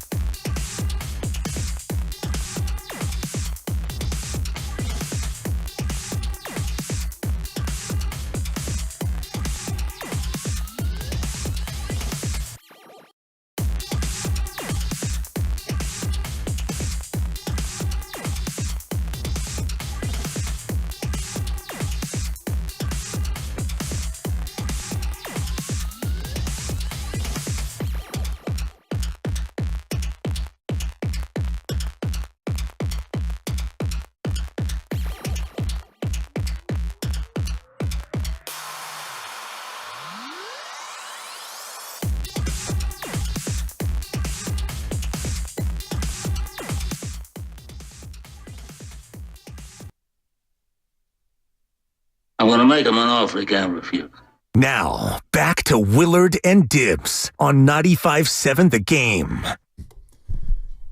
We'll figure it out. Don't you worry. Yeah, I'm not worried. That's the way Kyle Shanahan looks at it. We'll figure it out. 20 days, Mark. We got 20 days to figure it out. 20 days to Possibly. figure it out. I can tell you what I figured out for 20 days from now. What's up? I'm going to be there. I'm going to be there at that game. Oh, we're going to be there. Yeah. And I may have to call in sick the next day because I'm going to. Why? I'm going to spend every possible second heckling Aaron Rodgers with all of my might. RELAX. Relax. Oh, I won't relax, Aaron, because you bug me, It bro. is, like he bugs me. What a great Monday night opener. It is not only all of the 49ers stories coming together, but then, this is Aaron Rodgers' first football game in how long? His first football game and don't in count a year. Yeah, but that didn't count. He barely played. He went out there and played 3 plays, and it was counts. over. Well, sure, it counts as a start, but he gets the loss. I know he does. When's the last time, or did they lose that game? Did they lose that game? I think so. I mean, don't know I'm playing if the lost. percentages. They lost every game. Yeah, they played Buffalo, and I could have sworn there was an upset in that game. Anyway, I might be wrong. Whatever, not the point. When is the last time we really watched Aaron play a football game? Been a while. Do you have it, Grandy? What happened in that game? Well, they lost week 1 in overtime, or the Jets beat the Bills week 1 in overtime. Jets beat the Bills. The last game Aaron Rodgers played would have been final game Packers previous year, which was when the Lions went into Lambeau and beat the Packers. Lions found out earlier that day that they had nothing to play for anymore. To almost make the playoffs, but they needed help and didn't get it. Yeah. But then Dan Campbell said, we're going to win anyway, and they won anyway. And they did. Because that Dan Campbell, he does not back down to anybody. He's biting kneecaps. Not even the 4th down marker. We're going to bite a kneecap off. He's not going to let you get in his head. No, 4th down. No problem. Whatever. It's part of the process. You're a big process versus results guy, and now the 4th down process master is on your coaching staff. No, it doesn't, but it doesn't work. It does when you pick it up. Well, and that's results. You're right. I'm a process guy. And the process is, if it's 4th and manageable, we're going to go for it. That's a bad process. That's what Brandon Staley does. Yeah, but that's Brandon And I wonder if he gets in Kyle's ear and stuff. No, Brandon. And Kyle starts going for it now. Brandon gets no vote in the on the offensive play calling. Brandon gets no vote. And if your process is just go for it because I believe in our guys, okay, that's a bad process. The reason I feel comfortable, sort of criticizing Dan Campbell's play calls in the NFC title game, is that I subbed them in the moment. You're right. I am a process guy, not a results guy. And before he ran the plays, I was like, I can't believe this guy's going for it. What the hell's he doing? Kick a field goal, you crazy person. I was glad that he did. And all those passes kept landing incomplete. Well, one was a drop. One was a drop. Reynolds, it was Josh Reynolds. Yep. Right to him. Yep. Catch the ball, and it's a different game. Isn't he on a different team now? Isn't he gone? Yeah, he's not a Lion anymore. Yeah, he's not a Lion. Bye. Let's go to Rich in Fremont. Hi, Rich. What's up? You're on with Willard and Dibs. What's up, guys? Thanks for taking my call. Yeah, man. I got a hot take. I may be wrong, but I believe that the reason why the Brandon Ayuk thing is taking as long as it is because I believe that Brandon Ayuk wants more guaranteed money. And when you look at what's moving the needle with these players in the NFL, CeeDee Lamb not signing, Trent's not signing, is because these guys are asking for more of the guaranteed money. And when you look at it, it does make sense. Because what do we know? We know that, hey, when these contracts are done, all it takes is a season or 2 seasons, and all of a sudden now they're restructuring. Okay, so now what they signed for, they're not going to get. So I think that's what's holding this up. I think that Brandon Ayuk is asking for more guaranteed money, and Parag Marante doesn't want to give them that much. Thanks, guys. Thanks, Rich. Maybe. However, I'd argue that where the high-level reports are coming from right now, that's not the wording they're using. Doesn't mean that Rich is wrong, but when the wording is, just working out some minor details, well, guaranteed money is not a minor detail. That's a big old headliner. That's where you start the conversation. Depends on how much they're apart. That might be a minor detail. Yeah, well, sure. But like the guarantee is actually like that's the thing. That's the main thing. Yeah. I know we all That's talk the about meat. average per year, but the guarantee is the big old banana. And if you're far apart on that, then you're not close to a deal. And they are reportedly, close to a deal. They're still close to a deal. And also, I mean, Pittsburgh still feels like that, it's possible that he gets dealt there. Do they? I don't know that they feel that way. Well, I mean, the Andrew Filipponi, the reporter who is close to their team, and his source may or may not be their GM, they still feel like they're a player in all of this. And, you mentioned the guarantee. There's two different guarantees. There's the practical guarantee and then the guaranteed at signing number, which is the number that you get no matter what. You know, it was wild when Filipponi came on with the roast today. He has that prediction at the end that everybody's sort of like running with all afternoon. I think September 7th he gets traded to the Steelers. I think the day before the season starts he ends up on the Steelers for a second and third round pick. Fascinating prediction based on the way the rest of the conversation sounded. Because even Bonte and Joe were like almost like trying to hold back laughter because they're like, the man sounds like he's been run over by a truck. Now, part of that was because he has a day off today and he's with his 13-month-old child, and they were going to an amusement park that for some reason in Pittsburgh doesn't open until 4 o'clock in the afternoon. That's weird. That's beyond weird. Yeah. It's even weirder that he decided that that's what we'll do with my day off. We'll sit here and look at a 13-month-old child and just do tricks until 4 o'clock when we go to an amusement park. Whatever. Float your boat however you want. Listen to some of the other comments that came from this conversation with regard to Ayuk and the Steelers. This is what Pony says about how Steelers fans currently feel. They're annoyed with him. I mean, it's interesting. A guy spurns New England who beat the Steelers in every big game for 20 years, and he spurns Cleveland, your little brother and rival in the division. He does both of those things, and yet he's almost persona non grata here because of the way this thing is dragged on. All you hear is that he wants to play for Tomlin, and if the Steelers are going to financially make it worth his while, but yet a deal isn't done. And so... Okay, so Steelers fans are beyond frustrated, and then he continued and used, I think, an even stronger characterization. I think Steelers fans are starting to begin to actually scratch that. They felt this way now for longer than just a day or two. I think they now believe that they're getting used by the Ayuk camp. I don't agree with that necessarily. I don't think that that's fair yet, but I can tell you that a lot of fans feel that way.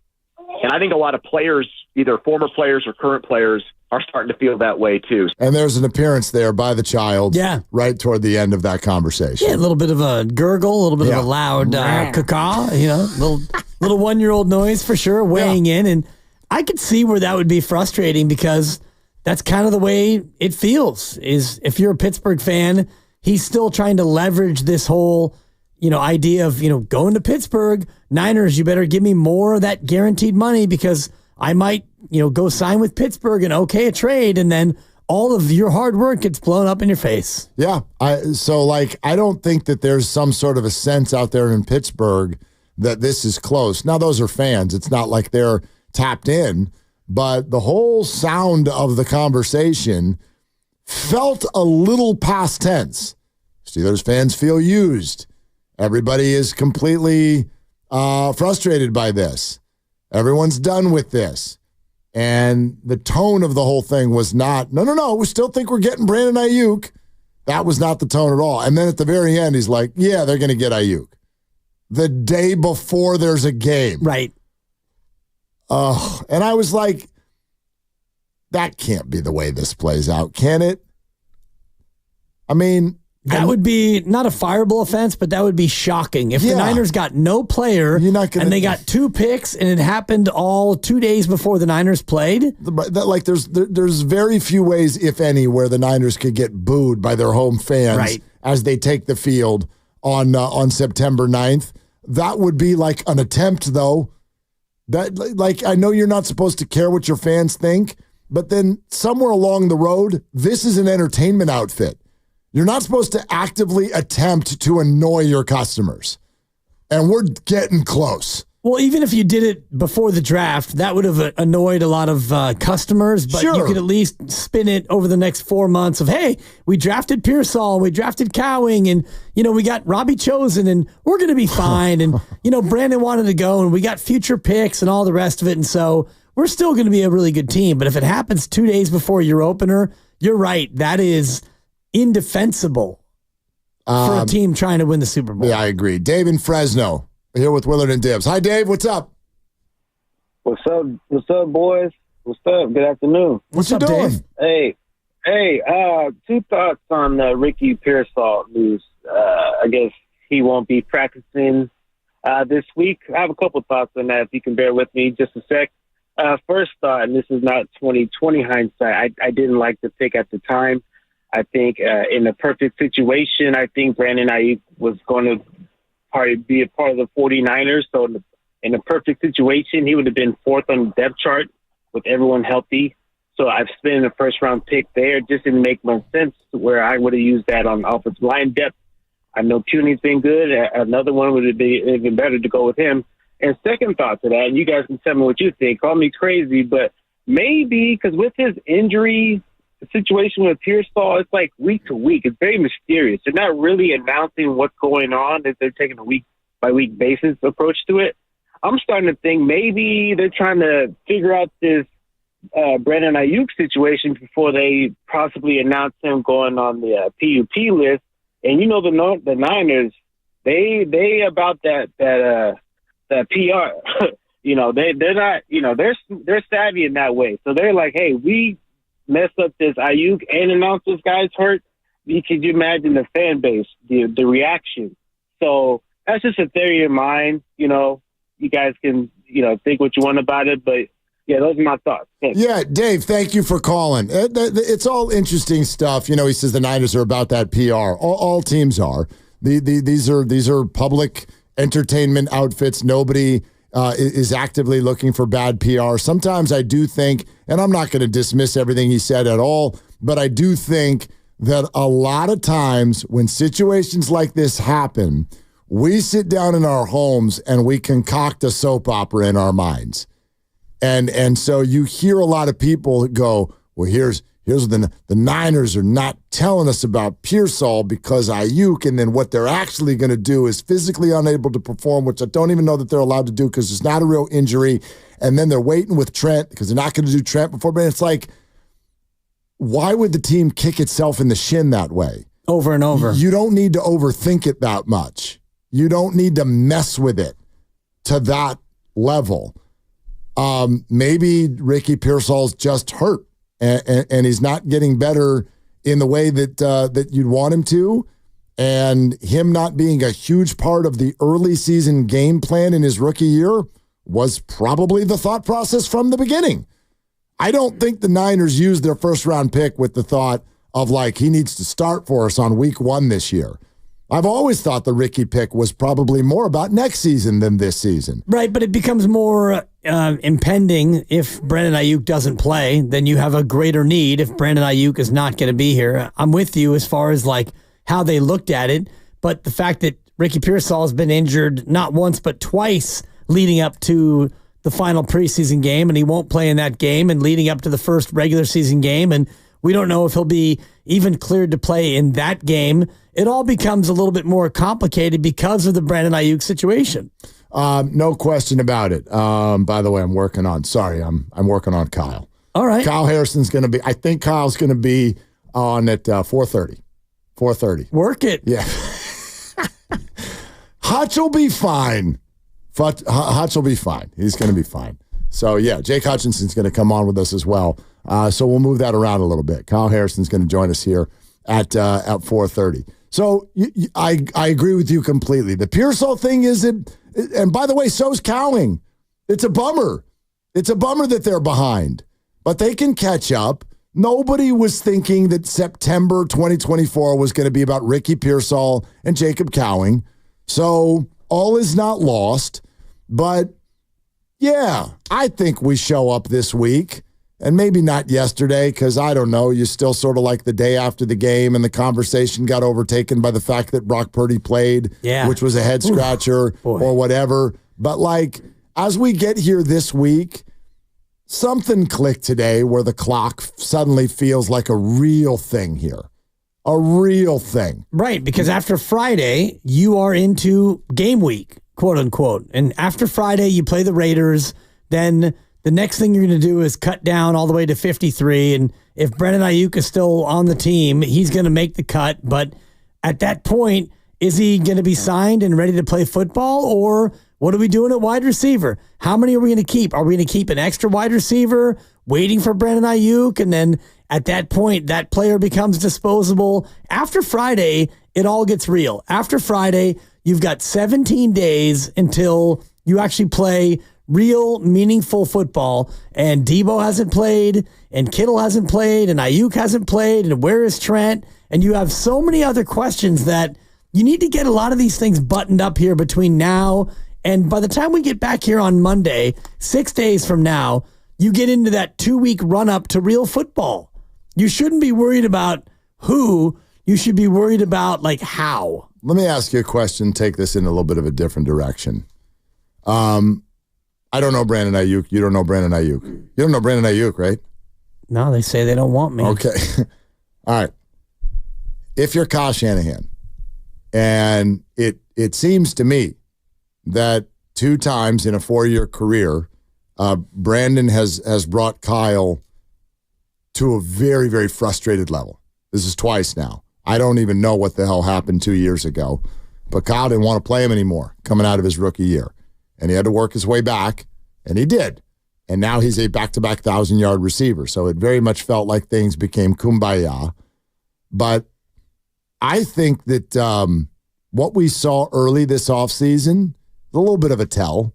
I find it a little troubling. I'm not going to lie about that. I think Brandon is phenomenal. I think that you use whatever leverage you have. You try whatever you can. But when the Niners lose the most frustrating Super Bowl imaginable, and you can't even get out of exit interviews before you're on Instagram Live, kind of bleeping the organization, well, I guess this is it. This is our last time at Levi's. And it's like not even the 3rd week of February. I think it sets the whole thing off on a bad way. That's a bad tone setter. That's not a mature way to handle the whole thing. And so if that's the backdrop of all of this, and if Kyle is now pulling out his Z's because he's had it up to here with Brandon. Movement with Brandon Ayuk or Trent Williams? 0 updates. Nothing's changed. Okay. So if that's what you're getting, should the Niners want to do this for the long term? I know 1,300 yards, but phenomenal play can turn on a dime. And I already gave you 2 examples earlier in the show. Jordan Poole there were T-shirts, pool party. And then all of a sudden it was like, oh my God, he can't even be on the team anymore. And whoever's fault that is, I don't want to get into that conversation. But he can't be on the team anymore. And Andrew Wiggins got a bag and then has spent the better part of 2 years being MIA. And Klay Thompson is a statue guy. And then all of a sudden was so angry, unrecoverable. I don't want to be a Warrior anymore. This happens fast. And there are some scary indicators with Brandon Ayuk. You want to do 5 more years? Should the Niners want to do 5 more years? If they want to have a wide receiver who's really good, yeah.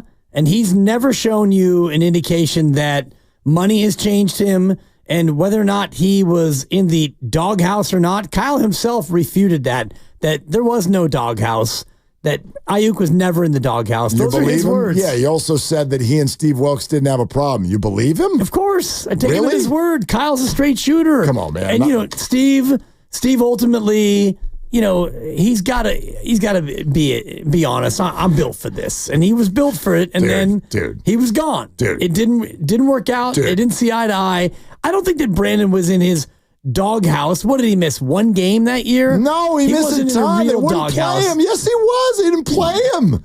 They played him, but he didn't get the buried. targets that he thought that he would have gotten. He didn't play that much. He really didn't. He's only buried. missed one game in his last 3 years. But right. I get it, but I don't think that you look at Brandon Ayuk and what he did last year and the player that he's become and think, well, if we give him the money, then he's just going to shut it down. I don't believe that.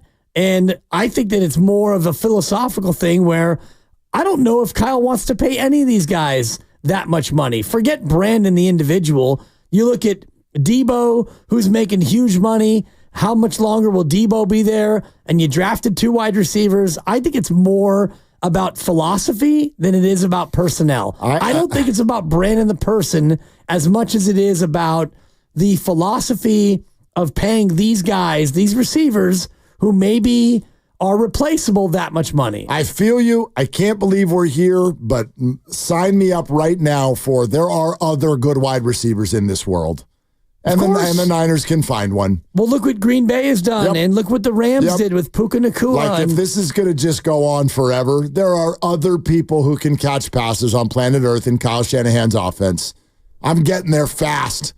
I'm getting there real fast. But can they do that this year? And that's the biggest problem for me because, yes, I hear you could look at Cowing and Pearsall, and you already said, and you've said this many times, like you can't expect a rookie to come in and hit the ground running and be great right away. And you're not wrong. Puka Nacua was a curious example because Cooper Kupp was hurt and, the Rams went to him exclusively and he put up big numbers and they won 10 games and they were a playoff team. And we'll see what he does in year 2. But Pearsall and Cowing coming off of injury, neither one of them's ready to go for week 1. How are you going to be a Super Bowl team when you have these rookie guys step in? I don't think it's about Pearsall and Cowing yet. And I'm not terrified. Again, it's not good, but I'm not terrified if the 49ers do week 1 or even September. Deebo Samuel, George Kittle, Juwan Jennings, Chris Conley, Robbie Chosen. Oh, God. It doesn't terrify me. That's terrifying. I don't think so. That's terrifying. I really don't. Again, that's not what I want. But if you're going to make it. If I'm Robert Saleh and I'm looking to scheme up in the opener against that offense. But you're making it Robbie. But you're making it too much. In my opinion, you're making it too much about right now. You cannot you mentioned September. I know, but the Jets are going to come in and they're going to laugh at that passing offense. They're going to lose. They're going to lose. Without Brandon Ayuk, I'm taking the Jets and the points, no doubt. All I'm saying is, at what level are you so obsessed about right now that you let Brandon run the show? Are you just going to let him run the show? Well, they already have.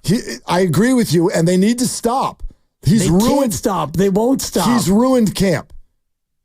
This has ruined the vibe of camp. Yes or no? Oh, I wouldn't say it's ruined it, but he soiled it. It's like when you go camping and it rains. It sucks, and you have that rain guard on your tent, but it still gets wet inside your tent. I had a 49er source tell me a week ago this has been a crappy camp. Why? Why has it been a crappy camp?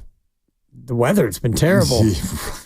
Number 1 reason on the board if we're playing Family Feud. B. Trent Williams. No. Crappy camp. All right. Doc Pandy's going to jump in a little bit. We'll keep going with your phone calls. Daryl, stay where you are. We're coming to you. 888-957-9570. Kyle Harrison in a half hour. And we're presented by Fremont Bank, celebrating 60 years of full-service banking with no compromises. It's Willard and Dibs. Yeah, I love it when you say it with such confidence. Fremont Bank, full-service banking, no compromises.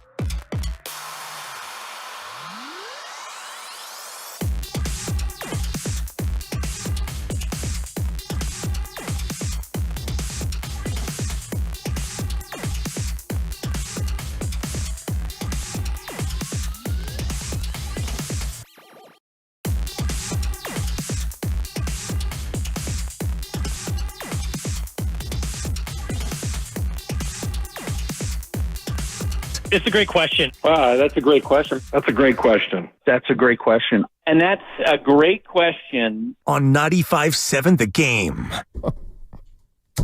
Oh, God. I'll tell you what. No, well, now that I'm laughing, we got to let the listeners in. It just made me, so we're getting fancy schmancy around here. Super fancy. Look. And TJ. Hall of Famer. Yeah, runs the place. Tim Jordan. They're in here during the break, like, testing where they want to put the fancy new neon 95.7 The Game signs. It is pretty awesome. Yeah, like imagine your favorite bar at like 11:30 at night where little pink, like the little light. We're going to get those. It's pretty cool. And we're going to party. And it's amazing. But let's go to Dibs, half in the bag. Right. Or maybe be with a neon sign in here. All the way in the bag. And so we're testing all that out. And then you said something at the very end that just made me think of one of my great frustrations in life, even though it makes me sound like a jerk. You kind of looked at them and you're like, do you think maybe you would do this when we're not doing the show? Right. It's kind of like when construction on a roadway, they're like, you know what we should do? Monday at 8 a.m.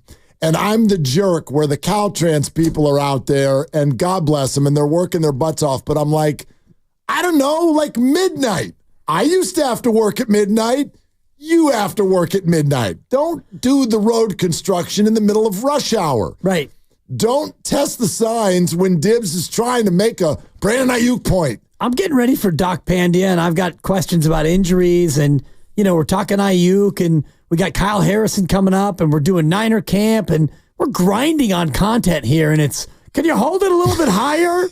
Come on, well, people. the really difficult question to answer was, how does Dibs look in this frame? And that was awkward. I'm like, I don't know what kind of resources we have here. Yeah, it's a great question. All guests on 95.7 The Game appear on the River Islands guest line. Isn't it time for you to discover the islands, River Islands in Lathrop, and now we go to Cleared to Play. We take you inside the tent, get you updated on the latest injuries in the Bay, proud to partner with UCSF Health on this segment, and bring in Professor of Orthopedic Surgery, ladies and gentlemen, Dr. Nirav Pandya. Hi, Doc. Hey, how you guys doing? We're doing fine. We're doing fine, except for we're stuck in wide receiver hell. And Ricky Pearsall is out again this week when it sort of felt like he wouldn't be. So with that shoulder injury that he's dealing with, what do you know? So, this sounds like, even though they haven't necessarily reported this, it sounds like an AC joint injury. And one of the key things when you have kind of this mild to moderate AC joint injury is that regardless of what an MRI or an X-ray shows, it's really based off how a player actually feels. So if he's feeling discomfort and you're worried about contact aggravating that injury, then you just keep holding people out. So it is a little bit frustrating, I know, for fans to have him out and not get a lot of preseason, but these injuries are really based on how does it feel, and you're worried about, is he going to get another hit in the preseason that puts him out 4 to 5 weeks? So maybe a little bit of rest early on in the season will help prevent that secondary injury that would keep him out longer. And what is the AC joint injury like? Is it, something where it'll limit his ability to stretch high for the football? Is it more structural on the bone? What is the risk for re-injury for an AC joint on a shoulder? It's relatively low if you don't come back, with pain. So if you're pretty much pain-free, you've got all your mobility, usually that risk is low. What ends up happening is that when players try to come back with these when they're still having pain, then that risk is higher. The biggest thing you worry about is direct contact, or when you basically get that shoulder driven into the ground, which obviously at a wide receiver position, particularly the way he plays, he's very aggressive, you worry about that. So if that truly is the injury, which is what it sounds like based on what they're reporting, then you worry about contact, you worry about going across the middle, and you worry about getting tackled and going in the ground, which at the slot position is something you're doing a lot of, and it is a cause for concern. Doc, I joked that Christian McCaffrey has a bug bite, not a calf injury, because he's running around all over the place on the sideline, and I get it. The Niners don't want to play him because he's way too important, but I'm probably making too much light of it. You tell us, what he's doing on the side tells you what about Christian's calf injury? That typically means that he's pain-free, he's got full mobility, he has his strength back. So running is a huge step when you're coming back from calf injuries. Like if you're just doing kind of lighter stuff, doing rehab. But when you start running, you're really loading that calf area. So the fact that he's doing that, very good. The next thing I'd want to see is he doing sprints? Is he doing agility work? But that running is probably the biggest step forward in the rehab. So I think more than anything else, it's early on in the season. He's going to have a lot of usage. Why take that risk and have him do a lot of stuff? The fact that he's running, it makes me feel that he's going to be ready for week one. Less worried about this lingering into the season based on the progression that we've seen. Ambry Thomas with a broken arm seems pretty garden variety, and if he was maybe a defensive lineman, you could throw a cast on him and he could play, but it seems as though he'll be out for a longer period of time. What's the nature of his broken arm? Yeah, so typically at that position where you do need to use the arm, at the line, you can play quicker because you can put that cast on, as you mentioned. Typically, surgery for this kind of arm fracture, if that's the route they're going down, is typically with plates and screws, and you're basically putting those in there so that the bone will heal quicker. Also lines up the bone, and also make sure that when you get back to play, it's less likely to break again. The issue with that is sometimes it can take 8 to 12 weeks to get back to play, and obviously that varies based on what the actual break is, but it takes a while to get that strength back for the bone to heal. And one of the things you don't want to do is go back too early when you have something theoretically in your arm, because then you can break on either side of what you put in. So once again, a little bit of a tricky situation in that position. You want to make sure they're fully healed up before they're back on the field. Doc Pandia with us, and of course we call this cleared to play, and guess who's been cleared to play? Talanoa Hufanga. You tell us, Doc, what are his chances of playing week one? I think a lot of that depends on how his knee responds. He's at that 9-month mark. So, typically for most people who have an ACL surgery at 9 months, everything that they've done from putting that ACL in is healed. Now the real variability comes on how does that knee feel when he cuts, when he pivots, when he does all those things. If he looks comfortable, he doesn't have swelling, and he's able to do all those football activities functionally, then there's absolutely a chance based on where he is that he could play. Now, if he feels a little bit weaker, a little swelling pops up, then it may potentially mean a week or two later. But absolutely, from a structural standpoint, based on what they're reporting, there's absolutely a chance he can play week one, and we haven't heard any setbacks based on what's reported. That's pretty exciting when you think about what might be in the secondary. Just one Giants one. Patrick Bailey scratched yesterday. He scratched again tonight with a little bit of an oblique side injury. What do you think about his ability to come back and play sooner rather than later? Yeah, I think it was just reported. I think Alex Pavlovic reported that he's getting an MRI just a couple minutes ago. So obviously that's a little bit more of a cause for concern. Typically, if it was just a minor oblique, you just kind of watch it. Maybe they're just being extra cautious given the position he plays of getting that MRI. But if there is a true oblique injury that's like a grade 1, grade 2, then you do worry about a couple weeks out. If everything's fine, it's just a little bit of inflammation and they're being extra cautious, then he could potentially be back in a couple of days. But with those oblique injuries in baseball players, you do worry about them lingering, particularly with all the rotation at his position. You definitely want that to be healed up and make sure that pain doesn't indicate that there's more tearing going on. Doc, great stuff. Thank you as always.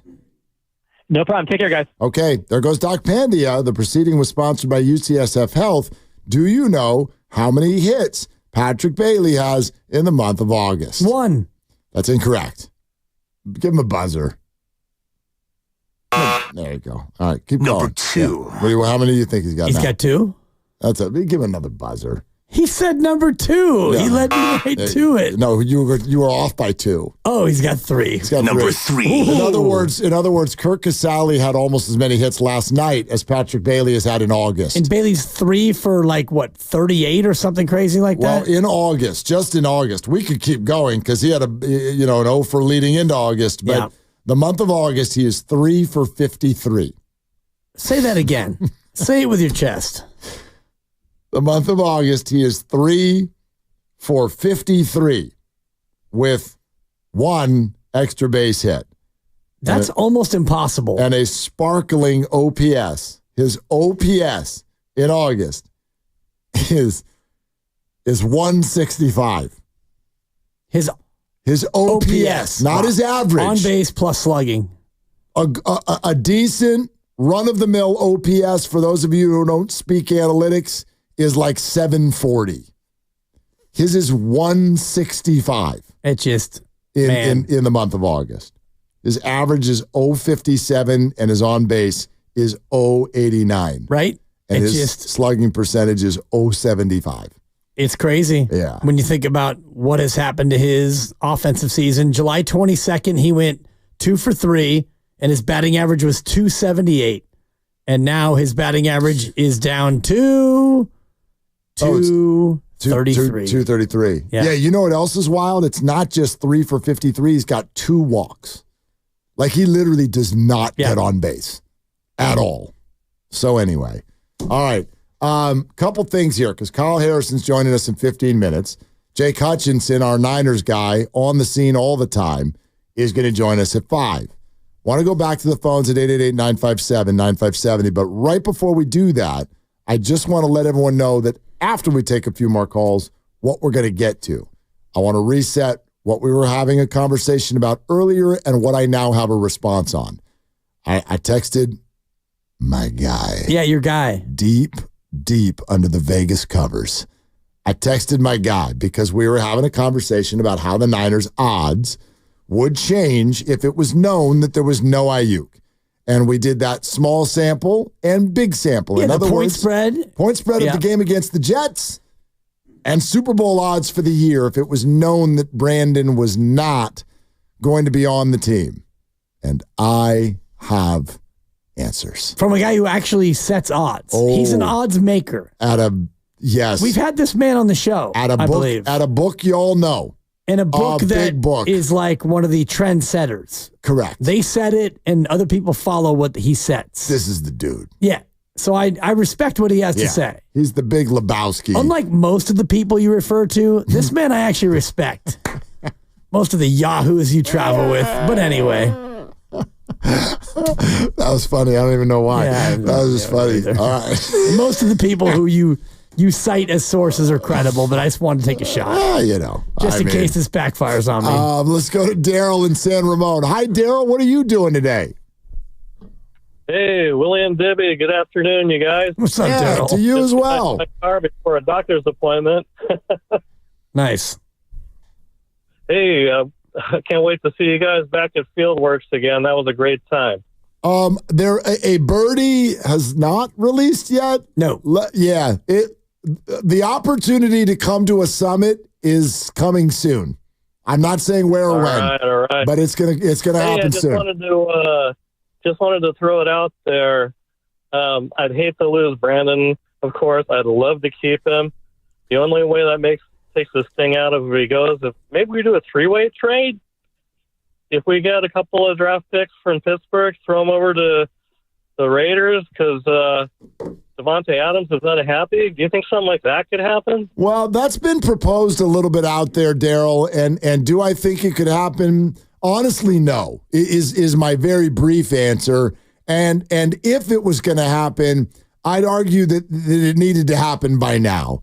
You know what I mean? Like, hope sort of springs eternal. This is supposed to be the time of year where even the crappy teams, I'm sorry, Raiders, you didn't get a quarterback. Even the crappy teams are supposed to have big goals with regard to what they do. Teams aren't shuffling their top players 2 weeks before week 1.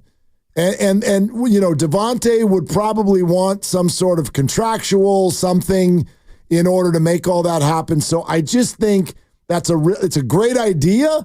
I think it's really difficult to execute and getting harder by the minute.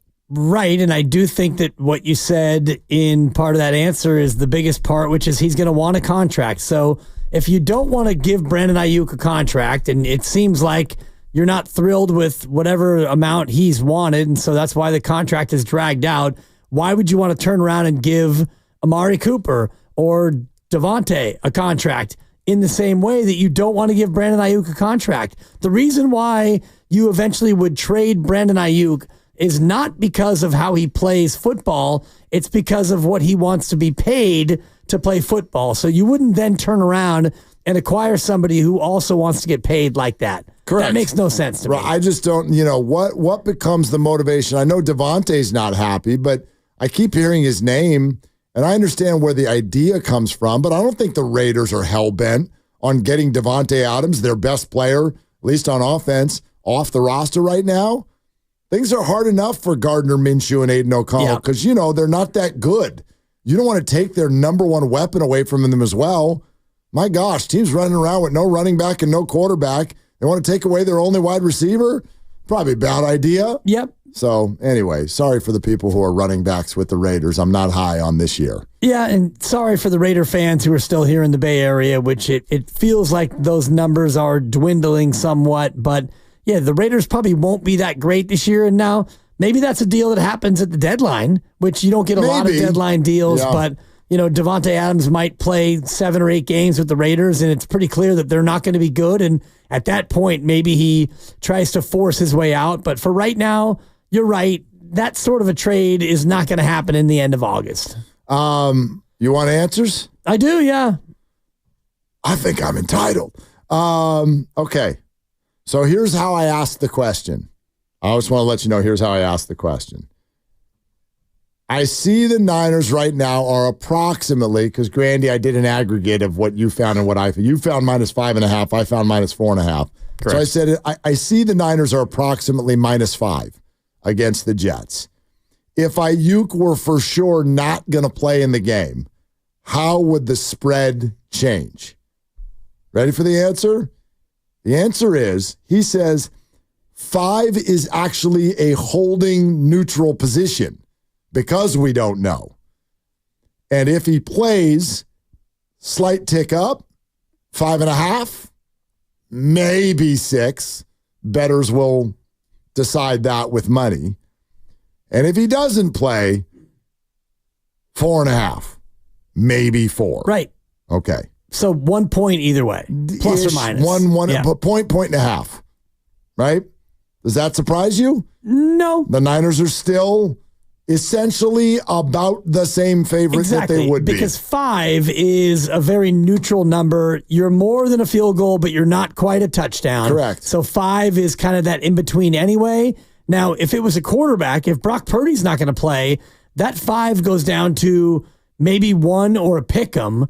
Or if Aaron Rodgers, it's announced, isn't going to play, that goes up to probably 9. I agree. And by the way, I think there are other players on the 49ers. In fact, I know so, who would move this number more than Brandon. Not just Purdy.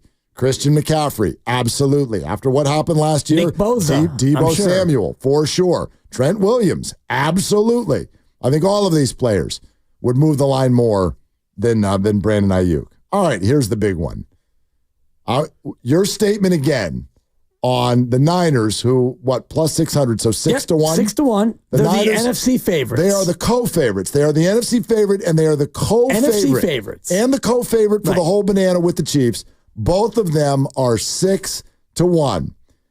Your statement is, if there's no Brandon Ayuk, and you know there's no Brandon Ayuk for the year, you think what happens to the Niners Super Bowl odds? I think their odds go up and other teams go down to where they're at least co-favorites in the NFC. Okay. They probably go to 10 to 1, and the other teams that are at 12 to 1 come down to 10 to 1. So the Lions right now are the next favorite at 12 to 1. Right. Niners are at 6 to 1. Lions 12 to 1, Eagles 13 to 1, Ravens are over here at 10 to 1. They're the third favorite for the Super Bowl. Chiefs 6 to 1, Niners 6 to 1. If there is no Brandon Ayuk, and that is in ink for the whole year. And this is how you asked him. I'll read you the question. Please. If Ayuk was off the Niners for the year, how would Super Bowl odds change? I currently see them at plus 600.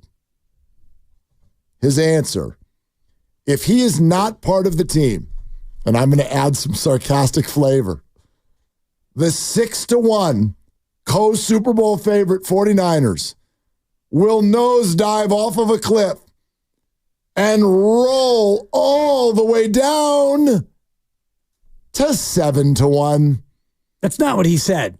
No, you're adding your own. He said the Niners will go to 7 to 1 if he's not part of the team. From 6 to 7. From 6 to 1 to 7 to 1.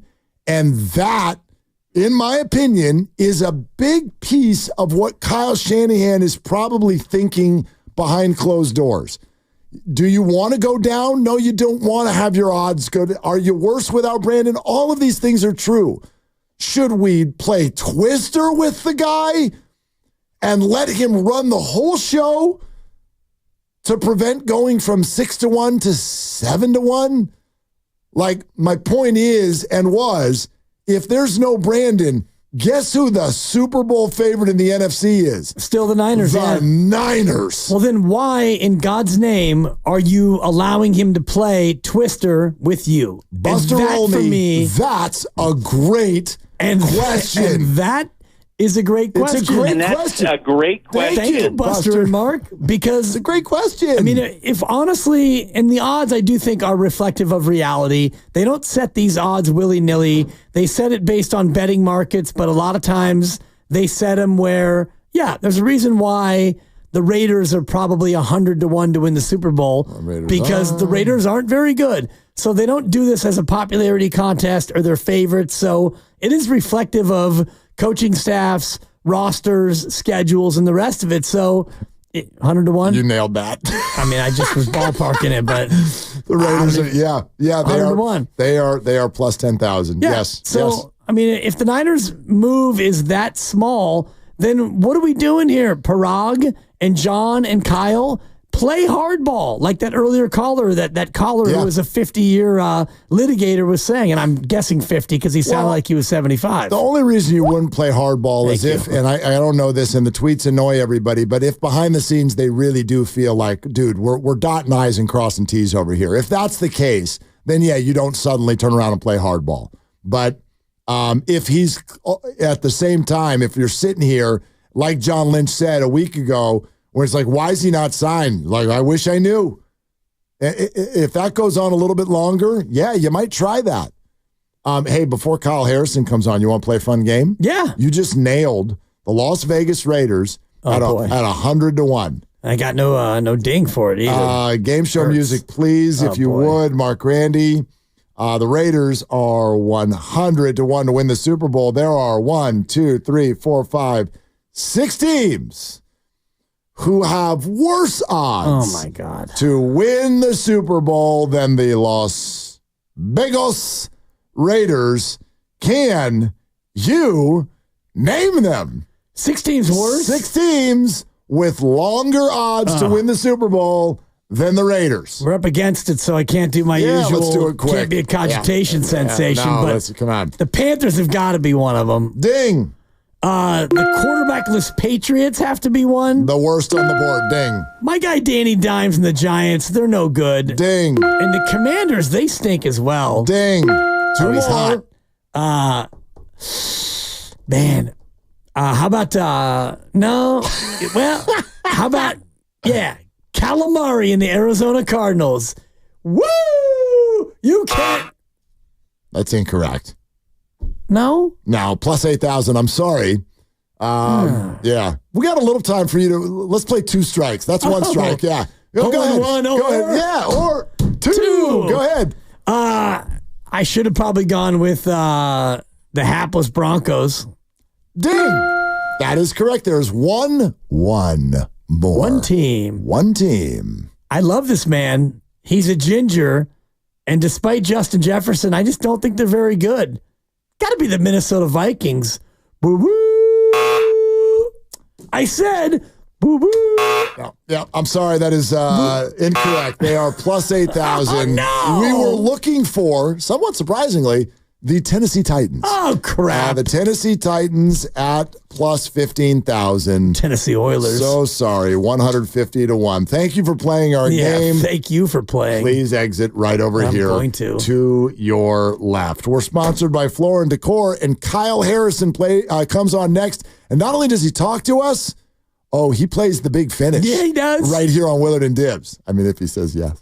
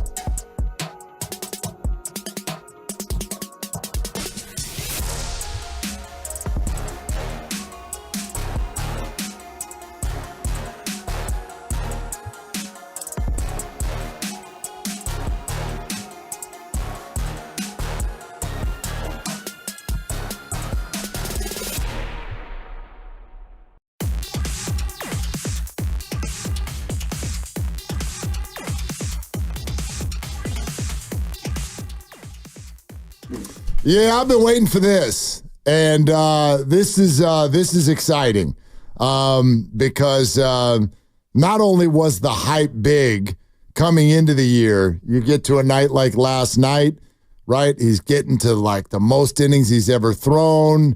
How's he going to perform? How about 1 run on 5 hits in 6 innings and a victory that the Giants absolutely had to have? How do you feel about that? That's pretty good. Okay. Pretty good, I'd say, yeah. That's Kyle Harrison we're talking about with his 7th win of the year and kind enough to join Willard and Dibbs the very next day. Hey, Kyle, what's going on? Hey, guys. How's it going? Thanks for having me on. Good win last night, and hopefully we could take care of business today and tomorrow. So, good to get a good W, first game of the series. Absolute necessity, right? Kyle Harrison joining us here on the River Islands guest line. How would you describe, and maybe this is like an obvious answer, but the clock is starting to work against you guys a little bit. So how would you put into words the urgency you guys are feeling?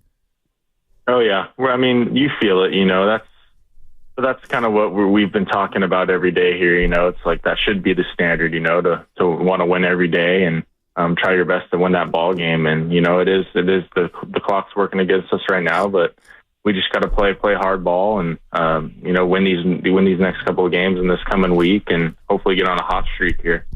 How do you balance that urgency with staying in your process? Because as a pitcher, you can only really control the pitch you're about to throw, and yet you could be overwhelmed by the enormity of what you have to do. How do you stay in your process pitch to pitch and not let the enormity of the math and all the rest of it get in your way? Yeah, I think it's just like you said, you can't worry about it. That's kind of what I've been thinking, and I've just been going back to my routine. That's really the only thing that I feel like can kind of bring you back to a sense of normalcy. Throughout the season. Just trying to figure out what works in your routine, just whether it's running the day after your starts or something to bring you that mental headspace, just to let you know that just to execute pitches. Really, that's kind of the only thing that we can control, and everything else kind of falls into place behind. But if you could just figure out how to be the best version of yourself every 5th day, that's really all I'm trying to do here. Kyle Harrison joining us on Willard and Dibbs. And Kyle, the scrutiny as your innings build up and people are looking at that through your history and they saw, whether, I don't know if it's dead arm or whatnot, but the velocity dip a couple of starts ago. How are you dealing with that? And how would you describe how the arm is feeling? Yeah, I'd say it's feeling great right now. I know, the velo could be down a little, but I'm honestly not worried about it at all. The body's feeling great. That strike percentage is at an all-time high for me. So that's something, especially at this inning threshold for me, that's something that I'm pretty proud of right now, and just able to stay in ball games and kind of go as deep as I can, So I know the velocity can be there, and that's something that, maybe I'll try to build on next off season, but I know it's in there. So it'll sneak out here and there. Just like last night, I was feeling a little better, and but it's about setting up your other pitches as well too. So I know a lot of people get hung up on velocity, but been doing a really good job with landing my secondary stuff, and you need all 3 in this league, to pitch. So that's something that I've been just trying to hone in on. Is there an increased comfortability pitching at Oracle Park for you to where you get home and you feel like maybe you have a little bit more of a margin for error?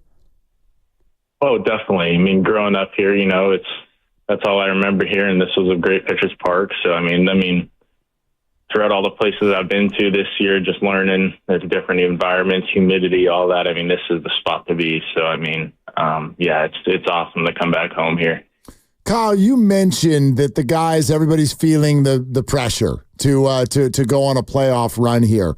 What does that mean for the daily vibe within the clubhouse or the dugout? Is there more chatter? Is there less? Like, how are you guys all sort of working with that?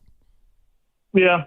I mean, I wouldn't say we necessarily feel it. I think it's there. I think it should be there in any ball club. We want to be a winning ball club, and that should be the goal. So that should be the standard, no matter what organization or what team. I think that in general, you should feel pressure to be here and be up in the big leagues. And at the end of the day, you got to perform. So, that's really just kind of this full year for me. That's what I've been really learning about how to navigate through and just the whole mental headspace of it, and just how to attack each day, and not getting too hung up on one game or one start. Just gotta ride it.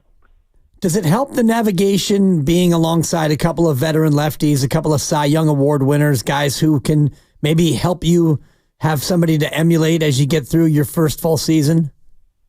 I mean, definitely. After my game yesterday, even just coming out of the game and taking my cleats off, and I look to my right and left, and I see Robbie and Snell, and I'm like, man, these are some of the greatest lefties of my generation. So I thought it was kind of a cool moment for me to sit there and just ask them a couple questions and really just see what they're thinking, because they got so much experience and just dominance that I want to be like them one day. Kyle, speaking of that, the rest of the rotation, what was your reaction to Farhan Zaidi recently saying that this is the best rotation in baseball? Yeah, it's definitely a cool statement. I like to joke and say it kind of bit me in the butt on a couple starts, but that's just kind of the way we got to look at things. The baseball gods are always listening, so. No, I think we got a pretty good rotation, and with me and Birdie trying to hold it down at the bottom, we're just going to do our best, and we're going to go out there and compete. Our starters, I mean, Webby's a competitor, Robbie's a dog, Snell's a dog, so all these guys are just competing, and we're going to give our best every 5 days. And you're competing against the other team, but is there some sort of competition among the five of you? You all, of course, want to go out and pitch well and win, but when you see like Snell go out there and throw a no-hitter, and you see Webby go out there and get a complete game shutout, does that give you extra juice to try to go out there and keep up? Oh, yeah, for sure. And I think that's something, even when I first started in the minors, it's kind of that bond you have between the starters, and it's that iron sharpens iron. It's that, you want to be better and try to get better and be just as good as the guy before you that pitched the night before, and kind of set the standard. One guy starts setting the tone, and next guy wants to follow it up and do better. So it just compiles, and hopefully we could get that going here a little more. And we're just going to build after start, and really excited with the arms we got here. I mean, Kyle, you've said what you said here today with regard to being around Blake Snell and Robbie Ray, but let's zero in on Blake's last 8 starts since the break. I don't know if I've ever seen quite a run of dominance like this from a starting pitcher. What have you gathered from watching specifically those 8 starts? Yeah, I mean, I've gathered a lot, and it's could probably have a whole hour conversation about it. But I think just at the end of the day, it's determination, it's confidence, and just conviction. And that's a guy who, just even talking about routines and figuring out what works with him, and just how like the mindset of, just one good start, how that doesn't matter. He came off after throwing the no-hitter, and he's like, man, I want another one, So it's just like that hunger, and he's taking it into the game and just fighting, man. That's what I'm seeing him, just getting ahead with conviction and putting guys away quick. Did I just hear you say that you want to stay here for a whole hour and talk to us about this? Is that what you said? No, I could, just because I've learned so much from that guy, and he's been awesome to me. Well, you mentioned your routine, and you pitched yesterday, so you probably have a little bit of free time. But what's it like for you between yesterday finishing up and knowing when you're going to get the ball the next time you go out there on the bump? Yeah, it's that's the hard part. It's figuring out how to keep sane between those days. If you have a bad one, so it's just bringing you back to that routine. And for me, it's running that next day and getting a good workout in, and then getting their treatment in, some arm care, some massaging by our guy here that does a great job. So it's all about getting the body right, and then we'll hit the weights tomorrow and throw the rock a little and get ready for the next start. But it's just the going process. So it's just keeps going, never ends. So learning to love it, that's for sure. Kyle Harrison with us on 95.7 The Game. Kyle, what can you tell Giants fans, because you were here some last year, what can you tell Giants fans about what differences there are between Gabe Kapler's clubhouse and Bomel's clubhouse? Yeah. That's a tough question just because, I think we had different staff and all that. But I mean, I really got nothing to say about, the other staff. I've been here for probably a month and a half. So got to know them a little bit. But no, they were great to me. Nothing but great things. And, but I think this year just, Melvin's just done a great job just talking with us and being open with us. And, yeah, I'm looking forward to finishing up the season here and hopefully get some more wins and getting to sneak in the playoffs. Well, Kyle, now that you've admitted you don't want to stay here for the full hour, yeah, which is a little disappointing to be honest. We do have a fun game that we like to play with our special guest called the Big Finish, and a birdie tells me that you've agreed to play the game with us. Yeah, let's do it. Okay, let's do the Big Finish. All right, so how it works, Kyle, is we've got two categories, and then you pick one, and then we're going to ask you some questions. Going to pepper you with questions. Out of that category. So the two categories are Bay Area bred or pitches get stitches. It's tough. I know. This is the hardest part, really, because you don't know what's coming after you make this choice. Yeah, let's go Bay Area. Okay. Bay Area bred. Bay Area bred, Kyle Harrison. You dodged your bullet there, Kyle. Yeah, did everybody catch that Kyle Harrison's from the Bay? All right, here we go. Shout out De La Salle. Kyle Harrison's vote for best burrito in the Bay. Ooh, man, let's see. That's hard. There was one, I can't remember the name of this taqueria I went to in SF. I'm forgetting the name. I'm blanking on it, man. It's putting me on the spot. But no, definitely. Maybe it was like La Taqueria or something. I think that's the name of it. But it was an elite burrito. Grandy, you're nodding. What's going on there? Well, talking the mission. It's the best tacos and burritos in the city. Okay, so apparently you got a right answer, Kyle. That's like getting a strikeout with the bases loaded right there, Kyle. That was gutsy. That's pretty impressive. Gutsy. I went for it. No, it was great. And I was wondering if there was a Concord spot because I've been spending some time at the Concord DMV for hours, by the way, and you leave there hungry. And so that's what I'm trying to think of. Yeah. That's what I know there was a Freebirds I used to hit up over there in high school, kind of off Treat Boulevard. Oh, yeah. But no, I don't know if it's still there, but not too many burrito spots, man. We were big burger guys after high school. Just go grab a burger. Well, then, I mean, if you're going to lead us there, what's the best burger then, Kyle? I mean, it's got to be In-N-Out. I think the best bang for your buck, especially. I know inflation's gone a little up this year, so keeping an eye on that. But no, I think the In-N-Out after games can't beat it. Grab a shake and some fries, unbeatable. Are you one of these animal style people, or are you classy? Oh yeah, I'm an animal style guy. Come on, from the Bay, you got it. That's no need to even get the bun involved. I mean, that was more than just one question. That's true. Yeah. Question number 2. Yeah. You're from here, and invariably you've had a chance to, I'm sure, be a tourist in your own town. Maybe it was a date or whatnot. But what is your favorite tourist destination right here in the Bay Area? I'd say, I like Baker Beach a lot. We used to go there a little bit in high school. I'm trying to think where else. In the Bay, man, in high school, man, it was a baseball field, man. I'm not going to lie. In the weight room.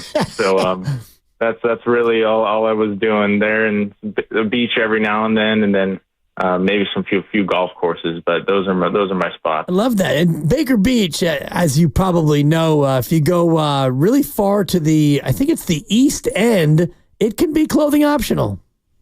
Yeah, that's for sure. I didn't really notice that yet, and don't know if I'll say I'll take you up on it on here, but that's good to know. If you happen to see me out there, we'll just pretend like we don't know each other. Ladies and gentlemen, you're listening to Kyle Harrison pull the ripcord live on 95.7. Okay, this is my favorite. Last one, Kyle. Best amusement park. Like Great America, Discovery Kingdom, you got Raging Waters, Hurricane Harbor. Yeah. What do you got? I'm gonna go the one in Vallejo here. I remember going there in high school or maybe middle school for like a field trip or something. And then I was really scared of coasters growing up, and just kind of broke that fear and just went on like 10 different coasters that day and was a coaster freak, from that point on. So I'd say probably that place to change my outlook kind of on them. Discovery Kingdom, yeah. Kong and Medusa. That was, I think, the last roller coaster I went on, Kyle. Kong broke me. Yeah. That was it. I hung was on that same one, too. Yeah, it broke the back a little, but Medusa one was pretty next level. Yeah. I watched my kids go to Discovery Kingdom a year and a half ago on those coasters, and I said, that's going to be a no from me, dog. And that was, that's it for that. But anyway, Kyle, ton of fun. Good answers. Great job. Yeah. Thank you so much. Oh, thank you guys so much for having me on. It was a pleasure. Okay. Good luck the rest of the way, Kyle. Yeah. There he goes. Kyle Harrison. And he's right, Discovery Kingdom, which, by the way, as director of sports, Lucas whispered in my ear when he was answering, like back when Kyle's talking about it, correct me if I'm wrong, was that where Marine World went and then they sort of, it evolved from animals to just coasters? I do think they still have animals. I haven't been there in a long time. I went there. Are we animal free now? Well, Abe had his 15th or 16th birthday there. Yeah, okay. So it's been a minute, but only a minute. Like it's been about a year and a half. Okay. And we cruised through that place and no animals. Maybe there's a chicken hanging around somewhere or something, but no, like not. Okay, I haven't been there in 10 years. It's not like Marine World used to be. It was Marine World. Best. Yeah, and I grew up next to what was the former Marine World City. When it was in Redwood City. Like that was one freeway exit for me. Yeah, we went on those water slides all the summer long. Yeah, all of them. They moved it to Vallejo and they had animals. And then last time I was there, there were animals, but by the way, I haven't been there in a while now. What hastened the exit? I don't know this to be a fact, but what hastened the exit of Marine World from Redwood City? Like, do you want the famous story we always reference? Oh God, with the damn tiger on the stage? No, great story. That was from Marine World. Oh, that's where it was from. That was a connect between San Mateo High School and Marine World. That's where they brought the tiger from. They didn't bring it from Vegas. It wasn't Siegfried or Roy. It was Marine Rest World. In peace. Yeah. Both of them, I believe. Yeah. I'm going to go ahead and play the percentages on that one. I don't know that to be true at all, but it might be. One of them got mauled and didn't really recover. That's right. And then the other one, I think, died of a broken heart. But that was mean. That was super mean. Grandy's like, I don't even know what the hell you're talking about. I zoned out for like 2 seconds and I'm completely lost. Anyway. You heard of Siegfried and Roy, right? Oh, Grandy? Yeah. Okay. Are you acting or have you actually heard? You don't even know who that is. Lucas, do you know? No longer I do. with us. You know who Siegfried and Roy are? Yeah, the Vegas performers and tigers, stuff. Yes. Yeah. One of them got mauled and the other one passed away. But did the one who got mauled die from the mauling or something Eventually. else? I mean, eventually. Anyway, Kyle with Harrison with the correct answer. Although as a kid, we went to Great America, Marriott's Great America, as you remember. Constantly. That's where, that's where like our senior party was. And I do think that Raging Waters in San Jose is reopening. Correct me if I'm wrong on the text line, the Xfinity mobile text line. I think that it's reopening. Well, wait, what's reopening? The one in San Jose, the water park. I think it's being repurposed. I hope so. And reborn. We're also getting conflicting answers. Oh, jeez. Our good friend Zucci Main says, I'm here in Vallejo, and yes, they still have animals. Thank you. Quote, and stuff. Next text, 415. I think when they turned it into Six Flags, the roller coaster vibration killed a whale. You're going to have to Google that. That's unconfirmed. What is going on here? For the count. It feels like a Friday the way you're laughing. I'm not doing this. Listen, I don't know if there's still some animals hanging out. I was just there a year and a half ago. I walked through the whole place because I'm not going on most of those rides because they're built to make adults throw up, and I'm not doing it. And I didn't see any like major built around animals attractions. Maybe it's just because my teenagers are not interested in that anymore, but I did not see, there certainly aren't any like whales and dolphins running around all over the place. All right. Well, they're not running, but they may be swimming. You know what I'm saying. I do see a dolphin discovery. I'm on the Six Flags website. Oh, yeah, me too. There's all kinds of animals. Did you watch like the back part? Because the animal portion, at least when I was there as a kid, there's like the back portion of the amusement park. Probably not. Yeah. Probably you got to find them, Up against like there's a little like lake or lagoon back and there. Is it open year round? Because this would have been in January. This would have been in winter. For sure. I see Bird Trail, Canes Lion Encounter, Cheetah Creek, Cougar Rocks, Dolphin Discovery, Giraffe Encounter, Lion's Lair. They don't have the thing Otter's Outlook? No, but you know where everybody's sitting in a circle. Penguin Passage? But everyone's sitting in a circle and somebody's like, doing tricks with whales in a massive pool. And the whales are swimming up and getting fish and all that. Like they used to at least they used to have a killer whale display. Yeah, yes. they're not doing that anymore, right? Not legal anymore. Yeah, They're doing other animal shows for sure, but the whale show is over. Shows like you could go look at them. Yes, it's like the circus. This Temple of the Tiger. Yeah, that's a great show. No, but shows. It's one thing. Like you could go look at a lion. For sure, different than look like the lion's doing tricks. Yes, really, for sure. Still, yeah, that's weird. I'm sorry, that's weird. Have you ever been to SeaWorld? Yes, and Shamu. But like we canceled SeaWorld. Yeah, totally. That's what I'm saying. Blackfin. It's kind of been canceled. They've been cruising around making the animals do tricks anymore. What did nice to the animals. What did every single person in this country watch during the pandemic? Last Dance. Tiger King. I hated that. I refused to watch it. That you were alone. No, I know, but it was like that was absolute entertainment gold. I did a whole segment on how Tiger King is basically spoiled milk because everybody who came up to me would say it the same way. It's just like spoiled milk where people are like, oh, that smells terrible. Here, try this. No, I don't want to try it. You just made a face. People came up to me and they're like, you got to see Tiger King. It'll be like, well, why? They're like, it's the craziest, most awful thing you've ever seen in your life. You got to watch it. Far from awful. I don't want to watch it. It's awful. It was a beautiful slice of Americana. Anyway. It was America at its finest. And crazy how so many of these tiger handlers had one limb. Zucchi Mane says they still have elephants. I'm sure. Although they don't have them at the Oakland Zoo's elephant is on its way out. I did not see any elephants. I'm not saying they weren't there. Yeah. I did not run into any elephants on Abe's birthday. You were at the bar. Did you make it to Stingray Bay? No. We're presented by Fremont Bank, celebrating 60 years of full-service banking with no compromises. Thank God Jake Hutchinson's about to come on. And apparently we'll talk some 49ers. And that's next on Willard and Dibs.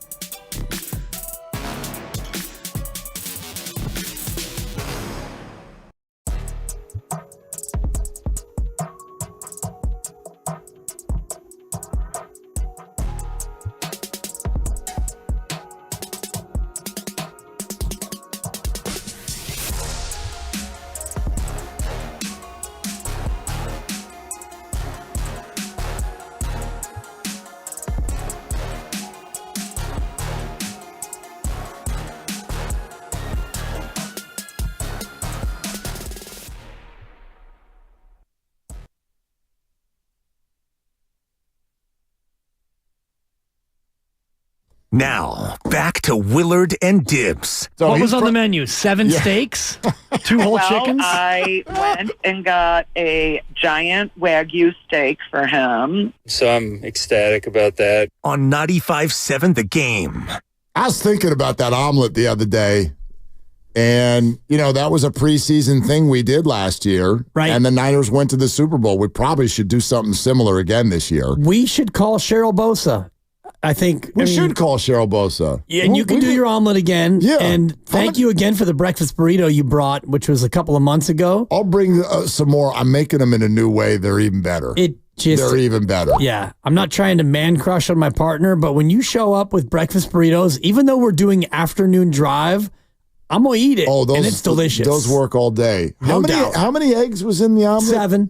7. I'm going to eat it. Oh, my God. It's a 7-egg omelet. So that's a lot of eggs. And you did the Instagram video, and I was just watching you, and it's crack, crack, crack, and you're just cracking and pouring, cracking and pouring. And I'm like, there's no way this guy's going to eat it. And then I realized who I'm dealing with. Yeah. You are a bottomless pit. We ate it.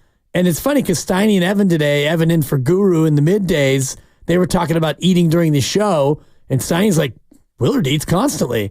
And I was like, he does. And you're still skinny. Mm-hmm. And, they were like, well, it's because of the show. You eat before, and by the time we're done, it's dinner and whatnot. I'm like, Mark would eat if the show was 8 p.m. to midnight. You still would eat during the majority of the breaks because you're an eater. That's what we do. You eat. And I eat. I just have my fruit salad, and yeah. If you don't want to talk to me, that's fine. I'm going to eat. Like if you're not doing something else, you're eating. All right. River Island's guest line, our friend Jake Hutchinson, who's all over the Niners. And Jake, why don't you just listen to this with us? You've probably heard it. I don't think our listeners have heard it, but check this out. And then Hutch, you can react. Deshaun Jackson, remember the receiver, Cal product, obviously, was recently on Speak for Yourself on FS1. And states that he was just on the phone with Trent Williams, a former teammate of his. Take a listen.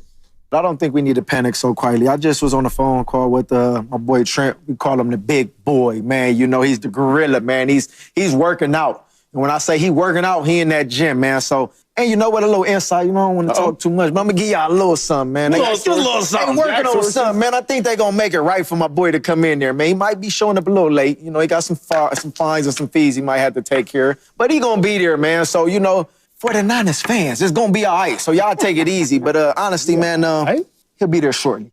He'll be there shortly. Hutch, your reaction. Yeah, that doesn't surprise me. First of all, Trent, he is a one-of-one athlete, like an all-time elite NFL athlete. So, anyone at age 36 can, just come off the street and be ready. It's him. But he's also not just coming off the street. He stays ready. He works out. You talk to Chris Furster, who's their offensive line coach, run game coordinator. He's like, yeah, you need a little bit of reps, even if it's Trent. But I think he's going to get enough. Again, I wouldn't stress about him. And I think the fact that Sean Jackson, is saying that it might not be that far away, that wouldn't shock me because Niners have been playing with fire a little bit, and it's getting real close to being something that's just very stupid for them. And so for them to keep playing with Trent and not just pay him doesn't make a lot of sense to me. Do you think that the Trent Williams and the Brandon Ayuk are at all related as far as the timeline for both, or are these just completely independent and separate deals that have to get worked out? Yeah, I think it is.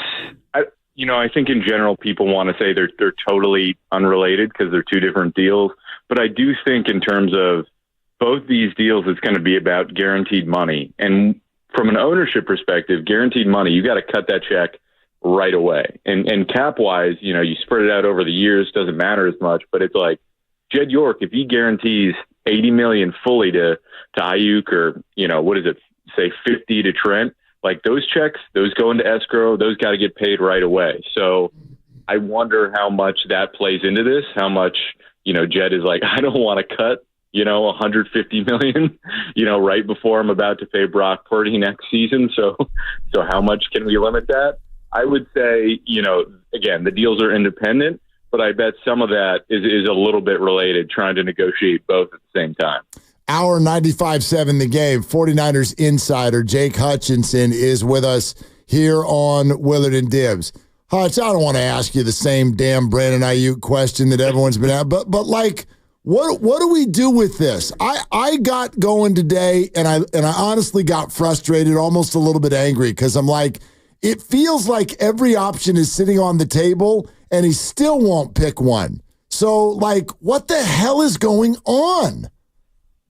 Yeah, I think it's something that has been handled kind of poorly by both sides of this, where, the 49ers sort of called his bluff, and then Ayuk called their bluff, and then they went, okay, well, what do you want? And then he went, well, pay me. And they're like, well, that offer's not actually on the table anymore, and it was to the Patriots or to the Browns, and, maybe the Steelers aren't going to offer the same thing that you really want. Like, I think it's something where Ayuk probably thinks he has more leverage than he has, and the 49ers are a little scared to use the leverage that they do have, which is to say, get into camp, play on your fifth year option. We got a deadline. You're coming in. You're already there. You get on the field, let's say by this date, we're not going to negotiate anymore. And that's something that they've stayed away from because, their whole thing is their culture is you get an elite player, you develop them, and you pay them. You pay those top-tier guys.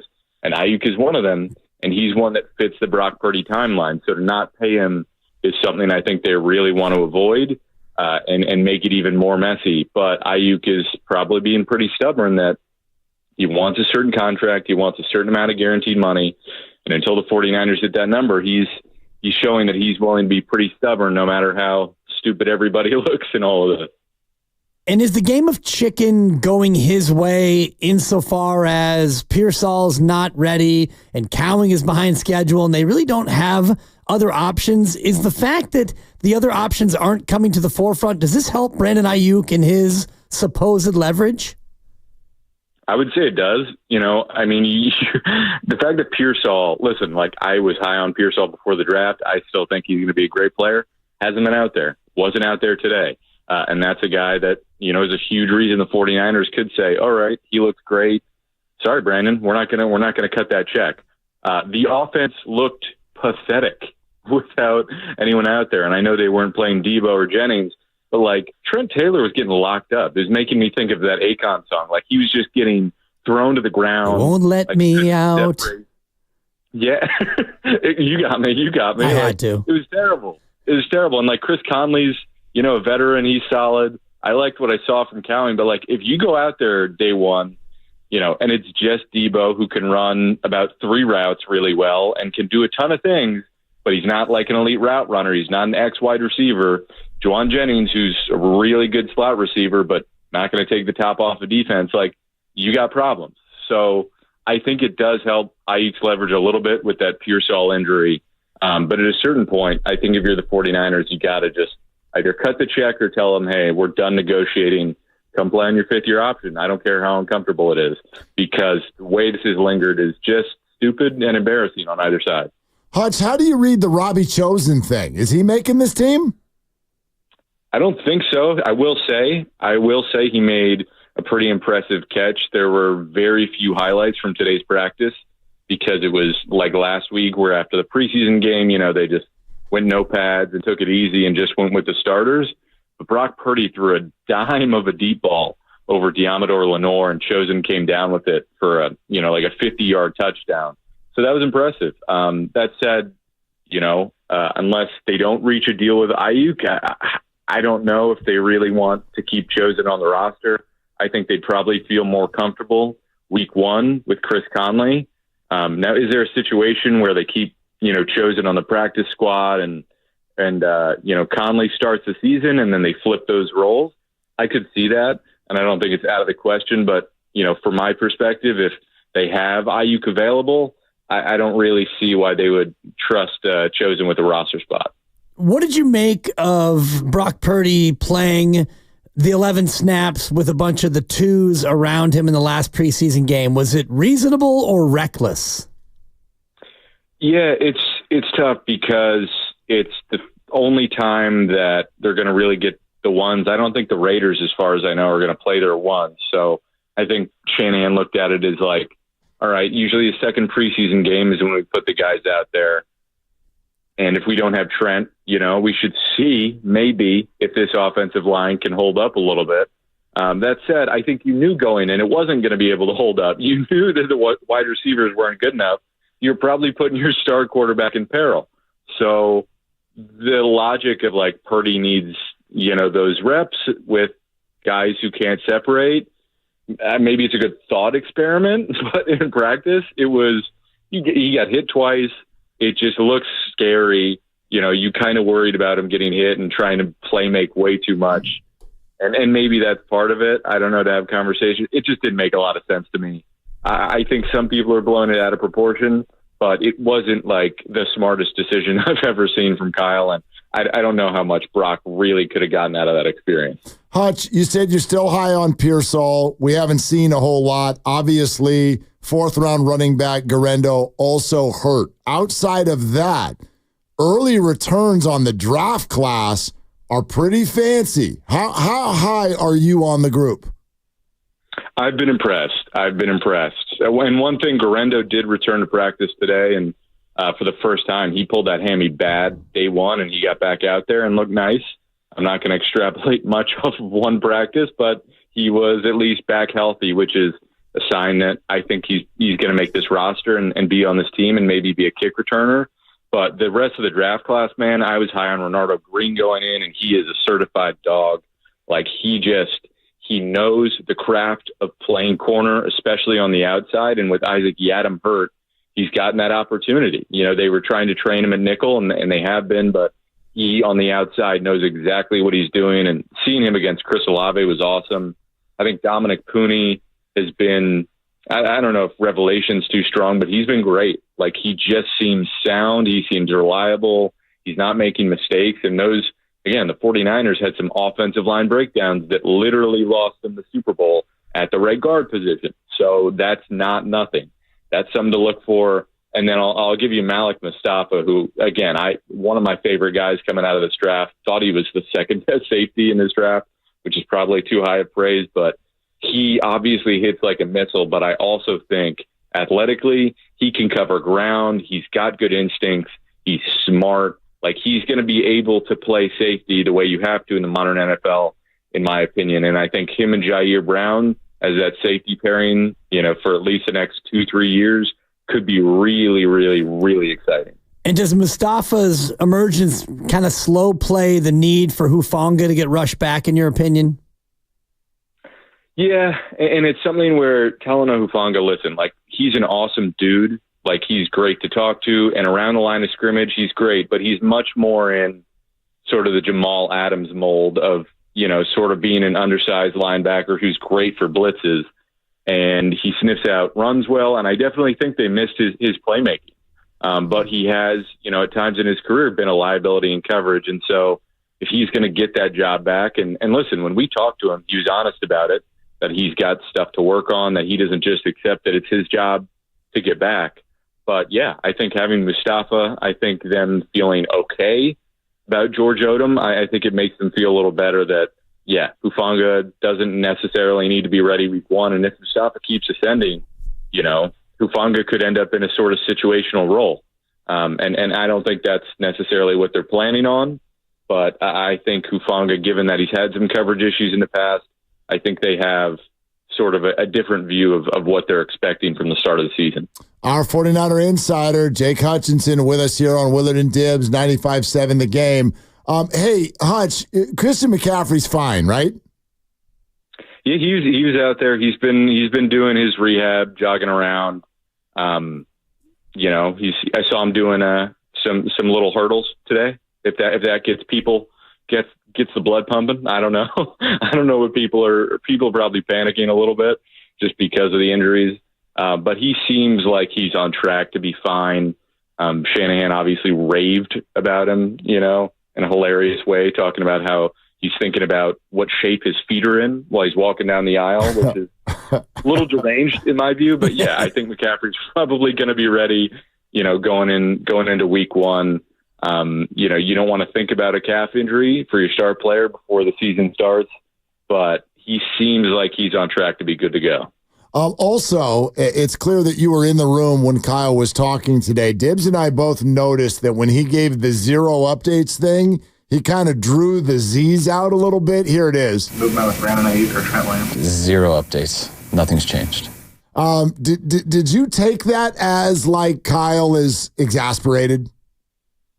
Kyle's always a little exasperated. Like, let's be real. Kyle's always a little bit just tired of, especially when every off season, it's training camp is supposed to be, oh, look at this guy. He's an ascending player, all this stuff. And every single training camp, he has to answer questions about a star player who's either holding out or not there, because the 49ers are the most annoying team in the NFL to get these deals done. And they just draw it out, and Kyle has to answer the same question every time, and he has no new answer. So, yeah, I think he's exasperated. I didn't read too much into it because I'm used to Kyle being a little tired with the media at times and occasionally snippy, which I think is probably fair from him. But I didn't read all that much into it as per usual.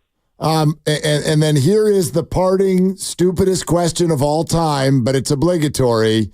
Like, I don't know, Hutch, this week? Is it going to be this week? Listen, I thought things were happening not reporting anything, just, last week it felt like, okay, there's a little momentum here, what the number has to be at this point, and he's not budging. I'm not going to predict anything at this point. I mean, if it was me and I was the 49ers, I would try and get Trent Williams and Brandon Ayuk in this week, and then you can have a ramp up to the Jets, who have some very, very, very good corners and have a defensive or former defensive coordinator very well. I would think you would want them in the building as soon as humanly possible to gear up for a game where you kind of need to win, because the first half of your season is a lot easier on the schedule than the second half. But, who knows? Maybe Jed York is being stubborn about this, or the 49ers are just pinching, pennies in a way that I think will bite them. I mean, Nick Bosa even said last year he started slow. I just don't know how you can confidently go into this year and claim you're a Super Bowl contender, while 2 of your star players are not reporting, all of training camp. Jake, thank you so much, man. Great stuff as always. No worries. Appreciate you guys having me on. Okay, there goes Hutch. That's Jake Hutchinson, our 49er insider. I mean, by the way, the Schefter one that we keep playing where even he sounds annoyed. He added there's another quote that's now circulating off of the Pat McAfee show today, where he says, quote, "I think at some point this week there will be activity, and we'll see what that leads to. We're all wanting to see how this unfolds, and it's hard to predict exactly how this is going to go." Right. I mean, it's been hard to predict how this is going to go the entire time, where it seemed like early on, of course, they're going to sign him. They draft a player. They like a player. He's an A-lister. He's going to get extended. The only one they didn't was DeForest Buckner, and that happened well before the draft, and that was one where they made a decision early, and they went with it. This is one where it has always felt like they were going to sign him, and then he requested a trade, and they obliged him, and they shopped him, and they had deals in place, and he said no to New England, and Cleveland fell apart, and Pittsburgh's been lingering, and every time we've thought, well, he's about to sign, then a report comes like, whoa, this Pittsburgh deal looks like it may happen. He's not going to sign. It's been going back and forth so many times, and I think that's why it is so exhausting, because it's felt like 15 different times something was about to happen. You know what's different about this one, and just listening to you talk about it and think about this, because, for instance, I want to circle back to what we just played for Hutch from Deshaun Jackson. This is on Fox Sports 1.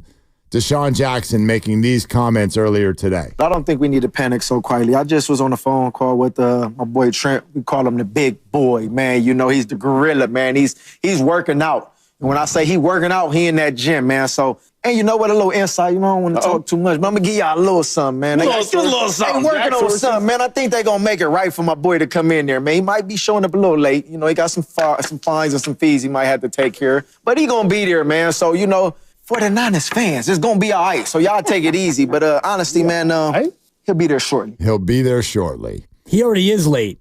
So I think he's going to be there late. Yeah, he's already late. Might be some fines. Right. They've already been fined. Here's the thing that's different about Brandon Ayuk, because I do hear a lot of people whenever there's like the hullabaloo about Brandon Ayuk, oh, why didn't you give this energy to Bosa? Why aren't you giving this energy to Trent right now? Here's why. The Brandon Ayuk situation doesn't make any sense. All of the other ones make sense. Through the years, all of the other ones have made sense. The timing and the sound and the way of the Deebo Samuel situation made sense. Nick Bosa going down to the final week, you may argue, didn't make sense. I'd argue when somebody is literally putting cement on his feet and looking at the team and going, you will make me the highest paid defensive player in the game. And the team doesn't want to do that. And the player is like, you're doing it. And he is absolutely vital. That makes sense that it would wait all the way to the end. And similar to what you just heard Deshaun Jackson say about Trent Williams, and I think we've been telling you the whole time, there's no concern with a 36-year-old coming in a week and a half to 2 weeks before the game. That's fine because he's 36. And while, yes, you need to get up to game speed, you don't want that guy working too hard throughout the month of August. It's probably not best for his body. I can at least find a way to have all of these make sense. The Brandon one makes no sense. Nobody wins. Nobody's better off here. Not Cleveland, not Pittsburgh, not New England, not San Francisco, and not Brandon. Nobody's better off. All of the options are on the table. Everybody's waiting. Everybody's exhausted. Everybody's getting annoyed. And they're still sitting there. Makes no sense. It makes perfect sense. It does? Nonsense. Thank you. On both sides. And that's the thing that maybe is the most surprising part for me, because we've seen the player side of this take this tact many times, but we've never seen the Niners do what they've done, which is kowtow and give in to Brandon Ayuk's demands, and they misplayed it, and they miscalculated what Brandon would want and how Brandon would react, and they've done it at every step, and maybe they thought that by now Brandon would cave and he would accept their offer, or they called his bluff about wanting to be traded, and turns out he doesn't want to go to New England and make the money that they reportedly offered, which you were saying earlier was a big amount of money upfront guaranteed that he would have been able to recoup. And this all would have been done a month ago, but he didn't want to accept that trade. So I do think that the sense that it makes is nonsense, and the Niners don't normally proceed in this fashion. And that's what is so surprising to me, because the Trent Williams one for me is cookie cutter veteran who doesn't want to come to camp. The team knows they're going to pay him a little bit more. He knows it too, which is why it's been all quiet on his front. I don't even know who his agent is. You haven't heard from him, his camp, his agent. Yeah, I don't nothing. know. I have You've no heard idea. nothing from any of them until Deshaun Jackson came out and, in that cut you just played and said, big fella's going to be there. He might be a little bit late, but he's going to be there. That's the first we've heard of anything surrounding Trent Williams. Vincent Taylor. Of course. Vinny. Taylor. Yes. That's Trent Williams' agent. Okay. Vincent Taylor. And I think Vincent Taylor's probably chilling through all this. He's not tweeting, I would imagine. He's not sweating it. He's just, waiting until that day. No, he's definitely Trent, not you ready sweating to get in now and play? Yeah, I'm ready, Vinny. Yeah, let's go. Call them. Yeah. You know what was fun to talk to Hutch about was actual football. And you guys, and you're not wrong, a lot of our pre-show discussions in recent days have been about the 49ers' ability to draft well as Brock Purdy gets a contract. because you're going to need to be able to find players who can contribute who aren't making a ton of money. And I think that that's a thing for all NFL teams all the time, especially the good ones. The Niners are not going to be alone in the idea of having to pay a quarterback. All of these other good teams that we talk about all the time are doing the same, from the Chiefs to the Bills to the Bengals to the Lions to the Packers. All of them are paying quarterbacks, the Rams. So the Niners will simply join them. And yes, it's omnipresent that they're going to have to find some people in the draft. And the track record of this group is, I know people point to some high-profile misses, but if you do start to look at some of the things that have happened round 3 and later, between round 3 and 7, stunning number of good players on the 49ers coming out of those rounds. So there have been no games yet. So there cannot be a victory lap. You're not allowed to do that yet. But sit here today and tell me, are there any draft picks that you'd give back where you're like, that's not feeling real good right now? From this past draft? So Ricky hasn't played much yet. I don't know where you stand. I still feel very, very good about Ricky Pearsall. In the short returns that you have gotten, the reviews have been really good.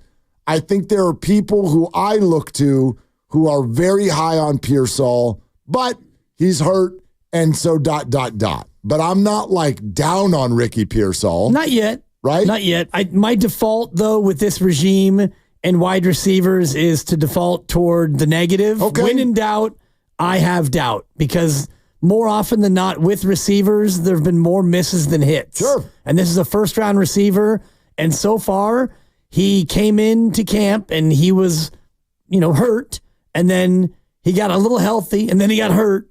So he's had 2 different injuries over the course. He had the hamstring. What round was Dante Pettis? Was that 2 or 3? Dante Pettis was... Is that 2 or 3? 2 or 3, right? It's one of those. Yeah. I want to say he was a 2. I'm just looking through the list, and Jalen Hurd. Dante was second round. Second round. Okay. Yeah. So because when you said like this regime, their wide receiver picks have not been great. Trent Taylor in the 5th. Yeah, but like that's a 5th round draft pick. Okay. And I know that Richie James in the 7th. I mean, Juwan Jennings in the 7th. How about that? And Deebo Samuel in the 2nd, and Brandon Ayuk in the 1st. In other words, Jalen Hurd in the 3rd. Jalen Hurd in the 3rd, and he never got healthy, and that was an interesting pick anyway. But I guess my point is, when you have your top 3 receivers, and they are a true core, and they were all drafted, I hear you. They've had some misses. Danny Gray in the 3rd. Yeah, they've had some misses, but like their top 3 receivers are drafted players, so they've nailed the position some. Yeah. Some. Yeah. I just simply said that it's been mixed results, and now you got Ricky Pearsall, and so far he's been unable to play, and I know it's preseason, and again, we're not grading the draft. We don't do that, but early returns are not good. I'm not cautiously pessimistic, but the jury is more out than I would have thought on Ricky Pearsall. Jury out. I don't think the early returns have been not good. I just think there have been no returns. But the early returns on like Renardo Green have been good, and Dominic Pooney have been good, and really Mustafa have been unbelievable. And now Cowing. Cowing got a lot of people's attention the other night. Yep. Don't leave out their 6th round pick, Jarrett Kingston, who might also contribute on the offensive line. I don't know a whole lot about Bethune yet. That's their 7th round linebacker. And obviously Guerrendo, you would at minimum have to put in the same bucket as Pearsall. Exactly. Which was, and you and I, I went the day before you. I watched the Guerrendo injury. It was the very first practice. Oh. And it was bad. Like you heard Hutch say it. Like that was a good, solid hamstring pull. Yeah. Like the second it happened, you're like, we're not going to see him for a while. But he returned today. And so, whatever, had a good practice. It's just a practice. But let's put it this way.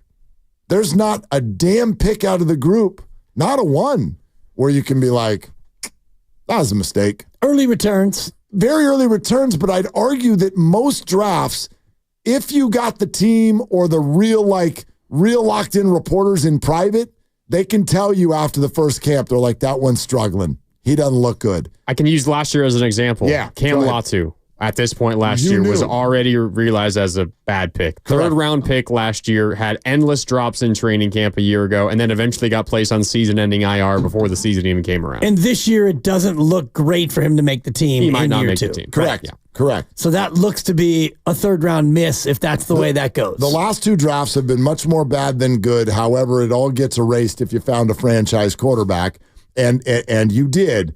But like that, I guess that would be my overwhelming point about so far this draft. You can't eliminate anybody. None of the picks can you look at right now and be like, that guy's struggling. You got two that have been too injured to really give us a great look. But you might have two starters on a team that fancies itself as a Super Bowl contender because Pooney's going to start. Pooney's starting. At He right looks guard. fantastic. And Mustafa looks like he's going to start. No doubt. So if you get two starters in your 22-man who are rookies for a team that fancies itself as a Super Bowl contender, that's pretty damn good. And don't forget, again, we'll see on Renardo Green, but that one, who, by the way, the second pick in a row the Niners made in this draft where people called them out for reaching, which is the funniest thing ever. Get the guy you need and who you want. If he's good, who cares if it's round 2 or 3? Right. Point is he's impressing people right now, which could be a massive poker chip next off season when you've got to deal with both Charvarius Ward and Diamador Lenore. Not saying you want to push anyone out the door, but my gosh, what a more comfortable conversation to have if your cheap round 2 rookie is performing already at a high level and you can mix him into whatever your stew is going to be. Yeah, and Lenore drafted in that same year. Jalen Moore drafted, and right now he's your starter at left tackle, pending Trent Williams' arrival. But you laugh, but Jalen Moore is a legitimate backup tackle. Sure, but he's not. Yeah, he's not going to start. Is my point? Probably not. But he's a guy who's been able to stay, and he's been more than a serviceable backup. Ambry Thomas, his Niner career might be over. Aaron Banks in that same draft, he is a starter. So, there have been more hits than misses for sure. I just think that, and this is something we talked about yesterday with Grandy, that this year's draft is very important, not only for this year, but for future years. When your QB starts making big money, you need these guys to still be able to play on their rookie deals and contribute. Now let's go live to the other room where Mark Grandy is standing by with this San Francisco Giants roster update. Yeah, one of the things you guys asked Doc Pandia an hour and a half ago was about Patrick Bailey, who's not playing in his second consecutive game. The Giants have officially placed him on the 10-day injured list, and they have recalled good old Jackson Reitz from AAA Sacramento. Reitzy, welcome home. Well, so the Giants catchers currently are Kirk Casale and Jackson Reitz. You grumble, but I believe it was me yesterday who said, wouldn't it be nice for Patrick Bailey to just get like a 10-day break or like a 5-day, or I think I did say actually a 10-day break. This is before we realized that he had gotten hurt because he got hurt during No, this was BP. it was a surprise pull from the lineup yesterday. Because he had a pull, and so he got pulled, and it was during his extra BP because he hasn't gotten a hit since Groundhog's Day. But that's not why I'm grumbling. This is actually a good thing. That's fine. Welcome home, Reitzy. It's the whole other part of it that's not good. Yeah, the Joey Bart part. There's the Joey Bart part. Yeah. There's the Tom Murphy part. Who? And there is the there's the larger, because it's not just this position. This is exactly what happened when Lamont Wade got hurt earlier this year, and you gave us Trenton Brooks. And now, that's my guy. Now you've given us one-legged Lamont. He is no longer late-night Lamont. Left leg Lamont? He's left. I'm not sure which one's hurt, but... And we laugh, and I'm sorry that it's an injury, but dude, first of all, why is the hamstring taking this long? And second of all, why are you playing him? If you can't run, you can't play. You cannot be out there walking the base paths. This is the major leagues, and you are trying to make a playoff spot. And you're out there with Lamont Wade not being able to move. So here's the thing. To me, the takeaway on this. This is sort of a gross level of depth that the Giants have amassed at some positions. Their farm system has definitely lost some of its luster in the last year, for sure, especially with the likes of Marco Luciano looking like he might not be a big leaguer. And Luis Matos' inability to stay. Casey Schmidt's inability to lay off of a pitch that's a foot outside or whatever. There's all of that. But what's really been exposed is that when you, in some cases, have one injury at a position, you end up bringing up people that are so clearly not major league players. My sincere apologies to Trenton Brooks and Jackson Reitz. You've worked hard. You've played hard. You're right. You've worked your way and hung in there in the minor leagues. But come on, man. Come on. How on earth are these the bat signal boys? How can they be the second string? How?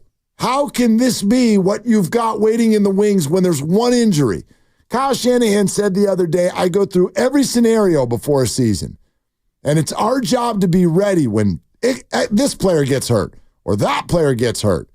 X, Y, Z, all the scenarios. What do we do if this happens? What do we do if that happens? How did we get to this? What happens if Lamont Wade gets hurt? What happens if Patrick Bailey gets hurt? Yeah. And got no depth. You end up sending out a waiver for Kurt Casale and then Jackson Reitz, who's basically Bull Durham. That's basically who you brought up. Yeah, he spent a lot of time down there. That's frustrating to me. And Joey Bart's over there with his 800 OPS in Pittsburgh. Yeah, you couldn't find a place for him. Super frustrating. You chose Tom Murphy instead, and didn't you give him a 3-year deal for Tom Murphy? I don't know if it's 2 Maybe or 3. 2 yet? But yeah, multi-year it's guaranteed money. Multi-year deal. Yeah, it's a shame. And this is one of the big frustrations because Patrick Bailey was a guy who, even if he didn't get hurt, you probably would have wanted to have a replacement for him anyway because he's been struggling so much. I know his defense is still fantastic, but offensively, he's been an automatic out for the better part of a month. 2-year deal for Tom Murphy. Fully guaranteed $8.2 million. 8.2. So Tom will be back in 2025. Yeah. Jeez. Frustrating. Good luck. Go get him. Go get the Sox tonight. The White Sox are in town. Yeah. All right. We're sponsored by Floor & Decor. Let's keep having some fun. And those of you who are on hold, stay right there. We're coming to you next at 888-957-9570. By the way, join 95.7 The Game at Harding Park Friday, September 6th for the Pettinelli Financial Partners Golf Tournament benefiting the Autism Society, San Francisco Bay Area. Go to 957thegame.com to learn more. Presented by Atco Pest Control, the Bay Area's locally family-owned pest control company. This is Willard and Dibbs.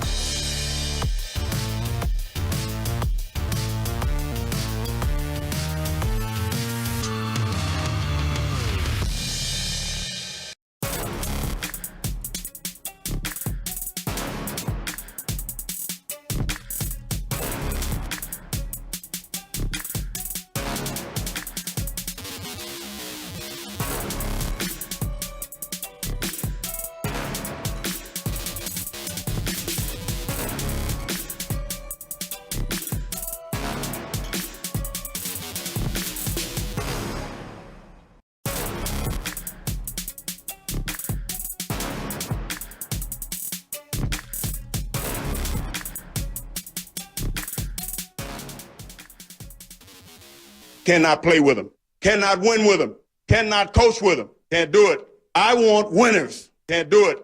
I want people that want to win. Now, back to Willard and Dibs on 95.7 The Game. Maybe we should rehire Mike Singletary to sit down with Brandon Ayuk.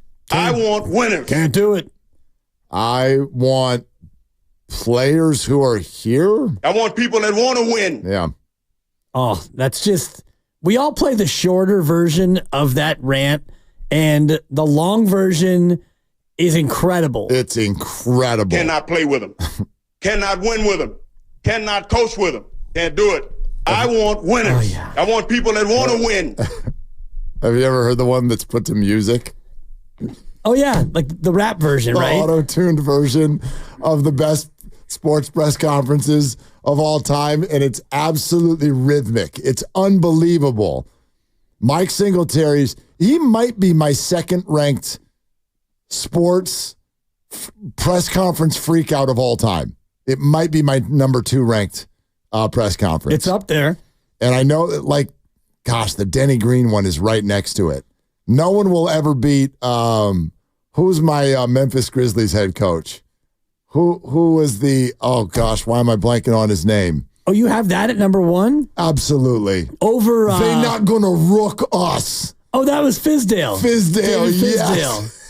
You have that ahead of you play to win the game. Yeah, I do. Because that was just you like play to win the game. That was just So like that. good. Yeah, that's the best sentence of all time.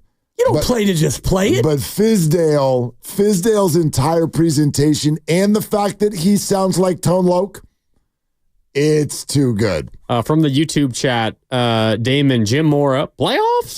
Yep. That's up there. Denny Green, Jim Mora, Herm Edwards, Fizdale, Singletary, and then don't forget my man who wants more dogs. Oh, yeah. No kitty cat, no, yeah. Winnie Mo dog. Don't forget my guy out there down in the South, wherever the hell he was. And of course, Coastal Carolina? Coastal Carolina. And Mike Gundy with the I'm a man, I'm 40. Yeah, I'm not a big Mike Gundy guy. No, but He's been turned into a just as far as rants goes. But I would rather go out there and play with 10 men and get penalized up and down the field. Coach, it's not a penalty when you play with 10. Let's go to Mark in the back. Coach, if I could just offer 1 point of clarification. That would have been amazing if you'd interrupted him with that. Excuse me, Samurai Mike. It's actually not a penalty. Anyway, what does Jeff and Marin have to say? Hi, Jeff. What are you doing? Hey, guys. Thanks for taking my call. I'm watering the front yard. So, good. I'll tell you, one of the guys I was impressed with was Tanner Mordecai.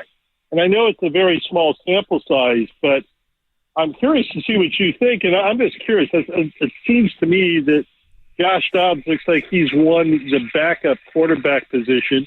And I think Brandon Allen is very good. But is this maybe an opportunity where, I don't know if they can trade Allen and keep this kid Mordecai and try to develop him, or is it probably makes more sense just to keep those two guys as the backups, the experienced veterans. But again, I was very impressed with Mordecai. What do you guys think? Yeah, Mordecai might be able to wiggle through to the practice squad. I don't really have a good finger on the pulse on that. Jeff, thank you for calling.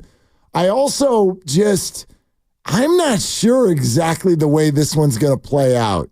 I know that he ran around and scored a touchdown, and so now everybody's decided that Josh Dobbs has got the number 2 job locked up. I don't buy that yet. I just don't. Because Brandon Allen, meantime, did not have a bad performance either and has been here. They clearly like him.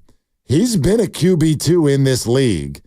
I don't know. Shanahan was asked about the QB2 battle. You want to hear it? Yes, before you play it, I just want to be on the record as saying you can lock it up. Joshua Dobbs is QB2. Okay. And it's based largely on what he's about to play. Okay, let's hear it. It's kind of like what you guys see. They're pretty tight, so I'm definitely not declaring it now. Hopefully they'll play out more in these 2 practices and hopefully a little bit more in the game. Why does that There's more to it. I mean, that's just the cut that they pulled, but he goes on to talk about Joshua Dobbs's athleticism and his intelligence. I think that the full cut was much more. And then what did he say next? Brandon Allen's a moron? No. Like, what did he? I mean, of course he's going to give him compliments. Right. And he said it's pretty tight. And they also asked him about, normally before the third preseason game, he declares who his backup is. Mm-hmm. He probably won't this time. It may come down to who plays better in game 3. I would predict, and I've already locked it up, it's going to be Dobbs, and Allen will be traded for a conditional 6th, and Tanner Mordecai will be QB3. Maybe. You go and lock that up. You're probably right, but I'm not convinced. Oh, I'm convinced. Josh Dobbs might get traded. Yeah, I don't think so. I mean, he doesn't bounce around much. He's been on like 9 teams in the past hour. Have the 49ers put Josh Dobbs' jersey in the team store yet? That poor guy. Yeah, seriously. That poor guy. Starting quarterback for the Arizona Cardinals. I did see it at Marshall's. Oh, no, it said good. Lance on the back. Nice job. There it is. That was mean-spirited. Well, Lucas's family's here, so he's getting loose. He's trying to impress everybody around him. Good job, Lucas.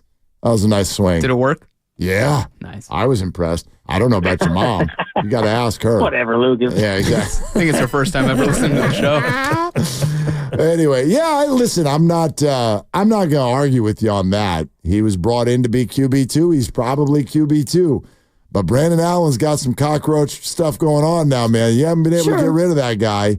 He's here for a reason. He's also played well. He also had a real nice throw in that game over the weekend. And here we are coming into the final preseason game. And normally you do name the guy, and they haven't named the guy. Right. And let's not act like surprises haven't happened here before.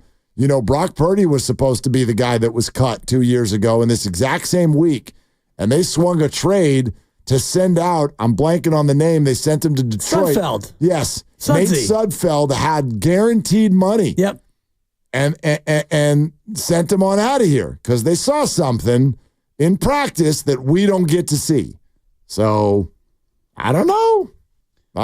And, by the way, let's not act like Dobbs. Dobbs had that, nice drive, nice moments in this preseason game. I'm not going to say that practices have been looking real good the whole time, though. They haven't. Yeah. And that's just practice. I don't care about stats. I'm just going by what I see and what I'm told. Yeah, I guess I'd look at the tea leaves, and if you really were that convinced about Brandon Allen, you wouldn't have gone and brought Joshua Dobbs in the first place to have him compete for Brandon Allen. And I look at Brandon Allen as a guy who's QB2 minus, and Josh Dobbs is just QB2. He's not QB2 plus, and I said Sam Darnold last year was, and that's looked to be pretty accurate because now he's QB1 in Minnesota, in part because of the injury to their drafted rook. He might have won the job anyway in the beginning. But he's going to get the year now, it sure looks like. And so Minnesota sure needs a backup. Why not reunite him with Sam Darnold and you send Brandon Allen to Minnesota for a conditional 6 of some sort? Because the Vikings don't care if he knows the starting quarterback. If the Vikings want a QB2 who knows their system, how about Josh Dobbs? He was the starting quarterback for a period of time just last year. Well, and they have Nick Mullins already, so you can just get a total 49er alumni group. Do it, and then we'll see you week 2, Minnesota. Brandon Allen, 2-7 in his career. Joshua Dobbs, 3-11. Oh. So there you go. It's a battle of who can lose more games. Who's making more money? I think that it's Dobbs. They're both making like about $2 million. It's peanuts. Yeah, that Brock Purdy's the 4th highest paid quarterback on the team. Yes. Tanner Mordecai makes more than Brock Purdy. Tanner Mordecai does? I think so. Yeah. Are you sure about that? I was looking at the. I'll confirm it. Here, let's try something different. You talk. No, I don't want to do that. I could do it. Josh Dobbs making $2.25 million. Brandon Allen $2.02 million. Okay, and Tanner Mordecai is $951. And what's Brock? $934. Ooh, he's making $17,000 more. Tanner Mordecai makes more than Brock Purdy. It's so Number funny. 4. Yeah. So funny. Although only, let's see, Tanner Mordecai, $25,000 signing bonus and $125,000 is guaranteed. Yeah. So that's all. I just say this. Purdy's guarantee $77,000. You just mentioned it. Brandon Allen's record, Josh Dobbs' record, same smell. It's absolutely the exact same thing. Yeah. Here's the deal. I know nobody wants to talk about this. if Brock gets hurt, the season's over. So if I'm the 49ers right now, I got Brandon Allen and Josh Dobbs, and I'll tell you who the QB2 is. You want to know who the QB2 is? It has nothing to do with their performance. It has everything to do with what draft pick another team will give me in return. And whichever draft pick is higher, you get that quarterback because it doesn't matter. It doesn't matter. That's not the way they look at it. That's the way I look at it. But that's not the way they look at it. But it's the facts. It's not the facts. It is the facts. If Brock Purdy goes down, the season's over. Was Cleveland's season over last year? No, it was Flacco the rescue. They don't have a quarterback who's been to a Super Bowl before waiting in the wings. The Niners don't have that. They've got Brandon Allen and Josh Dobbs, and they are up Schmitz Creek. Oh, boy. If he goes down. Dobbs looked good last year with Minnesota. I'm calling Tom. 2-2. Yeah. That ball got Schmidt on. I'm calling Tom if he gets hurt. Well, Kyle had a chance to talk to Tom before the game. And he said he what he said would ask him about 100 questions. Right. What are you doing later, Tom? If Brock gets hurt, just make sure you don't change your cell phone number. Possibly. Yeah. What are you doing in a minute, Randy? What are you doing? You want to hear from Brian Baldinger? Yeah. Why he loves this draft class? Yeah. It's coming up next. Yeah. And I want to hear from Brian Baldinger about how he thinks it's crazy train that Brock Purdy played the other night. Anyway. You should have played that cut instead of trying to crop dust me at the buzzer. I didn't want to rub your nose in it. What does Baldy know? Anyway, what's coming up in the game is brought to you by Fremont Bank, celebrating 60 years of full-service banking with no compromises. Here comes Grandy. He's wonderful. Be nice to him. Do you want to do it again tomorrow? I do, yeah. Okay, fine. For Dibs, for Grandy, for Lucas, and all of Lucas's family. I'm Mark. Shoot your shot. It's all you got.